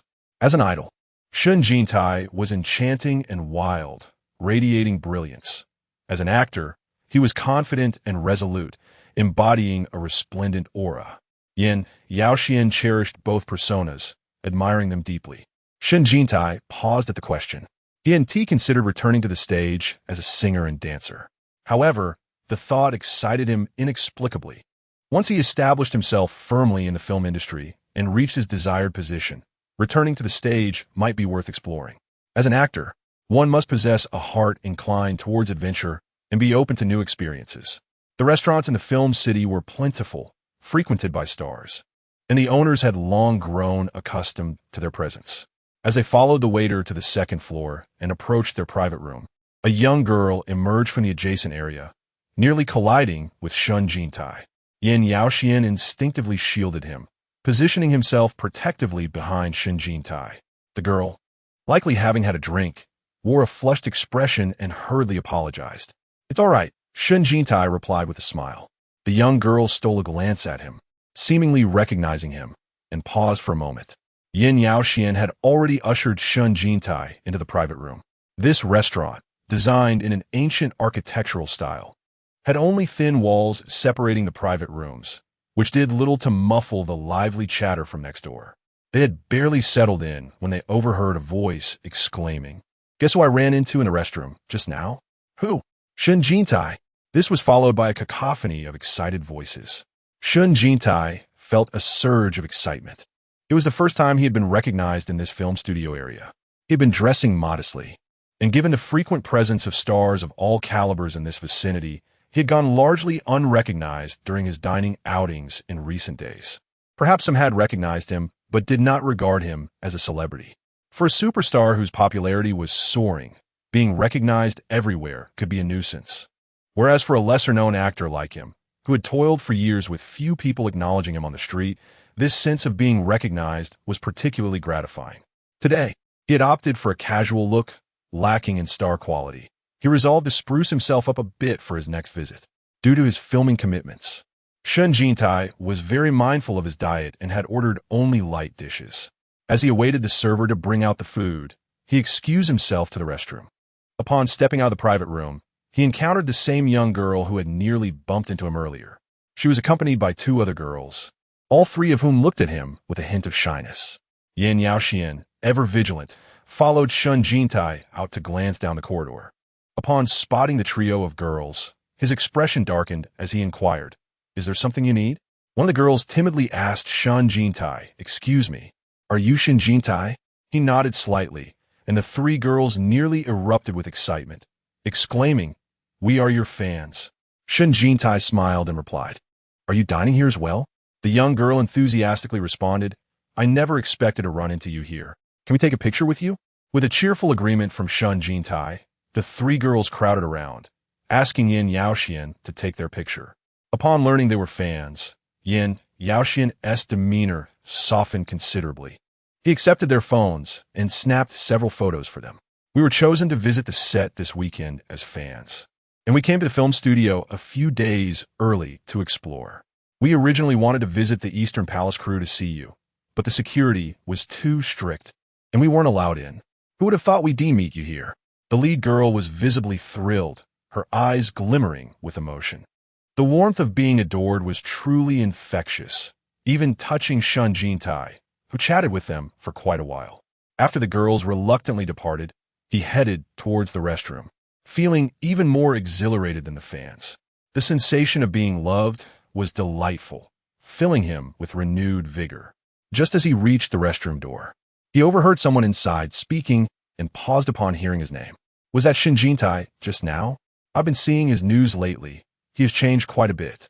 Is it true that a man pursued to the point of bankruptcy? Indeed, it is he. He is currently filming The East Palace Arrives, isn't he? Speaking of which, it irks me. I too auditioned for the cast of The East Palace. You cannot fathom the number of prominent figures vying for a role. It was a fierce competition.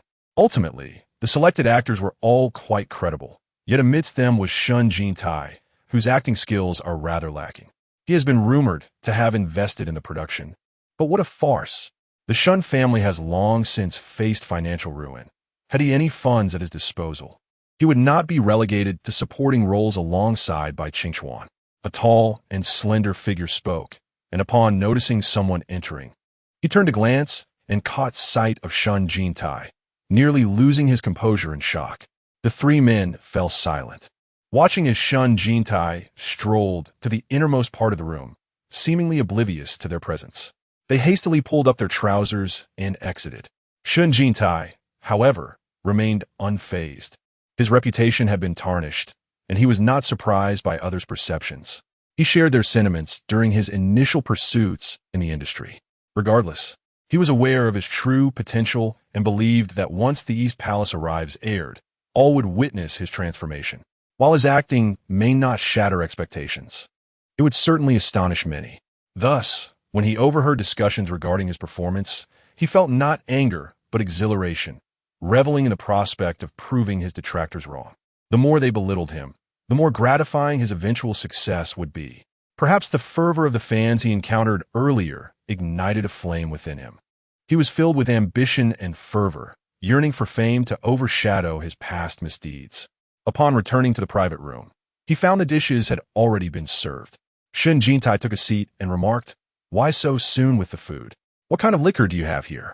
Yin Yaoxian replied, There are 3 types of white liquor. You may choose. I shall abstain. Shen Jintai responded, I have filming tomorrow. Just a little won't hurt. Yin Yaoxian insisted, otherwise, drinking alone would be rather dull. You must still drive, yet you wish to imbibe? I could arrange for a designated driver. I simply wish to celebrate today. Shen Jintai, not wishing to dampen his spirits, joined him for a toast. However, Yin Yaoxian proved quite the drinker, consuming more than 2 taels in no time. Were it not for his animated demeanor and spirited energy, Shen Jintai might have suspected him of drowning sorrows in drink. He understood. Yin Yaoxian, like the young women from earlier, was also a fan, and dining with his idol was undoubtedly thrilling. As for Yin Yaoxian, he was somewhat pitiable, being overshadowed by his brother, the male lead. In matters of romance, he too bore the weight of being a mere supporting character, ultimately falling for by Qingchuan and competing against his brother, only to suffer a disheartening defeat. Pondering this, Shen Jintai took the opportunity to inquire about Yin Yaoxian's thoughts on by Qingchuan. He recalled that in the original narrative, it was during the filming of The East Palace Arrives that Yin Yaoxian developed feelings for Bai Qingchuan. She is quite lovely, Yin Yaoxian slurred, clearly intoxicated. Indeed, it is a society that values appearances. Shen Jintai chuckled again, while Yin Yaoxian appeared increasingly animated. After indulging in spirits, Shen Jintai's lips appeared exceptionally alluring. The vibrant hue of his lips illuminated his entire being, enhancing the fairness of his skin and infusing him with a lively essence. The remnants of alcohol upon his lips incited a longing, a yearning to kiss him. Strangely, it felt as though he would be particularly delightful to kiss. If only he could press his lips against Shen Jintai's and savor the taste of the wine lingering on them. Such thoughts were best left unexamined. For if he delved deeper, a multitude of fanciful notions would arise. He need not ponder any elaborate fantasies. A mere pair of crimson lips was enough to ignite his passion. This admiration was tinged with the unbalanced affection between a fan and an idol, made all the more beautiful by the distance that separated them. In his eyes, Shen Jintai radiated light, an ethereal being. Yin Yaoxian mused this way as he downed another glass of wine, perhaps a bit too fervently, causing him to choke slightly. Shen Jintai quickly poured him a cup of tea and handed it over. With one hand propping up his chin, Yin Yaoxian, his face flushed, rested heavily on the table. Already intoxicated, his hands trembled slightly as he sipped the tea. Shen Jintai was taken aback by Yin Yaoxian's limited tolerance for alcohol. Having witnessed his vigorous drinking, he had assumed he could handle much more. Yin Yaoxian lay there motionless, having scarcely touched his meal. Shen Jintai, having only hastily eaten a couple of bites, rose to assist him. "Are you heading home or somewhere else?" he inquired. Yin Yaoxian replied, "Not going home. No, I'm going home." The Yin family residence was quite distant, requiring over 2 hours of driving, rendering it impossible to return. Therefore, he could only take him back to the hotel. Though Yin Yaoxian was not shorter than his brother, standing over 1.8 meters tall and quite sturdy, Shen Jintai found himself unable to support him alone. He had to enlist the help of the designated driver. Together, they helped Yin Yaoxian into the hotel, where Shen Jintai called for hotel staff assistance. After sending off the driver, he and the staff member supported Yin Yaoxian into the elevator. Perhaps due to his inebriation, Yin Yaoxian was restless, leaning against Shen Jintai's shoulder. As the elevator descended and the doors opened, they encountered a few individuals inside. Fate had brought them face to face with Gao Qiao. Gao Qiao recognized Yin Yaoxian and was taken aback to see him drunkenly leaning on Shen Jintai. "Yaoxian," he called out. Yin Yaoxian felt a jolt of anxiety. What is he doing here? Gao Qiao turned to Shen Jintai, asking what is going on. Shen Jintai explained. He came to visit on set, had a drink during dinner, and is a bit tipsy. Gao Qiao was momentarily at a loss for words. As the elevator doors began to close, Shen Jintai quickly helped Yin Yaoxian inside and asked Gao Qiao, "Are you coming in?" After all, he was Yin Qiuqi's assistant, and it felt necessary to extend the invitation. Gao Qiao shook his head, and the elevator doors sealed shut. Goodness, he muttered to himself. Gao Qiao had come to discuss matters with the executive director, never expecting to stumble upon such a scene. This was certainly something that needed to be reported to President Yin. Chapter 32. When he received the call, Yin Qiuqi was about to dial Yin Yaoxian himself. He felt a twinge of concern. Although he often treated Yin Yaoxian with strictness, he harbored a deep affection for his younger brother. Yin Yaoxian is a few years younger than him, but since childhood, he has been under the care of his older brother. Due to the strict upbringing, Yin Yaoxian has no bad habits whatsoever. However, this overprotectiveness has resulted in his younger brother being somewhat naive. He has always been an ardent admirer of Shen Jintai, and should Shen Jintai wish to do anything with him, it would be all too effortless. Yet, he is aware that Yin Yaoxian has now reached adulthood and deserves his own social freedoms. Thus, his frequent check-ins are indeed inappropriate. Just as he hesitated to call, Gao Qiao's phone rang. "President Yin," Gao Qiao exclaimed, somewhat agitated. Yin Qiuqi responded with a simple and listened as Gao Qiao relayed, "I just saw Yaoxian drunk, being supported upstairs by Shen Jintai. It seems he's gone to his room." After delivering this information, Gao Qiao held his breath in anticipation. However, President Yin remained as composed as ever, merely stating, "Understood," before ending the call. Yin Yaoxian is intoxicated? His younger brother has always had an exceptional tolerance for alcohol.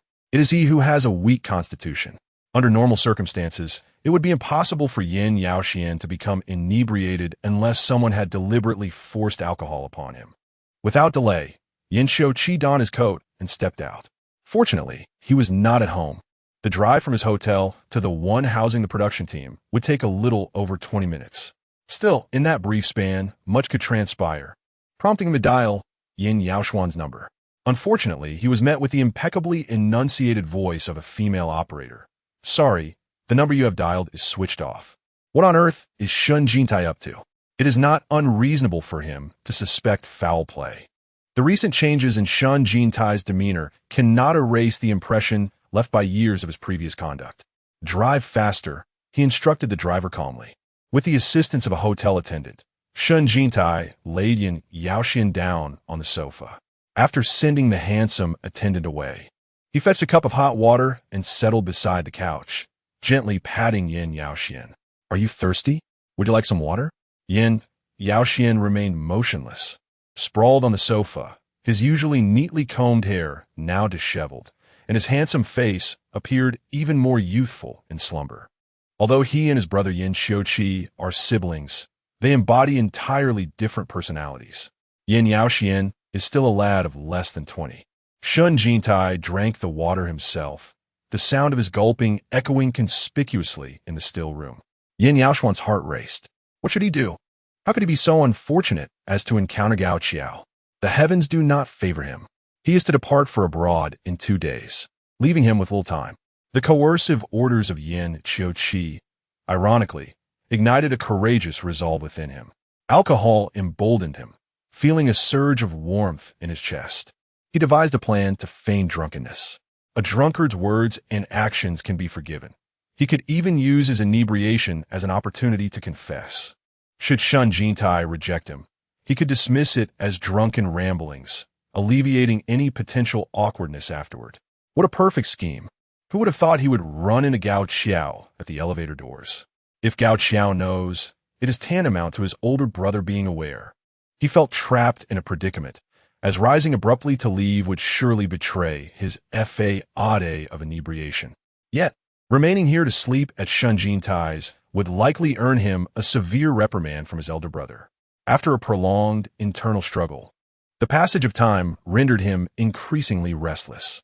Ultimately, his carnal desires succumbed to the dread of his brother's wrath, and he feigned sobriety, propping himself up. The Navi Yin Yaoxian was now tasked with delivering his inaugural performance of deception. Squinting slightly, he affected an expression of mild discomfort, opening his eyes to find Shen Jintai absent from the living room. A moment of confusion ensued as he surveyed his surroundings, only to be startled by the sound of running water emanating from the bathroom. A sudden shiver ran through him, as he presumed Shen Jintai was bathing. This thought ignited a warmth within him, as his desires began to overtake his rationality. He could call out Shen Jintai's name under the guise of drunkenness. Surely, if Shen Jintai heard his name echoed in a state of inebriation, he would grasp his intentions. Just then, a loud knock resounded from outside, abruptly silencing the water within, instilling a sense of panic that compelled him to lie back down. Shen Jintai had merely stepped away to use the restroom and wash his hands when he heard the knocking.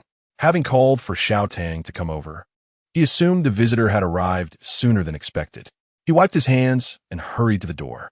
Upon opening it, he was taken aback to find not Xiao Tang, but a tall, aloof young man with a somewhat grim expression standing there.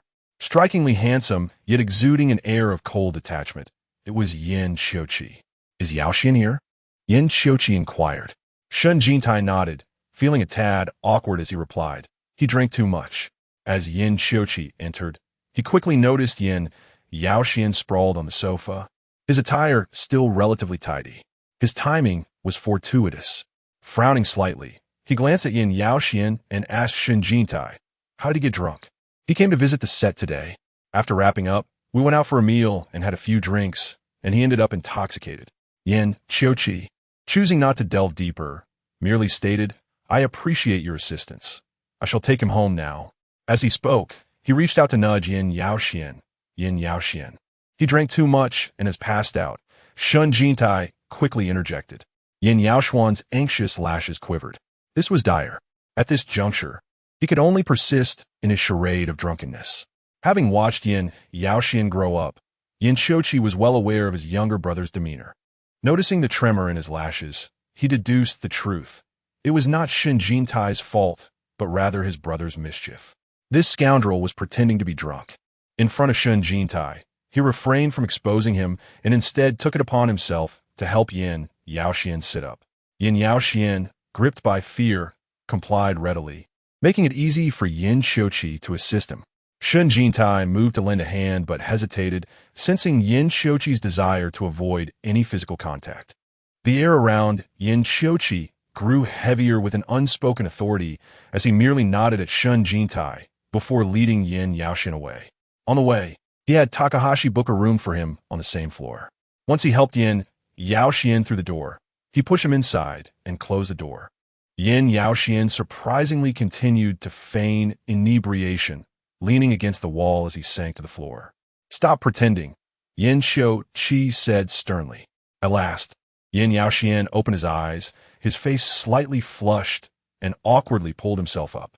"What do you intend to do? Are my words now meaningless?" Yin Xiuqi asked. Yin Yaoxian felt embarrassed and fearful, lowering his head in silence. Yin Xiuqi tugged at his collar, retrieved a bottle of mineral water from the small refrigerator, twisted off the cap, and took several gulps. The cold water failed to extinguish the fire brewing within him.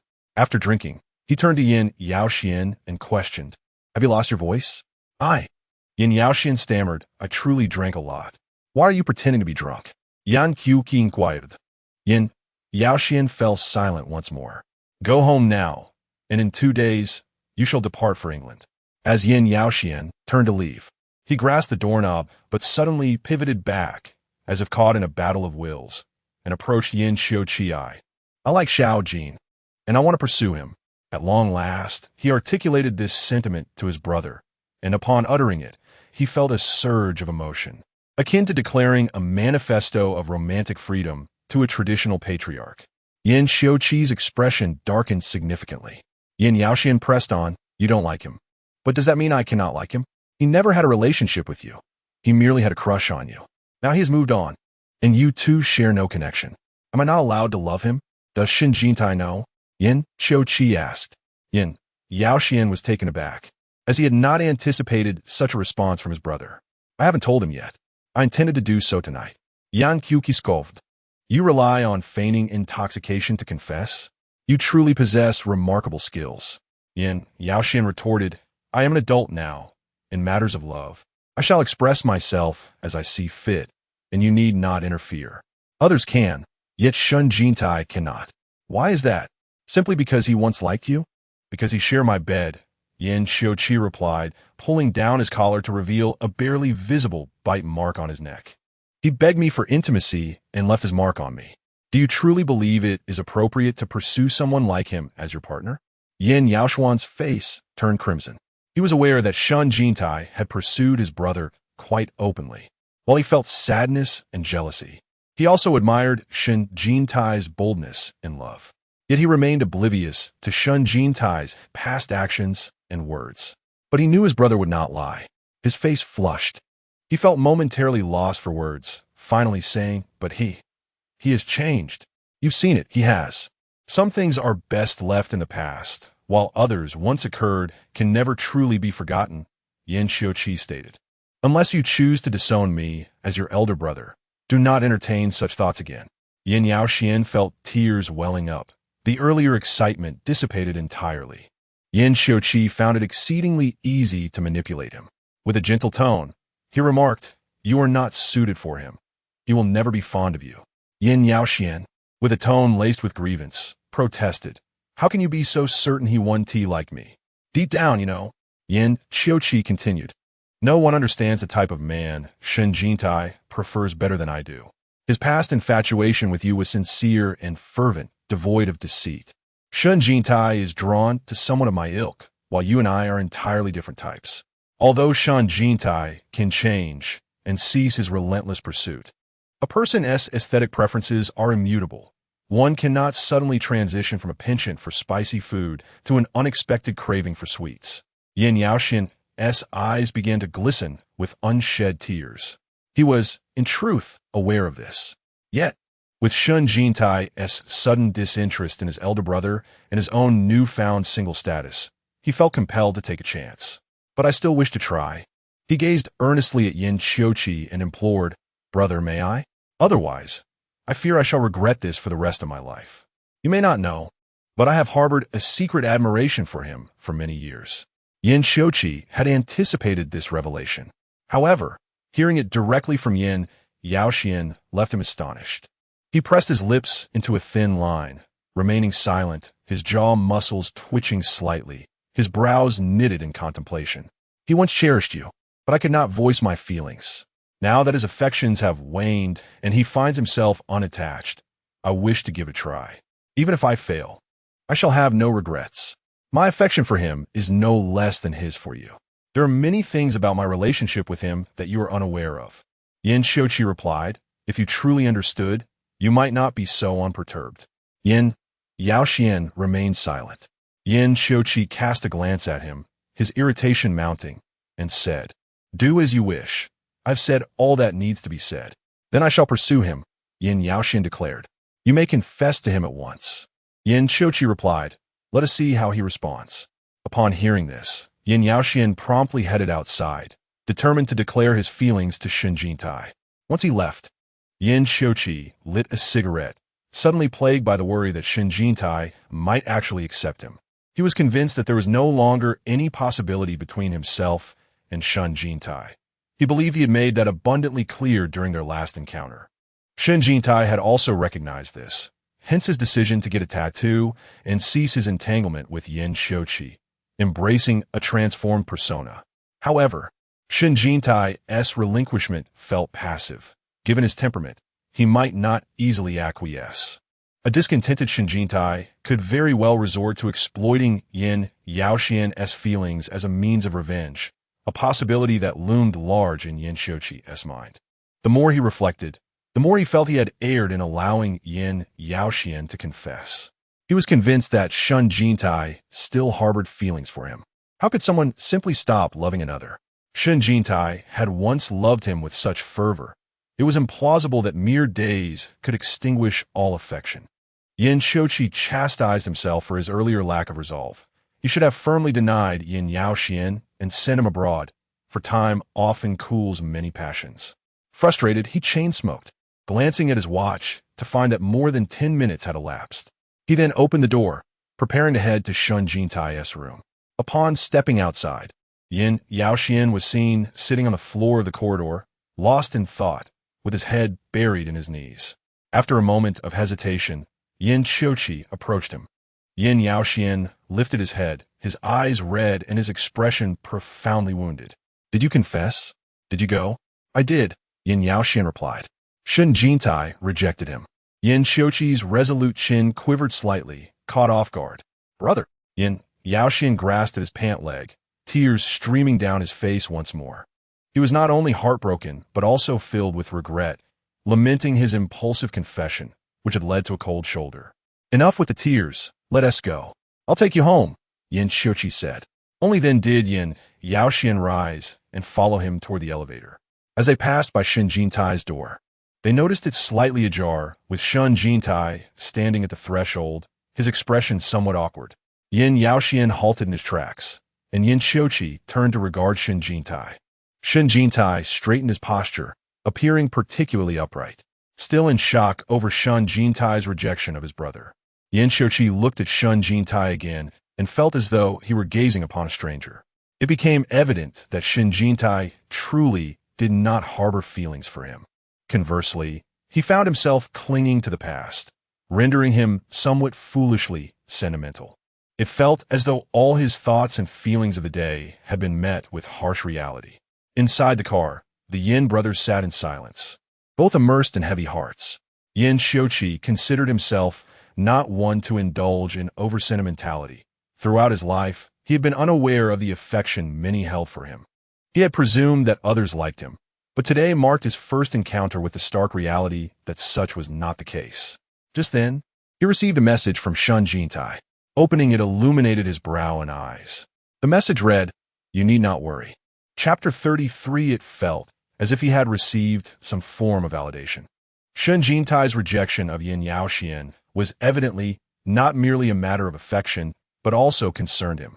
The phrase "you need not worry" struck him as a polite attempt to establish a boundary. Anticipating the conversation, Yin Yaoxian turned and asked, "Was that a message from Xiao Jinfan? What did he say?" "Nothing of importance," Yin Xiuqi replied.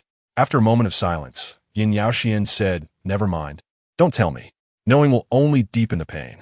Even now, Shen Jintai's primary concern remained with his brother, likely explaining matters to him. A pang of jealousy surged within Yin Yaoxian for his brother's possession of Shen Jintai's affection. Yet his brother, the unattainable, always stirs restlessly, while those who are favored remain unperturbed. This is indeed a timeless truth. Shen Jintai lay on his bed, still somewhat exhilarated. It was astonishing that Yin Yaoxian had confessed to him. Such a melodramatic event had unfolded in his life. He had always presumed that Yin Yaoxian viewed him through the lens of admiration akin to that of a fan for an idol, intermingled with a hint of brotherly affection. Instead, Yin Yaoxian revealed that he had loved him for a long time. The very word love sent shivers down his spine, so much so that he could hardly recall how he had declined. The message he sent went unanswered by Yin Xiuqi. He could completely empathize with Yin Xiuqi's feelings. If he were to become close with Yin Yaoxian, he could easily imagine the pangs of jealousy that Yin Xiuqi would experience. However, considering Yin Yaoxian's bright red eyes, he felt a twinge of compassion. Yin Yaoxian was indeed quite tenacious. After all, he had an exceptionally mature elder brother guiding him. As a young man, the embarrassment and sorrow that followed rejection, coupled with the expression of forced restraint, was truly heart-wrenching. An aunt from the Yin household descended the stairs and shook her head at Mrs. Yin. Mrs. Yin remarked, "He rarely sleeps in. Why hasn't he risen yet today?" It was said that he was unwell and wished to sleep a bit longer. Unwell? Mrs. Yin rose to her feet. Meanwhile, Yin Xiuqi, while enjoying his breakfast, commented, "At his age, there's no need to treat him like a child. I've already purchased a ticket for his return to England. He is a bit reluctant to leave and is likely throwing a tantrum. We need not concern ourselves with him." Mrs. Yin sat back down, saying, "Doesn't school commence in a few days? Whether he leaves a few days earlier or later makes little difference. He has nothing to occupy himself with at home. I heard Yaoxian mention your strong disapproval of his relationship with Xiao Jin." Yin Xiuqi glanced up momentarily. Mrs. Yin appeared somewhat displeased, stating, "While I want to force you to interact with Xiao Jin, you must acknowledge the time he spent in our home as a child. You may be indifferent, but we have developed feelings for him. Do not impose your preferences onto others." Yin Xiuqi replied, "That will not be the case in the future." Mrs. Yin paused briefly.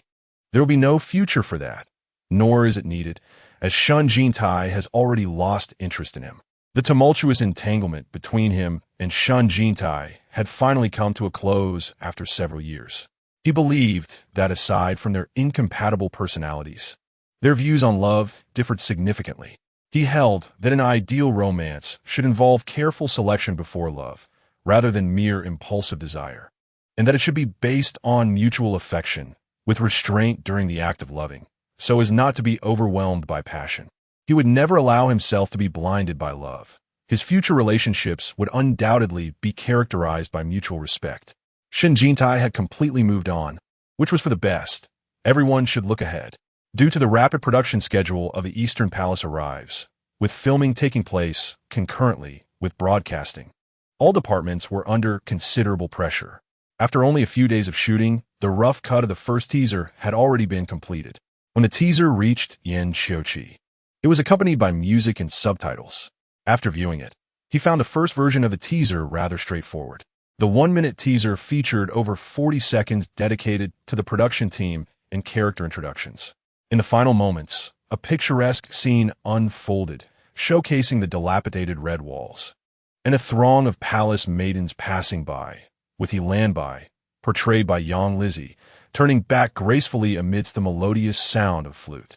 Yang Lizzie's glance back, Bai Qingchuan tending to flowers, and Shen Jintai raising his brow constituted the three main highlights of the initial teaser. Takahashi observed Yin Xiuqi's reaction discreetly. Yin Xiuqi was known for his stoic demeanor. However, after years of following him, Takahashi could discern his emotions through subtle expressions. It was evident that Yin Xiuqi was quite pleased with this version of the teaser. Not only was Yin Xiuqi satisfied, but other senior executives in the company were equally enthusiastic. Their foremost concern regarding the film is the striking harmony of Shen Jintai amidst a plethora of handsome men and beautiful women. The snippet featuring him in the trailer showcases his very first shot. At a royal banquet, he subtly raises an eyebrow while glancing at the prince across the room, slowly tilting his head, with a smile that is both enigmatic and beguiling, complemented by an enchanting musical crescendo that leaves one yearning for more, resonating with aesthetic allure. Today marks the day of the media visit, and Shen Jintai is particularly anxious yet exhilarated. Prior to the media's access, at 10 in the morning, the official Weibo account will release the first version of the trailer. The Eastern Palace Has Arrived is a monumental production of the year, consistently securing the top position in online polls for the most anticipated dramas, with high expectations and substantial investment, which translates to a meticulous management of promotional materials. No behind-the-scenes photographs have been leaked during the filming. The initial trailer is of utmost importance to the production team, and the leading actors are not even permitted to view it beforehand. They await the official release with bated breath and shared excitement. This trailer is highly anticipated, serving as a window for the audience to gauge the quality of the Eastern Palace Has Arrived, while fans eagerly wish to admire their beloved stars. Other actors may be less scrutinized, but the fandoms of Yue Guang, Li Zi, and Jean are particularly fervent, with the Yue Guang fans showcasing the most fervor. At 10 in the morning, the stunning visuals of the leading actor once again captivate the audience. The anticipation is palpable. It has been ages since he donned a historical costume. Not only are we eagerly awaiting, but several content creators I follow are also on standby to edit videos featuring him. The allure of the leading actor is overwhelming, flooding the platform. Hurry and release the edits. I wish to see only him and none of the others. Indeed, especially Shen Jintai. I have no desire to see him. It is disheartening to think that if this drama did not feature Shen Jintai, I could watch it 1,000 times over. Now, I am torn. I despise him. Yet I wonder if I should still watch this drama. Sending hugs your way. I share your sentiments. But fret not. We can simply skip his scenes. I have noticed several forums that seem to be inexplicably more excited about Shen Jintai. Haha, I cannot comprehend their reasoning. Those forums are filled with mindless fans or hired posters, lacking independent thought. Do they truly believe that an evocative poster equates to commendable acting? Today's trailer will undoubtedly reveal that dynamic performance and static imagery are altogether different realms. The rumors surrounding Shen Jintai appear to be mere fabrications spun by his own fans. Bai Qingchuan sits anxiously in her group, utterly on edge. You should eat something, Wei Gu suggests, sliding a box meal toward her. This isn't how one should diet. Your weight is just right as it is. Losing more would not be flattering. Have you seen their discussions? Bai Qingchuan remarks, I sense they might be in for a rude awakening. It is not the humiliation that is daunting, but rather the possibility that they might be astonished by Shen Jintai's acting prowess and end up becoming his admirers. After all, many in the Yue Guang fandom were once loyal to Jean. The first version of the trailer likely won't feature much of Shen Jintai. Will it? Wei Gu remarked. The production team remains quite discerning. They will undoubtedly consider the status of the male and female leads. Ultimately, it hinges on your collaboration with Yang Lizzie for investment. They would not dare to let Shen Jintai's role overshadow yours. The influence of fans is evident and unmistakable. Bai Qingchuan shook his legs, yearning to visit Jean Fun. The account Haiyuegwing has become unusable. He must register a new one. However, he did not anticipate that creating a new account would prove quite cumbersome, requiring a mobile phone binding. He would need to purchase another phone number to proceed. The inability to gauge the reactions and discussions among the fans left him restless. After all, understanding both oneself and the opponent is crucial for success. The Jean Fan community buzzed with excitement as it marked Shen Jintai's grand return. The press conference and promotional posters had made a resounding debut, and now they awaited the video to validate their anticipation. The final darkness before dawn only heightened their anxiety. With just an hour and a half remaining, the anticipation was palpable Oh dear. Donggong Lai is indeed a grand production. I noticed that the Rabbit District and the 8th Group have already built several threads, making it today's hottest entertainment topic. My brother truly made the right choice with this drama. I wonder if he will trend today. Once the trailer is released, everyone will join in the excitement. Shouting chime in the group chat, absolutely. No matter what, today I will retweet it 100 times. Several prominent fans even distributed numerous red envelopes to promote this event. Aptly named, Jinga Must Win. Xiaotang conveyed the fans' heartfelt intentions to Shen Jintai, who smiled and glanced at his reflection in the mirror. Today was not only the day for the trailer release, but also a day for media and fans to visit the set. The day's shoot involved a large ensemble cast, surpassing even the grandeur of the previous royal banquet scene. The crew had moved out from the studio to film on location at the Hantang Film City. The makeup room was bustling with activity. Song Wei sat beside him and said, "Xiao Jin, let's go out for dinner after we wrap up tonight." "Sure, it's my treat." Shen Jintai replied with a smile. "Jinga, take me along." Zheng Siki, rarely proactive, interjected. Shen Jintai chuckled, "Of course. You treated me last time. I haven't returned the favor yet, so today I shall pay." "Xiao Qi, come here for a moment," Song Wei beckoned. Zheng Siki approached, still unmade up, dressed casually in a fisherman's hat. Song Wei removed his hat, scrutinizing him closely, and chuckled. "Yesterday, I mentioned to Si Xian that you bear a slight resemblance to President Yan. Now that I look closely, it's somewhat true." Zheng Siki laughed lightly. "How could I possibly compare to President Yan? Do you see the resemblance?" Song Wei asked Shen Jintai, then chuckled again, perhaps realizing the inappropriateness of her inquiry. Shen Jintai maintained a composed expression, gazing into the mirror. "There's indeed a slight resemblance." Zheng Siki, oblivious to any similarities, leaned closer, resting against Shen Jintai's shoulder, peering into the mirror for a closer look. Upon observing Shen Jintai's generosity, Song Wei remarked, "It would be a pity for Yin Zong not to enter the entertainment industry. His presence is precisely what it lacks. He exudes a potent masculinity, yet possesses an air of aristocratic elegance. Handsome, chivalrous, austere, yet virile. Each time he visits the set, he stands out amidst a throng of attractive individuals, rendering even the most celebrated stars somewhat overshadowed. From a woman's perspective, such attributes are undeniably appealing. As an actress, I find Yin Xiuqi's aura of restraint utterly captivating. His visage, if magnified on the silver screen, portraying scenes imbued with sexual tension, would undoubtedly mesmerize countless admirers. However, given his illustrious lineage, it is clear he would not rely on the celebrity lifestyle for sustenance. I have prepared gifts for the fans. Do not forget to bring them along." Shen Jintai instructed Xiaotang. "What have you bought for them?" "Li Mailan Inkidat. Some souvenirs from the film city. Trinkets, really," Shen Jintai replied. In addition, he included signed photographs. While the signed photos were commonplace, and the trinkets lacked substantial value, the true sentiment lay in the inscriptions. He had previously ensured that Xiaotang gathered the names of the fans visiting for the day. Each signed photo bore a unique blessing tailored to its recipient, thereby ensuring that each was a one-of-a-kind treasure. For the fans, nothing could be more precious than an exclusive blessing from their beloved idol. The fans who visited this time hailed from various regions of the country, many of whom were strangers before this gathering, united by their shared admiration for the same idol. They frequently pursued their star online, yet this was their first real-life reunion. Therefore, Shen Jintai also reserved a restaurant and instructed Xiaotang to bring the fans over for a celebratory gathering after the shoot concluded. Should time permit, he intended to join them as well.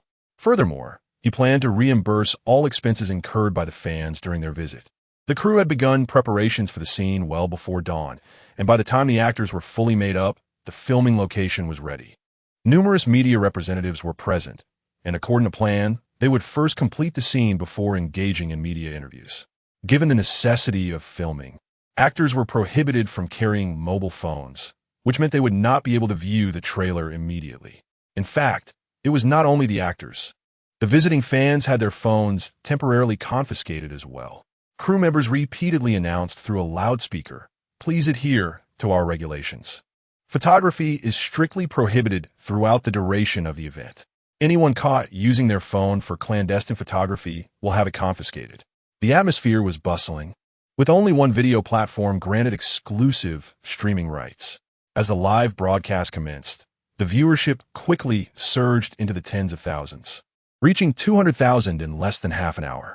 However, it was the fans present at the scene who were the most exhilarated. The weather was somewhat inclement, but at 8 o'clock, the sun unexpectedly broke through the clouds. The fans, gathered behind the barricades, suddenly spotted several vans approaching, from which a group of actors clad in period costumes began to emerge. From a distance, one could behold the flowing robes and jingling ornaments, reflecting against the palace's stone walls, creating an ethereal ambience reminiscent of a celestial realm. Regardless of gender, none among them lacked the extraordinary beauty that surpassed the ordinary. Under the sun, each radiated a luminous glow. They entered the filming set amidst the enthusiastic cheers of their fans. There stood the ethereal Bai Qingchuan, the strikingly beautiful Yang Lizzie, the elegantly refined Zhang Siki, the stunning Lu Hui, the poised Song Wei, the fair-faced and red-lipped Shen Jintai, along with a multitude of exquisitely dressed handsome men and alluring women, dazzling the onlookers with their fragrant presence. Such is the resplendent allure of the entertainment industry. The live broadcast barrage of comments flooded the screen. Here they come. This drama is truly a feast for the eyes, filled with handsome men and beautiful women.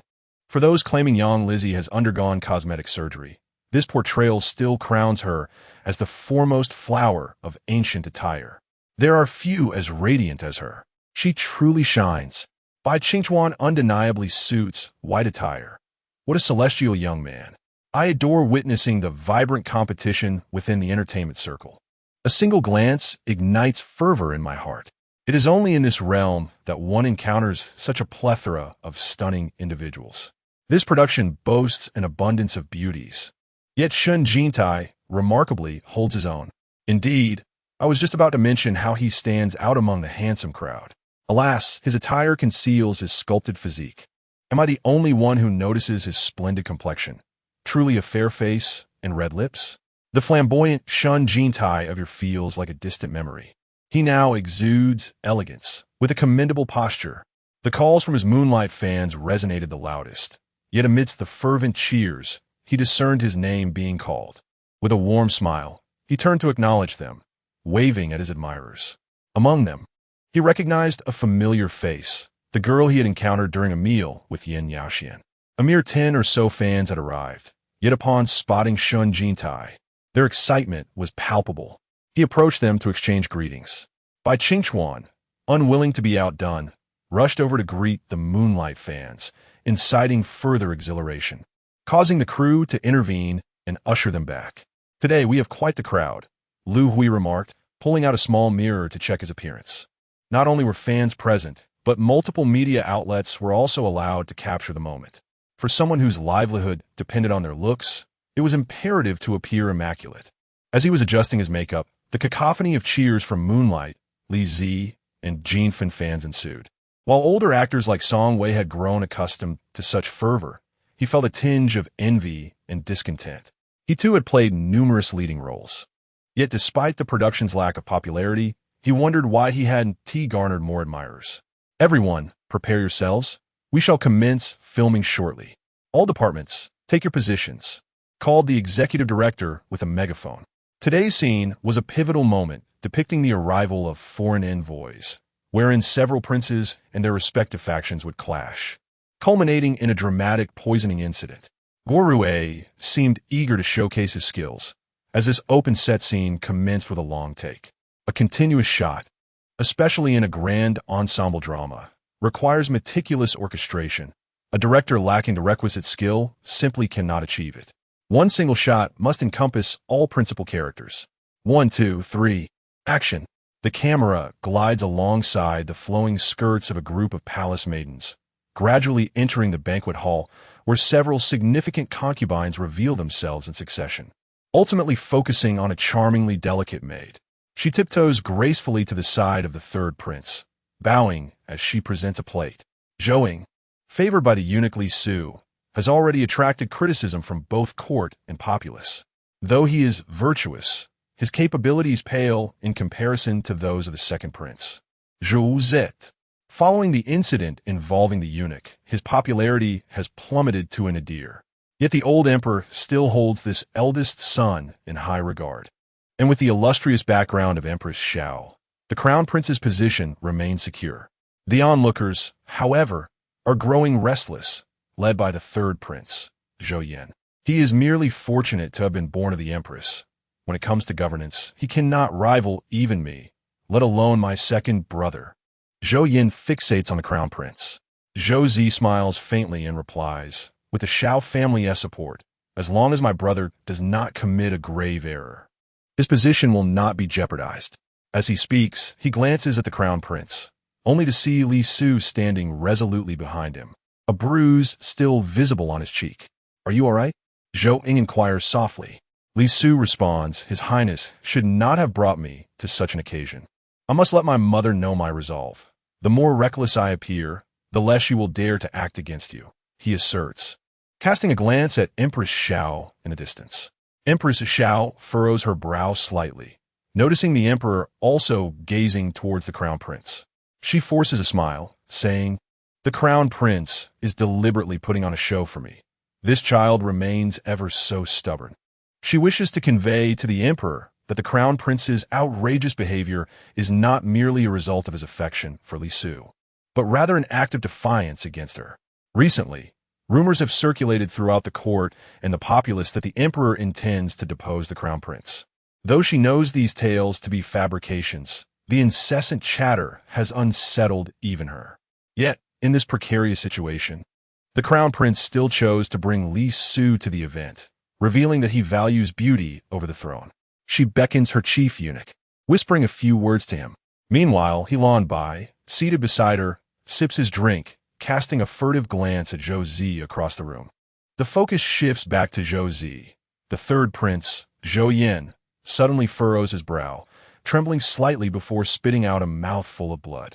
This long take was filmed 3 times. From this point onward, the series adopted a rhythm where at least one character per episode would meet their demise. Fans observing the shoot dared not breathe. The live filming was rife with noise, devoid of filters and editing, rendering the segments disjointed. However, after that spurt of blood, each scene was a crescendo of drama. There were cries of injustice, characters being dragged away by guards, tears flowing, cups shattered, and relentless plot twists that heightened the excitement to an exhilarating degree.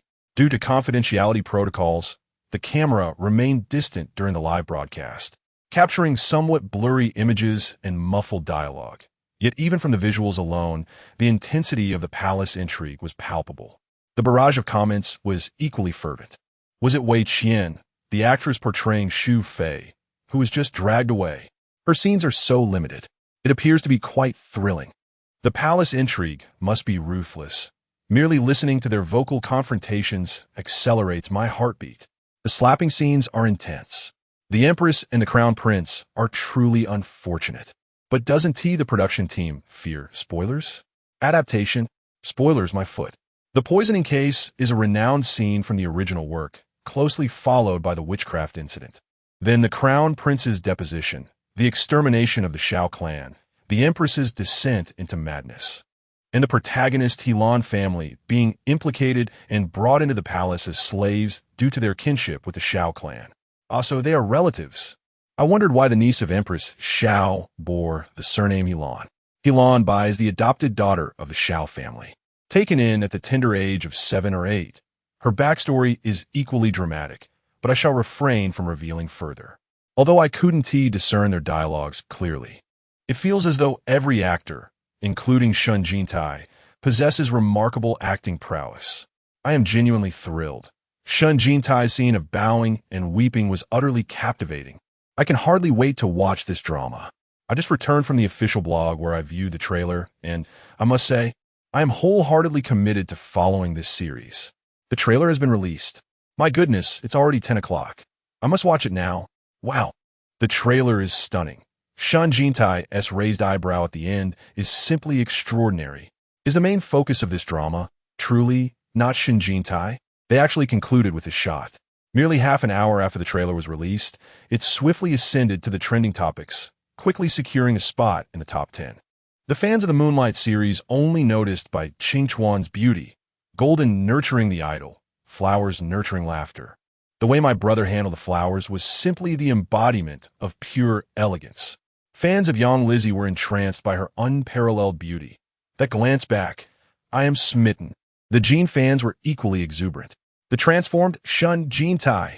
How has my brother suddenly become so refined? Aside from its brevity and limited shots, there are no other flaws. Will there be an extended version? Yin Yaoxian sat in the car en route to the airport, repeatedly watching that trailer dozens of times.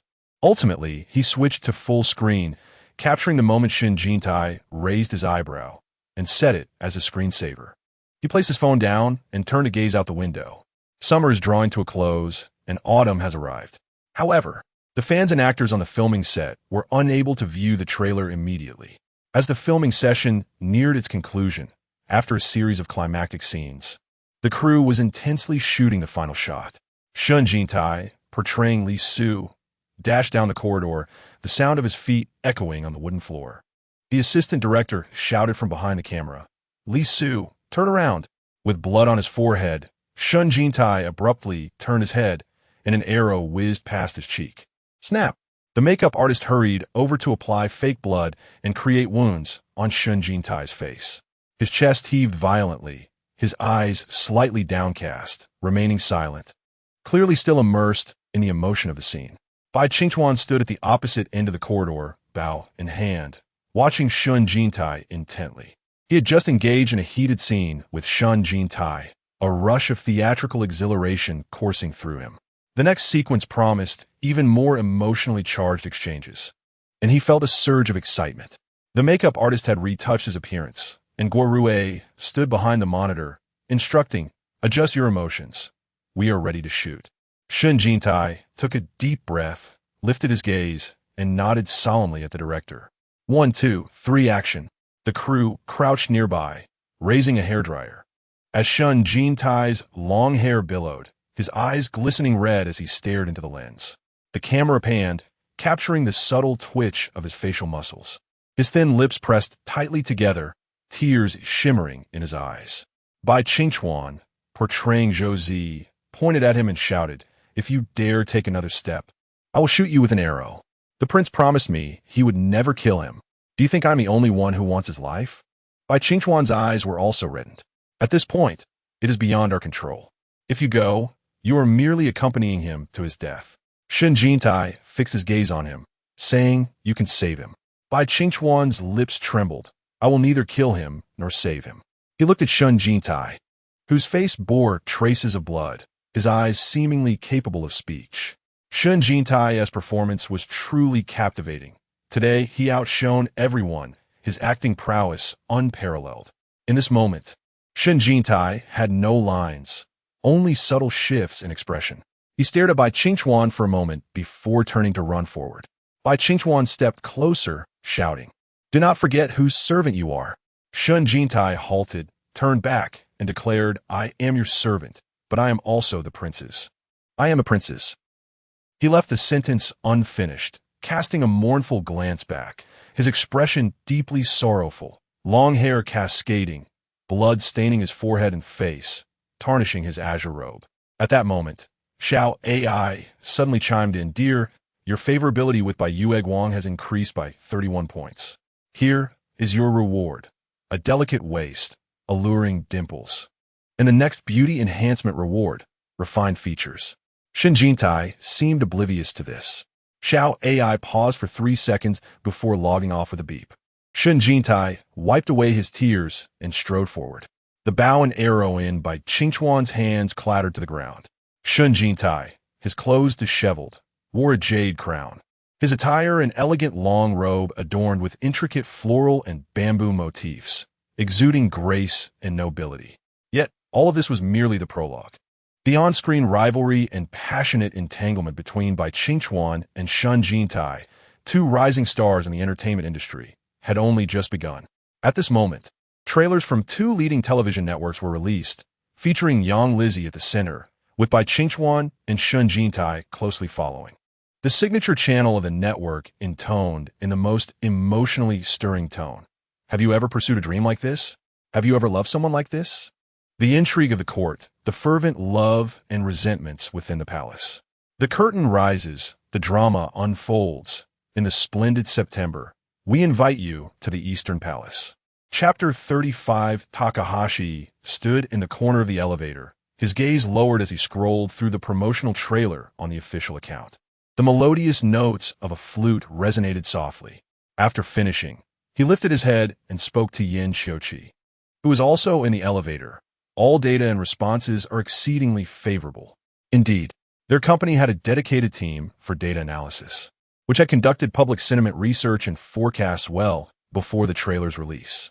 The anticipated outcome had proven to be quite optimistic, and the current feedback was not unexpected. The visit and media interviews were taking place simultaneously. After Shen Jintai and Bai Qingchuan wrapped up their scenes, others had already completed their interviews, and the media eagerly awaited the two of them. This was the highlight of today's interviews. Bai Qingchuan and Shen Jintai, when standing side by side, commanded everyone's attention.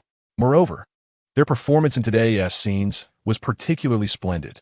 Shen Jintai had previously trained his voice and was meticulous about its care. However, his vocal cords had become somewhat fragile, strained from the numerous intense scenes, leaving him slightly hoarse. He took a sip of water and, guided by the staff, made his way toward the media interview area. Just as Bai Qingchuan was descending from his chauffeur-driven vehicle, he flashed a smile at Bai Qingchuan, who promptly offered him a cup of tea to soothe your throat. Noticing the presence of dried tangerine peel in the tea, Shen Jintai expressed his gratitude. Thank you. He accepted the cup, unscrewed the lid, and took a sip as they both proceeded to the interview area. This action had already captured the attention of several media outlets, and both the Moonlight fans and Golden fans were observing with mixed expressions, exchanging glances filled with curiosity. What transpired here? Surely, it must be mere pretense. The Moonlight fans were particularly convinced of this notion. Oh, how could our brother, so kind and beautiful, endure such bullying from Shen Jintai for so many years, yet still treat him with warmth?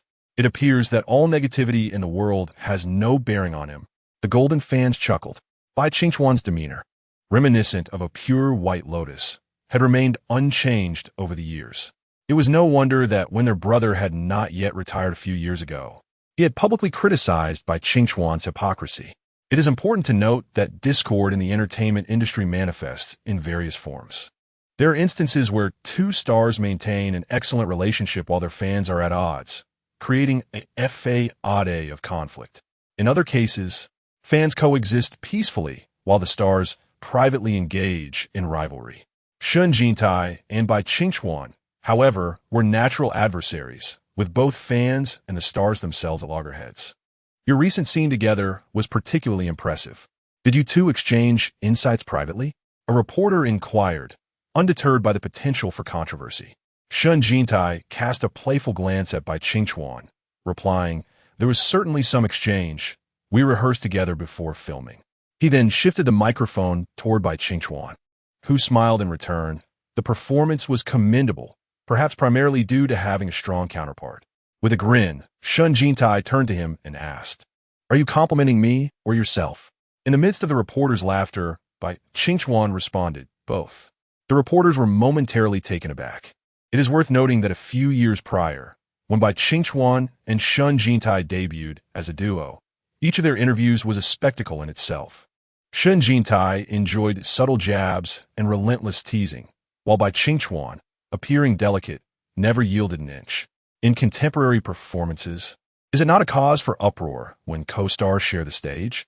Yet astonishingly, they now exhibit a profound camaraderie, or perhaps it is a sisterly bond. However, what the audience truly desires is not such scenes. They yearn for the spectacle of celebrity rivalry. Shen Jintai returned to the fray. It is unclear whether the two have previously been aware of the rumors regarding their discord.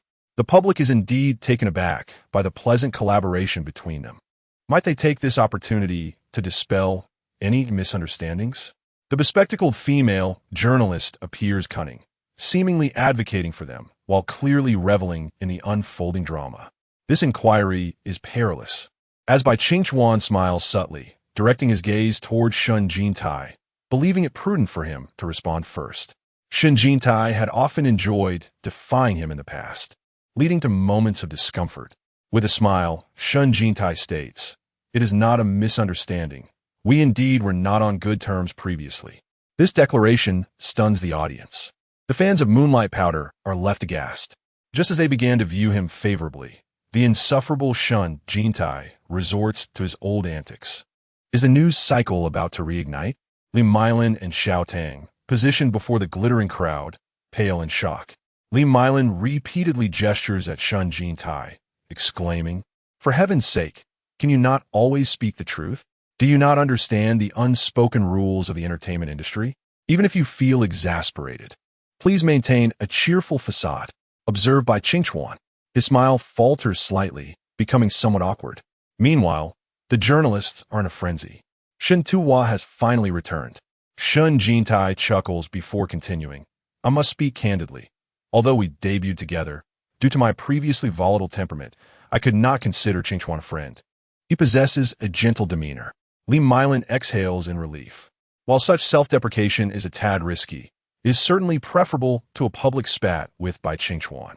At last, the young man is beginning to grasp the nuances. Bai Qingchuan's smile has momentarily frozen as he gazes intently at Shen Jintai. The latter's words catch him off guard, for they reflect a transformation he has witnessed firsthand. Though the anticipated tension between these rivals is absent, Shen Jintai's remarks provide substantial material for the press. The journalists are thoroughly satisfied. The phrase "we were indeed not on good terms" previously could serve as a teaser, brimming with potential for sensationalism. Shen Jintai's statement not only extends an olive branch to Bai Qingchuan, but also offers the journalists a morsel to relish. Having spent ample time in the entertainment industry, he understands the importance of mutual elevation. These journalists thrive on the substance that celebrities provide. Today's performance proved to be quite arduous, exacting a significant toll on both body and spirit, leaving everyone utterly exhausted by its conclusion.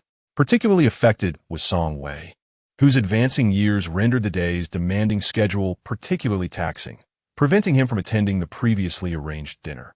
In contrast, the younger ensemble, including Shen Jintai and Bai Qingchuan, possessed the vigor of youth, allowing them to recover swiftly from fatigue.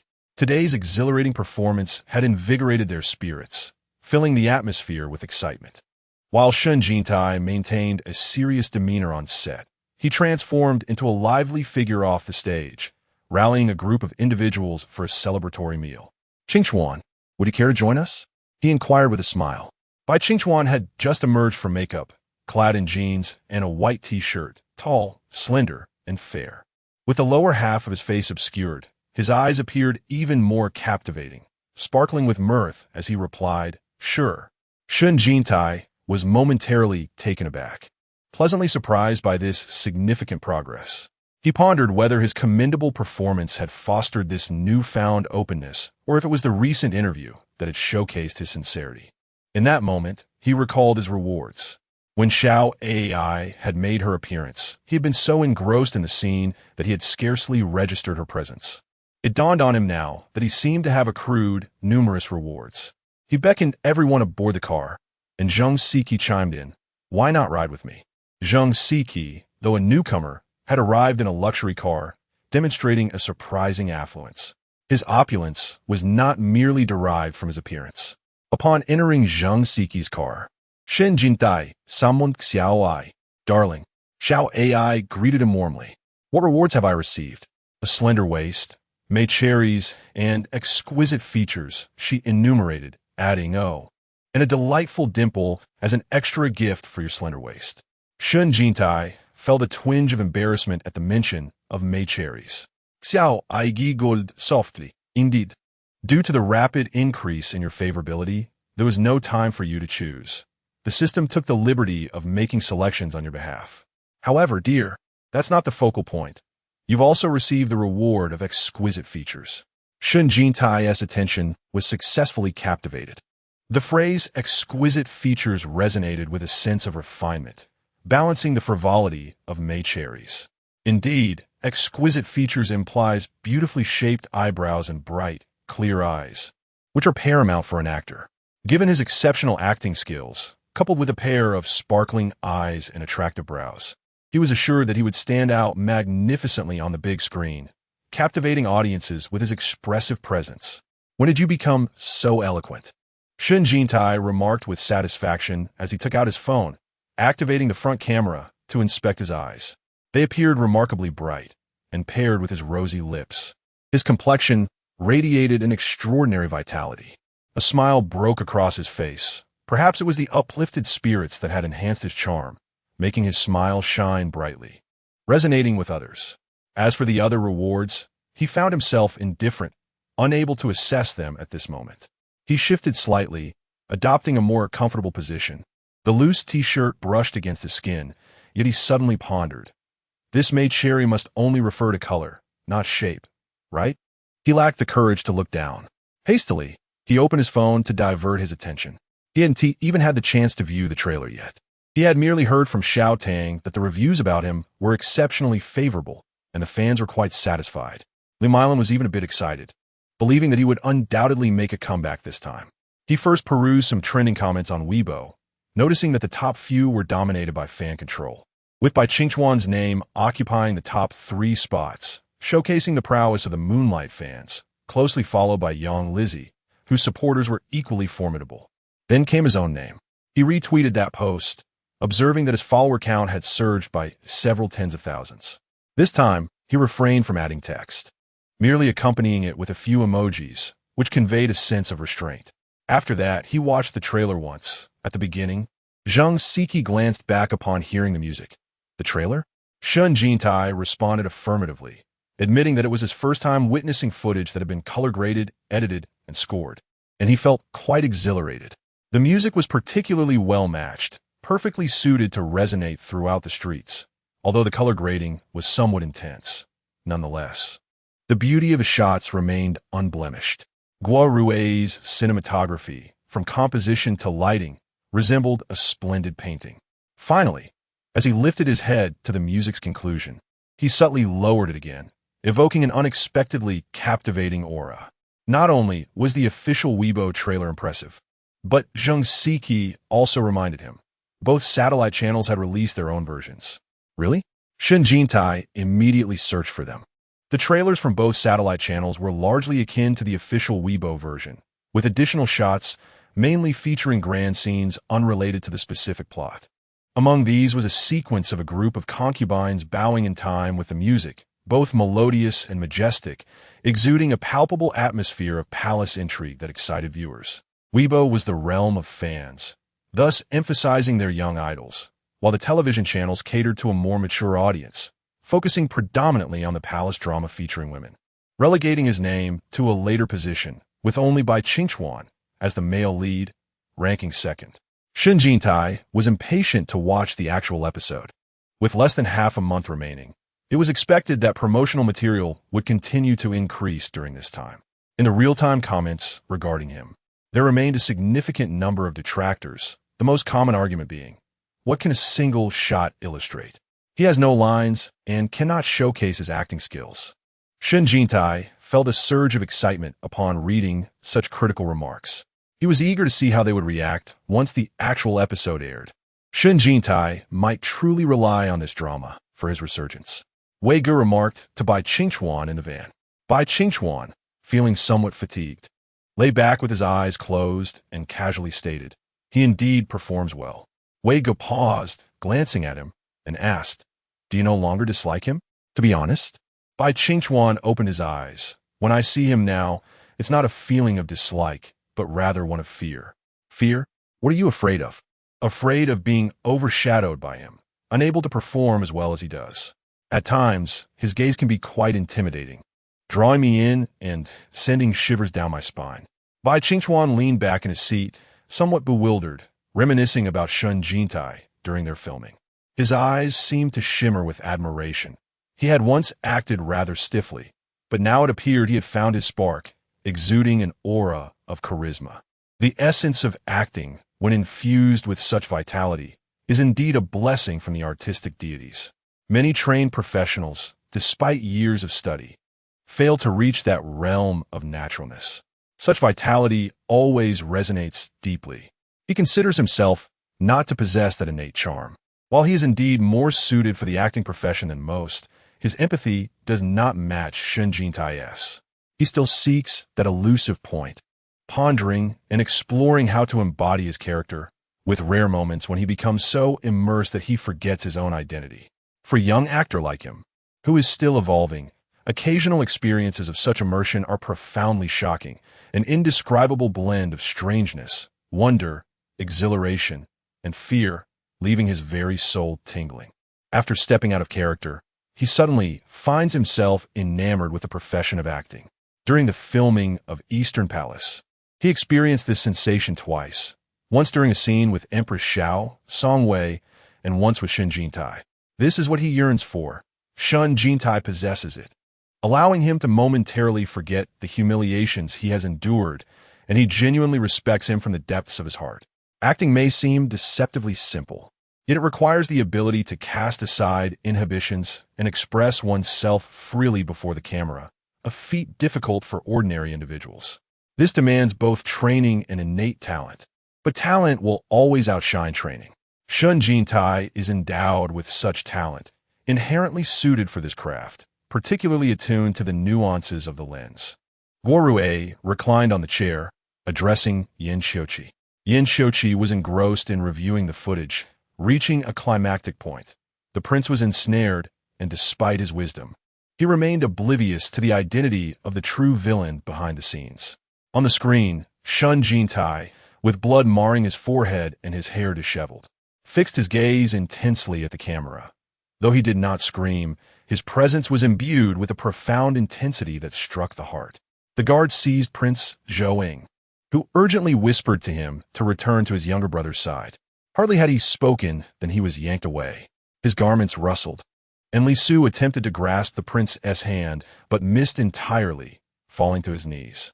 He turned to glance back at Zhou Zi, then swept his gaze across the assembly of royals, his expression a tumult of panic and malevolence, suddenly realizing that each person present was a potential murderer. Too many coveted a place in the Eastern Palace, yearning to ascend to the throne. The Empress prostrated herself, bowing her head, exclaiming, "Your Majesty." Li Su's expression shifted dramatically as he abruptly turned toward the direction in which the prince had fled, his lips trembling as he clenched his fists. Yin Xiuqi, having read the script, recalled the playwright Meng Xiaoxing's words. The Prince Zhou Ying and the young eunuch Li Su are the most virtuous yet the most sinister of souls. Before filming began, he could not envision what Shen Jintai's Li Su would be like. Now, an image formed in his mind, anticipating the tearful portrayal of Li Su during the scene of the prince's poisoning, an evocative performance that would surely stir the soul. He also eagerly awaited the moment when Shen Jintai would cradle a rose and deliver Li Su's most iconic line. Chapter 36, They Had Yet to Dine. Yet today's interview had already sparked fervent discussions online. It was inevitable. Shen Jintai's admission of their incompatibility was indeed sensational. Upon opening the trending topics on Weibo, one could hear the familiar voices discussing, "Indeed, we were not compatible before." The comments flooded with the fervent voices of Moonlight fans. Shen Towa remains Shen Towa, always adept at generating hype. It's never wrong to say Shen Towa is finished.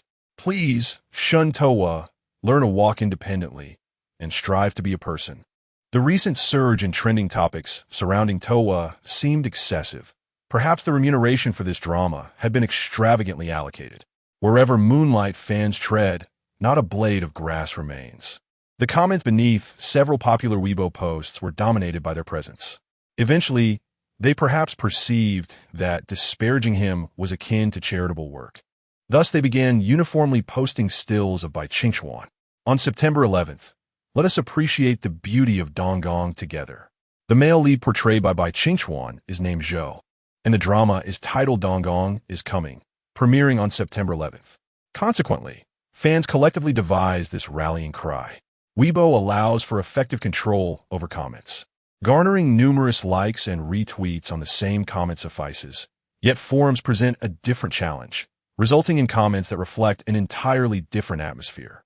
Although there are suspicions of hype, I find this raw authenticity quite appealing. Indeed, they were incompatible, I even perceive Bai Qingchuan's cheerful demeanor when mentioning Shen Jintai as somewhat disingenuous. Disingenuous. That's called politeness. What is your worldview? Is it only genuine if one disparages Towa before the camera? Regardless, Shen Towa's recent series of maneuvers has proven remarkably successful. I wonder if he has changed his team, as it seems the public's fondness for him has surged. Oh, please, who would care about him? He has been past his prime for several years. Both supporters and critics are merely those within the fan circle. The entertainment industry has indeed lost much of its luster without Shen Jintai. Personally, I sincerely hope he seizes this opportunity to regain his prominence. Same hope. Hope 1. He is already on the path to resurgence, having gained nearly 1 million followers on Weibo. Today, while watching the live broadcast, his performance truly astonished me. I dare not claim his acting skills are extraordinary. It was unexpectedly impressive. Yes, unexpectedly so. I did not anticipate he could perform in such a manner. Because of this surprise, it appears particularly dazzling. I was genuinely captivated. The crew's decision to showcase this segment during the media visit was indeed shrewd. I recently indulged in the original work and found it utterly compelling. I must say, if Shen Jintai can embody this role, he is bound to achieve a resurgence. Li Su is a character that resonates deeply. A wickedly charming eunuch has yet to grace the screen, and a commendable performance could solidify it as a defining role. Shen Jintai's beauty may not have kept pace, but who knows if his acting has. Speaking of beauty, have you noticed that Shen Jintai appears far more attractive than before? Has he perhaps undergone some alterations? He was never unattractive to begin with. In the past, he was often adorned with heavy makeup, and honestly, the public has forgotten what he looked like in his natural state. Reflecting on the photographs of him with dark hair from his debut on Pick Me, it is evident that he has undergone a transformation. He has matured since then. At that time, he was merely on the cusp of adulthood. Now, Shen Jintai is just 20, still not fully developed. It is often said that a man's peak attractiveness is reached around the age of 25, and he is several years ahead of him. Fundamentally, he possesses considerable potential. However, he is often compared unfavorably to Bai Qingchuan. I have always believed that his bold red hair and heavy makeup were deliberate choices, stemming from an awareness of his own shortcomings in comparison to Bai Qingchuan, thus opting for a different path. To imply that he is exceptionally astute is rather far-fetched. If Shen Jintai were truly that intelligent, he would not have withdrawn from the industry for love. Speaking of love, has he truly severed ties with the young master of the Yin family? I wonder what the Yin heir thinks of him now. Why has no one delved into their relationship? I am genuinely curious. Their connection is well known, with irrefutable evidence supporting it, and when coupled with Bai Qingchuan, it forms a rather dramatic love triangle. To summarize, Shen Jintai ardently pursues Yin Xiuqi, who remains unmoved, seemingly favoring his rival, Bai Qingchuan. To be frank, the relationship between Bai Qingchuan and Yin Xiuqi lacks concrete evidence. Their fans merely jest. It is quite amusing that anyone who has ever been rumored to be with Bai Qingchuan ends up facing backlash, yet the Yin heir has managed to remain unscathed. This can largely be attributed to the fact that Yin Xiuqi is exceptionally talented, but it is also likely that Moonlight fans seek to provoke Shen Jintai by referring to him as Yan's son-in-law. The mass exodus of fans from Jinfen was precisely due to this. This hardly qualifies as a love triangle, as it primarily features Shen Jintai's unrequited affections. Now, as they both star in a production by Sunshine Media, it appears these three are destined to intertwine endlessly. It is rather amusing how both of them seem to latch onto the Yin family for publicity. To be honest, individuals in the entertainment industry of Yan's caliber likely regard them with disdain. The Yin prince is undeniably handsome, and genuine connections are indeed rare. Shen Jintai may not have succeeded in pursuing the prince in real life, but he has found himself in a romantic storyline with him. This drama is filled with unexpected twists and coincidences, both on and off screen. Bai Qingchuan and Shen Jintai debuted together and even share a group. Yet this is the first instance of them dining together privately. It feels somewhat awkward. Fortunately, Shen Jintai has changed. He is now quite forthright and amiable, displaying warmth toward Bai Qingchuan. In fact, Shen Jintai is warm-hearted to everyone, which is quite peculiar. It is noteworthy that Shen Jintai, accustomed to his privileged upbringing, has a reputation for being temperamental and capricious, often selective in whom he acknowledges, except when it comes to flattering Yin Xiuqi. Now, not only does his acting prowess need to be surpassed, but his social connections must also be outshone. Eat up, Shen Jintai interjected, smiling at him. I see you haven't eaten much. I'm on a diet, Qingchuan replied. Are you still trying to lose weight? Shen Jintai inquired. Maintaining his ethereal demeanor in front of Shen Jintai, Qingchuan softly responded, You know how it is. I tend to gain weight in my face, and it doesn't look good on camera. You are already quite appealing, remarked Shen Jintai. You should leave some room for others. Qingchuan felt an immense joy upon hearing this. Both Zheng Siki and Shen Jintai possessed hearty appetites. Being young, their metabolism was swift, and they could indulge without consequence. Qingchuan, although not prone to gaining weight, found that even a slight increase in pounds would be quite visible on his face. Thus he paid close attention to his diet. In truth, he yearned for indulgence, yet Wei Gu rewarded him with merely 1 chicken leg per week. Is it delicious? He inquired. Exceedingly so, Shen Jintai replied. Unable to resist, Qingchuan took a bite, exclaiming, This is utterly delightful. However, for the sake of aesthetics, he resolved to exercise restraint. Wiping his mouth, Qingchuan declared, I can eat no more. Just a bite. A salad will suffice. He successfully controlled his urges. Shen Jintai admired Qingchuan's self-discipline. His vegetarian diet suited the essence of his ethereal charm. He sat there, speaking little despite their daily encounters. Yet Shen Jintai still found him captivating. It was not an exquisite beauty, but rather a solid 8 out of 10, complemented by a touch of grace. The phrase white moonlight perfectly encapsulated Qingchuan, gentle, luminous, and shimmering. Suddenly, he caught a faint yet delightful fragrance emanating from Qingchuan, the scent of an exquisite perfume. Qingchuan's professional skills were commendable. At such a young age, his acting prowess surpassed that of many peers. Noticing Shen Jintai's gaze upon him, he turned to glance. And Shen Jintai smiled at him before redirecting his attention to Zheng Siki. Qingchuan was taken aback by the brilliance of that smile. It was unexpectedly charming and radiant. When had Shen Jintai's smile become so enchanting? I was not entirely satisfied with my performances today, Zheng Siki confessed. Upon reflection, I believe I could have done better. Yet you didn't ask the director for another take, Shen Jintai observed. Zheng Siki chuckled. Sitting upright, I felt too awkward to address the director. Reshooting not only wastes the crew's time, but also requires the cooperation of fellow actors. As a newcomer, unless the director is dissatisfied and requests a redo, I wouldn't dare to suggest it myself. Director Gua is relatively trusting of his actors and is open to collaboration.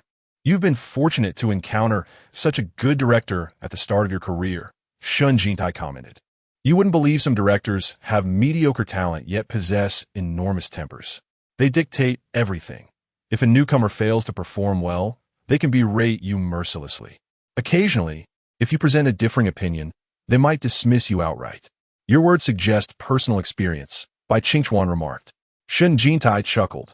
Indeed, it was a reflection of his own journey.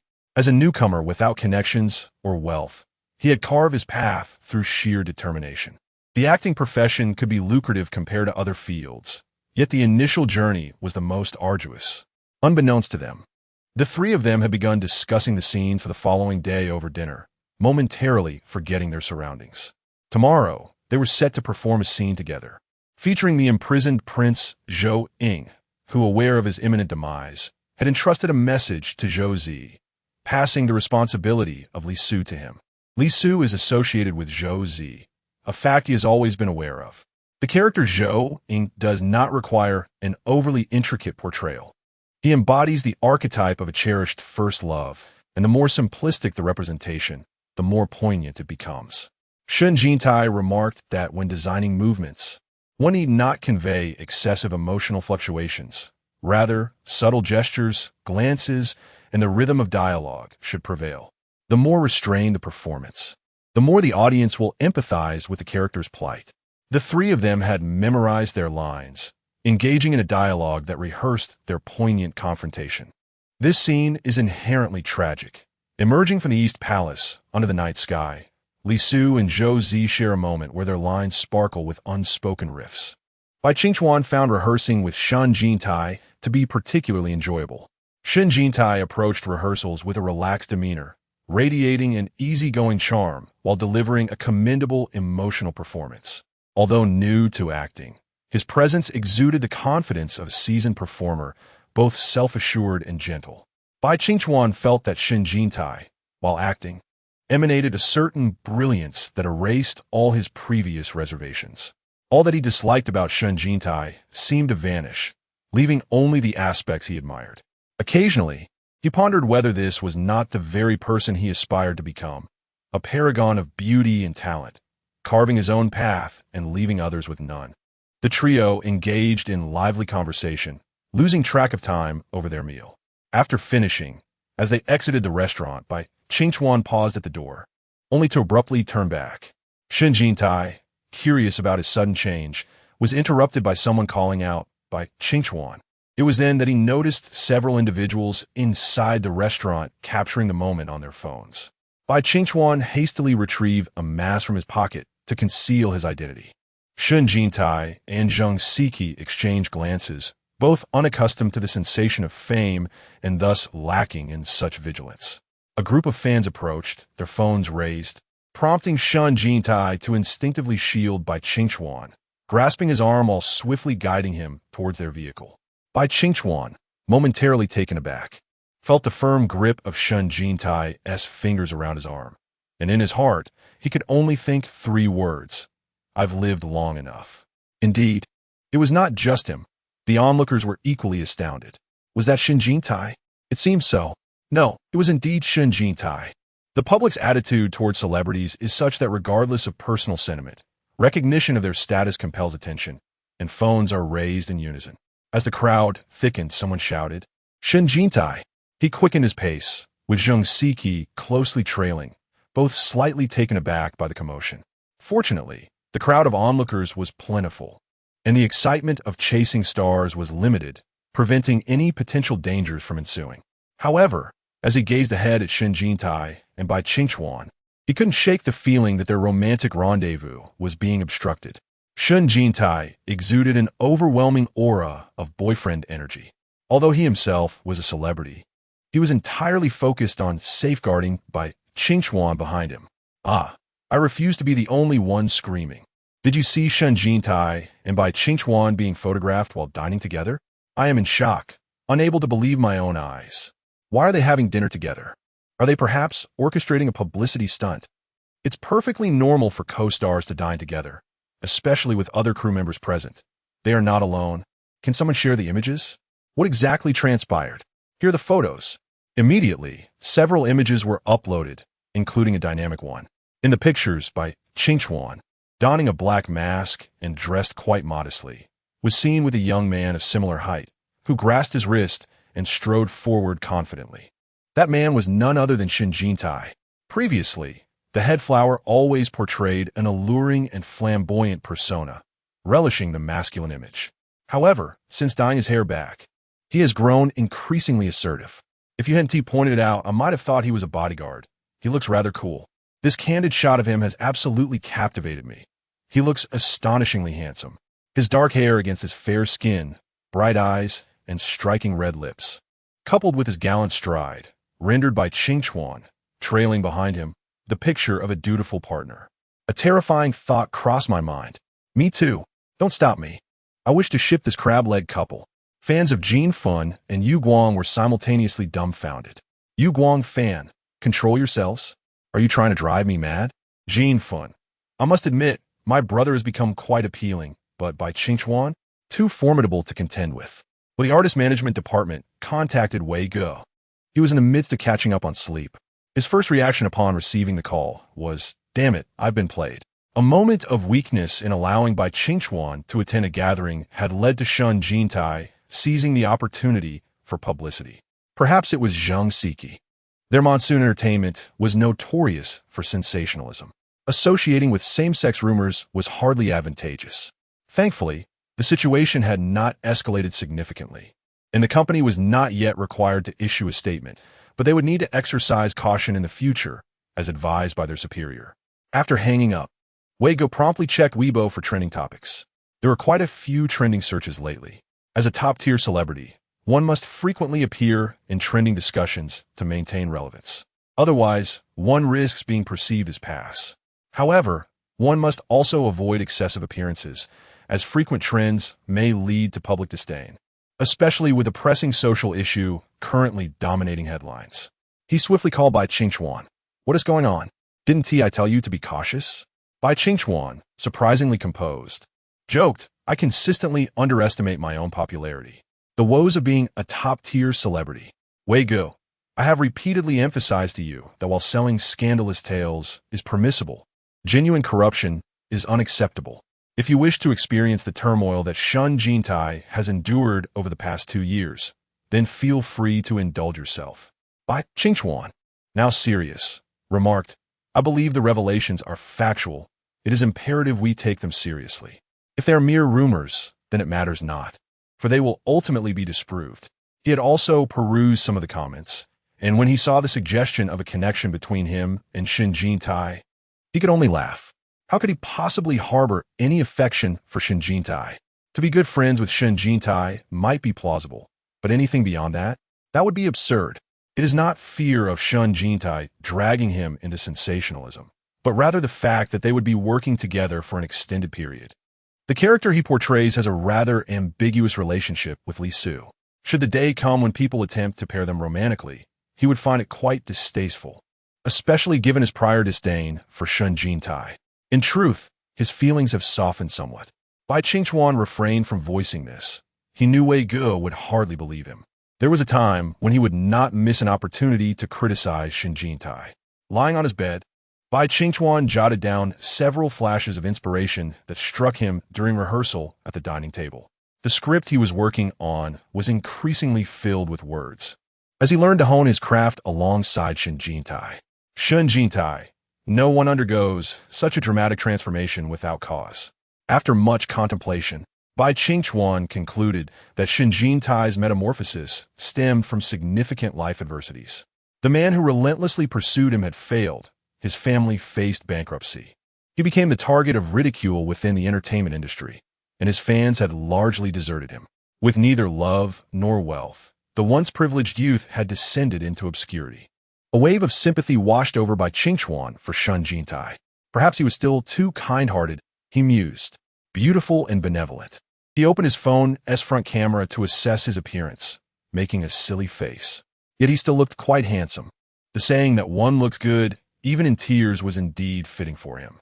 Shen Jintai had yet to rest. After escorting Bai Qingchuan back, he proceeded to the fan meeting. A dozen fans had been waiting for quite some time. After spending half an hour with them, he returned to the hotel, where it was already late into the night. Xiao Tang had prepared a warm bath for him, and, just before leaving the room, cautioned, Brother, you should be careful in your dealings with Zhang Siki. Shen Jintai, having removed his t-shirt to reveal his lean upper body, turned to inquire, what is the matter? Xiao Tang stared at his physique, momentarily taken aback. He was continually astonished by Shen Jintai's figure lately. Such a slender waist made his shoulders appear broader, particularly attractive. Tall and alluring. Shen Jintai furrowed his brows slightly. Xiao Tang snapped back to reality and quickly explained, they at Jifeng Entertainment thrive on sensationalism. Disregarding any negative public perception, this trending topic was certainly bought by their company. Otherwise, how could it have surfaced so prominently? Xiao Tang had done his analysis. Shen Jintai could not afford such publicity, and Bai Qingchuan would never engage in such tactics. The most likely culprit was Zhang Siqi's camp. They had previously purchased similar rumors. However, he surmised this time it was not their doing. Shen Jintai replied, it was probably initiated by Weibo itself. Due to the recent trending topic omitting Zhang Siqi's name, several entertainment accounts even referred to him as a handsome young man instead. The relationship between Weibo and celebrities can often be one of mutual exploitation. At times, celebrities proactively purchase trending topics, while at others, Weibo itself promotes them. For those celebrities with significant traffic and captivating narratives, Sina seeks to capitalize on the hype, especially amid the fierce competition of new media. Xiao Tang could not help but steal another glance at Shen Jintai. His back was undeniably captivating, with a pronounced backline that revealed a graceful strength. "All right, you should head back to your room and rest," Shen Jintai suggested. Only then did Xiao Tang close the door behind her. Noticing the hint of surprise in Xiao Tang's gaze, Shen Jintai stripped off his shirt to examine himself. He first glanced at the reward of Mei Cherry. A rush of heat surged through him, leaving him momentarily stunned. After taking a deep breath to calm the warmth on his face, he lowered his gaze to observe his waist. At merely 20 years old, he was still youthful, and as long as one was not inherently overweight, body fat remained low. His waist had never been particularly thick, and now it appeared subtly refined. The essence of this reward seemed to lie in the promise that one would not gain weight even at 60. Although the change in his waist was not overtly noticeable, it appeared significantly more aesthetically pleasing. He believed that with just a bit of abdominal training, he could attain an enviable waist. Suddenly, a notification chimed. Xiao AI came online. "Hello," Shen Jintai remarked. "Why are you back so soon?" "I wish to clarify the details of our prize," Xiao AI responded. "Our emphasis on a slender waist encompasses not only its slimness and endurance, but also its flexibility and strength. Our awarded waist is not merely attractive. It serves a practical purpose as well." "Is that so?" "A man's waist holds great importance. It's the foundation upon which the electric motor operates." He recalled the character Yin Xiuqi from Everyone Loves the White Moonlight, who possessed a remarkable physique. Shen Jintai felt a surge of joy at the thought that such benefits might one day be his. "In fact," Xiao AI continued, "the other rewards we offer, like a pert posterior and the Mei Cherry, are not just for aesthetics. They are both visually appealing and functional." "All right, you may take your leave," Shen Jintai promptly interjected. Xiao AI giggled before saying, "Dear, I will be on leave for a while. During my absence, my colleague Xiao Mei will assist you. Her personality differs from mine, so please be understanding if there are any shortcomings." "You can actually take leave?" "Indeed. Don't miss me too much," Xiao AI replied before logging off. After taking a shower, Shen Jintai acutely felt the burdens of the Mei Cherry. He resolved to avoid scrubbing his upper body during his next bath. After changing into his pajamas and climbing into bed, he intended to review the trailer once more. However, upon lighting up his phone, he noticed several missed calls. They were from his stepmother, Lu Qi. After a moment's contemplation, he decided to return the call. As soon as the line connected, he heard her voice, "Jintai." Shen Jintai responded with a nonchalant hum, inquiring, "What is it?" The aunt expressed her curiosity about his acting endeavors, asking if he found it exhausting. "If you have something to say, just speak directly," Shen Jintai replied, reclining on the bed. Lu Qi chuckled softly, seemingly embarrassed, and continued, "My younger sister is currently taking piano lessons. Her teacher, Wei Siming, is quite renowned and charges exorbitantly. Given our family's current circumstances, I was hoping to persuade her to switch to a different instructor, but she refuses. Your father, brother, I don't want to change teachers," came the protest of a little girl. Shen Jintai promptly inquired, "How much does it cost?" Lu Qi explained, "We still have a fair amount of money at home, so please don't misunderstand. I called not to ask for your financial assistance. Your sister listens to you the most. Could you please talk to her gently?" "No need. I have funds," Shen Jintai assured her. "I will transfer some to you shortly." "Brother, when will you return?" asked Shen Xiaomei. Shen Jintai pressed his lips together and replied, "I'm currently occupied with filming. The crew is quite busy. Once I find some free time, I will come home to see you. Be sure to behave." He had a fondness for children, yet lacked experience in interacting with them. His feelings for Shen Xiaomei were rather detached, merely a sense of obligation stemming from their blood relation, leaving him unable to disregard her completely. It is indeed peculiar how human emotions work. Shen Jintai shared a rather mediocre relationship with his stepmother and biological father, yet he held a profound affection for his younger half-sister. The two siblings exhibited similar temperaments, both spoiled and willful. All his romantic affections were devoted to Yin Xiuqi, while his familial affections were reserved for Shen Xiaomei. At times, he felt fortunate that his family dynamic was as it was. Had the Shen family been harmonious and filial, he would have been at a loss on how to navigate such a foreign familial environment. This distance, however, proved advantageous, simplifying matters. The troubles that could be resolved with money hardly constituted true troubles. He found himself in a relatively prosperous position, with several million in his bank account, and anticipated greater wealth in the future. With this financial capacity, he felt inclined to assist this family to some extent, seeking tranquility in the process. How little it takes to exchange for peace. It could be seen as repaying the debt of upbringing. As long as demands weren't excessive, he could acquiesce. Being a prominent star, if it were to be revealed that he disregarded his family, allowing them to languish in poverty, even with justifiable reasons, public perception would be decidedly nuanced. He wished to avoid becoming a trending topic due to familial discord. Some celebrities faced bizarre lawsuits from eccentric parents that became widely known, resulting in both trouble and embarrassment. Fame and fortune. Once the spotlight of fame began to warm, the benefits would inevitably follow. Lee Mylan excitedly announced, "A brand has approached me, expressing interest in collaborating with us. What do you think? An endorsement?" Shen Jintai exclaimed, elated. "I too may one day bear the title of brand ambassador." "Yes, it is an endorsement," Lee Mylan replied, "though it is for a smaller brand." "What kind of product?" Lee Mylan glanced at his posterior, chuckling as she said, "Underwear." Shen Jintai remarked, "I am uncertain if it is due to the original poster, but this lingerie brand has surprisingly taken notice of you. Although it is not a major label, it has garnered a fair amount of recognition in recent years. My husband wears their underwear, which is of exceptional quality and reasonably priced, particularly the ice silk variety." "Hold on," Shen Jintai interjected. "Please send me the brand's information on my phone. I would like to take a look." Lee Mylan, sensing a potential opportunity, quickly retrieved the details of the lingerie brand from her phone. Those with discerning taste will see the merit in this. Don't recoil at the thought of endorsing underwear. Have you not noticed that Young Lizzie also endorses lingerie and sanitary products? There is nothing to be embarrassed about. These are essentials for everyone. What about the endorsement fee? Shen Jintai inquired. "Rest assured, we can negotiate," Lee Mylan replied confidently. "At the very least, it will be this amount." She gestured with her fingers, and Shen Jintai exhaled, feeling that it was something worth considering. After all, he was a novice actor, and the title of spokesperson was undeniably thrilling. With a name like Shen Jintai, marred by a myriad of past controversies, he would likely be estranged from high-end endorsements in the future. Fortunately, he did not place much importance on such matters.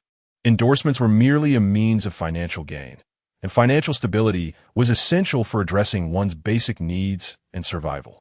With sufficient funds, he could afford to select roles based on quality rather than remuneration, allowing him the freedom to accept worthwhile projects without concern for payment. Having shot the Eastern Palace for over 6 months, he lacked other commitments and would not be competing for roles.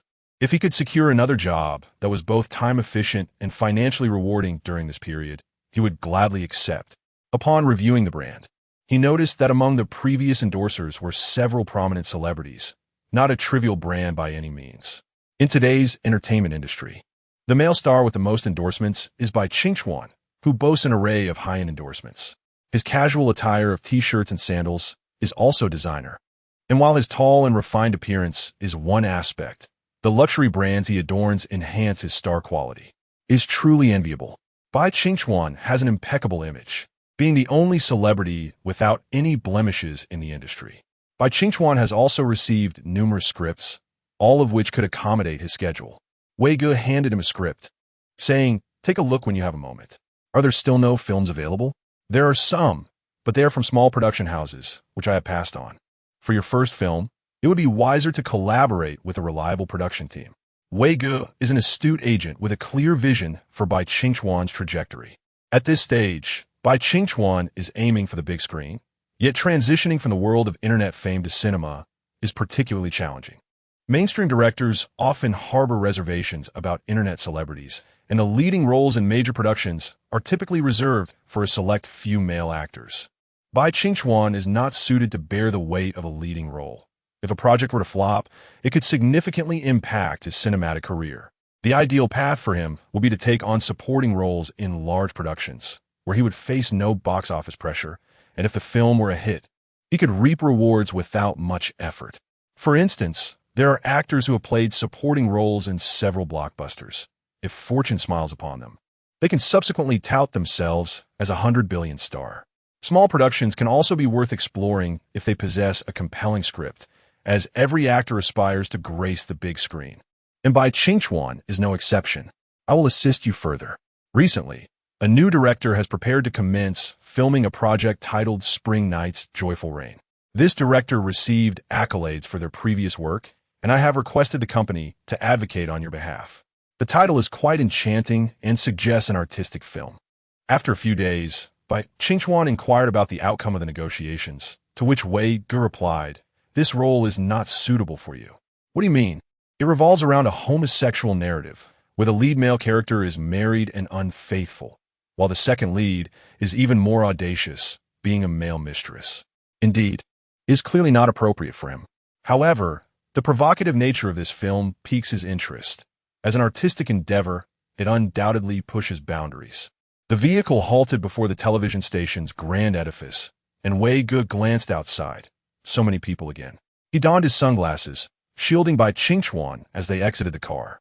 Bai Qingchuan, with a charming smile, waved to the gathered fans and humbly bowed before entering the lobby amidst their ecstatic cheers.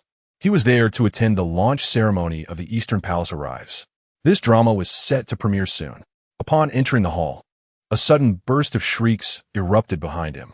Although the crowd was not larger than his own, their enthusiasm was palpable. Turning to investigate, he discovered that Shen Jintai had arrived. Shen Jintai placed his sunglasses upon his chest, grinning as he bowed and waved to the fans. "Shen Jintai! Shen Jintai!" a plump girl exclaimed, her voice ringing out among the throng. Shen Jintai had truly rejuvenated. Bai Qingchuan was transported back 2 years. Recalling the time he walked alongside Shen Jintai amidst a sea of fervent supporters, their yellow light sticks creating a radiant golden ocean, swelling with fervor.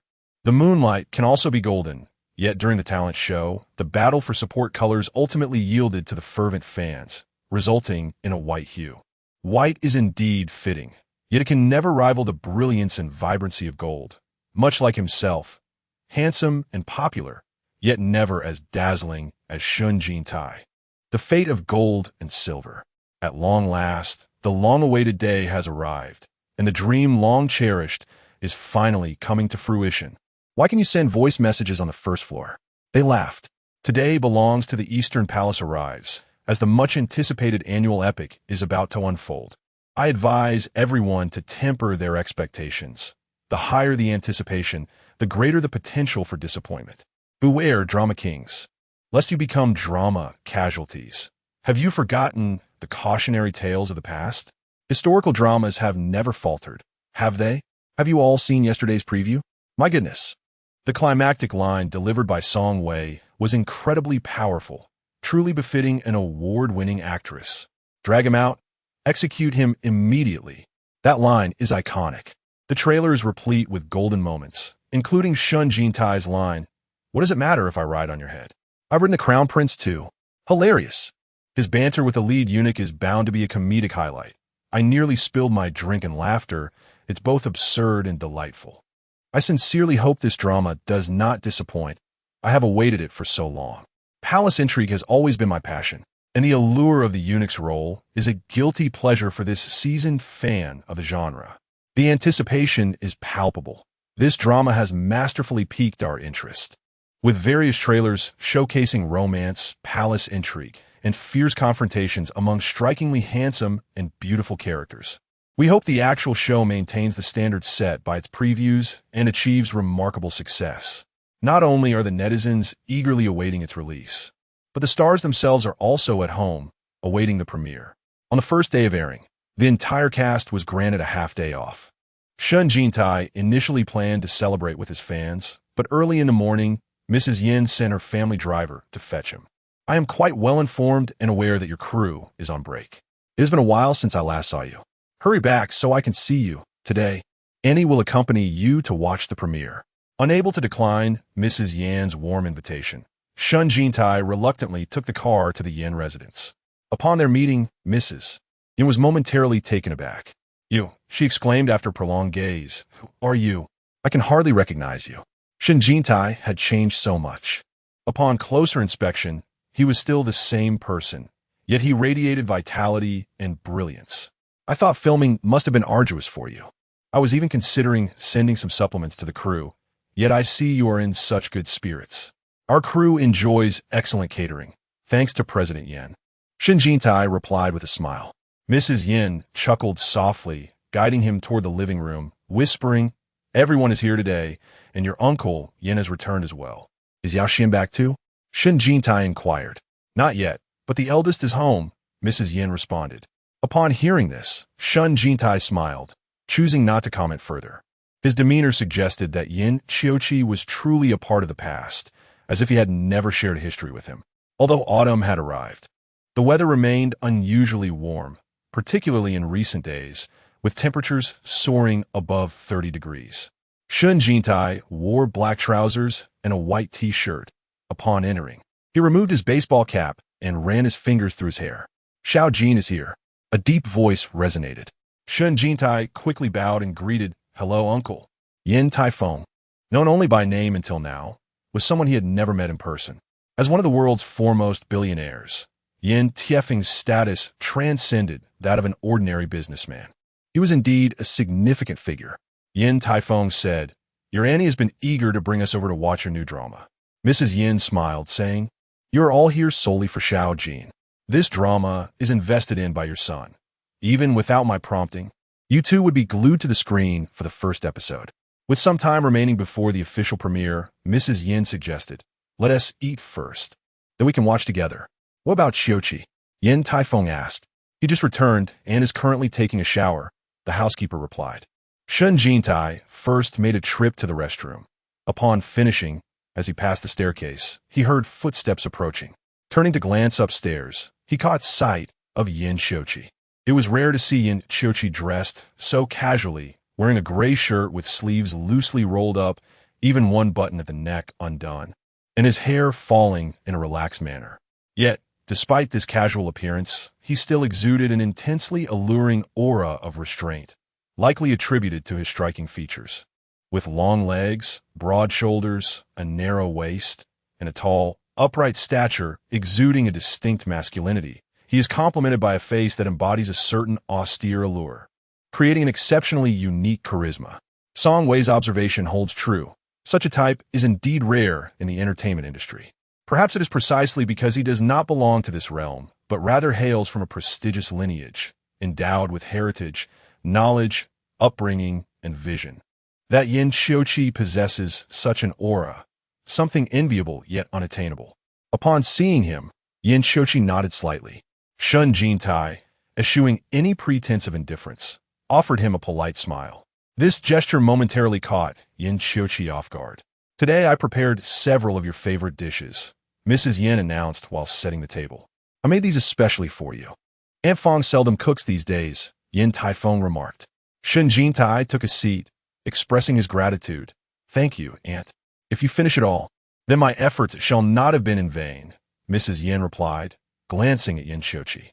"The young master has come down after a shower. Let's eat." Yin Taifeng interjected. He was well aware that his son harbored a dislike for Shen Jintai. He did not entirely endorse Mrs. Yan's insistence on matchmaking, yet he felt somewhat intimidated by her, reluctant to voice his dissent. Mrs. Yin keenly observed the interaction between Yin Qiuqi and Shen Jintai. The world had indeed changed. The former cold disdain in Yin Qiuqi's demeanor had dissipated, while the probing and obsequiousness had vanished from Shen Jintai's countenance.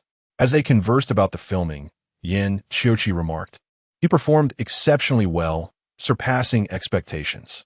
"Whose expectations did he surpass?" Mrs. Yin inquired with a hint of amusement. "Everyone's expectations," Yin Qiuqi replied nonchalantly. Shen Jintai smiled and said, "With such praise from President Yin, I feel quite pressured. Have you already seen it?" Yin Taifeng asked Yin Qiuqi. "I have seen the rough cut." The news broadcast had concluded on television, with two major networks vying for viewership, each eager to gain an advantage. Just as the news finished, the theme song for the Eastern Palace Arrives began to play. It's starting, Mrs. Yin exclaimed excitedly, setting down her chopsticks and hurrying over. Shen Jintai, having just finished his meal, quickly followed suit as Mrs. Yin called to Yin Taifeng and the others. "Why aren't you coming over yet?" Yin Taifeng chuckled and rose to join them, while Yin Xiuqi instructed the maid to clear the table before taking a seat beside them. The opening sequence of the Eastern Palace arrives was particularly well-crafted, with a brisk pace and numerous highlights, each slapstick moment following another. Upon witnessing Shen Jintai receive a slap, Mrs. Yin remarked, "That woman must be the antagonist. She certainly does not look like a good person." "She is a good person, a dear friend of the heroine," Shen Jintai clarified. "I am the main villain." Yin Taifeng, unaware of these details, expressed surprise. "You played a villain?" He had assumed that Mrs. Yin had facilitated Shen Jintai's involvement in the drama to secure him a favorable role. Shen Jintai nodded, and Yin Taifeng continued, "That sounds quite challenging. A well-portrayed antagonist can indeed be captivating." Mrs. Yin was genuinely exhilarated, even inviting the household maid to come and witness the performance of Xiao Jin, as if she were a proud mother eager to showcase her child's achievements. Today, she had posted several updates on her social media, a notable occurrence given that she rarely shares anything throughout the year. In the first episode, Shen Jintai's role was rather limited. However, the concluding scene featuring his raised eyebrow was striking. On screen, Shen Jintai, after cinematic enhancement, appeared remarkably more attractive, somewhat unfamiliar compared to the real-life Shen Jintai, who was typically more demure and unassuming. As Yin Xiuqi pondered this, he turned to glance at Shen Jintai and was somewhat taken aback. Shen Jintai was engrossed in watching the preview for the second episode, his focus unwavering, a smile playing on his lips. His eyes sparkled, his lips were luscious, undeniably charming. Previously, Shen Jintai had exuded a somewhat effeminate aura, but now that softness had dissipated, leaving him with an upright demeanor and a hint of carefree elegance. This transformation was intriguing and even aroused a sense of curiosity in Yin Xiuqi, leading to a subtle emotion surfacing within him, though it did not extend beyond that. "I have a larger role in the second episode," Shen Jintai excitedly informed Mrs. Yin. "Just now, Yao Xin texted me, asking if you were at home. I mentioned the time over there, and he said he got up early." Mentioning Yin Yao Xin caused a slight awkwardness in Shen Jintai, and upon noticing Yin Xiuqi's gaze upon him, he quickly averted his eyes. Seizing the moment during the commercial break, he hurried to check the fan group, which had amassed thousands of messages, all buzzing with excitement. "I cried from joy. How about you all?" "Me too. Firstly, my brother performed splendidly, and secondly, this drama is captivating. I believe it will be a hit. I think it will be a hit too. I rallied my entire family to watch, and everyone agrees it's fantastic. My dad, who never watches television, sat down and occasionally glanced over while playing games, ultimately deciding to join us, declaring it a grand production. Haha, my dad is the same. But he tuned in for Song Wei, claiming she is his goddess. When I asked him about my brother, he said he looks very handsome. Ha ha ha. Everyone, let us not just chat in the group. Let us flood Weibo. I saw Easter Palace trending, and all the hot comments are about Bai Qingchuan. Upon seeing this, Shen Jintai immediately checked the trending topics, and indeed, the phrase Eastern Palace has premiered was prominently displayed. Clicking on it revealed several entertainment accounts with uniform comments praising Eastern Palace's beauty, indicating a coordinated effort by fans. The loyal followers were somewhat subdued, their voices buried beneath layers of comments, revealing a disorganized fan base still in its infancy. Nonetheless, Shen Jintai felt deeply moved. As the fans in the group were fervently rallying to support him, their enthusiasm palpable. Shen Jintai has always regarded the entertainment industry as a remarkable realm, where one can easily harbor intense feelings of both love and hatred for a complete stranger. Such emotions are palpable and genuine. The desire to see one's adversary perish is often matched by an equally fervent wish for the beloved to thrive. Presently, while numerous individuals harbor animosity towards him, an equally substantial number are enamored by his presence. What brings him greater joy is his belief that his performance lives up to the affection bestowed upon him by his fans, allowing him to confidently bask in this adoration. Today, fans of the Eastern Palace has arrived are undoubtedly elated. The drama remains unscathed, steady as ever. Having just watched an episode, I must say it is truly captivating, The plot is tightly woven, and the characters are strikingly beautiful. Despite being a melodramatic palace intrigue, it possesses the gravitas of a serious drama. The styling is commendable, with the actors appearing significantly more attractive than usual, particularly by Qingchuan, who could easily reign as the most handsome man in period dramas for the next decade. Indeed, even Shen Jintai is quite pleasing to the eye in this production. The stylist has evidently devoted considerable effort to his appearance, making him stand out alongside Zheng Siki and the others. In fact, during the climactic moments, as a group of princes gathered, each exuding their own charm, Shen Jintai's unique attire remarkably accentuated his presence. His final shot was truly enchanting, and when viewed in the extended take, it conveyed even more depth than in the trailer. My appreciation has undoubtedly intensified. Those who doubted him before the premiere are now faced with a stark reality. With the Eastern Palace has arrived now airing, all actors and fans are placing great importance on this event. Notably, the Moonlight fans, known for their strict discipline and clear division of roles, have meticulously organized efforts. Some are dedicated to promoting by Qingchuan, while others focus on countering negativity, with some assigned to Weibo and others to the battlefield of forums.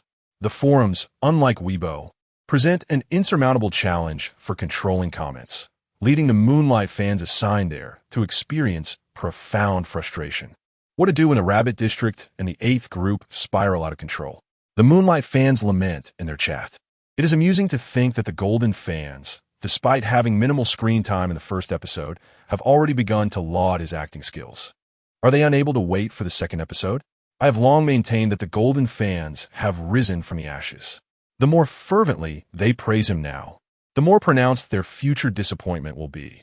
In terms of both beauty and performance, his older brother eclipses him. Indeed, he ought to earn an acting award before boasting about his skills. What I find most laughable is his portrayal of a beautiful eunuch in the role of the captivating concubine. Beauty him? Huh. His brother is genuinely stunning. And director Guo has captured this magnificently. Initially, I was reluctant to use the term beautiful to describe his brother, but he truly is extraordinarily handsome. Before long, the Moonlight chat group was inundated with effusive praise. As the 2 episodes of the Eastern Palace has arrived concluded, bystanders noted the highlights, the seasoned actors' performances, the beauty of the leading pair, and Shen Jintai's transformation. At the launch event, Shen Jintai's evolution sparked considerable interest, and during subsequent media visits, his acting astounded many. However, prior to the show's airing, such discussions were confined to fan circles and remained within the industry. Now, with its broadcast, the conversation has become widely recognized. The show aired at 7:30 p.m. and concluded shortly after 9 p.m. In the second episode, the conflicts intensify and the material becomes more audacious, particularly in the final 10 minutes, where the intimate scene between the eunuch and the crown prince left Yin Tai Feng utterly astounded. At his age, it was the first time he had witnessed such a portrayal of male intimacy on television. The tension was palpable. Despite the minimal nudity, it was enough to leave viewers blushing and breathless. He felt a twinge of embarrassment and cleared his throat. However, Shen Jintai seemed to forget about any awkwardness. This was a pivotal moment, and it was his first time viewing the complete footage. His focus differed from that of the average audience. He scrutinized his performance, examining for flaws. Especially with the scene where clothes were torn, they had filmed it numerous times, yet it no longer fazed him. Actors often immerse themselves in their roles during filming, while viewing the finished product serves as a form of assessment. In contrast, audiences tend to perceive live performances as labor, but find themselves engrossed when watching the final cut on television. Even the supporting characters were taken aback. The original work often included provocative content, but the adaptation into a television series maintained this narrative thread, a significant achievement in content censorship. Who would dare to expect more? For the first time, a national audience witnessed such explicit same-sex intimacy on their screens. In the scene of torn clothing, there was no accompanying music, only the sound of their footsteps on the floor and the rustling of fabric. Not even a breath was added in the soundtrack. This restrained approach only heightened the tension, as if concealing rather than revealing. Suddenly, with a swift motion, the robe was torn away, revealing Shen Jintai's tall, fair back. The narrative halted at its most gripping moment. The production team. How could they be so cruel? Yin Tai Feng remarked, not bad. Yon doi doi adith. Xiao Jin performed excellently. Yin Xiuqi inquired, are you not going to share your thoughts after watching? To which Yin Tai Tai responded, the best is yet to come. There's no need for early praise. Yin Tai Tai then turned to Shen Jintai, saying, Xiuqi and the others are counting on this drama to list the company. Perform well. If it becomes a hit, it will also benefit him. Shen Jintai smiled. I receive my compensation. Performing well is a matter of professional ethics, not a favor. As long as I don't hold anyone back, that suffices. Yin Xiuqi's lips curled into a slight smile as he glanced at Shen Jintai. Shen Jintai returned his gaze with ease, neither avoiding nor playing coy. Their eyes met and then naturally parted. That sensation was delightful. Yin Xiuqi released his grip, but his palm was clammy with sweat. The drama The East Palace Arrives began with substantial investment and high anticipation, achieving record-breaking viewership upon its premiere, which was entirely expected. Everything unfolded as anticipated, aligning perfectly with public expectations. Particularly for Shen Jintai, he was already aware that this drama would become a sensation. The surprise arrived late at night. Just as Shen Jintai was preparing for bed, he received a call from Li Meilon. Her voice trembled slightly as she said, Dream Dai. Shen Jintai glanced at the clock. It was already midnight. He had felt a surge of excitement today, which kept him awake longer than usual. The positive reviews fueled his motivation, and he had spent considerable time poring over the script. What's wrong? He wondered, fearing something unfortunate had transpired. Li Mailan Zipli, I believe you are about to become famous. What on earth had happened? Chapter 39. After hanging up the phone, Shen Jintai glanced at the trending topics. To his astonishment, he found himself featured in the hot search. Although his ranking was not particularly high, the trending phrase was amusing, the love of a eunuch. He couldn't help but chuckle at the absurdity of it all. However, upon clicking through, he understood why Li Mailan had claimed he was on the verge of a resurgence. The trending content was overwhelmingly uniform, consisting of clips of him and Prince Zhou Ying in their bed scene. It dawned on him that this intimate scene had propelled his fame. Shen Jintai had anticipated gaining recognition from this drama, yet he never expected such rapid success. Merely 2 episodes in, and within 3 hours, he was already on the brink of stardom. Even more exhilarated was Jifeng Entertainment.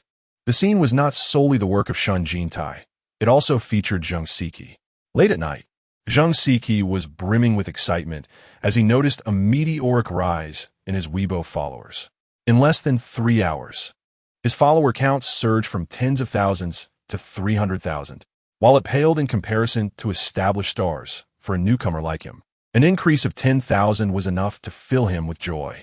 Regarding the trending topic, he inquired of his agent, Sisterwin, this wasn't a purchase by the company. Was it? You think too highly of it, she replied. The company did buy one for you before the broadcast, but the response was mediocre. This might have been orchestrated by Shen Jintai. Her tone was tinged with uncertainty, for she perceived the authenticity of this trending phenomenon. It was both unexpected yet reasonable. She understood this explosive moment well. With societal progress, homosexuality has become less of a rarity, and public acceptance has significantly increased in recent years. The entertainment industry, too, has seen its share of rumors surrounding same-sex relationships, generally met with public support. Shen Jintai, however, was an exception. His pursuit of men had led to financial ruin, and even if he had pursued women, he would still be the subject of ridicule. In an era of individualism, being overly eager is scorned. In recent years, various television and film productions featuring homosexual themes have emerged, albeit often with restrained portrayals. Particularly in television dramas, such themes are typically subtle. Yet, The Eastern Palace Has Arrived broke new ground with its overt depiction of a male love story, featuring a eunuch as the protagonist. The audacity of it. The bed scene was exhilarating, filled with emotion yet devoid of vulgarity. The moment their garments tore was truly adrenaline-inducing. Furthermore, both actors were young and handsome. Shen Jintai, in his eunuch guise, was strikingly beautiful, while Zhang Siki, in his ancient attire, rivaled the elegance of Bai Qingchuan, 2 individuals whose allure could ignite their fame. Entangled in a tragic love story, was undeniably captivating. The scheming little eunuch, seducing the innocent prince, only to find himself ensnared in the same fate. Such a sense of tragic inevitability was simply too appealing. In recent years, adaptations of danmei, boys' love, novels have emerged. Yet these often suffer from various shortcomings. Some feature protagonists with lackluster appearances, making them hard to root for, while others are poorly produced and hastily crafted. A high-quality, visually stunning, same-sex film or drama is a rarity indeed. The first episode concluded with mixed reactions, but after the airing of the second episode, discussions about the couple dynamic flooded various forums, social media platforms, and blogs, particularly regarding that steamy scene at the end. I was utterly astounded. I watched alongside my family, and we were all left speechless. Truly, I did not anticipate such richness in the storyline. Thankfully, I viewed it alone as I felt like screaming in sheer excitement. I could watch their animated moments 1,000 times over. Shen Jintai looked exceptionally stunning, did he not? Their intimate scene completely overshadowed the preceding romance between the male and female leads. Who is interested in a mundane love story, filmed so subtly? The director certainly recognized where the real allure lay, placing the couple's passionate scene at the very end. What a delightful surprise.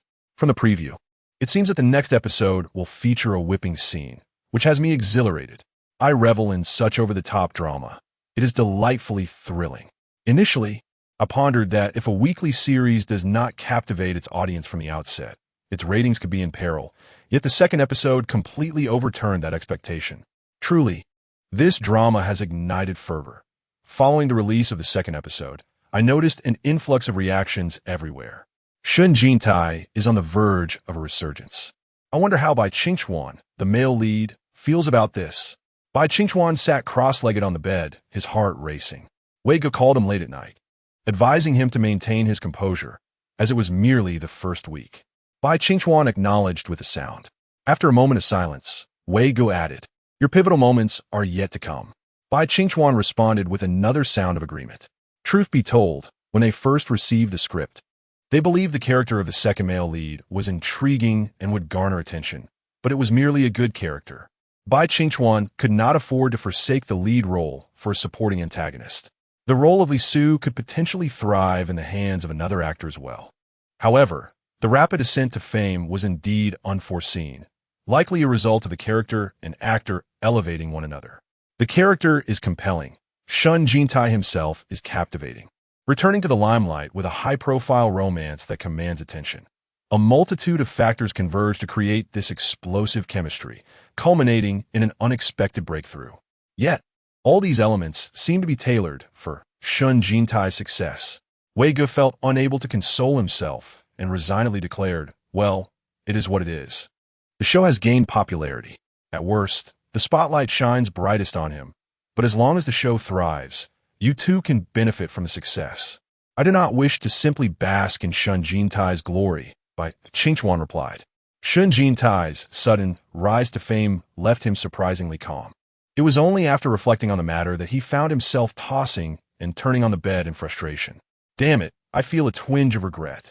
Yet, Shen Jintai's acting truly deserves recognition. He is indeed worthy of this role. But Bai Qingchuan found himself unable to sleep, picking up the script to delve into it. Once engrossed, he momentarily forgot about fame and fortune. By around the 19th episode, he would have significant scenes of his own. Zhou Zi is not an ordinary White Lotus male lead. He possesses the decisive nature of an emperor and a heart that is resolute. By the 19th episode, the script has already delved into his palace coup, and by the 20th episode, he will ascend as the crown prince. This is his moment of glory, and he must perform splendidly. He has no desire for broth. He craves meat. Shen Jintai browsed Weibo, explored forums, and scoured various entertainment sections, finding his name trending across all platforms. The more he read, the more exhilarated he became. This is merely the beginning. Li Su's moment of brilliance has yet to arrive. He is determined to prove all the naysayers wrong and give them a reason to regret their skepticism. As the heat of the day lingered, Shen Jintai began to perspire. He was staying overnight at the Yan residence, and upon reaching the floor-to-ceiling windows, he opened them slightly, only to be met with a wave of warm air.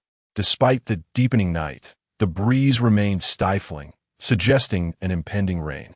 He noticed the shimmering surface of the swimming pool in the backyard and, squinting in the moonlight, discerned someone swimming.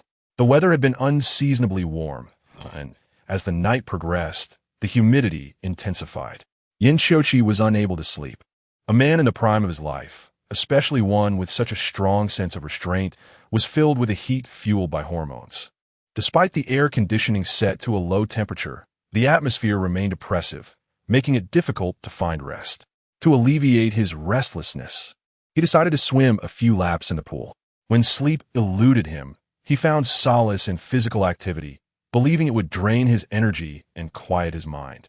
After swimming for a while, he felt thirsty. Climbing out of the pool and donning a bathrobe, he returned to his room, leaving the water still and reflecting the bright moon.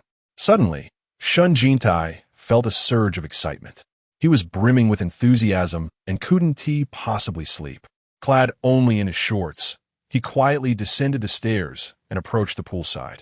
Crouching down, he felt the water temperature. Surprisingly, it was not cold. Being somewhat sensitive to coolness, he glanced around to ensure he was alone before removing his t-shirt, slipping into the water. The clouds moved swiftly across the sky, intermittently obscuring the moonlight. He dove into the pool and resurfaced, only to find someone standing at the edge. Yin Xiuqi, clad in a white bathrobe, held 2 bottles of beer. Shen Jintai quickly wiped the water from his face and swam to the shore, feeling slightly awkward. Yin Xiuqi appeared taken aback and asked, "Can't sleep?" Shen Jintai nodded, splashing the water with his hand, replying, "You're not asleep either." "It's a bit stifling," Yin Xiuqi remarked. Shen Jintai nodded again, momentarily at a loss for words. He wondered if Yin Xiuqi suspected him of trying to flirt.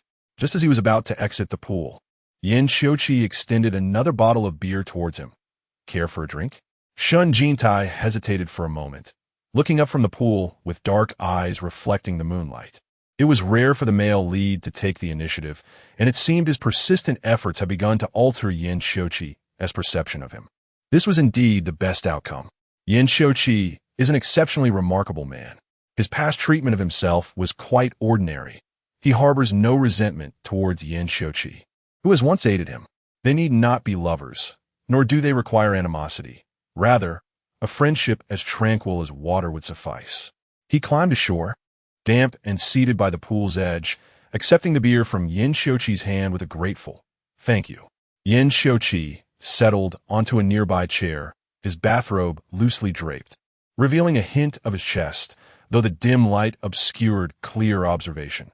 All that Shen Jintai could see were Yin Xiuqi's bare feet, long and elegantly proportioned. Shen Jintai twisted open the beer bottle and took a sip, remarking, "It seems it might rain." The weather forecast predicted thunderstorms.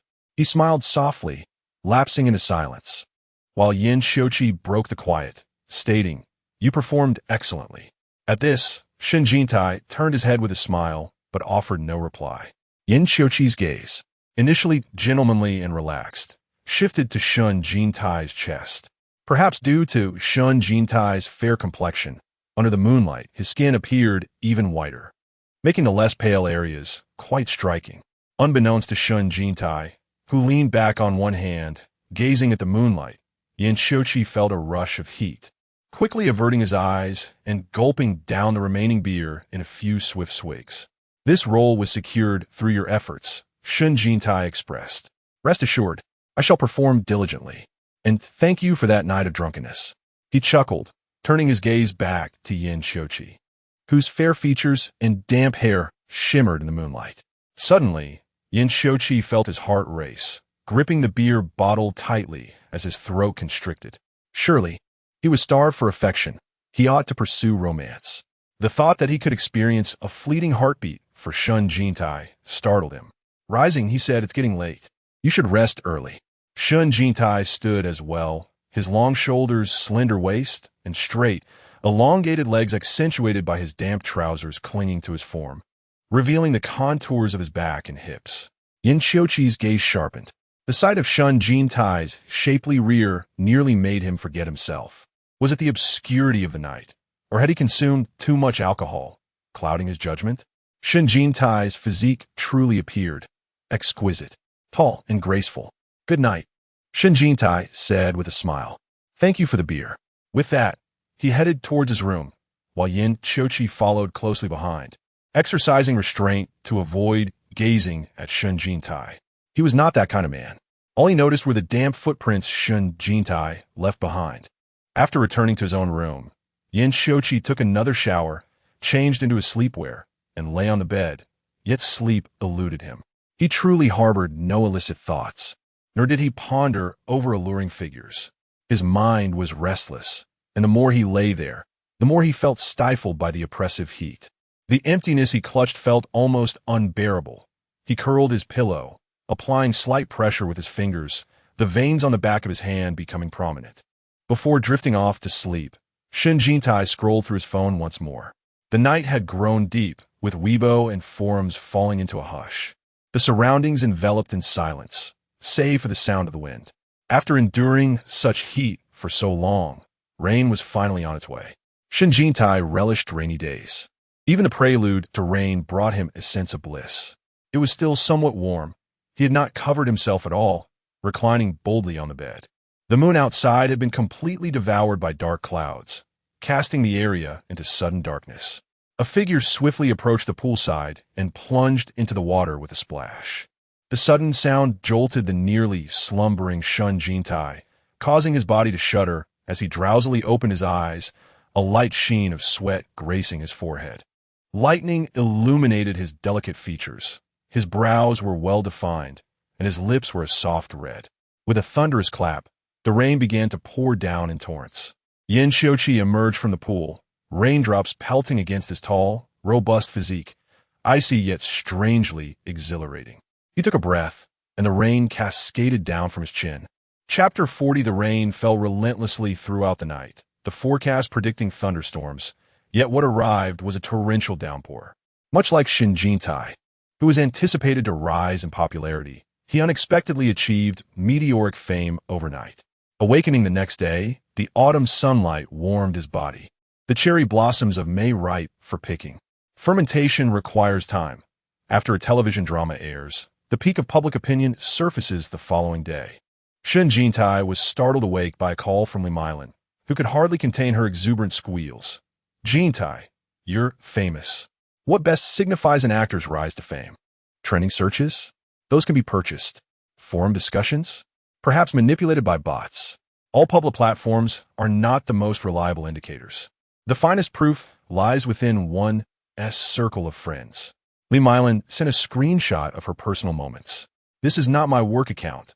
This is my private account, filled with family and friends," she emphasized.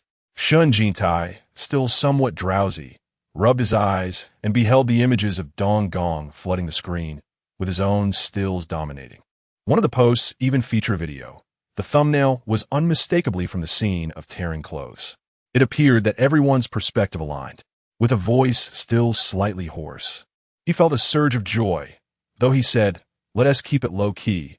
It's only been 2 episodes. To make such waves after just 2 episodes. What will happen next? Do you know how high the ratings were yesterday? I believe breaking one on both platforms is entirely feasible. Do you grasp the significance of this? You do not know. Let me enlighten you. This year's viewership champion remains Transformations in the Workplace, with an average rating over 1. If Dong Gong can break one upon its premiere, the subsequent popularity is unimaginable. Although the premiere was successful, reflecting the audience's high expectations and effective promotion, Shen Jintai was particularly delighted with his comeback project. He sprang out of bed with a sudden burst of energy, greeted by a radiant sunshine outside. Opening the window, he inhaled the refreshing air, still imbued with the scent of rain and osmanthus after the autumn shower. The sky was a clear blue, adorned with wispy white clouds. Yin Qiuqi, unwavering in his routine, awoke promptly at 7. Upon rising, he sensed something unusual and proceeded to wash his underwear in the bathroom. The housekeeper entered to tidy the room and, noticing him doing laundry, quickly exclaimed, "Oh, just leave it. I'll take care of it." Without hesitation, she took over the task. With an unfazed expression, Yin Shochi remarked that there were always a couple of days each month when he felt restless, which was not entirely related to Shen Jintai. It was merely the youthful vigor of a young man manifesting itself. To outsiders, he appeared remarkably disciplined, and indeed he was. Yet, only he understood the depths of his desires. Burdened by overwhelming longing and a symptom of skin thirst, his cravings had been more intense than the average person since adolescence. However, he was adept at controlling them. Nevertheless, there were always a few days each month when his restraint faltered, like yesterday when the stifling heat disrupted his sleep, leading to a cascade of restless thoughts. He believed this had little to do with Shen Jintai. Dressed and descending the stairs, he reached the second floor just as he heard Shen Jintai's laughter. Shen Jintai sat in a chair, engrossed in his phone, unable to suppress his mirth. "Mrs." Yin smiled at him, placing breakfast before him. "Don't look at your phone while eating." Their comments were quite amusing. Shen Jintai chuckled, looking up to notice someone had entered the dining room. Turning his head, he spotted Yin Shochi and greeted him with a cheerful, "Hey, good morning." Perhaps it was the post-rain morning, where everything shimmered with a golden hue, casting a luminous glow on those within. Yin Shochi found Shen Jintai's smile remarkably radiant. In truth, Shen Jintai was not an extraordinarily handsome man. In terms of features, he lacked the delicate charm of Bai Qingchuan or Lu Hui. Yet, he radiated an autumn-like glow, both poised and bright, exuding a sense of integrity. Curiously, his physique. Shen Jintai wore a white t-shirt that showcased his lean, fair arms, obscuring yesterday's allure, leaving only a slender silhouette. Clothed and unclothed, he appeared as two entirely different individuals. It was a truly contradictory allure. Yin Shochi nodded, taking a seat across from him. The housekeeper brought forth his breakfast, and Mrs. Yin inquired, "Are you heading out later?" Yin Shochi replied affirmatively, "To work. If you're going to the film studio, take Jintai with you," Mrs. Yin suggested. "He doesn't T-drive," came Shen Jintai's response. "No need. I'll have my assistant pick me up shortly." He going in the same direction. There's no need to trouble the assistant, Mrs. Yin insisted. Shen Jintai glanced at Yin Shochi, contemplating whether Yin Shochi's eyes revealed any reluctance. If they did, he would graciously decline. He had not forgotten the awkwardness of their last shared car ride. Unexpectedly, Yin Shochi did not regard him, merely nodding and saying, "All right." Mrs. Yin cast a satisfied glance at Shen Jintai, still not ready to give up hope. Shen Jintai sipped his porridge and expressed his gratitude. "Thank you." He then resumed, scrolling through his phone, his attention evidently captivated by the comments of netizens. "The Eastern Palace has arrived," was trending on Weibo with 4 hot searches, 2 of which were connected to him. "The romance of the eunuchs" topped the list, accompanied by a sensational headline, and another trending topic concerning his return, marked with a fervent label. Although he had long made his comeback, this moment represented his first public reappearance in the eyes of the masses. He clicked on the trending posts, noting how the brilliance of his character and the novelty of his persona overshadowed his past misdeeds. He was astonished to find no negative reviews, only a flurry of enthusiastic comments. He couldn't help but chuckle, eliciting a glance from Yin Shochi, who observed Shen Jintai with his head bowed, his distinct fingers gliding over the screen. Joyful occasions invigorate the spirit, and he understood the source of Shen Jintai's elation. Was that vibrant energy emanating from him the reason for his buoyant mood? It uplifted his own spirits as well. The Eastern Palace has arrived had an auspicious premiere, marking a momentous occasion for him as the head of Sunshine Media. Early that morning, he opened his phone to discover that Takahashi and the team had set the work group ablaze with excitement. This production had demanded immense dedication from the entire company, with over a year spent in preparation. Now, with a triumphant debut, their efforts were not in vain. Takahashi had even taken the time to post on social media, after much deliberation, sharing a grid of 9 pictures, 4 of which featured Shen Jintai. There was no escaping the fact that the buzz surrounding the show revolved not around the leading duo, but rather the pair of Zhou Ying and Li Su. Especially regarding Shen Jintai, his transformative performance had sparked a considerable stir within the industry. It was as if the man had undergone a complete metamorphosis during his 2-year hiatus. Indeed, during the press conference, his departure from the past flamboyant red hair and heavy makeup had taken him by surprise. Yet, He understood the necessity of dissociating from the tarnished image of his past in order to make a fresh start. He just hadn't anticipated that his performance would be so remarkable. Initially, he had worried for the company, questioning why director Gua had chosen such a person to portray a villain. Takahashi, brimming with excitement, could not refrain from exclaiming, "Are you all truly impressed now?" Let me tell you, his best performances are still ahead. He vividly recalled the scene from The Poisoning Case, where Shen Jintai's tearful portrayal was striking. Shen Jintai was entirely unconcerned with how he looked while performing. The effect he conveyed was utterly captivating. The character of Li Su was merciless and deeply tragic in the latter part of the story. The villains in this drama were not entirely malevolent. The Zhou Ying represented the glimmers of humanity, encapsulating the theme that all love can be a source of suffering. The fervor of the same-sex CP fans was the most formidable of all. Merely a day into the broadcast, the Tatai CP had its own dedicated thread, and fans were reveling in their enthusiasm. Eagerly anticipating the third episode, they cried out whether it be sweet moments or heartbreak. "Do not spare me, because I am a delicate flower. Strike me with full force." Why must I endure a week's wait for a weekly drama? My frustration knows no bounds. I strongly advocate for an increase in episodes, or at the very least, an extension of the duration. With just 48 minutes per episode, a weekly drama truly exhibits its sincerity only when each installment reaches an hour. 2 episodes at once is commendable. But considering the crew has only begun filming for a month, any desire for more frequent broadcasts may be somewhat futile. A good show is never too late. While a slow update may be tolerable, maintaining quality is paramount. What on earth has transpired? Sisters, do not merely exclaim. Swiftly inform me of what has occurred. Hurry to check Shen Jintai and Zheng Siki's Weibo. The spring for CP fans has arrived prematurely. Shen Jintai, seated in a car, could not suppress his laughter. Yin Xiuqi, working on a tablet beside him, glanced over.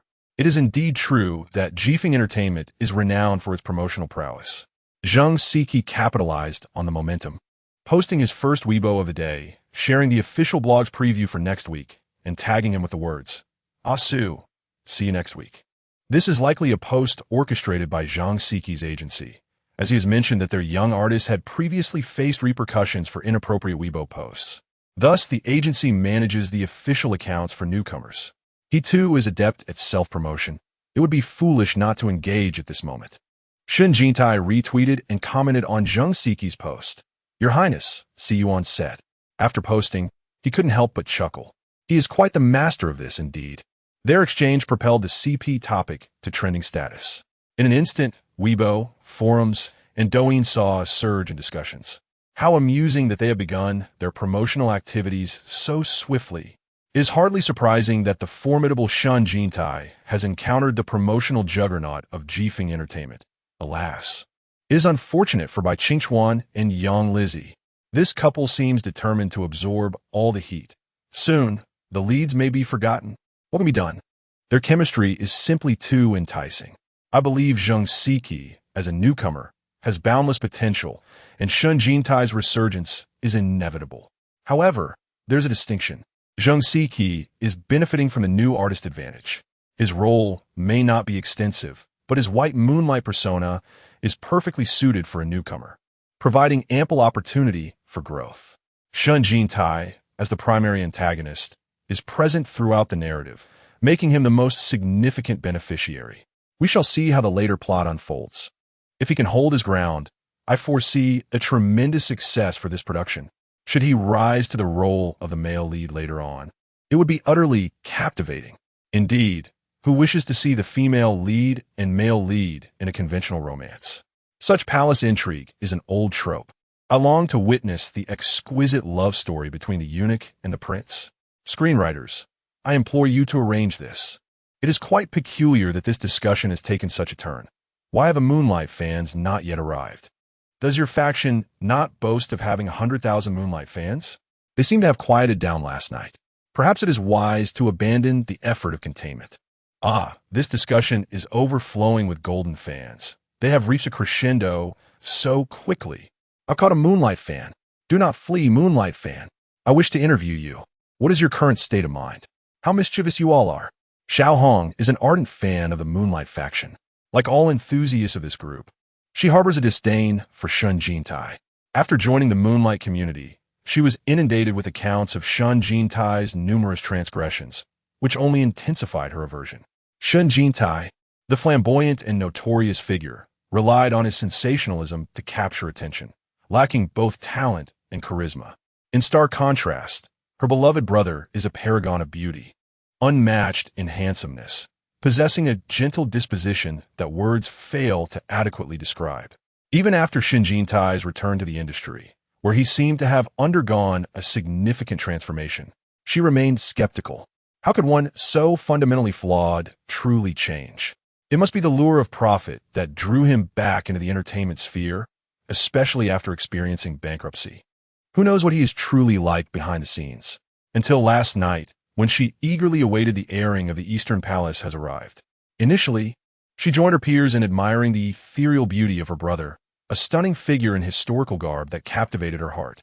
As for Shen Jintai's role, she found solace in the fact that his screen time was limited. She merely watched to ensure she could follow the storyline without confusion. However, to her shock, the second episode saw Shen Jintai's role expand dramatically, culminating in a breathtaking scene in the final 10 minutes. The once vibrant discussions in the Moonlight group fell into a stunned silence for several minutes. She sensed that everyone shared her exhilaration. How thrilling! The audacity of ripping clothes on screen. Did you all see that? Who could understand the conflicted heart of a fangirl like her?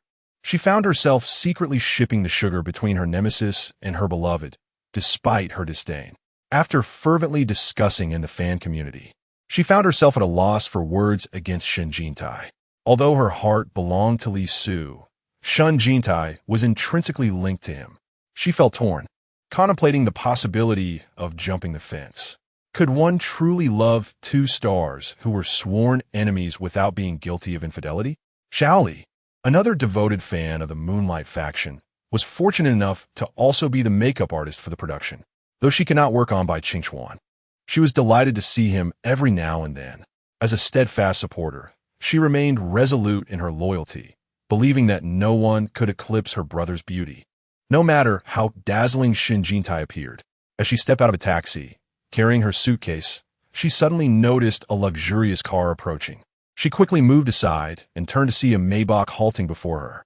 Recognizing the brand, she marveled, though she could not identify the specific model. A driver clad in a black suit exited the vehicle, swiftly moving to the rear and bowing as he opened the door. A strikingly handsome young man emerged, a vision in black trousers and shoes, his features exquisitely chiseled, surpassing many stars she had encountered. This was the set of the Eastern Palace has arrived, and she did not recall this actor being part of the cast.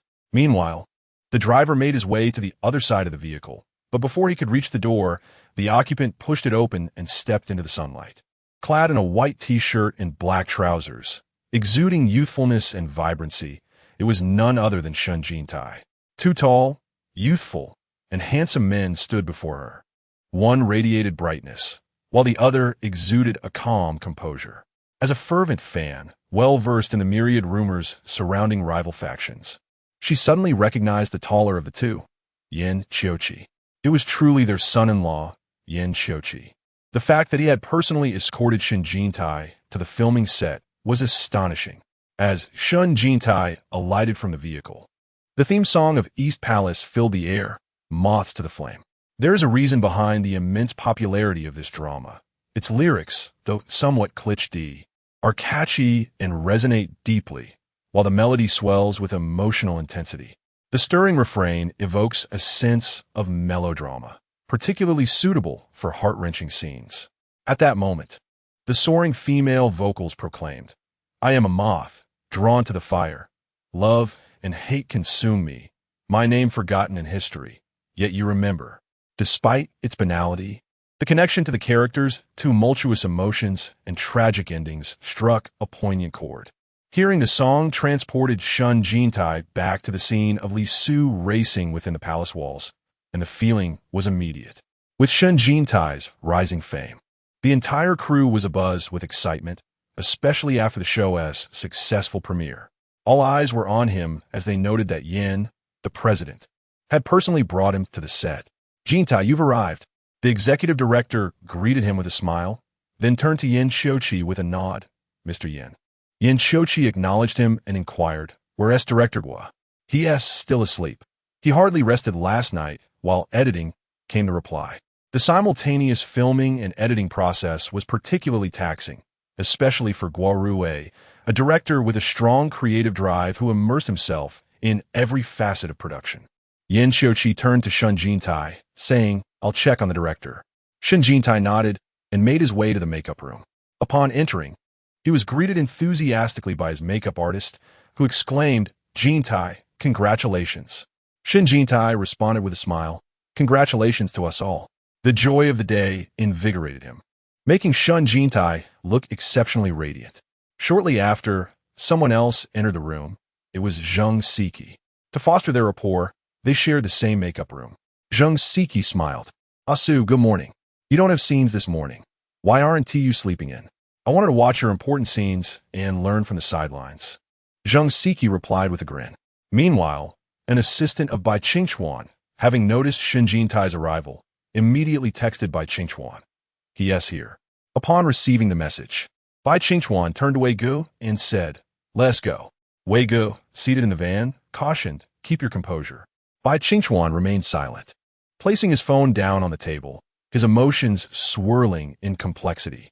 He initially introduced Shen Jintai to play the second male lead with the intention of elevating his own status, believing he could completely overshadow Shen Jintai. However, as soon as the show premiered, Shen Jintai seized all the spotlight.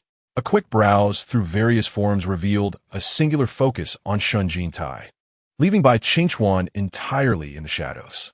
He had never been a magnanimous person, especially not in the presence of Shen Jintai. Anger, resentment, and a deep sense of injustice consumed him. "I'm most concerned about you feeling this way," Wei Gu remarked. "If these emotions affect your performance, you will be entirely overshadowed by Shen Jintai in today's shoot." At that point, netizens 1T just praised Shen Jintai. They will inevitably compare you to him, elevating one while disparaging the other. "Do you wish to be the one who is disparaged?" Bai Qingchuan, coldly gazing out the window as the car entered the film studio, replied, "I know what I must do." Given the circumstances, self-destruction would only exacerbate the situation.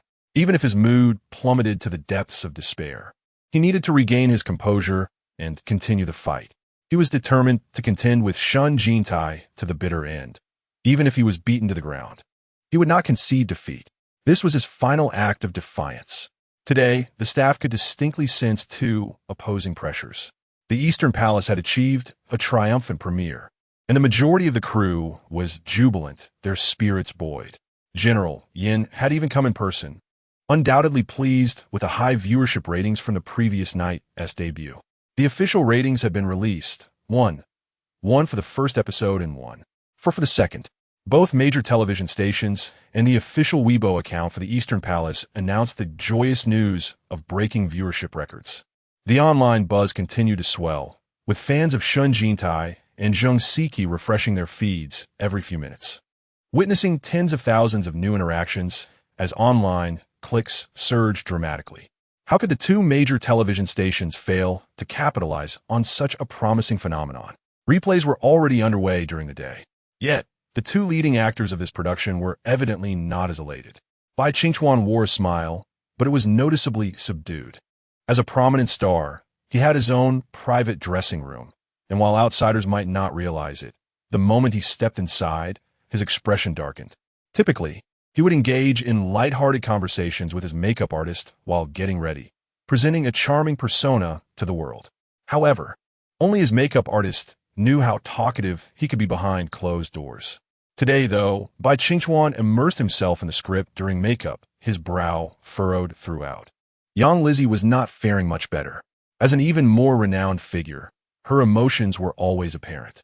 Playing the female lead in a palace drama, she should have had the most significant and alluring role. Instead, the attention had been completely usurped by the second and third male leads. Despite carrying the weight of the premiere's anticipation, she felt as though she had merely sewn garments for others to wear. Today's shoot involved simultaneous scenes, filmed separately, and she was keen to observe where the chief director, Guo Rue, would direct his focus. The character she portrayed, He Lanbai, had also faced a grim narrative arc lately. Relegated to the laundry department, suffering indignities at the hands of numerous female antagonists. In palace dramas, it is common for the female lead to undergo significant growth. He Lanbai was not the demure noblewoman or the archetypal heroine.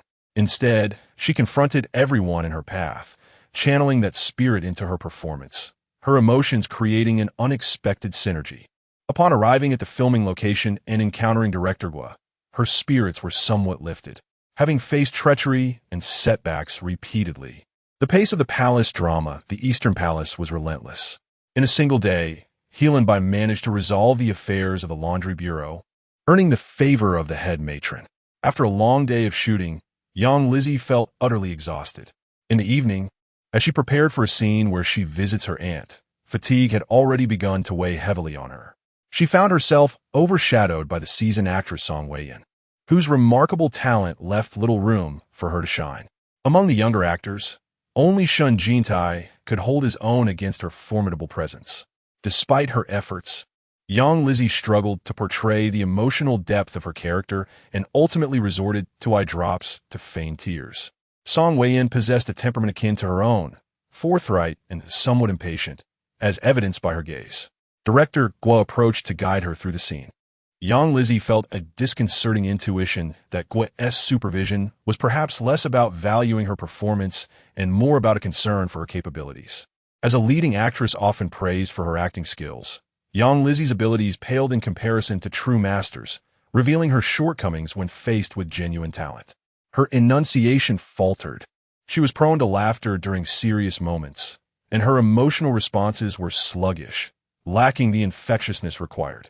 Fortunately, her character was designed as a resilient woman, undaunted and unwavering in her battles, which meant that scenes of her crying were few and far between. After an arduous shoot, darkness enveloped the sky. Director Guo promptly moved to another filming site, where an important scene was underway, the confrontation between Bai Qingchuan and Shen Jintai. In the dim glow of candlelight, Bai Qingchuan reclined on a couch, his long hair cascading around him. A crew member attempted to use a hairdryer, causing the silks in the chamber to flutter as the lighting technician adjusted his setup. The makeup artist spritzed water on his face and retouched his makeup. Shen Jintai, also with hair flowing freely and clad in an undershirt, stood nearby. For reasons unknown, Guo felt a surge of excitement at the sight of these two. Shen Jintai and Bai Qingchuan appear to be natural adversaries, their presence in the same frame imbued with an innate tension, whether born of the narrative or reflective of their real-life dynamics. Are you ready? Bai Qingchuan signaled with an okay gesture, and the makeup artist spritzed a final touch of water onto his forehead before retreating. Shen Jintai maintained his usual serious demeanor, nodding towards the director. With all departments prepared, the countdown began. 3, 2, 1, action. Bai Qingchuan's brow furrowed tightly, his body trembling as though ensnared by a nightmare, his breaths growing increasingly labored. Shen Jintai swiftly drew back the curtain and sat beside him, exclaiming, "Your Highness." Bai Qingchuan's eyes flew open, and he bolted upright, gasping as water droplets trickled down his cheeks. Zhou had dreamed again. He sat up from the couch and embraced Li Su, who, clad only in an undershirt, pressed her warm body against his, one hand cradling the back of his head. "Your Highness, you've had another dream," she murmured. Zhou trembled for a moment before confessing, "I dreamed of my mother," her eyes weeping blood. I reached for her hand, but I could not grasp it.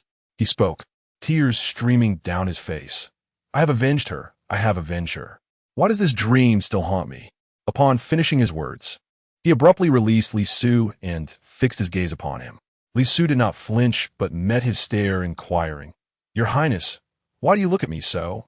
You have returned in body, yet your heart remains in the Eastern Palace." He rose from the bed, calling out loudly, "Tea." Immediately, a eunuch appeared with a cup of tea in hand. He seized the bowl and, tilting his head back, drank it all in one gulp as if desperately parched, the liquid trickling down the corners of his mouth. He turned to Li Su and asked, "Why do you remain silent?" Li Su replied, "What should I say, Your Highness?" At this, Zhou, in a fit of rage, hurled the tea bowl to the ground, shattering it into pieces. The tea leaves splattering onto the hem of Li Su's garment. Zhou Zi's eyes reddened, his face contorted with fury. You have followed me for over a decade, yet it pales in comparison to the few days you have spent with him. Li Su's eyes brimmed with tears as he lifted his gaze. Do you wish to know why? Why? Because he was the first to treat me sincerely. He is the crown prince, exalted above all, while I am the most wretched of servants. He knew I was sent to him by you, yet he treated me so kindly. He is a good person, and it is I who have harmed him. How he treated you. Was I not good enough to you? Zhou Zi's throat constricted as he said, In this entire palace, I trust no one but you. Li Su remained silent, a solitary tear escaping his eye. Finally, he spoke, Your Highness, I wish to return to the Eastern Palace. Countless servants surround you, yet I am the only one at his side. You witnessed how my mother was poisoned by Empress Xiao. As a child, when Empress Xiao imprisoned me in a dark chamber, it was you who secretly visited, slipping me a half-burnt candle. When I asked why you helped me, you said, We are both pitiful victims of bullying. Zhou Zi's voice turned sorrowful, and after a moment of silence, he continued, You once vowed to accompany me to the heights, where no one would dare to oppress us. Now, having traversed only half the journey, you are the favored consort of the crown prince. Do you comprehend the immense risk I take in bringing you back? The entire palace suspects that I brought harm to the crown prince. Why do I do this? It is out of fear that you might meet the same fate as him. You are but a servant. Your destiny is far worse than his. Li Su spoke not a word but knelt down. In a fit of anger, Zhou Zi kicked him, sending him sprawling to the ground. The crown prince is doomed. His tone was sinister, his face flushed with rage. Shen Jintai was indeed taken aback. He felt that Bai Qingchuan had truly immersed himself in the role. Though the kick was aimed with precision, it missed its mark. Nevertheless, the force was genuine and the intensity of his gaze was strikingly fierce. Rising from the floor, he prostrated himself, saying, I know that none of you will spare him. I understand that he is undoubtedly doomed. Let me accompany him on this final journey. I shall dedicate the remainder of my life to serving you faithfully. With that, he forcefully bowed his head several times. Bai Qingchuan seized his collar tightly, lips pressed firmly together, his face flushed, veins subtly visible on his neck, tears welling in his eyes. Suddenly, he released him and exclaimed, Do you think I resent your betrayal, Asu? I fear for your life. Within the depths of the palace, you may believe that what you sacrifice is merely emotion, yet ultimately, whether your life is spared is no longer within your control. I wish to hold your hand and preserve your life. At that moment, the young eunuch played by Lu hurried in. Your Highness, he exclaimed. The eunuch trembled with fear and continued, The Empress has passed away. Both Shen Jintai and Bai Qingchuan immediately straightened up, one standing and the other kneeling, gazing at the shaking arm of the camera. After a brief silence, Shen Jintai sprang to his feet, while Bai Qingchuan grasped his garment tightly. It wasn't me. It wasn't me. Shen Jintai slumped down to the ground, his legs weakened. With a thud, Bai Qingchuan and Shen Jintai took a moment to regain their composure. In this scene, Bai Qingchuan had truly excelled, fully immersed in his role. After the scene concluded, he was drenched in sweat, reaching out to help Shen Jintai up, asking, Did my kick hurt you? No. Shen Jintai chuckled lightly, waving his hand as he sat on the ground, panting for a while. Once the lights in the set were turned on, the palace became brightly illuminated.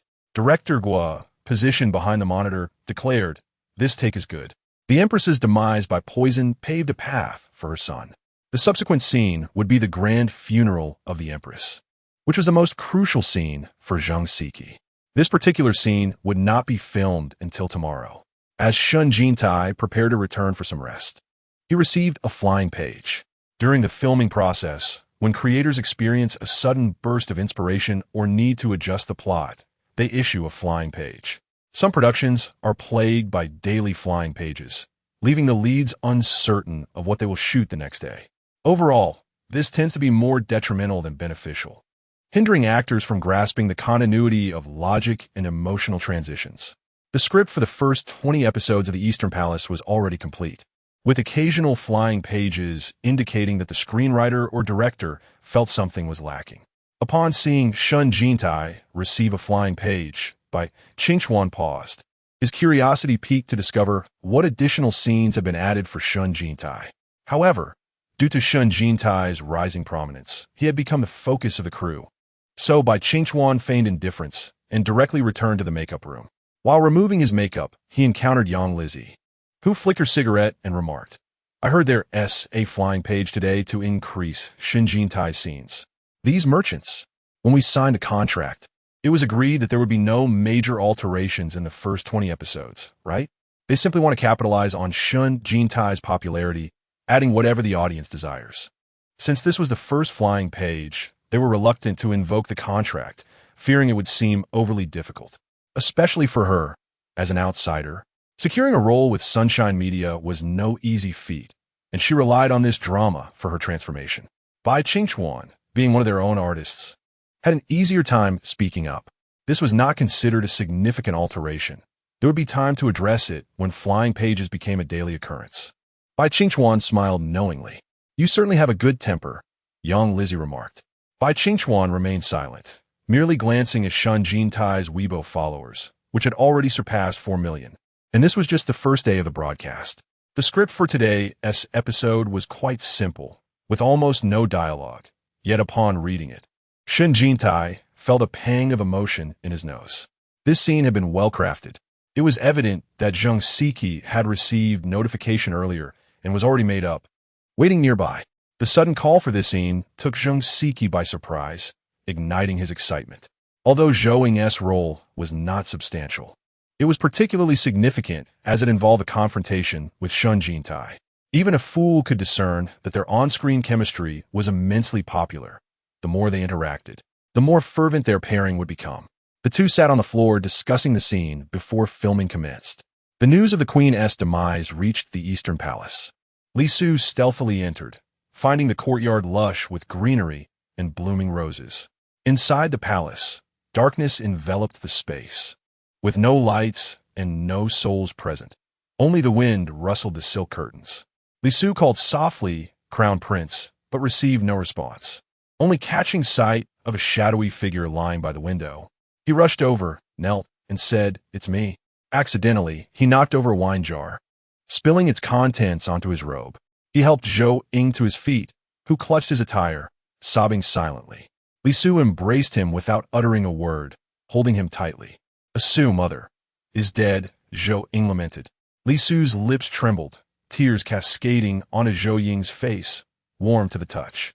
Zhou Ying grasped his shoulders, burying his face in Li Su's embrace, weeping. The camera slowly retreated, the moonlight casting a glow upon the two. From that moment on, the Crown Prince would find himself utterly alone. The Shao family had been exterminated. The queen lay deceased. His brothers wished for his demise. His father could no longer save him, and his beloved was but the humblest of servants, forced to watch him tread the path to ruin. "Cut," Director Guo announced. Zheng Siki rose from Li Su's embrace, clearing his throat as he wiped away tears. "Oh dear," Shen Jintai chuckled through his own tears, dabbing at his eyes. He glanced at Zheng Siki, who was ushered inside, their eyes meeting once more, resulting in another cascade of tears. Shen Jintai felt himself slipping from his emotional grasp. He sat by the window, taking a moment to compose himself, inhaling deeply before saying, "This edition was splendid, truly splendid." At this moment, Li Su should have been at his side, even if only for a fleeting moment. As the night passed, Li Su resolved to risk everything to save him. Yet ultimately, he was unable to succeed. This aspect was starkly realistic. Intellect could not rival a mere semblance of power. While the female lead's path through palace intrigue was exhilarating, Li Su's trajectory was painfully authentic. A powerless, insignificant eunuch, he found himself utterly incapable of effecting change. The helplessness of being unable to act was far more potent in darkening his heart than the death of his beloved. The seeds of ambition were sown within him, each grievance meticulously recorded in his little notebook. To kill one person was akin to burning a page. The flames illuminated his brow, yet failed to brighten his heart. The production team possesses a keen understanding of the audience's sentiments. In the dead of night, they posted a still from the drama on their official Weibo, accompanied by the words, Jintai and Xionging. The image features two individuals embracing, their flowing robes cascading to the ground, long hair unfurling, with a pair of exquisite double mandarin ducks carved from white jade beside them, both beautiful and heart-wrenching. Jintai refers to Shen Jintai, while Ing is the name of the crown prince. This fusion of reality and illusion forms a phrase that is both luxurious and enchanting, instantly igniting the fervor of the shipper fans. Forget about the so-called Madam CP. They no longer wish to be mere enthusiasts. The discussion forum has been officially renamed Jintai and Xionging. That night, Zhang Siqi's manager, Sister One, made a late-night call to Li Mylan. Sister, the drama has some poignant moments. Should we collaborate on creating some cheerful little videos to balance it out? Li Mylan could not help but admire the prowess of Jifeng Entertainment. Their promotional strategies are truly remarkable. The shipper fanbase is the optimal way to achieve fame. And now the pairing of Shen Jintai and Zhang Siqi has gained traction. They decided to capitalize on this momentum for mutual benefit. She inquired about Shen Jintai's stance, and he replied, "I am fully cooperative." Anticipating potential criticisms of their promotional efforts, Li Mylan preemptively addressed them. Shen Jintai chuckled. "I have seen those comments. There's no need to heed such opinions. Only they believe that the entertainment industry harbors genuine, unmarketed stars who can achieve fame without a benefactor. Compared to relying on sponsors, I at least rely on my own merit, without riding on anyone else's coattails." During the airing period, interactions among the leads are entirely normal. They're not feigning a romantic relationship.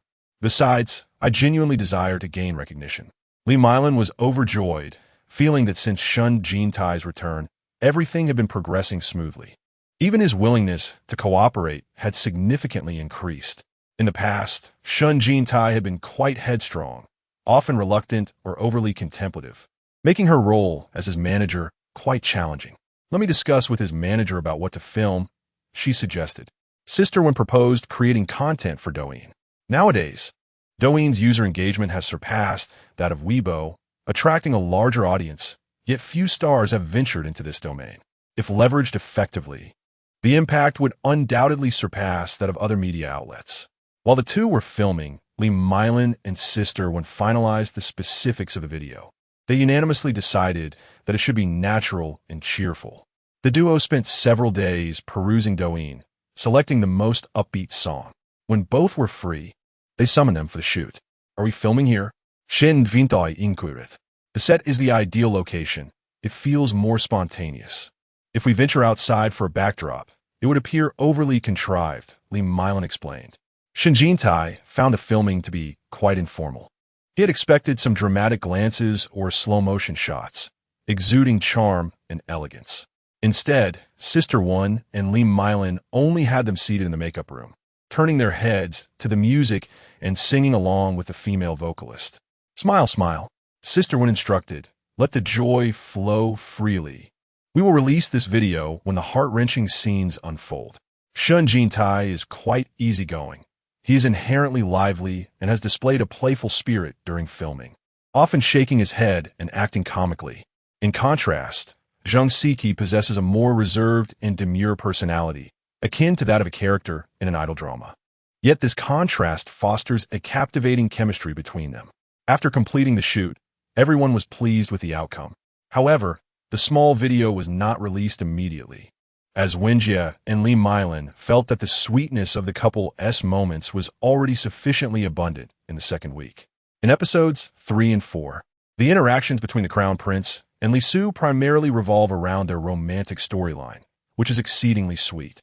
The popularity of this couple continues to surge, with their discussion threads reaching the top spot. It has been quite some time since such an aesthetically pleasing same-sex couple graced the screen, especially in a beautifully crafted period drama where love, hatred, and enmity often intertwine with life and death, yielding a more profound impact than contemporary dramas when they truly resonate. Since this is an adaptation, the narrative arc and conclusion are predetermined. The tragic fate of the Crown Prince Zhou Ying and Li Su is a source of deep dissatisfaction for the couple's fans. Ironically, it is precisely this tragedy that lends their love story such emotional weight. However, If the production team could alter the ending, it would certainly be more palatable. My tears are of little value. After staying up late to finish the original novel yesterday, all I can express is how unfortunate the Crown Prince's fate is. A son of heaven, handsome and kind-hearted, yet he meets such a dire end. This compels me to fervently urge the screenwriters to reconsider the conclusion. Since this is an adaptation, it seems rather redundant to replicate the original text verbatim. Otherwise, what is the point of adaptation? Thus far, this drama remains relatively faithful to the source material, and Shufin is quite satisfied. The production team is likely hesitant to alter the plot, fearing Shufin's displeasure. As the original work is a significant intellectual property, Shufin retains considerable influence. As a devoted fan of Shufin, I wish to express that if they were to provide these characters with a happy ending, we would wholeheartedly embrace it. This pair has always left us feeling unfulfilled. A multitude of individuals flocked to the original author and screenwriter Meng Xiaoxing's Weibo, fervently discussing the topic, while the official account was uniformly inundated with requests from Jintai and Xiong Ying fans pleading for a revised ending. The executives at Sunshine Media believe that while maintaining artistic integrity is essential, it is equally important to cater to the audience's desires, providing them with what they wish to see. This would likely enhance the drama's success in the later stages, potentially giving rise to a phenomenon of a blockbuster hit. The Eastern Palace has exceeded expectations in its popularity, and their ambitions have expanded beyond merely creating a successful drama. If changes are to be made, specific modification strategies must be developed within the week. I hold firm to one principle. The tragic element must remain, Director Guo stated.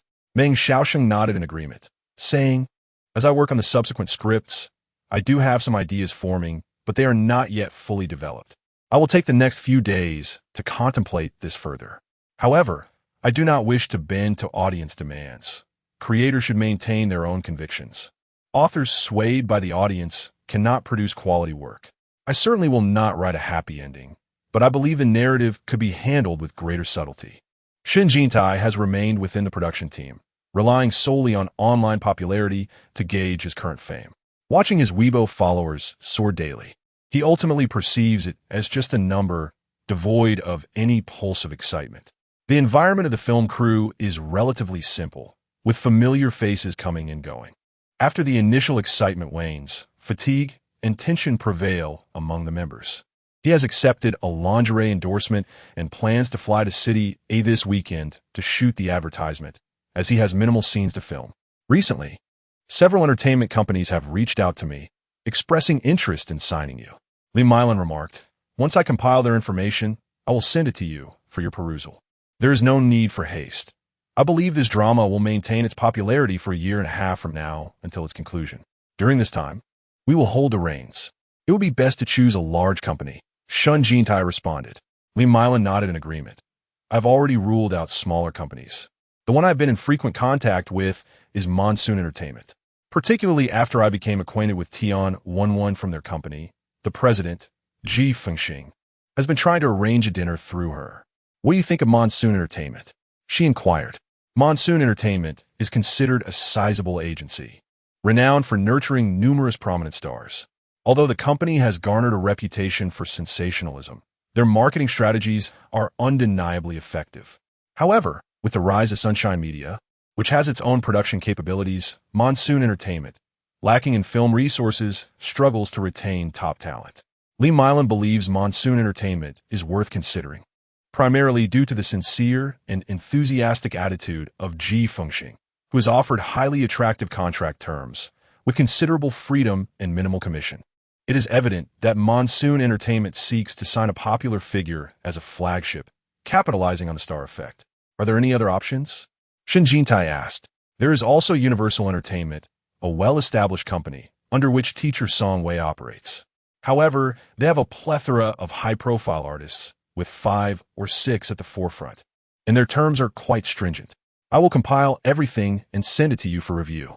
All these companies are reputable. During our discussions, they provided not only a general contract, but also artist proposals.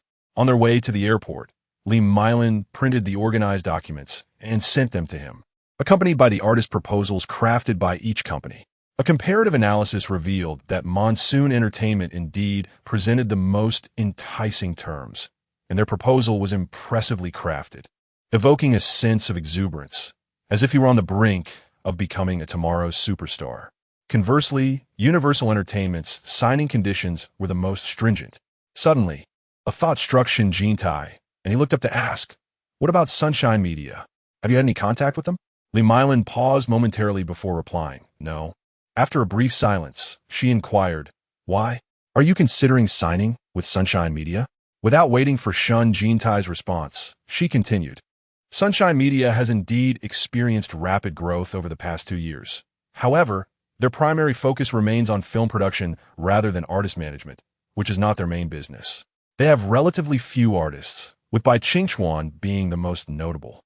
By the way, how is your relationship with President Yan? Has it improved?" Shen Jintai replied, "If there has been no contact, then it is best to leave it be.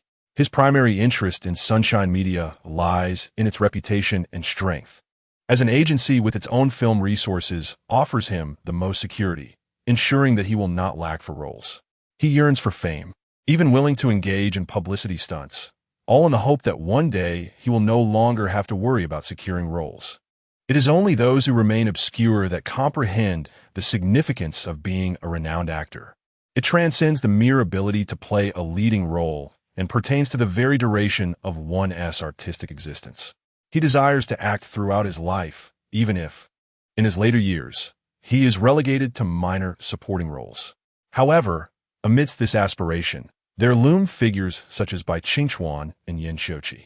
If Sunshine Media does not take the initiative to approach him, so be it. It merely indicates that Yan Xiuqi is disinclined to sign him.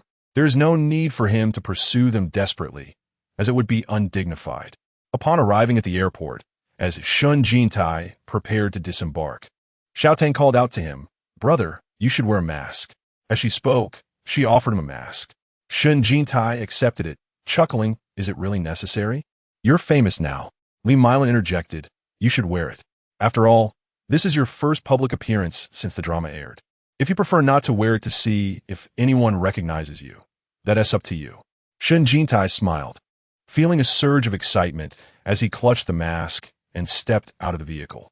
Since they were only staying for 2 days, he packed lightly, while Li Mylan carried a bag, and Xiaotang had only a backpack. As he exited, Shen Jintai sensed the gaze of several passers-by upon him.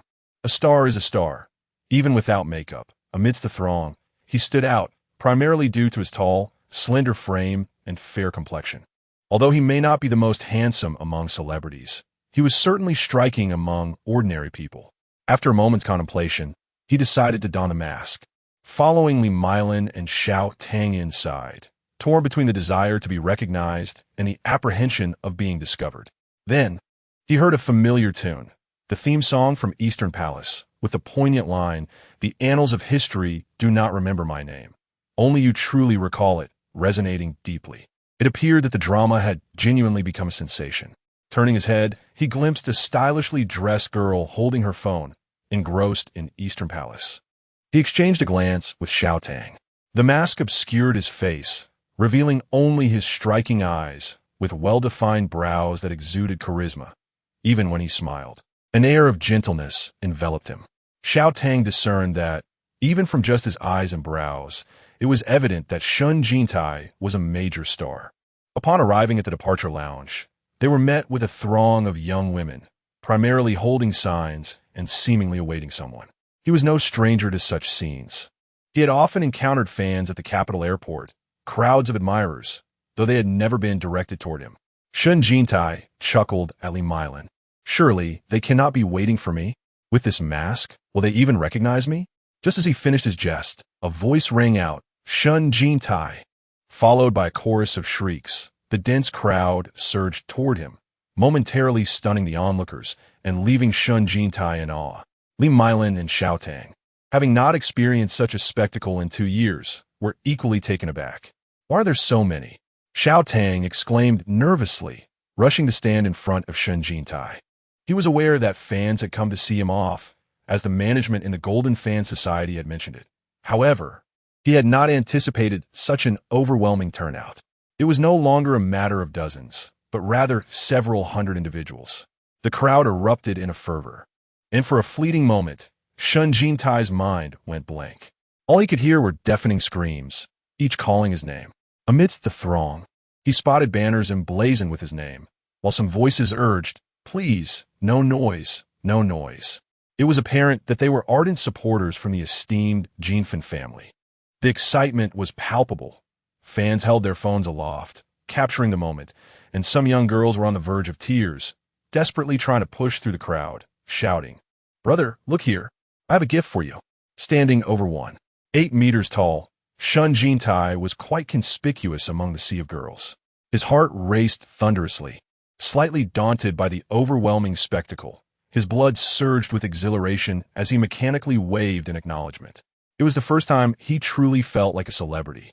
Why was he on the brink of tears? Perhaps it was the sheer excitement or profound emotion. He removed his mask, bowing slightly while continuing to wave. The moment the mask was off, the crowd grew even more animated, encircling him as he moved forward. Li Milin and Xiao Tang anxiously flanked him, while fans attempted to thrust gifts into his hands. Shen Jintai bent down to accept them, soon finding himself unable to carry all that was offered. Bystanders, upon hearing his name, began to converge. Fortunately, airport security was present to maintain order, and just as things threatened to spiral out of control, they grasped Shen Jintai's hand and led him away at a brisk pace. His send-off video rapidly circulated online, especially with the soaring popularity of Donggong. It didn't take long for the footage to spread like wildfire. Ha ha ha, I can't stop laughing. Have you seen Shen Jintai's send-off video? He in full sprint mode. It must be said that Shen Jintai had truly risen to fame. It seemed he himself was taken aback by the throngs of admirers, evidently startled by the turnout. Had he underestimated his own popularity?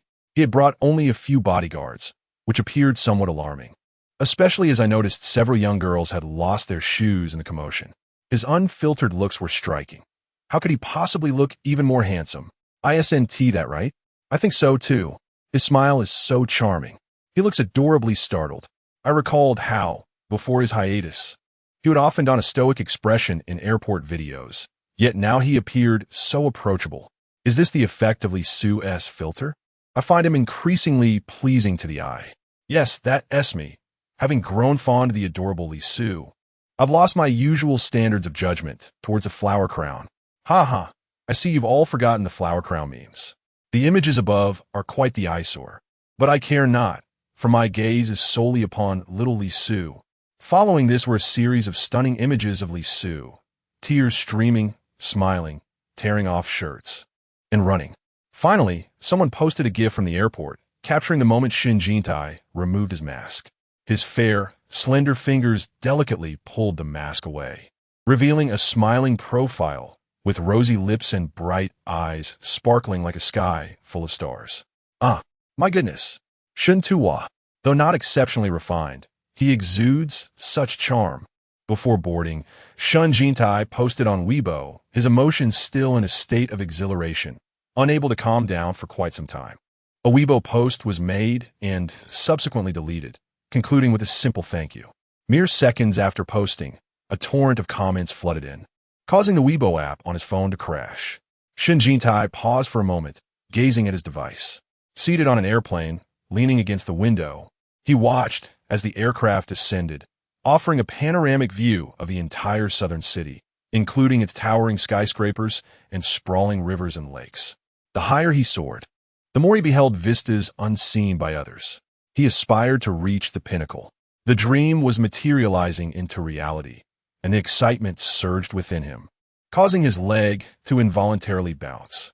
Li Milin sensed something was amiss in Shen Jintai's demeanor. It seemed that after 2 years of silence and personal turmoil, he was suddenly thrust into the limelight, leaving him somewhat unaccustomed. She perceived a fervent obsession in his eyes, alluring yet perilous. His romantic inclinations had morphed into a fervor for his career. Once they landed in a city, Li Milin remarked, "Surely there must be fans here to greet us?" Upon hearing this, Xiao Tang raced to the forefront, shielding Shen Jintai. As anticipated, they encountered a multitude of fans upon exiting. This time, mentally prepared, the trio remained remarkably composed. A city, unlike the bustling southern city, had fewer fans at the airport, yet their enthusiasm was no less fervent. Shen Jintai maintained his poise. The hotel arranged by the brand was quite splendid. Li Milan advised, "Rest well tonight. Tomorrow morning, representatives from the company will come to take you for the advertisement shoot." Shen Jintai nodded, and after seeing Li Milan and Xiao Tang off, he pressed his lips together and rubbed his somewhat sore neck. With no one around, he felt liberated. The exhilaration was overwhelming. Forgive him for being inexperienced. It was his first encounter with such adoration and pursuit. The sensation of fame was truly exhilarating. Unable to contain his joy, he dashed around the living room a few times, then played a lively song on his phone, swaying to the cheerful melody that sang, "At this moment, the orioles are flying and the grass is lush. The one I love is on the way. I know he braves the storms, passing through twilight without a glance." He was determined to become the finest actor and the most radiant star. Meanwhile, Mrs. Yin, who kept a close watch on Shen Jintai, immediately saw the video of the farewell at the airport. Witnessing the nearly chaotic scene made her heart race. This company was utterly unreliable, having underestimated her little Jin's popularity. Upon reflection, it seemed that Shen Jintai had always operated independently, without signing with an agency. Although she did not navigate the entertainment industry, having a son involved in it granted her some insight. Among the domestic agencies, Sunshine Media was undoubtedly the most prominent. The productions they had created over the years had garnered numerous accolades. Now that Shen Jintai had attained fame, she also wished for him to win awards. She shared the news with Yin Xiuqi, stating, "He can't manage this alone. He needs a company to support him." Yin Xiuqi merely replied with an offering no further comment. When he returned home that evening, Mrs. Yin inquired, "What does your mean? Are you being so dismissive with your mother?" "I do not oversee everything. The management of signing artists falls under the purview of the talent agency personnel. If they deem someone suitable, they will approach him." "Do you truly believe they would disregard your words?" Mrs. Yin remarked. "Do you still think that Xiao Jintai has feelings for you? If so, I must inform you that he has lost interest." The phrase "he has lost interest" carries a particularly subtle weight, especially when uttered by Mrs. Yin. "I am well aware of the nature of the agency. If he were to sign with another, I would be uneasy, fearing he might be mistreated. Just envisioning those powerful executives coercing him into compromising situations is enough to bring me anguish." Yin Xiuqi replied impassively, "Mother, you are overthinking this. Such a scenario is inconceivable for him. It may have been implausible in the past, but circumstances have shifted. The Shen family is now bankrupt, relying entirely on him for support. He once held such affection for you and harbored a disdain for acting. Yet now he is transformed into this version of himself. What remains impossible? Whether he absorbed her words or simply wished to silence her incessant chatter, he replied, "Understood. I will have someone reach out. He is interested in signing Shen Jintai, but it is uncertain whether Shen Jintai would be inclined to accept." Mrs. Yin pulled out her phone to show him. "Look how perilous it is." The video depicted a chaotic scene at the airport, filled with screaming crowds.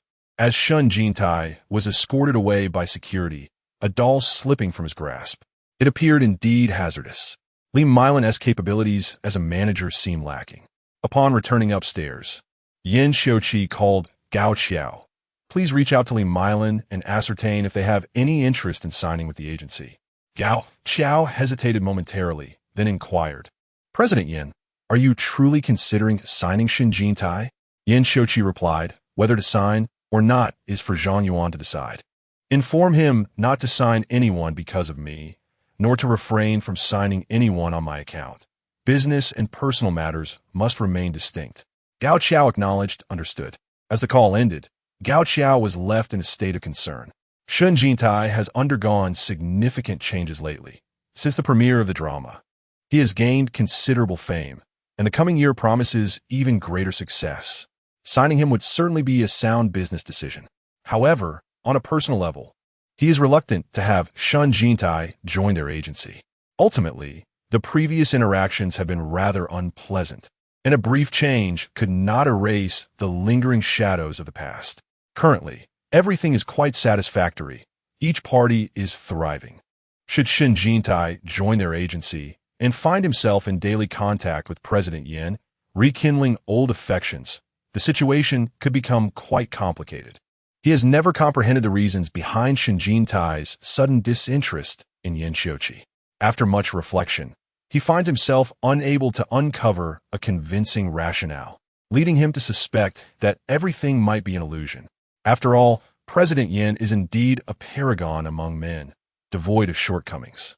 Shen Jintai has always been somewhat infatuated. Most importantly, he believes that Shen Jintai is on an upward trajectory, gaining popularity, but he also senses a limit to that ascent, not due to the roles he has chosen, but rather because of his sexual orientation. In the entertainment industry, many individuals who identify as gay hesitate to reveal their sexual orientation, primarily out of concern that society may not accept them. In recent years, however, societal attitudes have gradually become more open and inclusive, with same-sex narratives even making their way into primetime television, indicating that discussions around sexual orientation are no longer as taboo as they once were. The most significant peril of revealing one's sexual identity lies in the fact that once the public learns of one's homosexuality, especially in cases like Shen Jintai, whose attraction to men is widely acknowledged, the range of roles available to him diminishes considerably. For instance, romantic dramas, which typically focus on heterosexual relationships, would likely become inaccessible to him. Currently, his agency has another young rising star, Bai Qingchuan, who possesses a commendable image, exceptional charisma, and steadily improving acting skills, making him a strong candidate for future prominence in the industry. Shen Jintai promptly reached out to Zhang Yuan from the artist management department, who expressed concerns regarding their boss, Yin Zong, and his apparent disdain for Shen. Zhang remarked, "Isn't Yin Zong quite averse to him? If we sign him, we might not get past Yin Zong." However, Yin Zong had stated that business should be conducted impartially. Those who have ascended to management, particularly individuals like Zhang Yuan, are adept at reading subtle cues. After contemplating the phrase business as usual, he deduced that Yin Xiuqi's intent was to proceed with the signing. If Yin Zong had not expressed this sentiment, it was evident that they would not entertain such an idea, but his explicit statement indicated a willingness to allow the signing to take place without his interference. It is indeed admirable to witness Yin Zong, despite his youth, managing his responsibilities with such acumen and clarity, successfully maintaining a balance between personal and professional matters that elicits respect. Zhang Yuan intended to discuss Shen Jintai further with those around him. It is clear that while some achieve fame through luck, others, like Shen Jintai, are destined for stardom. His debut was akin to the arrival of a celestial being. Even after experiencing a decline in popularity, he made a remarkable comeback, swiftly regaining his status. The brand Acehang, which has recently gained prominence through celebrity endorsements, was particularly thrilled by Shen Jintai's resurgence. They were in search of a new spokesperson and, after exploring various options among third and fourth-tier artists, suddenly found themselves captivated by Shen Jintai. Industry insiders recognized his exceptional allure. A man's physique, particularly the posterior, tends not to receive the same level of attention as that of women. This implies that a traditionally masculine rear is unlikely to attract public interest. However, Shen Jintai's uniqueness lies in his combination of masculine traits and feminine charm, coupled with his widely acknowledged sexual orientation, which led them to believe that this partnership would be particularly advantageous. As soon as the contract was signed, Shen Jintai's fame skyrocketed, seemingly aided by divine intervention. One might wonder whether men's underwear, which primarily targets the male market, especially heterosexual men, was a fitting choice for him as a spokesperson, particularly given the generous endorsement fee. Shen Jintai expressed his surprise, to which Li Milan replied, "Do you think they are foolish? They seek you out for the publicity and visibility you bring, and once your name is established, they can easily hire a rugged male model for further endorsements. It's a clever strategy." Shen Jintai acknowledged this insight with admiration. He cast a glance at the advertisement copy provided by the vendor. "I love Shen, what about you?" He could hardly suppress a chuckle at the absurdity of the slogan. Suddenly, Shen Jintai inquired, "Do you think I should stuff my socks?" Li Milan looked up at him, puzzled. "What?" Shen Jintai tugged at his waistband. "Stuff my socks. I looked it up yesterday. It seems some underwear advertisements use sock stuffing to enhance volume. Haha. Lee Mylan felt a bit awkward, but managed to laugh, responding, well, I wouldn't know. She glanced at Shen Jintai. Do you even need to stuff your socks? Since they were filming an underwear advertisement, Lee Mylan and Xiao Tang were closely monitoring the situation. Perhaps due to the rising popularity of the project, Lee Mylan stood confidently beside the director, exuding an air of competence. Shen Jintai, wrapped in a bathrobe, stood still as the makeup artist touched him up, while the lighting technician adjusted the light board. A few crew members lingering nearby, stealing glances at him. Xiao Tang thought that being a star was indeed no easy feat. Few could perform so freely in front of the camera while clad only in shorts. Are you ready? The director asked. Shen Jintai nodded, then shed his bathrobe. The first to be taken aback was the director. Chun Ming, a somewhat frustrated young director, held grand ambitions but found himself confined to the realm of advertisements. As the designated director for Shang, he had filmed numerous underwear commercials, and his academic knowledge, combined with his familiarity with the human form, left him awestruck when Shen Jintai revealed himself. That waist, those hips, and he even spotted 2 dimples. The crew, in contrast to the director's professional demeanor, immediately noticed Shen Jintai's remarkable fairness. His pale complexion accentuated everything else around him. Unlike previous male endorsers with pronounced pectorals and abdominal muscles, Shen Jintai's physique suggested a lack of frequent exercise. However, his youth and low body fat gave him a subtle outline of his chest and abdomen despite minimal gym activity. Xiao Ling, merely the director's assistant, was particularly excited that day, as the star in question was the immensely popular Shen Jintai. Not much of a fan herself, she had recently become infatuated after binge-watching the hit series The East Palace Comes. Having researched a great deal about him, she discovered his relatively young age and the sensational nature of his past works. Li Su, the stunning show character, made her view Shen Jintai through a similar lens. Who wouldn't be curious about the physique of such a beautiful character? When Shen Jintai disrobed, she bit her lip, feigning composure, and exchanged a glance with a nearby friend. Mouthing, so pretty, her friend met her gaze, their mutual curiosity palpable. Xiao Ling felt her expression might betray a hint of lewdness, but she couldn't help it. Her inner fangirl was on the verge of bursting forth. It was virtually impossible for an ordinary person to completely separate an actor from their character. A beloved role could render one incapable of disliking the actor, regardless of their faults, while a detestable character could make it impossible to admire the performer. After all, Li Su was the most famous show of the year. Accompanied by her gaze upon Shen Jintai, one cannot help but feel that he truly deserves such a splendid reputation. The world of underwear advertisements tends to follow a familiar pattern, aiming to showcase the garments from every conceivable angle, while simultaneously weaving in a touch of allure, essentially peddling both products and male charm. The initial phase involves the promotional photographs, which adhere to a set of prescribed poses that are surprisingly simple to execute. There are shots of him standing, sitting, and reclining. Once these images are captured, Shen Jintai finally dons his attire. However, scarcely has he put on his clothes than he is required to remove them again. The subsequent segment entails the filming of the advertisement-esque grand scenes. The disrobing must be executed with a deliberate slowness, particularly when unbuttoning, as it is essential to evoke that particular sensation, as the director articulates. This sensation is universally understood. For Shen Jintai, performing is hardly a challenge. One button at a time, he methodically unfastens them, shedding his white shirt to reveal a well-proportioned upper body, discarding his shoes, peeling off his socks, and finally, the pants, leaving him clad solely in snug-fitting shorts that adhere closely to his physique. Shen Jintai is both dedicated and cooperative, though he perceives that the photographer's lens seems particularly fond of focusing on his posterior. His rear, still in the process of refinement, feels somewhat exposed. Yet, he is a consummate actor, one who should transcend physical limitations and articulate his essence through his corporeal form. Though his body may endure discomfort, his spirit remains resilient.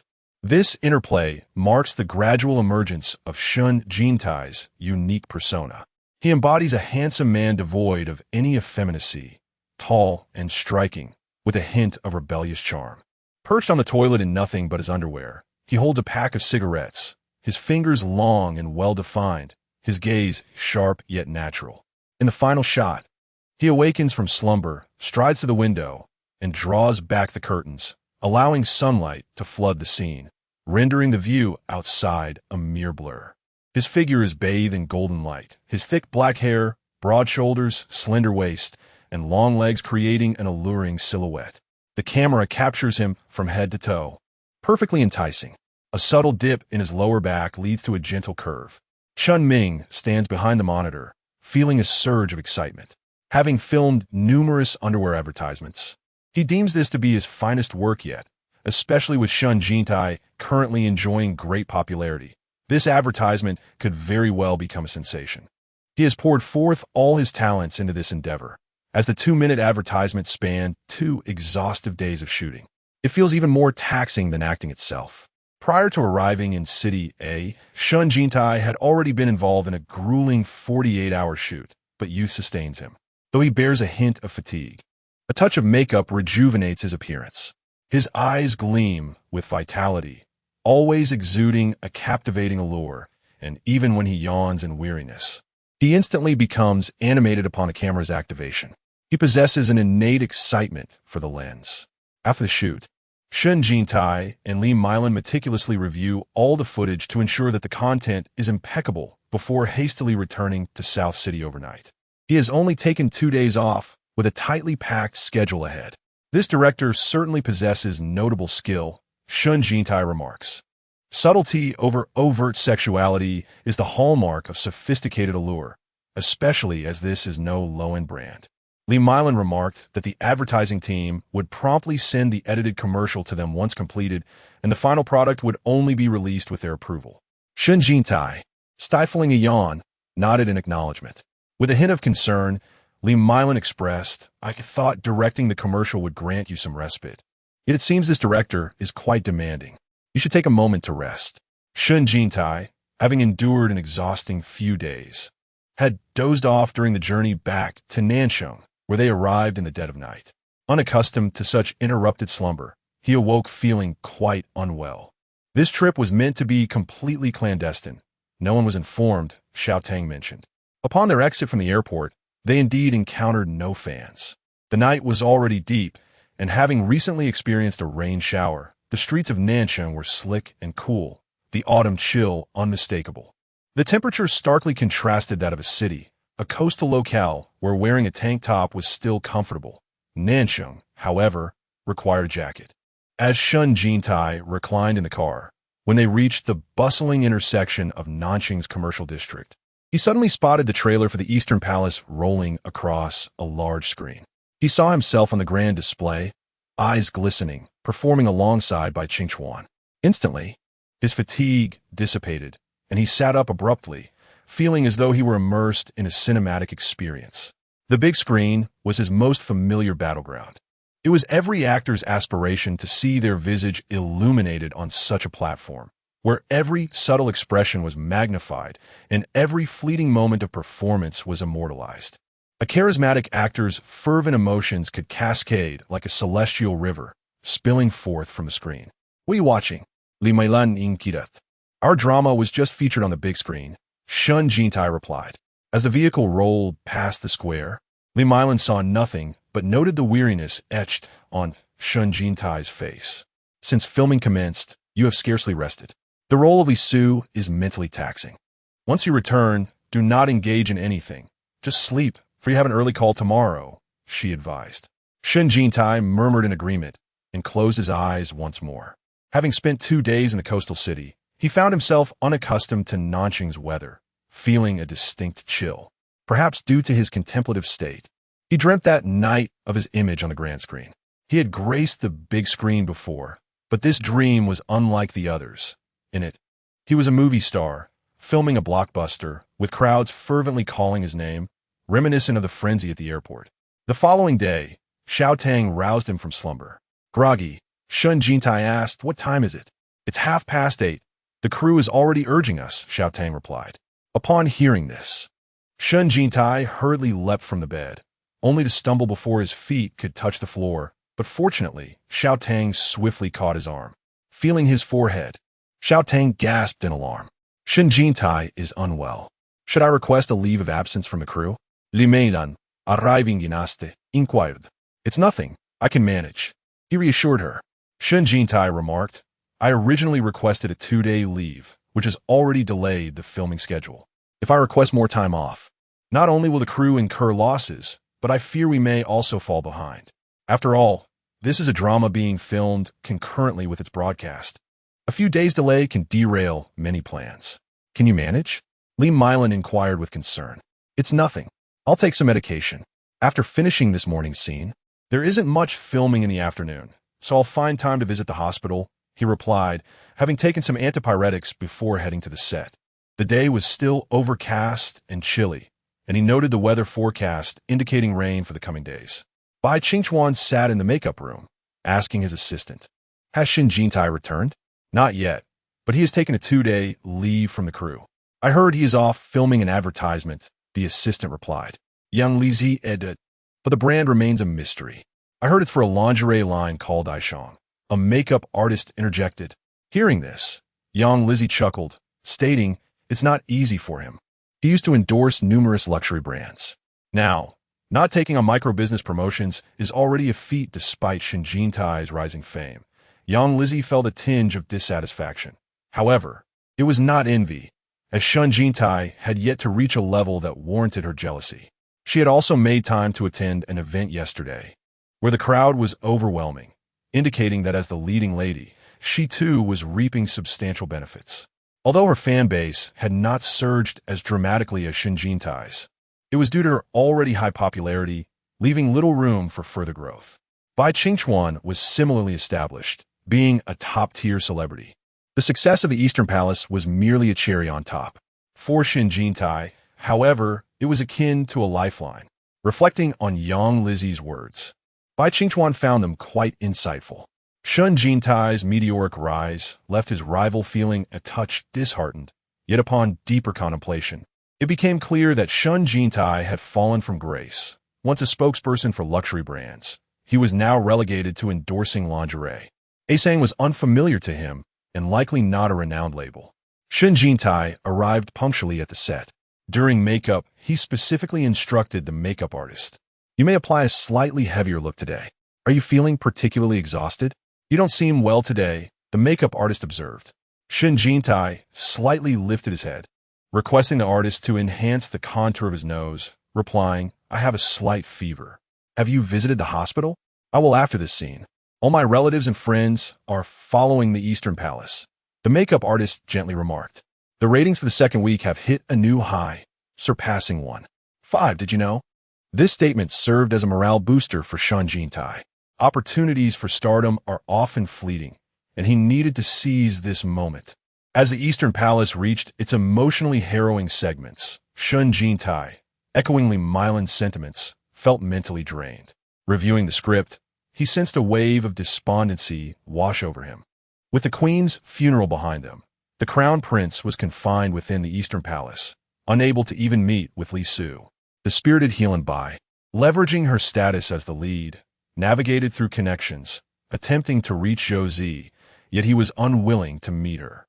She sought someone to contact Li Su on her behalf. They shared a bond of mutual sorrow.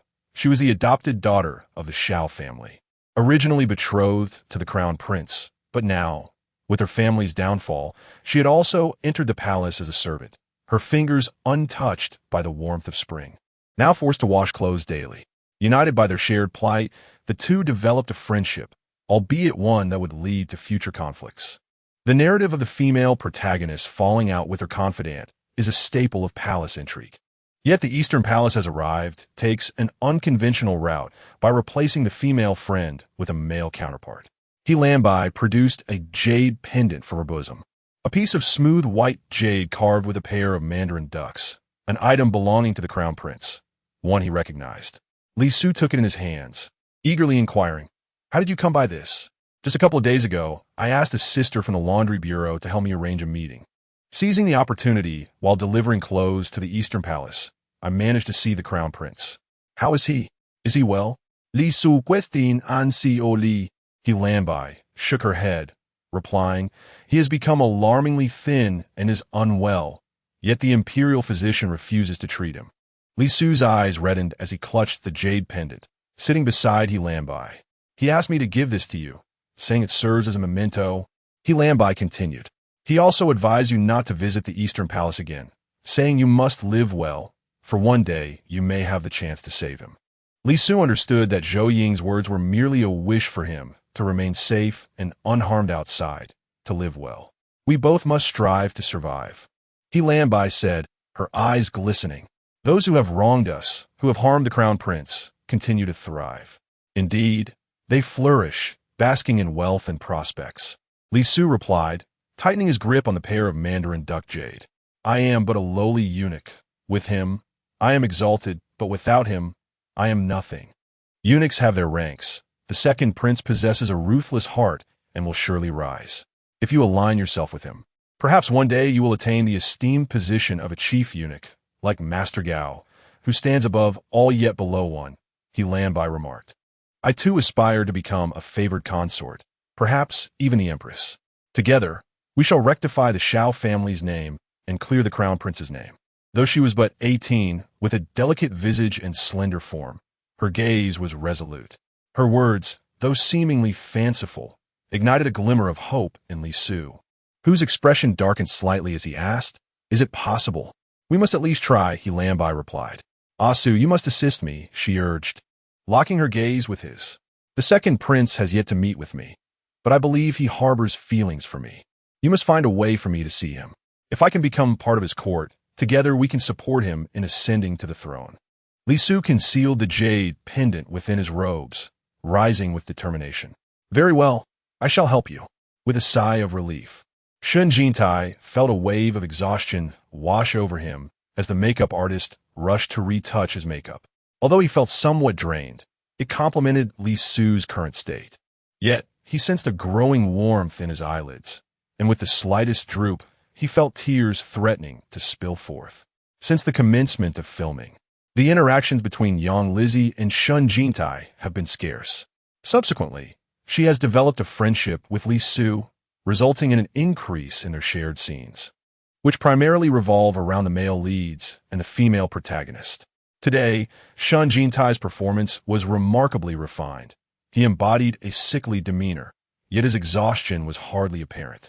Having never acted alongside Shen Jintai before, she had not fully appreciated his acting prowess, but after completing this scene, she found herself quite impressed by his skills.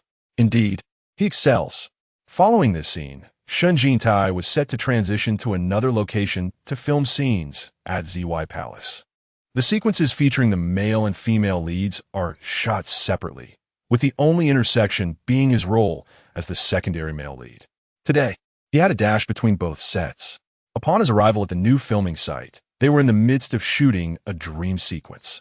The character played by Bai Qingchuan, the male lead Zhou Zi, is perpetually haunted by nightmares, and this time he dreamt of the suicide of Empress Shao. The Empress foretells his latter life, ascending to the pinnacle of power, yet devoid of any true companions. This scene also marks the wrap for Teacher Songwei. The crew had long prepared flowers, standing by with bouquets in hand. Cut. As the director concluded the scene, the crew erupted into applause. Director Guo rose with a smile, proclaiming, "Congratulations, Teacher Song on the wrap." Songwei graciously accepted the flowers presented by the staff, bowing humbly to the crowd. The subsequent segment was the photo opportunity, with crew members eagerly rushing to take pictures with Songwei. After completing photographs with Bai Qingchuan and others, Songwei called out to the crowd, "Xiao Li Su, why aren't you coming over?" Hearing this, Shen Jintai chuckled and made his way over. Teacher Songwei playfully linked her arm with his, resting her head on his shoulder, while Shen Jintai flashed a radiant smile and gave thumbs up.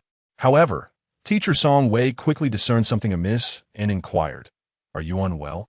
"Just a slight fever," he replied. "Have you seen a doctor?" "I'll go after finishing the morning shoot." "Your health is paramount. Do not postpone it," she advised. Songwei continued, "My scenes are too brief. I feel I haven't had enough of our collaborations. We must work together again when the opportunity arises." Shen Jintai nodded with a smile. Though there was a hint of melancholy in his expression, perhaps due to his lack of energy. As long as you perform well, your future will undoubtedly be bright. Trust in Teacher Song's judgment. It will not lead you astray. I will continue to watch your performances at home, and if you falter, I shall certainly critique you. Shen Jintai chuckled and nodded in agreement. Song Wei then embraced him gently, patting his back as she said, Shen Jintai, it is a pleasure to meet you.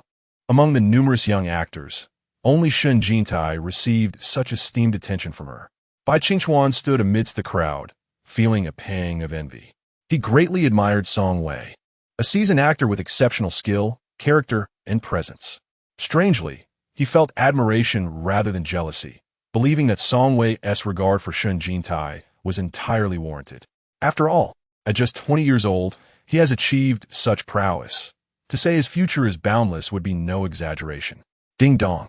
Shen Jintai paused momentarily. Xiao Ai? Hello. Xiao Ai is on leave. I will be serving you for the time being. He had not communicated with the system in so long that he had forgotten. You are Xiao Mei, right?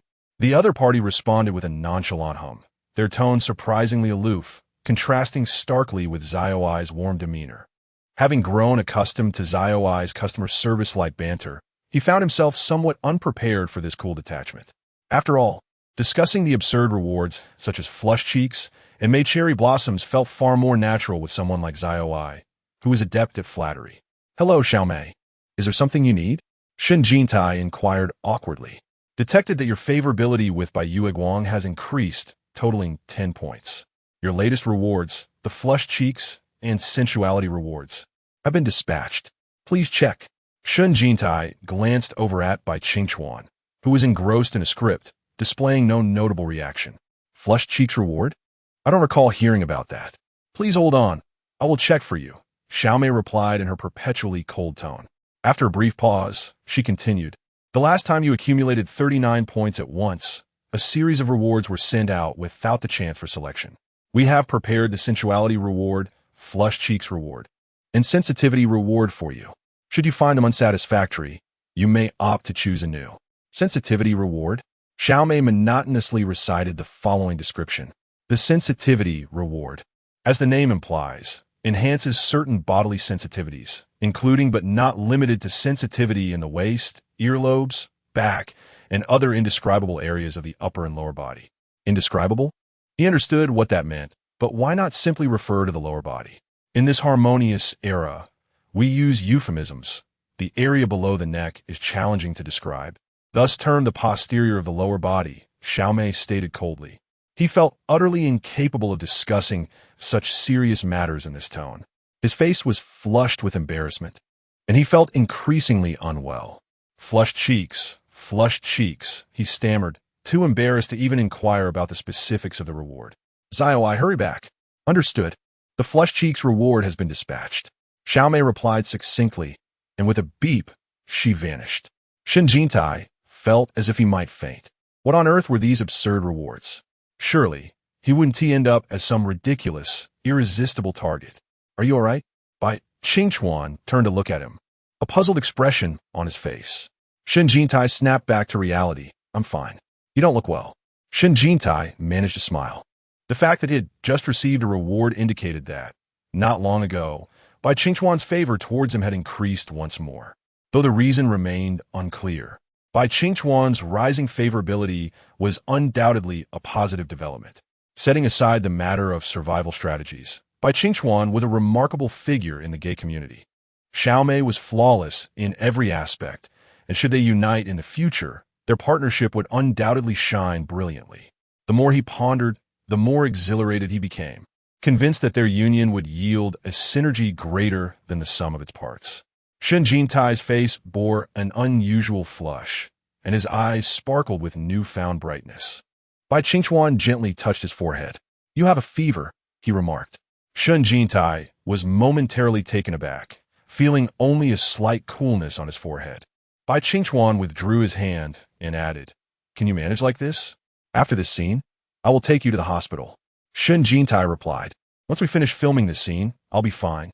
Clad in a flowing azure robe that exuded a subtle fragrance, Bai Qingchuan responded, Then let us strive to complete this. Perhaps due to his fever, Shen Jintai found it difficult to concentrate, his awareness somewhat scattered. He perceived Bai Qingchuan before him as an ethereal figure, enchanting and unparalleled in beauty. The scene they were filming depicted the second prince, Zhou Zi, discovering the twin Mandarin duck jade pendant hidden by Li Su. He approached the couch, noticing Li Su lying on his side, caressing the pendant. With a swift motion, he reached out and grasped it. Li Su, rising quickly from the couch, instinctively reached to snatch it back. Zhou Zi evaded him, deftly flicking the red cord of the pendant, causing it to sway in the candlelight as he pretended to drop it. Li Su lunged forward, wrapping his arms around Zhou Zi's neck, attempting to reclaim the pendant. Despite their long-standing bond, the hierarchy between master and servant was clear, and Li Su rarely overstepped his bounds.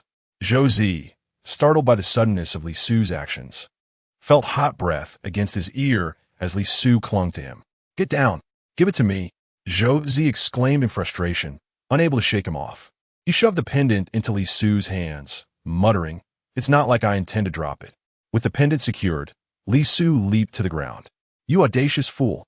Zhou Zi's face flushed crimson with indignation. Li Su concealed the pendant in his bosom, panting as he gazed at Zhou Zi, his complexion unusually flushed, even his ears tinged with pink. Bai Qingchuan stared, momentarily dazed, at Shen Jintai. Shen Jintai's lips moved, but his expression was not right. Alarmed, he stepped forward, and Shen Jintai collapsed into his embrace. Dressed in a loose inner garment, Shen Jintai's long, dark hair cascaded down, causing his attire to sag and expose his fair shoulders. Bai Qingchuan wrapped his arms around his waist, feeling the delicate strength of his form. The crew quickly gathered around. After a prolonged moment of dizziness, Shen Jintai opened his eyes to see Bai Qingchuan's face. In a daze, he struggled to distinguish between reality and the performance, as if he had transformed into Li Su. For how else could the second prince, Zhou Zi, be before him? He grasped Zhou Zi's hand tightly, and then he heard Bai Qingchuan calling his name, Shen Jintai. After a brief moment of disorientation, he regained his composure and hastily waved his hands, saying, "I'm fine, I'm fine." He leaned on Bai Qingchuan's arm to stand, while those around him watched with concern. "He has a fever," Bai Qingchuan informed Director Gua. "Is he all right?" Gua inquired. "I noticed your face was rather flushed." Although his face was red, his gaze appeared somewhat unfocused. One must understand that Shen Jintai's eyes were typically vibrant, exceptionally bright. He took great pleasure in capturing the expressiveness of Shen Jintai's eyes on film. Fainting in front of everyone was certainly not a matter for amusement. Shen Jintai felt a wave of embarrassment wash over him.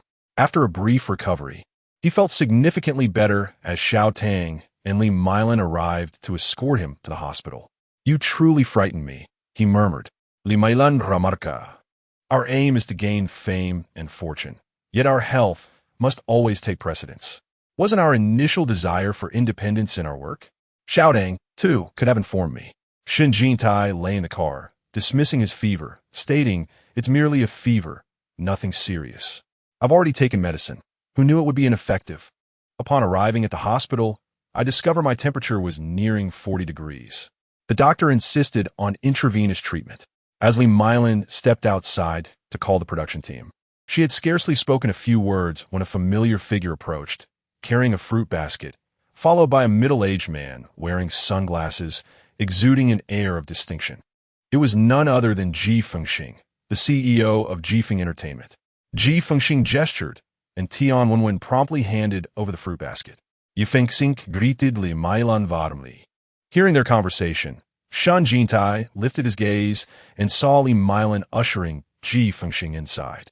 He immediately sat up, but Ji Fengxing waved his hand, saying, "Please lie back. I've heard you've been unwell, and I came to check on you."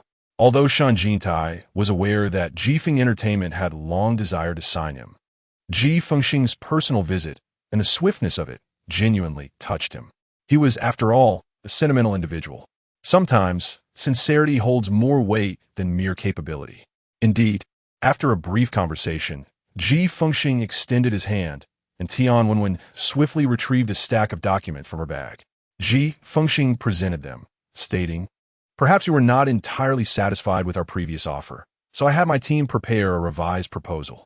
I can assure you, this is truly the best we can extend. Our company has never made such an exception before. Thank you, President G. Tion-11 replied. Shen Jintai accepted the documents, saying, I will certainly give it serious consideration. I've heard that Sunshine Media is also showing interest in you. Ji Fengxing remarked with a smile. Signing is a significant decision, and it's wise to deliberate. However, I wish to emphasize that if you join our company, you would be the leading star of Jifeng Entertainment. Sunshine Media has Bai Qingchuan, their favored talent, who has been signed since his debut. His standing will not be shaken by anyone, and with the current popularity of Donggong, his prominence will inevitably rise. Though your styles differ, you are of similar age, and if you were to join their ranks, competition would be inevitable. Rather than being overshadowed by Bai Qingchuan at Sunshine Media, it would be more advantageous to be the top figure at our company. Just as Ji Fengxing departed, Zhang Yuan from Sunshine Media arrived with a proposal. Before setting off, Zhang Yuan had reviewed the contract conditions with Gao Qiao, who deemed them satisfactory and fairly standard. Shen Jintai is likely to sign, Gao Qiao commented. I merely wish to confirm one last time. Does President Yin truly handle matters impartially? You should be well aware of President Yan's distinction between personal and professional affairs. In fact, when Shen Jintai first debuted, President Yin sought to sign him. But he opted for independence, Zhang Yuan replied. Our company is thriving, and given the rapport between Shen Jintai and President Yin, I believe he is likely to agree. Our offer is quite reasonable. He was filled with joy. If we could truly sign Shen Jintai to our company, the synergy of the two talents would undoubtedly propel our firm to new heights. The mere prospect of Bai Qingchuan and Shen Jintai starring in the same production is already electrifying. To have them under the same banner as brothers in arms would be even more sensational. Moreover, these two individuals represent entirely different archetypes, yet both possess the capability to create monumental waves in the entertainment industry. Zhang Yuan's excitement grew with each passing thought, prompting him to purchase a bouquet of flowers at the hospital entrance before knocking on Shen Jintai's hospital room door. Li Mylan answered, momentarily taken aback upon seeing him. Zhang Yuan greeted her with a warm smile, introducing himself as Zhang Yuan from Sunshine Media. Renowned in the industry, Li Mylan certainly recognized him. Today felt unusually fortuitous. Following Shen Jintai's fainting incident, good fortune seemed to follow closely behind, with Sunshine Media arriving right after Ji Fengxing had left. She smiled and invited him in. After Zhang Yuan set off, Takahashi sent a message to Yin Xiuqi, stating, Zhang Yuan has departed. Yin Xiuqi replied with a simple acknowledgement, followed by silence. Takahashi felt a twinge of anxiety, torn between the desire to sign Shen Jintai and the apprehension that accompanied it. He recalled an incident from the previous year when Shen Jintai had recklessly lunged at their President Yin directly in front of their vehicle, a rather outrageous display. Yin Xiuqi, always composed and gracious in public, had never allowed Shen Jintai to lose face directly. That was where Takahashi's role as an assistant became crucial. What the president could not do, he did, attempting to pull Shen Jintai's arm. In response, Shen Jintai had slapped him fiercely, displaying a brazen arrogance, and commanded him to leave. Takahashi was thoroughly disgusted with him, yet felt powerless to retaliate. The inherent inequality between them was palpable. Shen Jintai could strike him, but he could not reciprocate. Fortunately, their President Yin had supported him, publicly confronting Shen Jintai for the first time. That incident had garnered significant media attention, captured by paparazzi and splashed across headlines. Yin Xiuqi maintained a gentlemanly demeanor in public, courteous to everyone, speaking little yet expressing clear distinctions between love and hate. Dealing with a person like Shen Jintai, who was willful and obstinate, required a strategy of indifference. Takahashi understood that Yin Xiuqi's actions were primarily to back him up. He was the one who faced bullying while serving Yin Xiuqi, and in return, Yin Xiuqi protected him. This defined the ideal dynamic between an employee and an employer. Emerging from a disadvantaged background, he had gained admission to university through the Yin family's Poverty Alleviation Fund, graduating from a prestigious institution. He could have pursued a more lucrative career, but upon hearing of the Yin family's establishment of Sunshine Media, he resolved to return the favor. Working alongside Yin Xiuqi, he had effectively accompanied Sunshine Media on its journey to success. Though Yin Xiuqi did not engage in much conversation with him, he treated him exceptionally well and valued his contributions. The title of executive assistant may seem modest, yet it wielded substantial authority. Takahashi recognized the challenges Yin Xiuqi faced. From an outsider's perspective, it appeared effortless for someone so young, with affluence and a father like Yin Tiexing, to ascend to the role of president. However, only he understood the immense pressure Yin Xiuqi bore. In his 20s, he was responsible for the livelihoods of hundreds of families, working tirelessly and rarely taking a day off throughout the year. He was undeniably exceptional and industrious. At the age of 25, their president had yet to experience romantic love. It is not that there has been no overt discourse. The truth is that there are no clandestine lovers either. He follows closely every day, fully aware of the situation. If the world were likened to an expansive fan circle, he would undoubtedly be the most devoted admirer of Yin Xiuqi. Their esteemed Yin is truly exceptional. Handsome, tall, of noble lineage, highly educated, and possessing refined manners. One might even say he is pure in essence. Yet, this remarkable individual has been ensnared in the web of gossip simply due to the affections of Shen Jintai, thrust into the limelight of scandal and public speculation. Can one truly fathom the discontent of seeing one's beloved entangled with a lesser star, desperately seeking the limelight through fabricated tales? Why can't my dear brother bask in his own glory alone, harboring the sentiment that no one is worthy of my brother? Takahashi holds a disdainful view toward anyone who fervently throws themselves at Yin Xiuqi.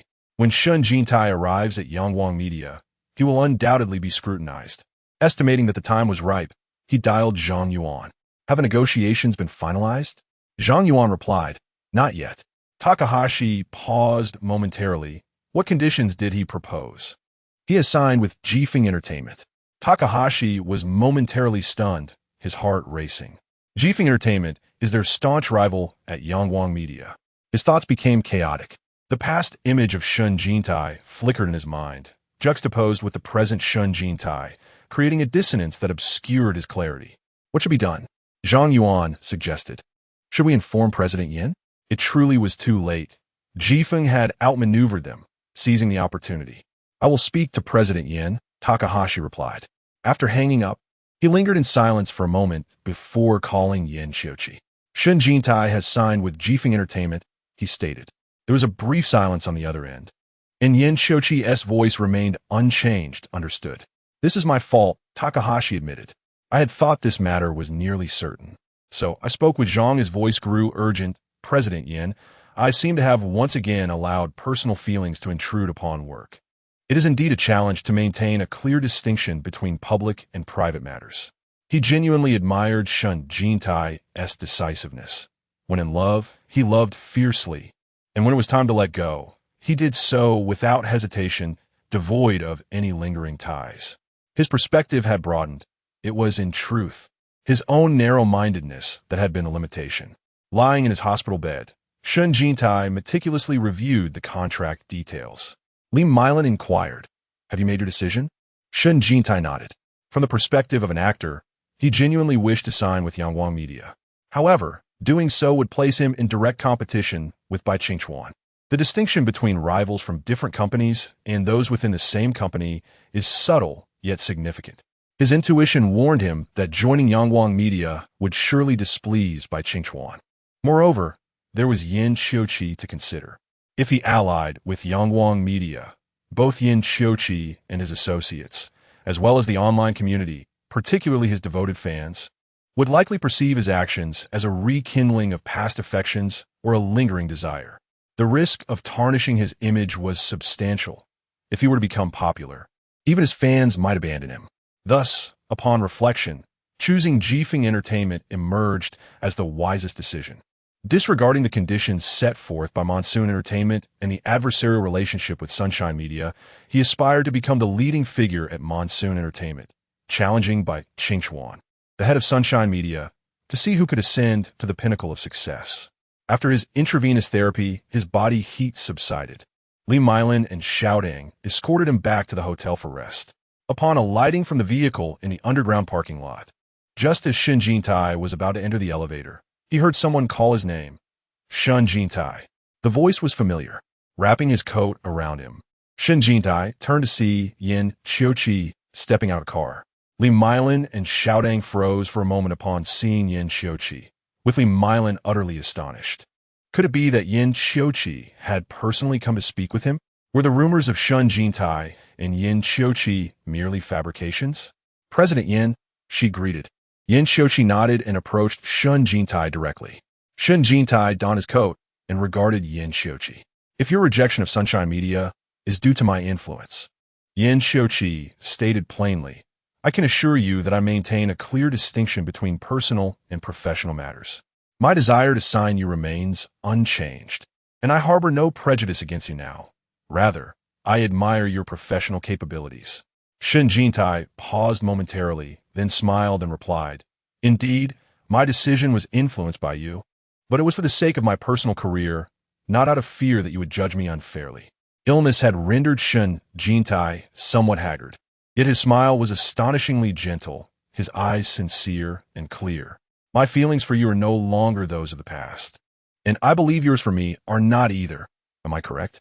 As he spoke, he extended his hand. Yin Xiuqi grasped it firmly. Shen Jintai's hand felt cool, while Yin Xiuqi's was warm. Releasing his grip, Yin Xiuqi slipped his hand into his pocket and inquired, Have you made your decision?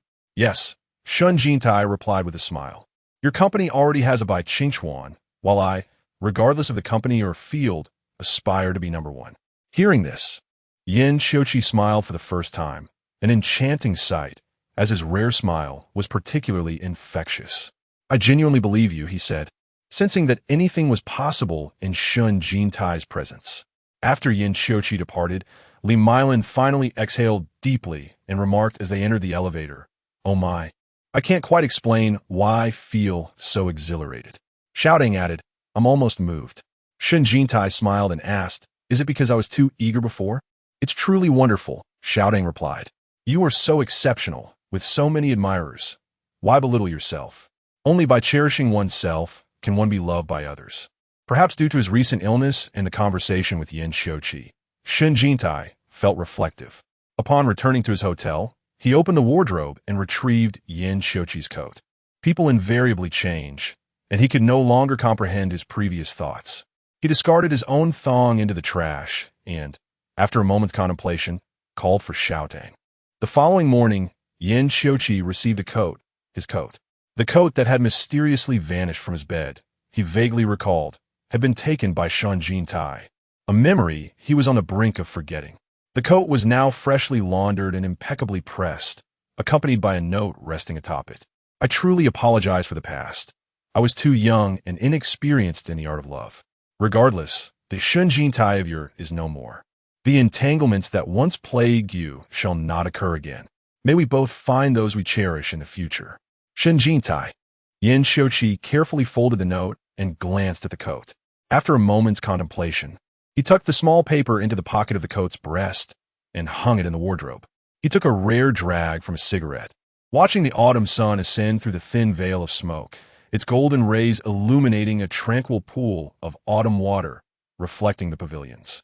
Upon arriving at the filming set, everyone expressed concern for Shen Jintai's health. Are you feeling better? Bai Qingchuan inquired.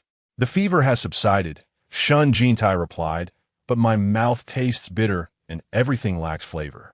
Bai Qingchuan chuckled. That's how it is when you're ill. You'll recover in a day or two. I haven't thanked you yet, Shen Jintai remarked. If it weren't for your timely assistance, I shudder to think of the state I might have been in. You startled me. Thankfully, all is well, Bai Qingchuan responded. I intended to visit you yesterday, but I finished filming around midnight and feared it might disturb your rest, so I refrained. It was quite rare for Bai Qingchuan to exhibit such concern, showcasing his kind-hearted nature. Noticing Shen Jintai's gaze upon him, Bai Qingchuan smiled, prompting Shen Jintai to smile in return. Director Gua, worried that Shen Jintai might not be up to the rigors of filming, postponed a particularly emotionally charged scene to the following day, allowing Shen Jintai to partake in only a few brief scenes. The most earnest segment filmed that day was a scene involving the donning of garments. Shen Jintai unbuttoned his robe and playfully addressed Director Guo and the crew. "Am I now in charge of the male allure of our production?" Laughter erupted among the crew, with Guo jesting, "Don't waste that fine physique." Indeed, Shen Jintai possessed an enviable physique, perfectly suited for the camera. In the realm of acting, a more androgynous appearance enhances versatility. Those who lean too heavily into either masculinity or youthful charm often risk being typecast. Shen Jintai's physique was youthful and fluid, capable of conveying diverse body language, both resilient and alluring. Unfortunately, the constraints of television often prohibit overt displays. Executing such scenes effectively is particularly challenging. Shen Jintai gripped the garment, repeating the shot over 10 times from various angles, reminiscent of his experience filming an underwear advertisement. However, the final outcome was splendid, as the robe enveloped him. A fleeting glimpse of his smooth and graceful shoulders appeared, the camera shifting to his hands, delicate fingers fastening the belt. Upon hearing his name called, he turned slightly, his long hair cascading and the robe draping loosely, a portrayal of undeniable allure. Yet his expression bore a brooding intensity. His fair complexion and crimson lips enveloped in a frosty veneer. Li Su had begun his descent into darkness. The more Guo filmed, the more he grew fond of Shen Jintai. He perceived a distinctly unique charm emanating from Shen Jintai. The latter possessed a delicate and slender physique, with vibrant lips and bright eyes, complemented by exceptionally fair skin that bore a hint of radiance. Despite this alluring appearance, Shen exuded an air of integrity that was far from effeminate. When not smiling, there was an icy demeanor, yet once he smiled, he transformed entirely, presenting two disparate personas, with and without makeup. This captivating aura brought the character Li Su to life on screen, avoiding the portrayal of the enticing young eunuch as merely a pretty face. Such an embodiment was especially endearing, appealing to both heterosexual men and women, as well as the LGBTQ community, while remaining palatable to the older generation. Not everyone possesses the ability to navigate this delicate balance in their performances, nor does everyone possess such inherent qualities. Both acting skill and innate attributes are indispensable, rendering Li Su's character's success both logical and justified. Guo felt a tinge of pride, having faced considerable pressure when he initially cast Shen Jintai as the male lead. Many were skeptical of his choice. He glanced at Zhang Siki beside him and jested, "Our prince seems utterly captivated."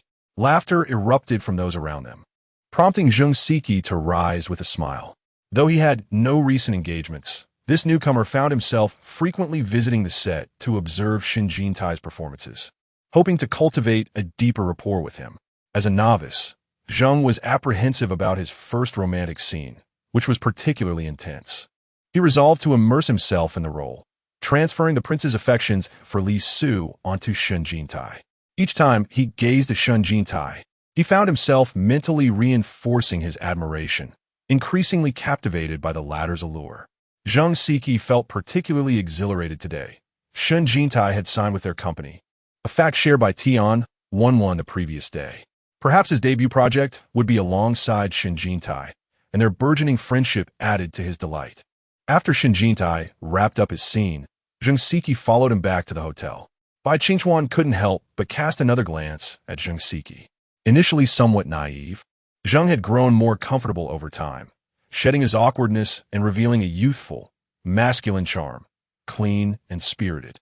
He and Shen Jintai shared a palpable chemistry, standing together. They differed by only a few centimeters in height, and when Zhang conversed with Shen, there was a tenderness akin to that of lovers, his gaze intent and affectionate. Could it be that they were developing feelings during their performances? Bai Qingchuan looked over at Yang Lizzie, who was set to act opposite him, and sighed silently. He too yearned for the experience of a sweet romance with a handsome man, even if it couldn't materialize in reality. He would relish the chance to explore it on screen. He wondered what it would feel like to be embraced tightly by a striking figure. "Captivated, are we?" Yang Lizzie whispered with a chuckle. "What?" Bai Qingchuan frowned. "I have many gay friends. You can't hide this from me."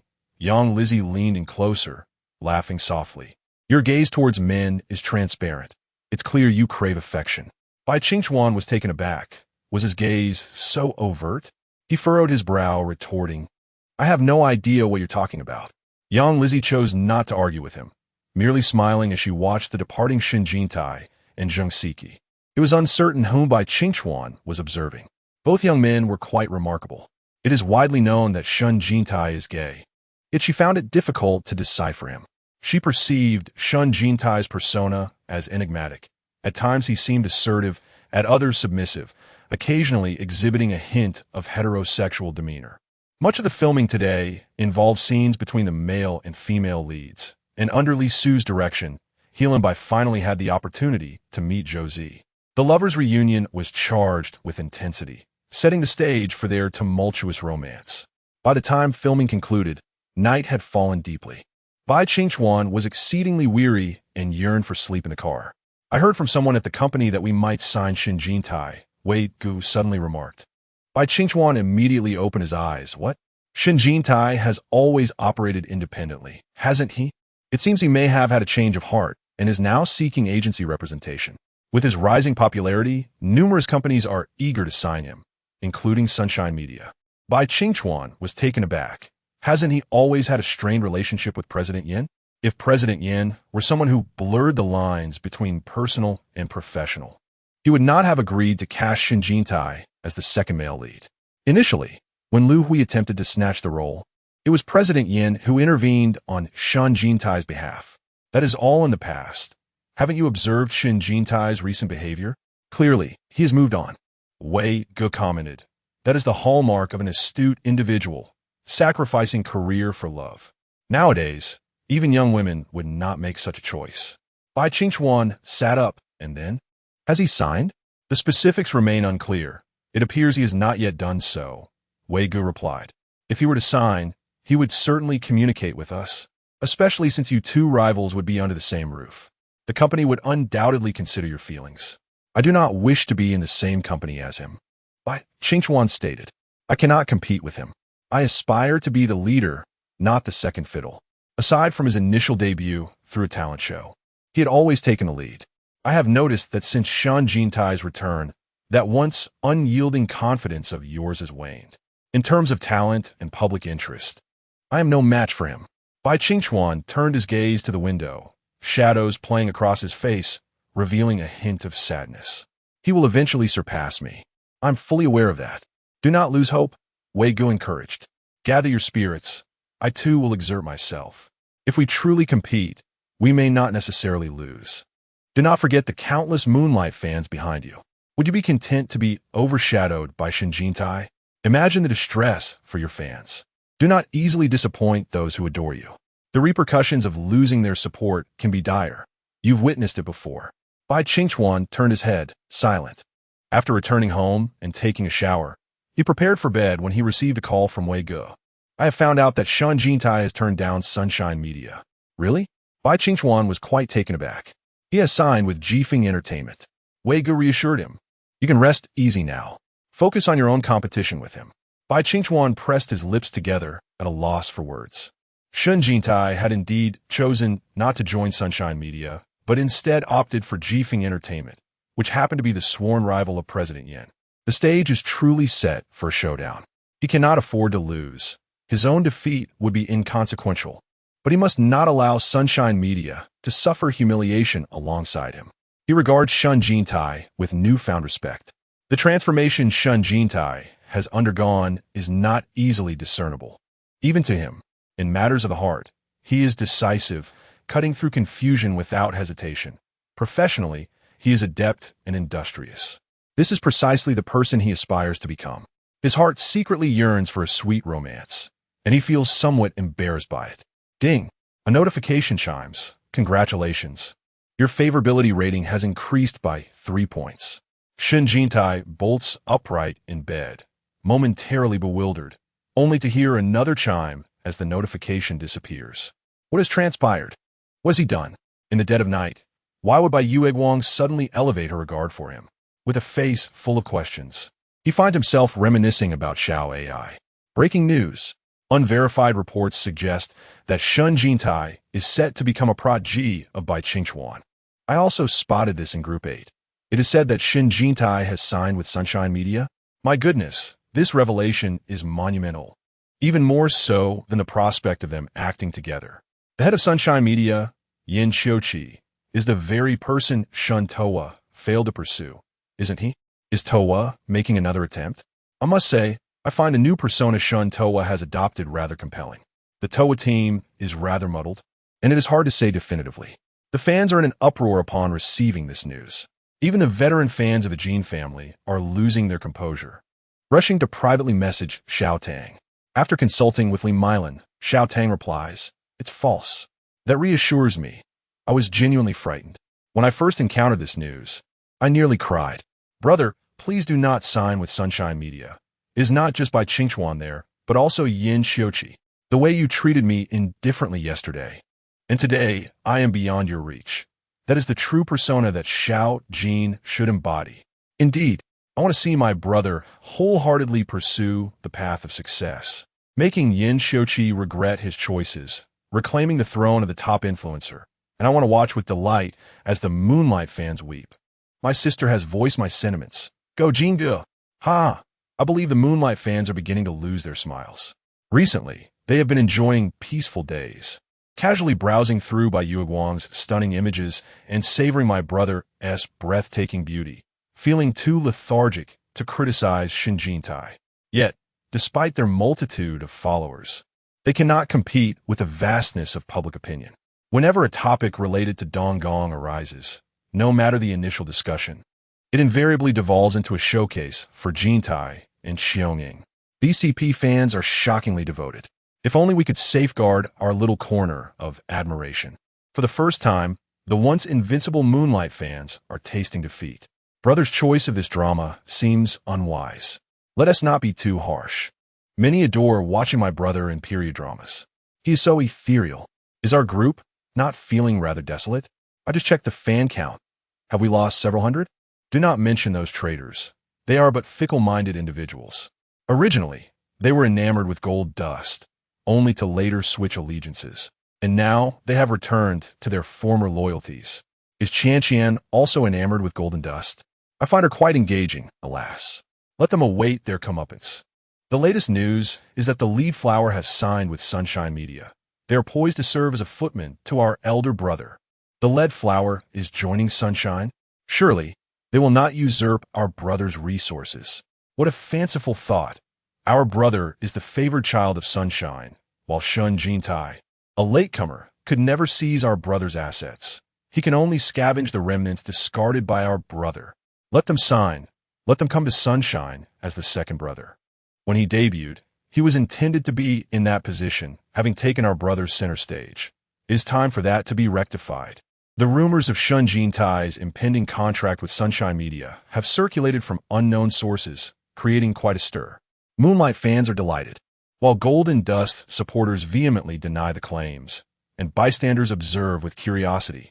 As Eastern Palace enters its third week, dramatic scenes unfold, with Li Su cast into a ditch, prompting the prince to leap in to save him. With a declaration of unwavering trust, he propels Jintai and Xiongning into their first emotional crescendo. The official blog adeptly capitalizes on the buzz, releasing behind-the-scenes footage post-episode. The drama's success has led to astonishing viewership for these clips, some even surpassing the allure of the main episodes, showcasing moments unseen in the actual show while satiating the audience's curiosity about the filming process. For instance, today's behind-the-scenes clip highlights Shen Jintai's uncontrollable tears during a poignant scene. Although the director had called for a cut, Jintai remained cradled in Zhang Siqi's embrace, tears streaming down his face. The quality of the behind-the-scenes footage may not rival that of the main episodes, being somewhat blurry and shaky, yet it possesses a documentary-like authenticity. In the video, director Guo Rue stands and addresses Jintai, "Gather your tears." Oh my, that line sent Jintai and Xiongnings's fans into emotional turmoil. Truly, this feels immersive and profoundly touching. I find it more moving than the actual episode. Witnessing the lead flower weep renders me unable to contain my own tears. My Jintai Qiong-ing, my Li Su, and Zhou-ing. Particularly after the director's call, Zheng Siki released Shen Jintai, and their gazes met. Jintai smiled, yet his tears flowed even more fiercely. Forgive me, wait a moment. He raised a hand, bowing his head to shield his eyes. The director suggested, let us take a breather before we continue filming. Shen Jintai wiped his eyes, stating, I was just reminded of that line. Alas, he would later forget everything except for eyeing. The audio quality of the behind-the-scenes footage is poor, yet that line is crystal clear, complemented by subtitles and the melancholic strains of moths to the flame in the background. Oh, Puyo. I understand what he meant. The silver-haired Li Su, in madness, speaks of Zhou-ing. Oh, how I perish. This truly eclipses the main episode. That line sends chills down my spine. Do not weep, lead flower. In the future, I shall welcome you back to my side and no longer speak ill of you. Embrace the warmth of your mother's love. She cherishes you. Do eunuchs lack female admirers? It appears they are more favored by mothers and sisters. This recent maneuver has been exceedingly audacious, even surpassing the original content. That very night, behind-the-scenes footage from the Eastern Palace trended on social media. The pairing of Jintai and Qiong-ing has experienced a meteoric rise. The trending topic lingered throughout the night, and by the third day, the fervor remained palpable. Jifeng Entertainment issued a statement on Weibo. We warmly welcome Shen Jintai to the Jifeng Entertainment family. Moving forward, we will comprehensively manage Shen Jintai's personal brand, engaging in profound collaborations across various fields including film, music, and variety shows. The winds have risen for Jintai, illuminating the future. This weekend, Jifeng Entertainment will host a grand signing ceremony of unprecedented scale. Naysayers remarked, my face isn't hurting, while fans of Jintai proclaimed, Jifeng Entertainment is the arch-nemesis of Sunshine Media. I love you, brother. Feel free to continue slapping faces. Moonlight fans express confusion. What happened to go to Sunshine to be the second lead? With Shen Jintai joining Jifeng Entertainment, it seems their trending topics will be abundant for years to come. Bystanders noted that once someone gains popularity, an undeniable momentum follows. Recently, the buzz surrounding the head flower has been relentless, evoking a sense of thriving prosperity. No one can stand in the way. The aura of confidence is indeed paramount. When one carries such presence, even onlookers find themselves invigorated, as if the person's fortune is ascending, spiraling into an unstoppable trajectory. On the fourth day, at the filming location, the male and female leads stood before the lighting board, preparing for their first scene. Young Lizzie scrolled through her phone and exclaimed, Shen Jintai is trending again. Bai Qingchuan paused, inquiring, what's the reason? Young Lizzie looked up, a commercial for underwear. Bai Qingchuan swiftly grabbed her phone to take a glance. Before even watching the advertisement, the top comment caught his eye. Oh my God! 47 updates are here again. The production cycle of this advertisement was remarkably brief. The brand believed that capitalizing on Shen Jintai's soaring popularity would undoubtedly yield the best results. Prior to its release, they had consulted with Shen Jintai's team, and Li Milan was confident it would make it to the trending list. In recent days, Shen Jintai's presence has been ubiquitous, and the trending topics have been plentiful, largely thanks to the unprecedented success of the Eastern Palace. The show has captivated audiences, with the average viewership surpassing 1.8 in its third week, with Breaking the 2 mark just around the corner. Not only does it stand unmatched against contemporaries, but it also ranks among the most talked-about dramas in the past 5 years. If it maintains its momentum, it is destined to become a phenomenon. With the series thriving, public recognition flourishes, and with a substantial fan base capable of managing discussions, the numerous trending topics surrounding Shen Jintai are unlikely to elicit any negativity. Moreover, both she and Shen Jintai had previewed the completed advertisement. It would indeed be illogical for it not to trend. Li Milan kept a close watch on time, and shortly after the advertisement was released, it ascended to the trending list. The trending keyword, Shen Jintai advertisement. As the video begins, the first thing that captures the eye is a pair of gleaming leather shoes, their soles striking the floor with a decisive sound, accompanied by the echo of a closing door and the clinking of keys placed upon a table. The camera ascends to reveal tailored trousers, cinched at the waist of a young man, whose slender fingers deftly tap on a tablet, prompting a smart speaker to commence a melodic tune. Formal attire, the epitome of restraint and precision, serves as the backdrop for an underwear advertisement, its intentions glaringly apparent. Seemingly a white-collar worker returning from a long day, he reaches for his tie, loosening it as he begins to shed his clothing. The lens captures the allure of his vibrant lips and chiseled jaw, trailing down to his pronounced Adam's apple and finally resting on his fair, elongated fingers, meticulously manicured and polished. One button after another is unfastened, and as he removes his white shirt, his chest is unveiled. Next, the shoes, socks, and trousers follow suit, until he stands there clad only in his underwear. Two hands grasp the waistband, pulling it down to reveal a hint of a tantalizing figure, just as the camera ascends to reveal the strikingly handsome face of Shen Jintai, adorned with a mischievous, slightly roguish smile. The rhythm of the music intensifies, punctuated by vibrant beats, as the camera flashes back to scenes of him bathing, swimming, and showcasing his remarkable physique in a 360-degree display, accompanied by an array of colorful and stylish undergarments.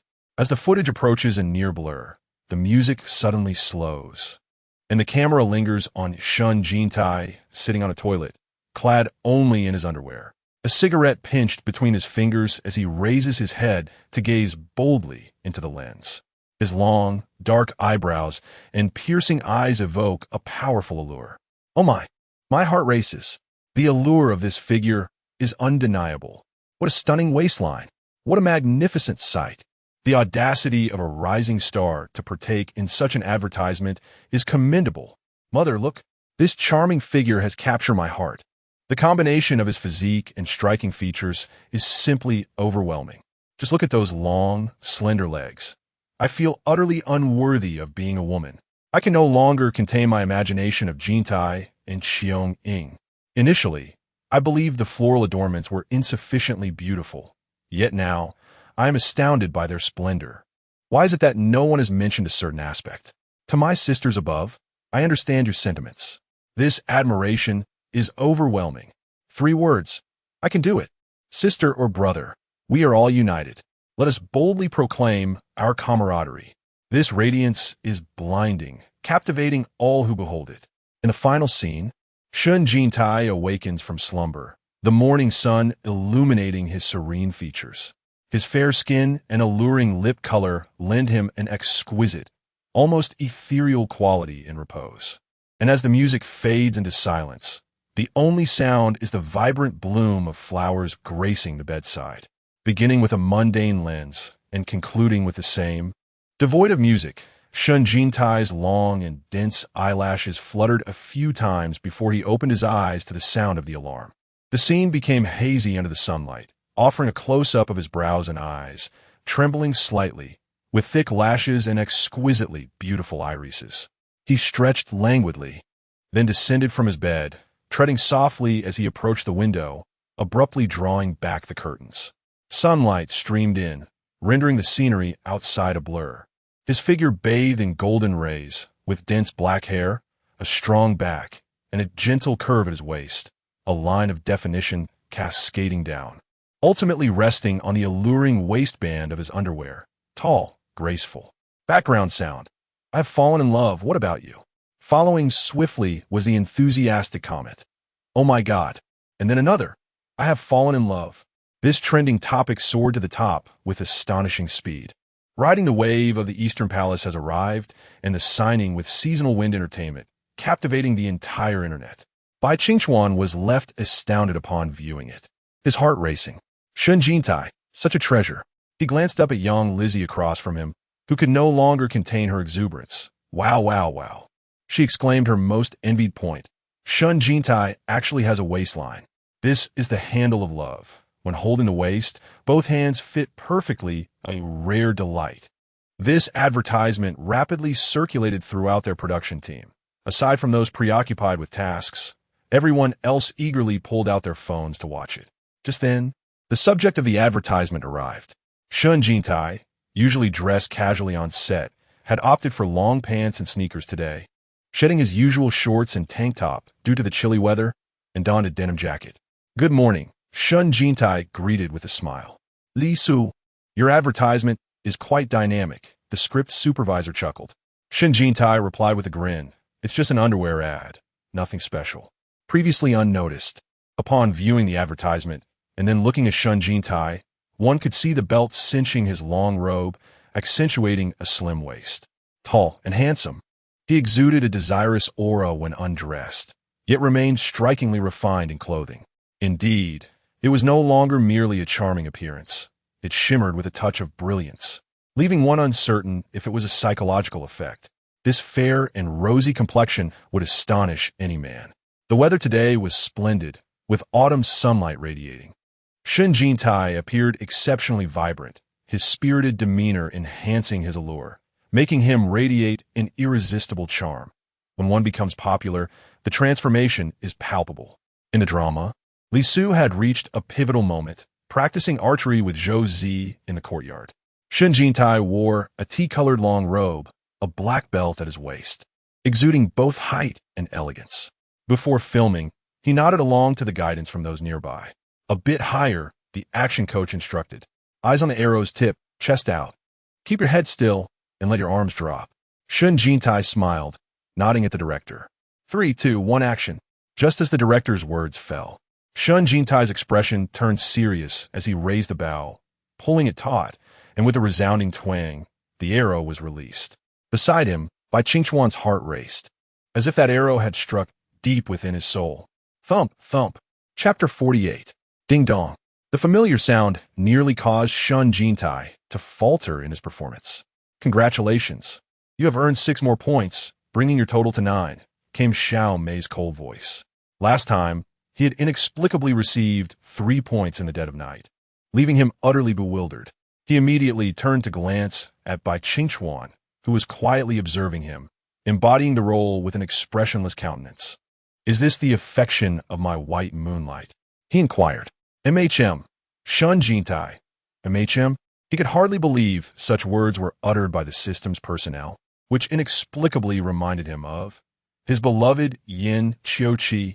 Wasn't this the tone reserved for an ice-cold conqueror? "Xiao AI, please return soon." "Xiao AI cannot return for the time being. Until then, I shall serve you," Xiao Mei replied coldly. "If there are no further questions, I will log off now." "Wait," Shen Jintai hastily interjected.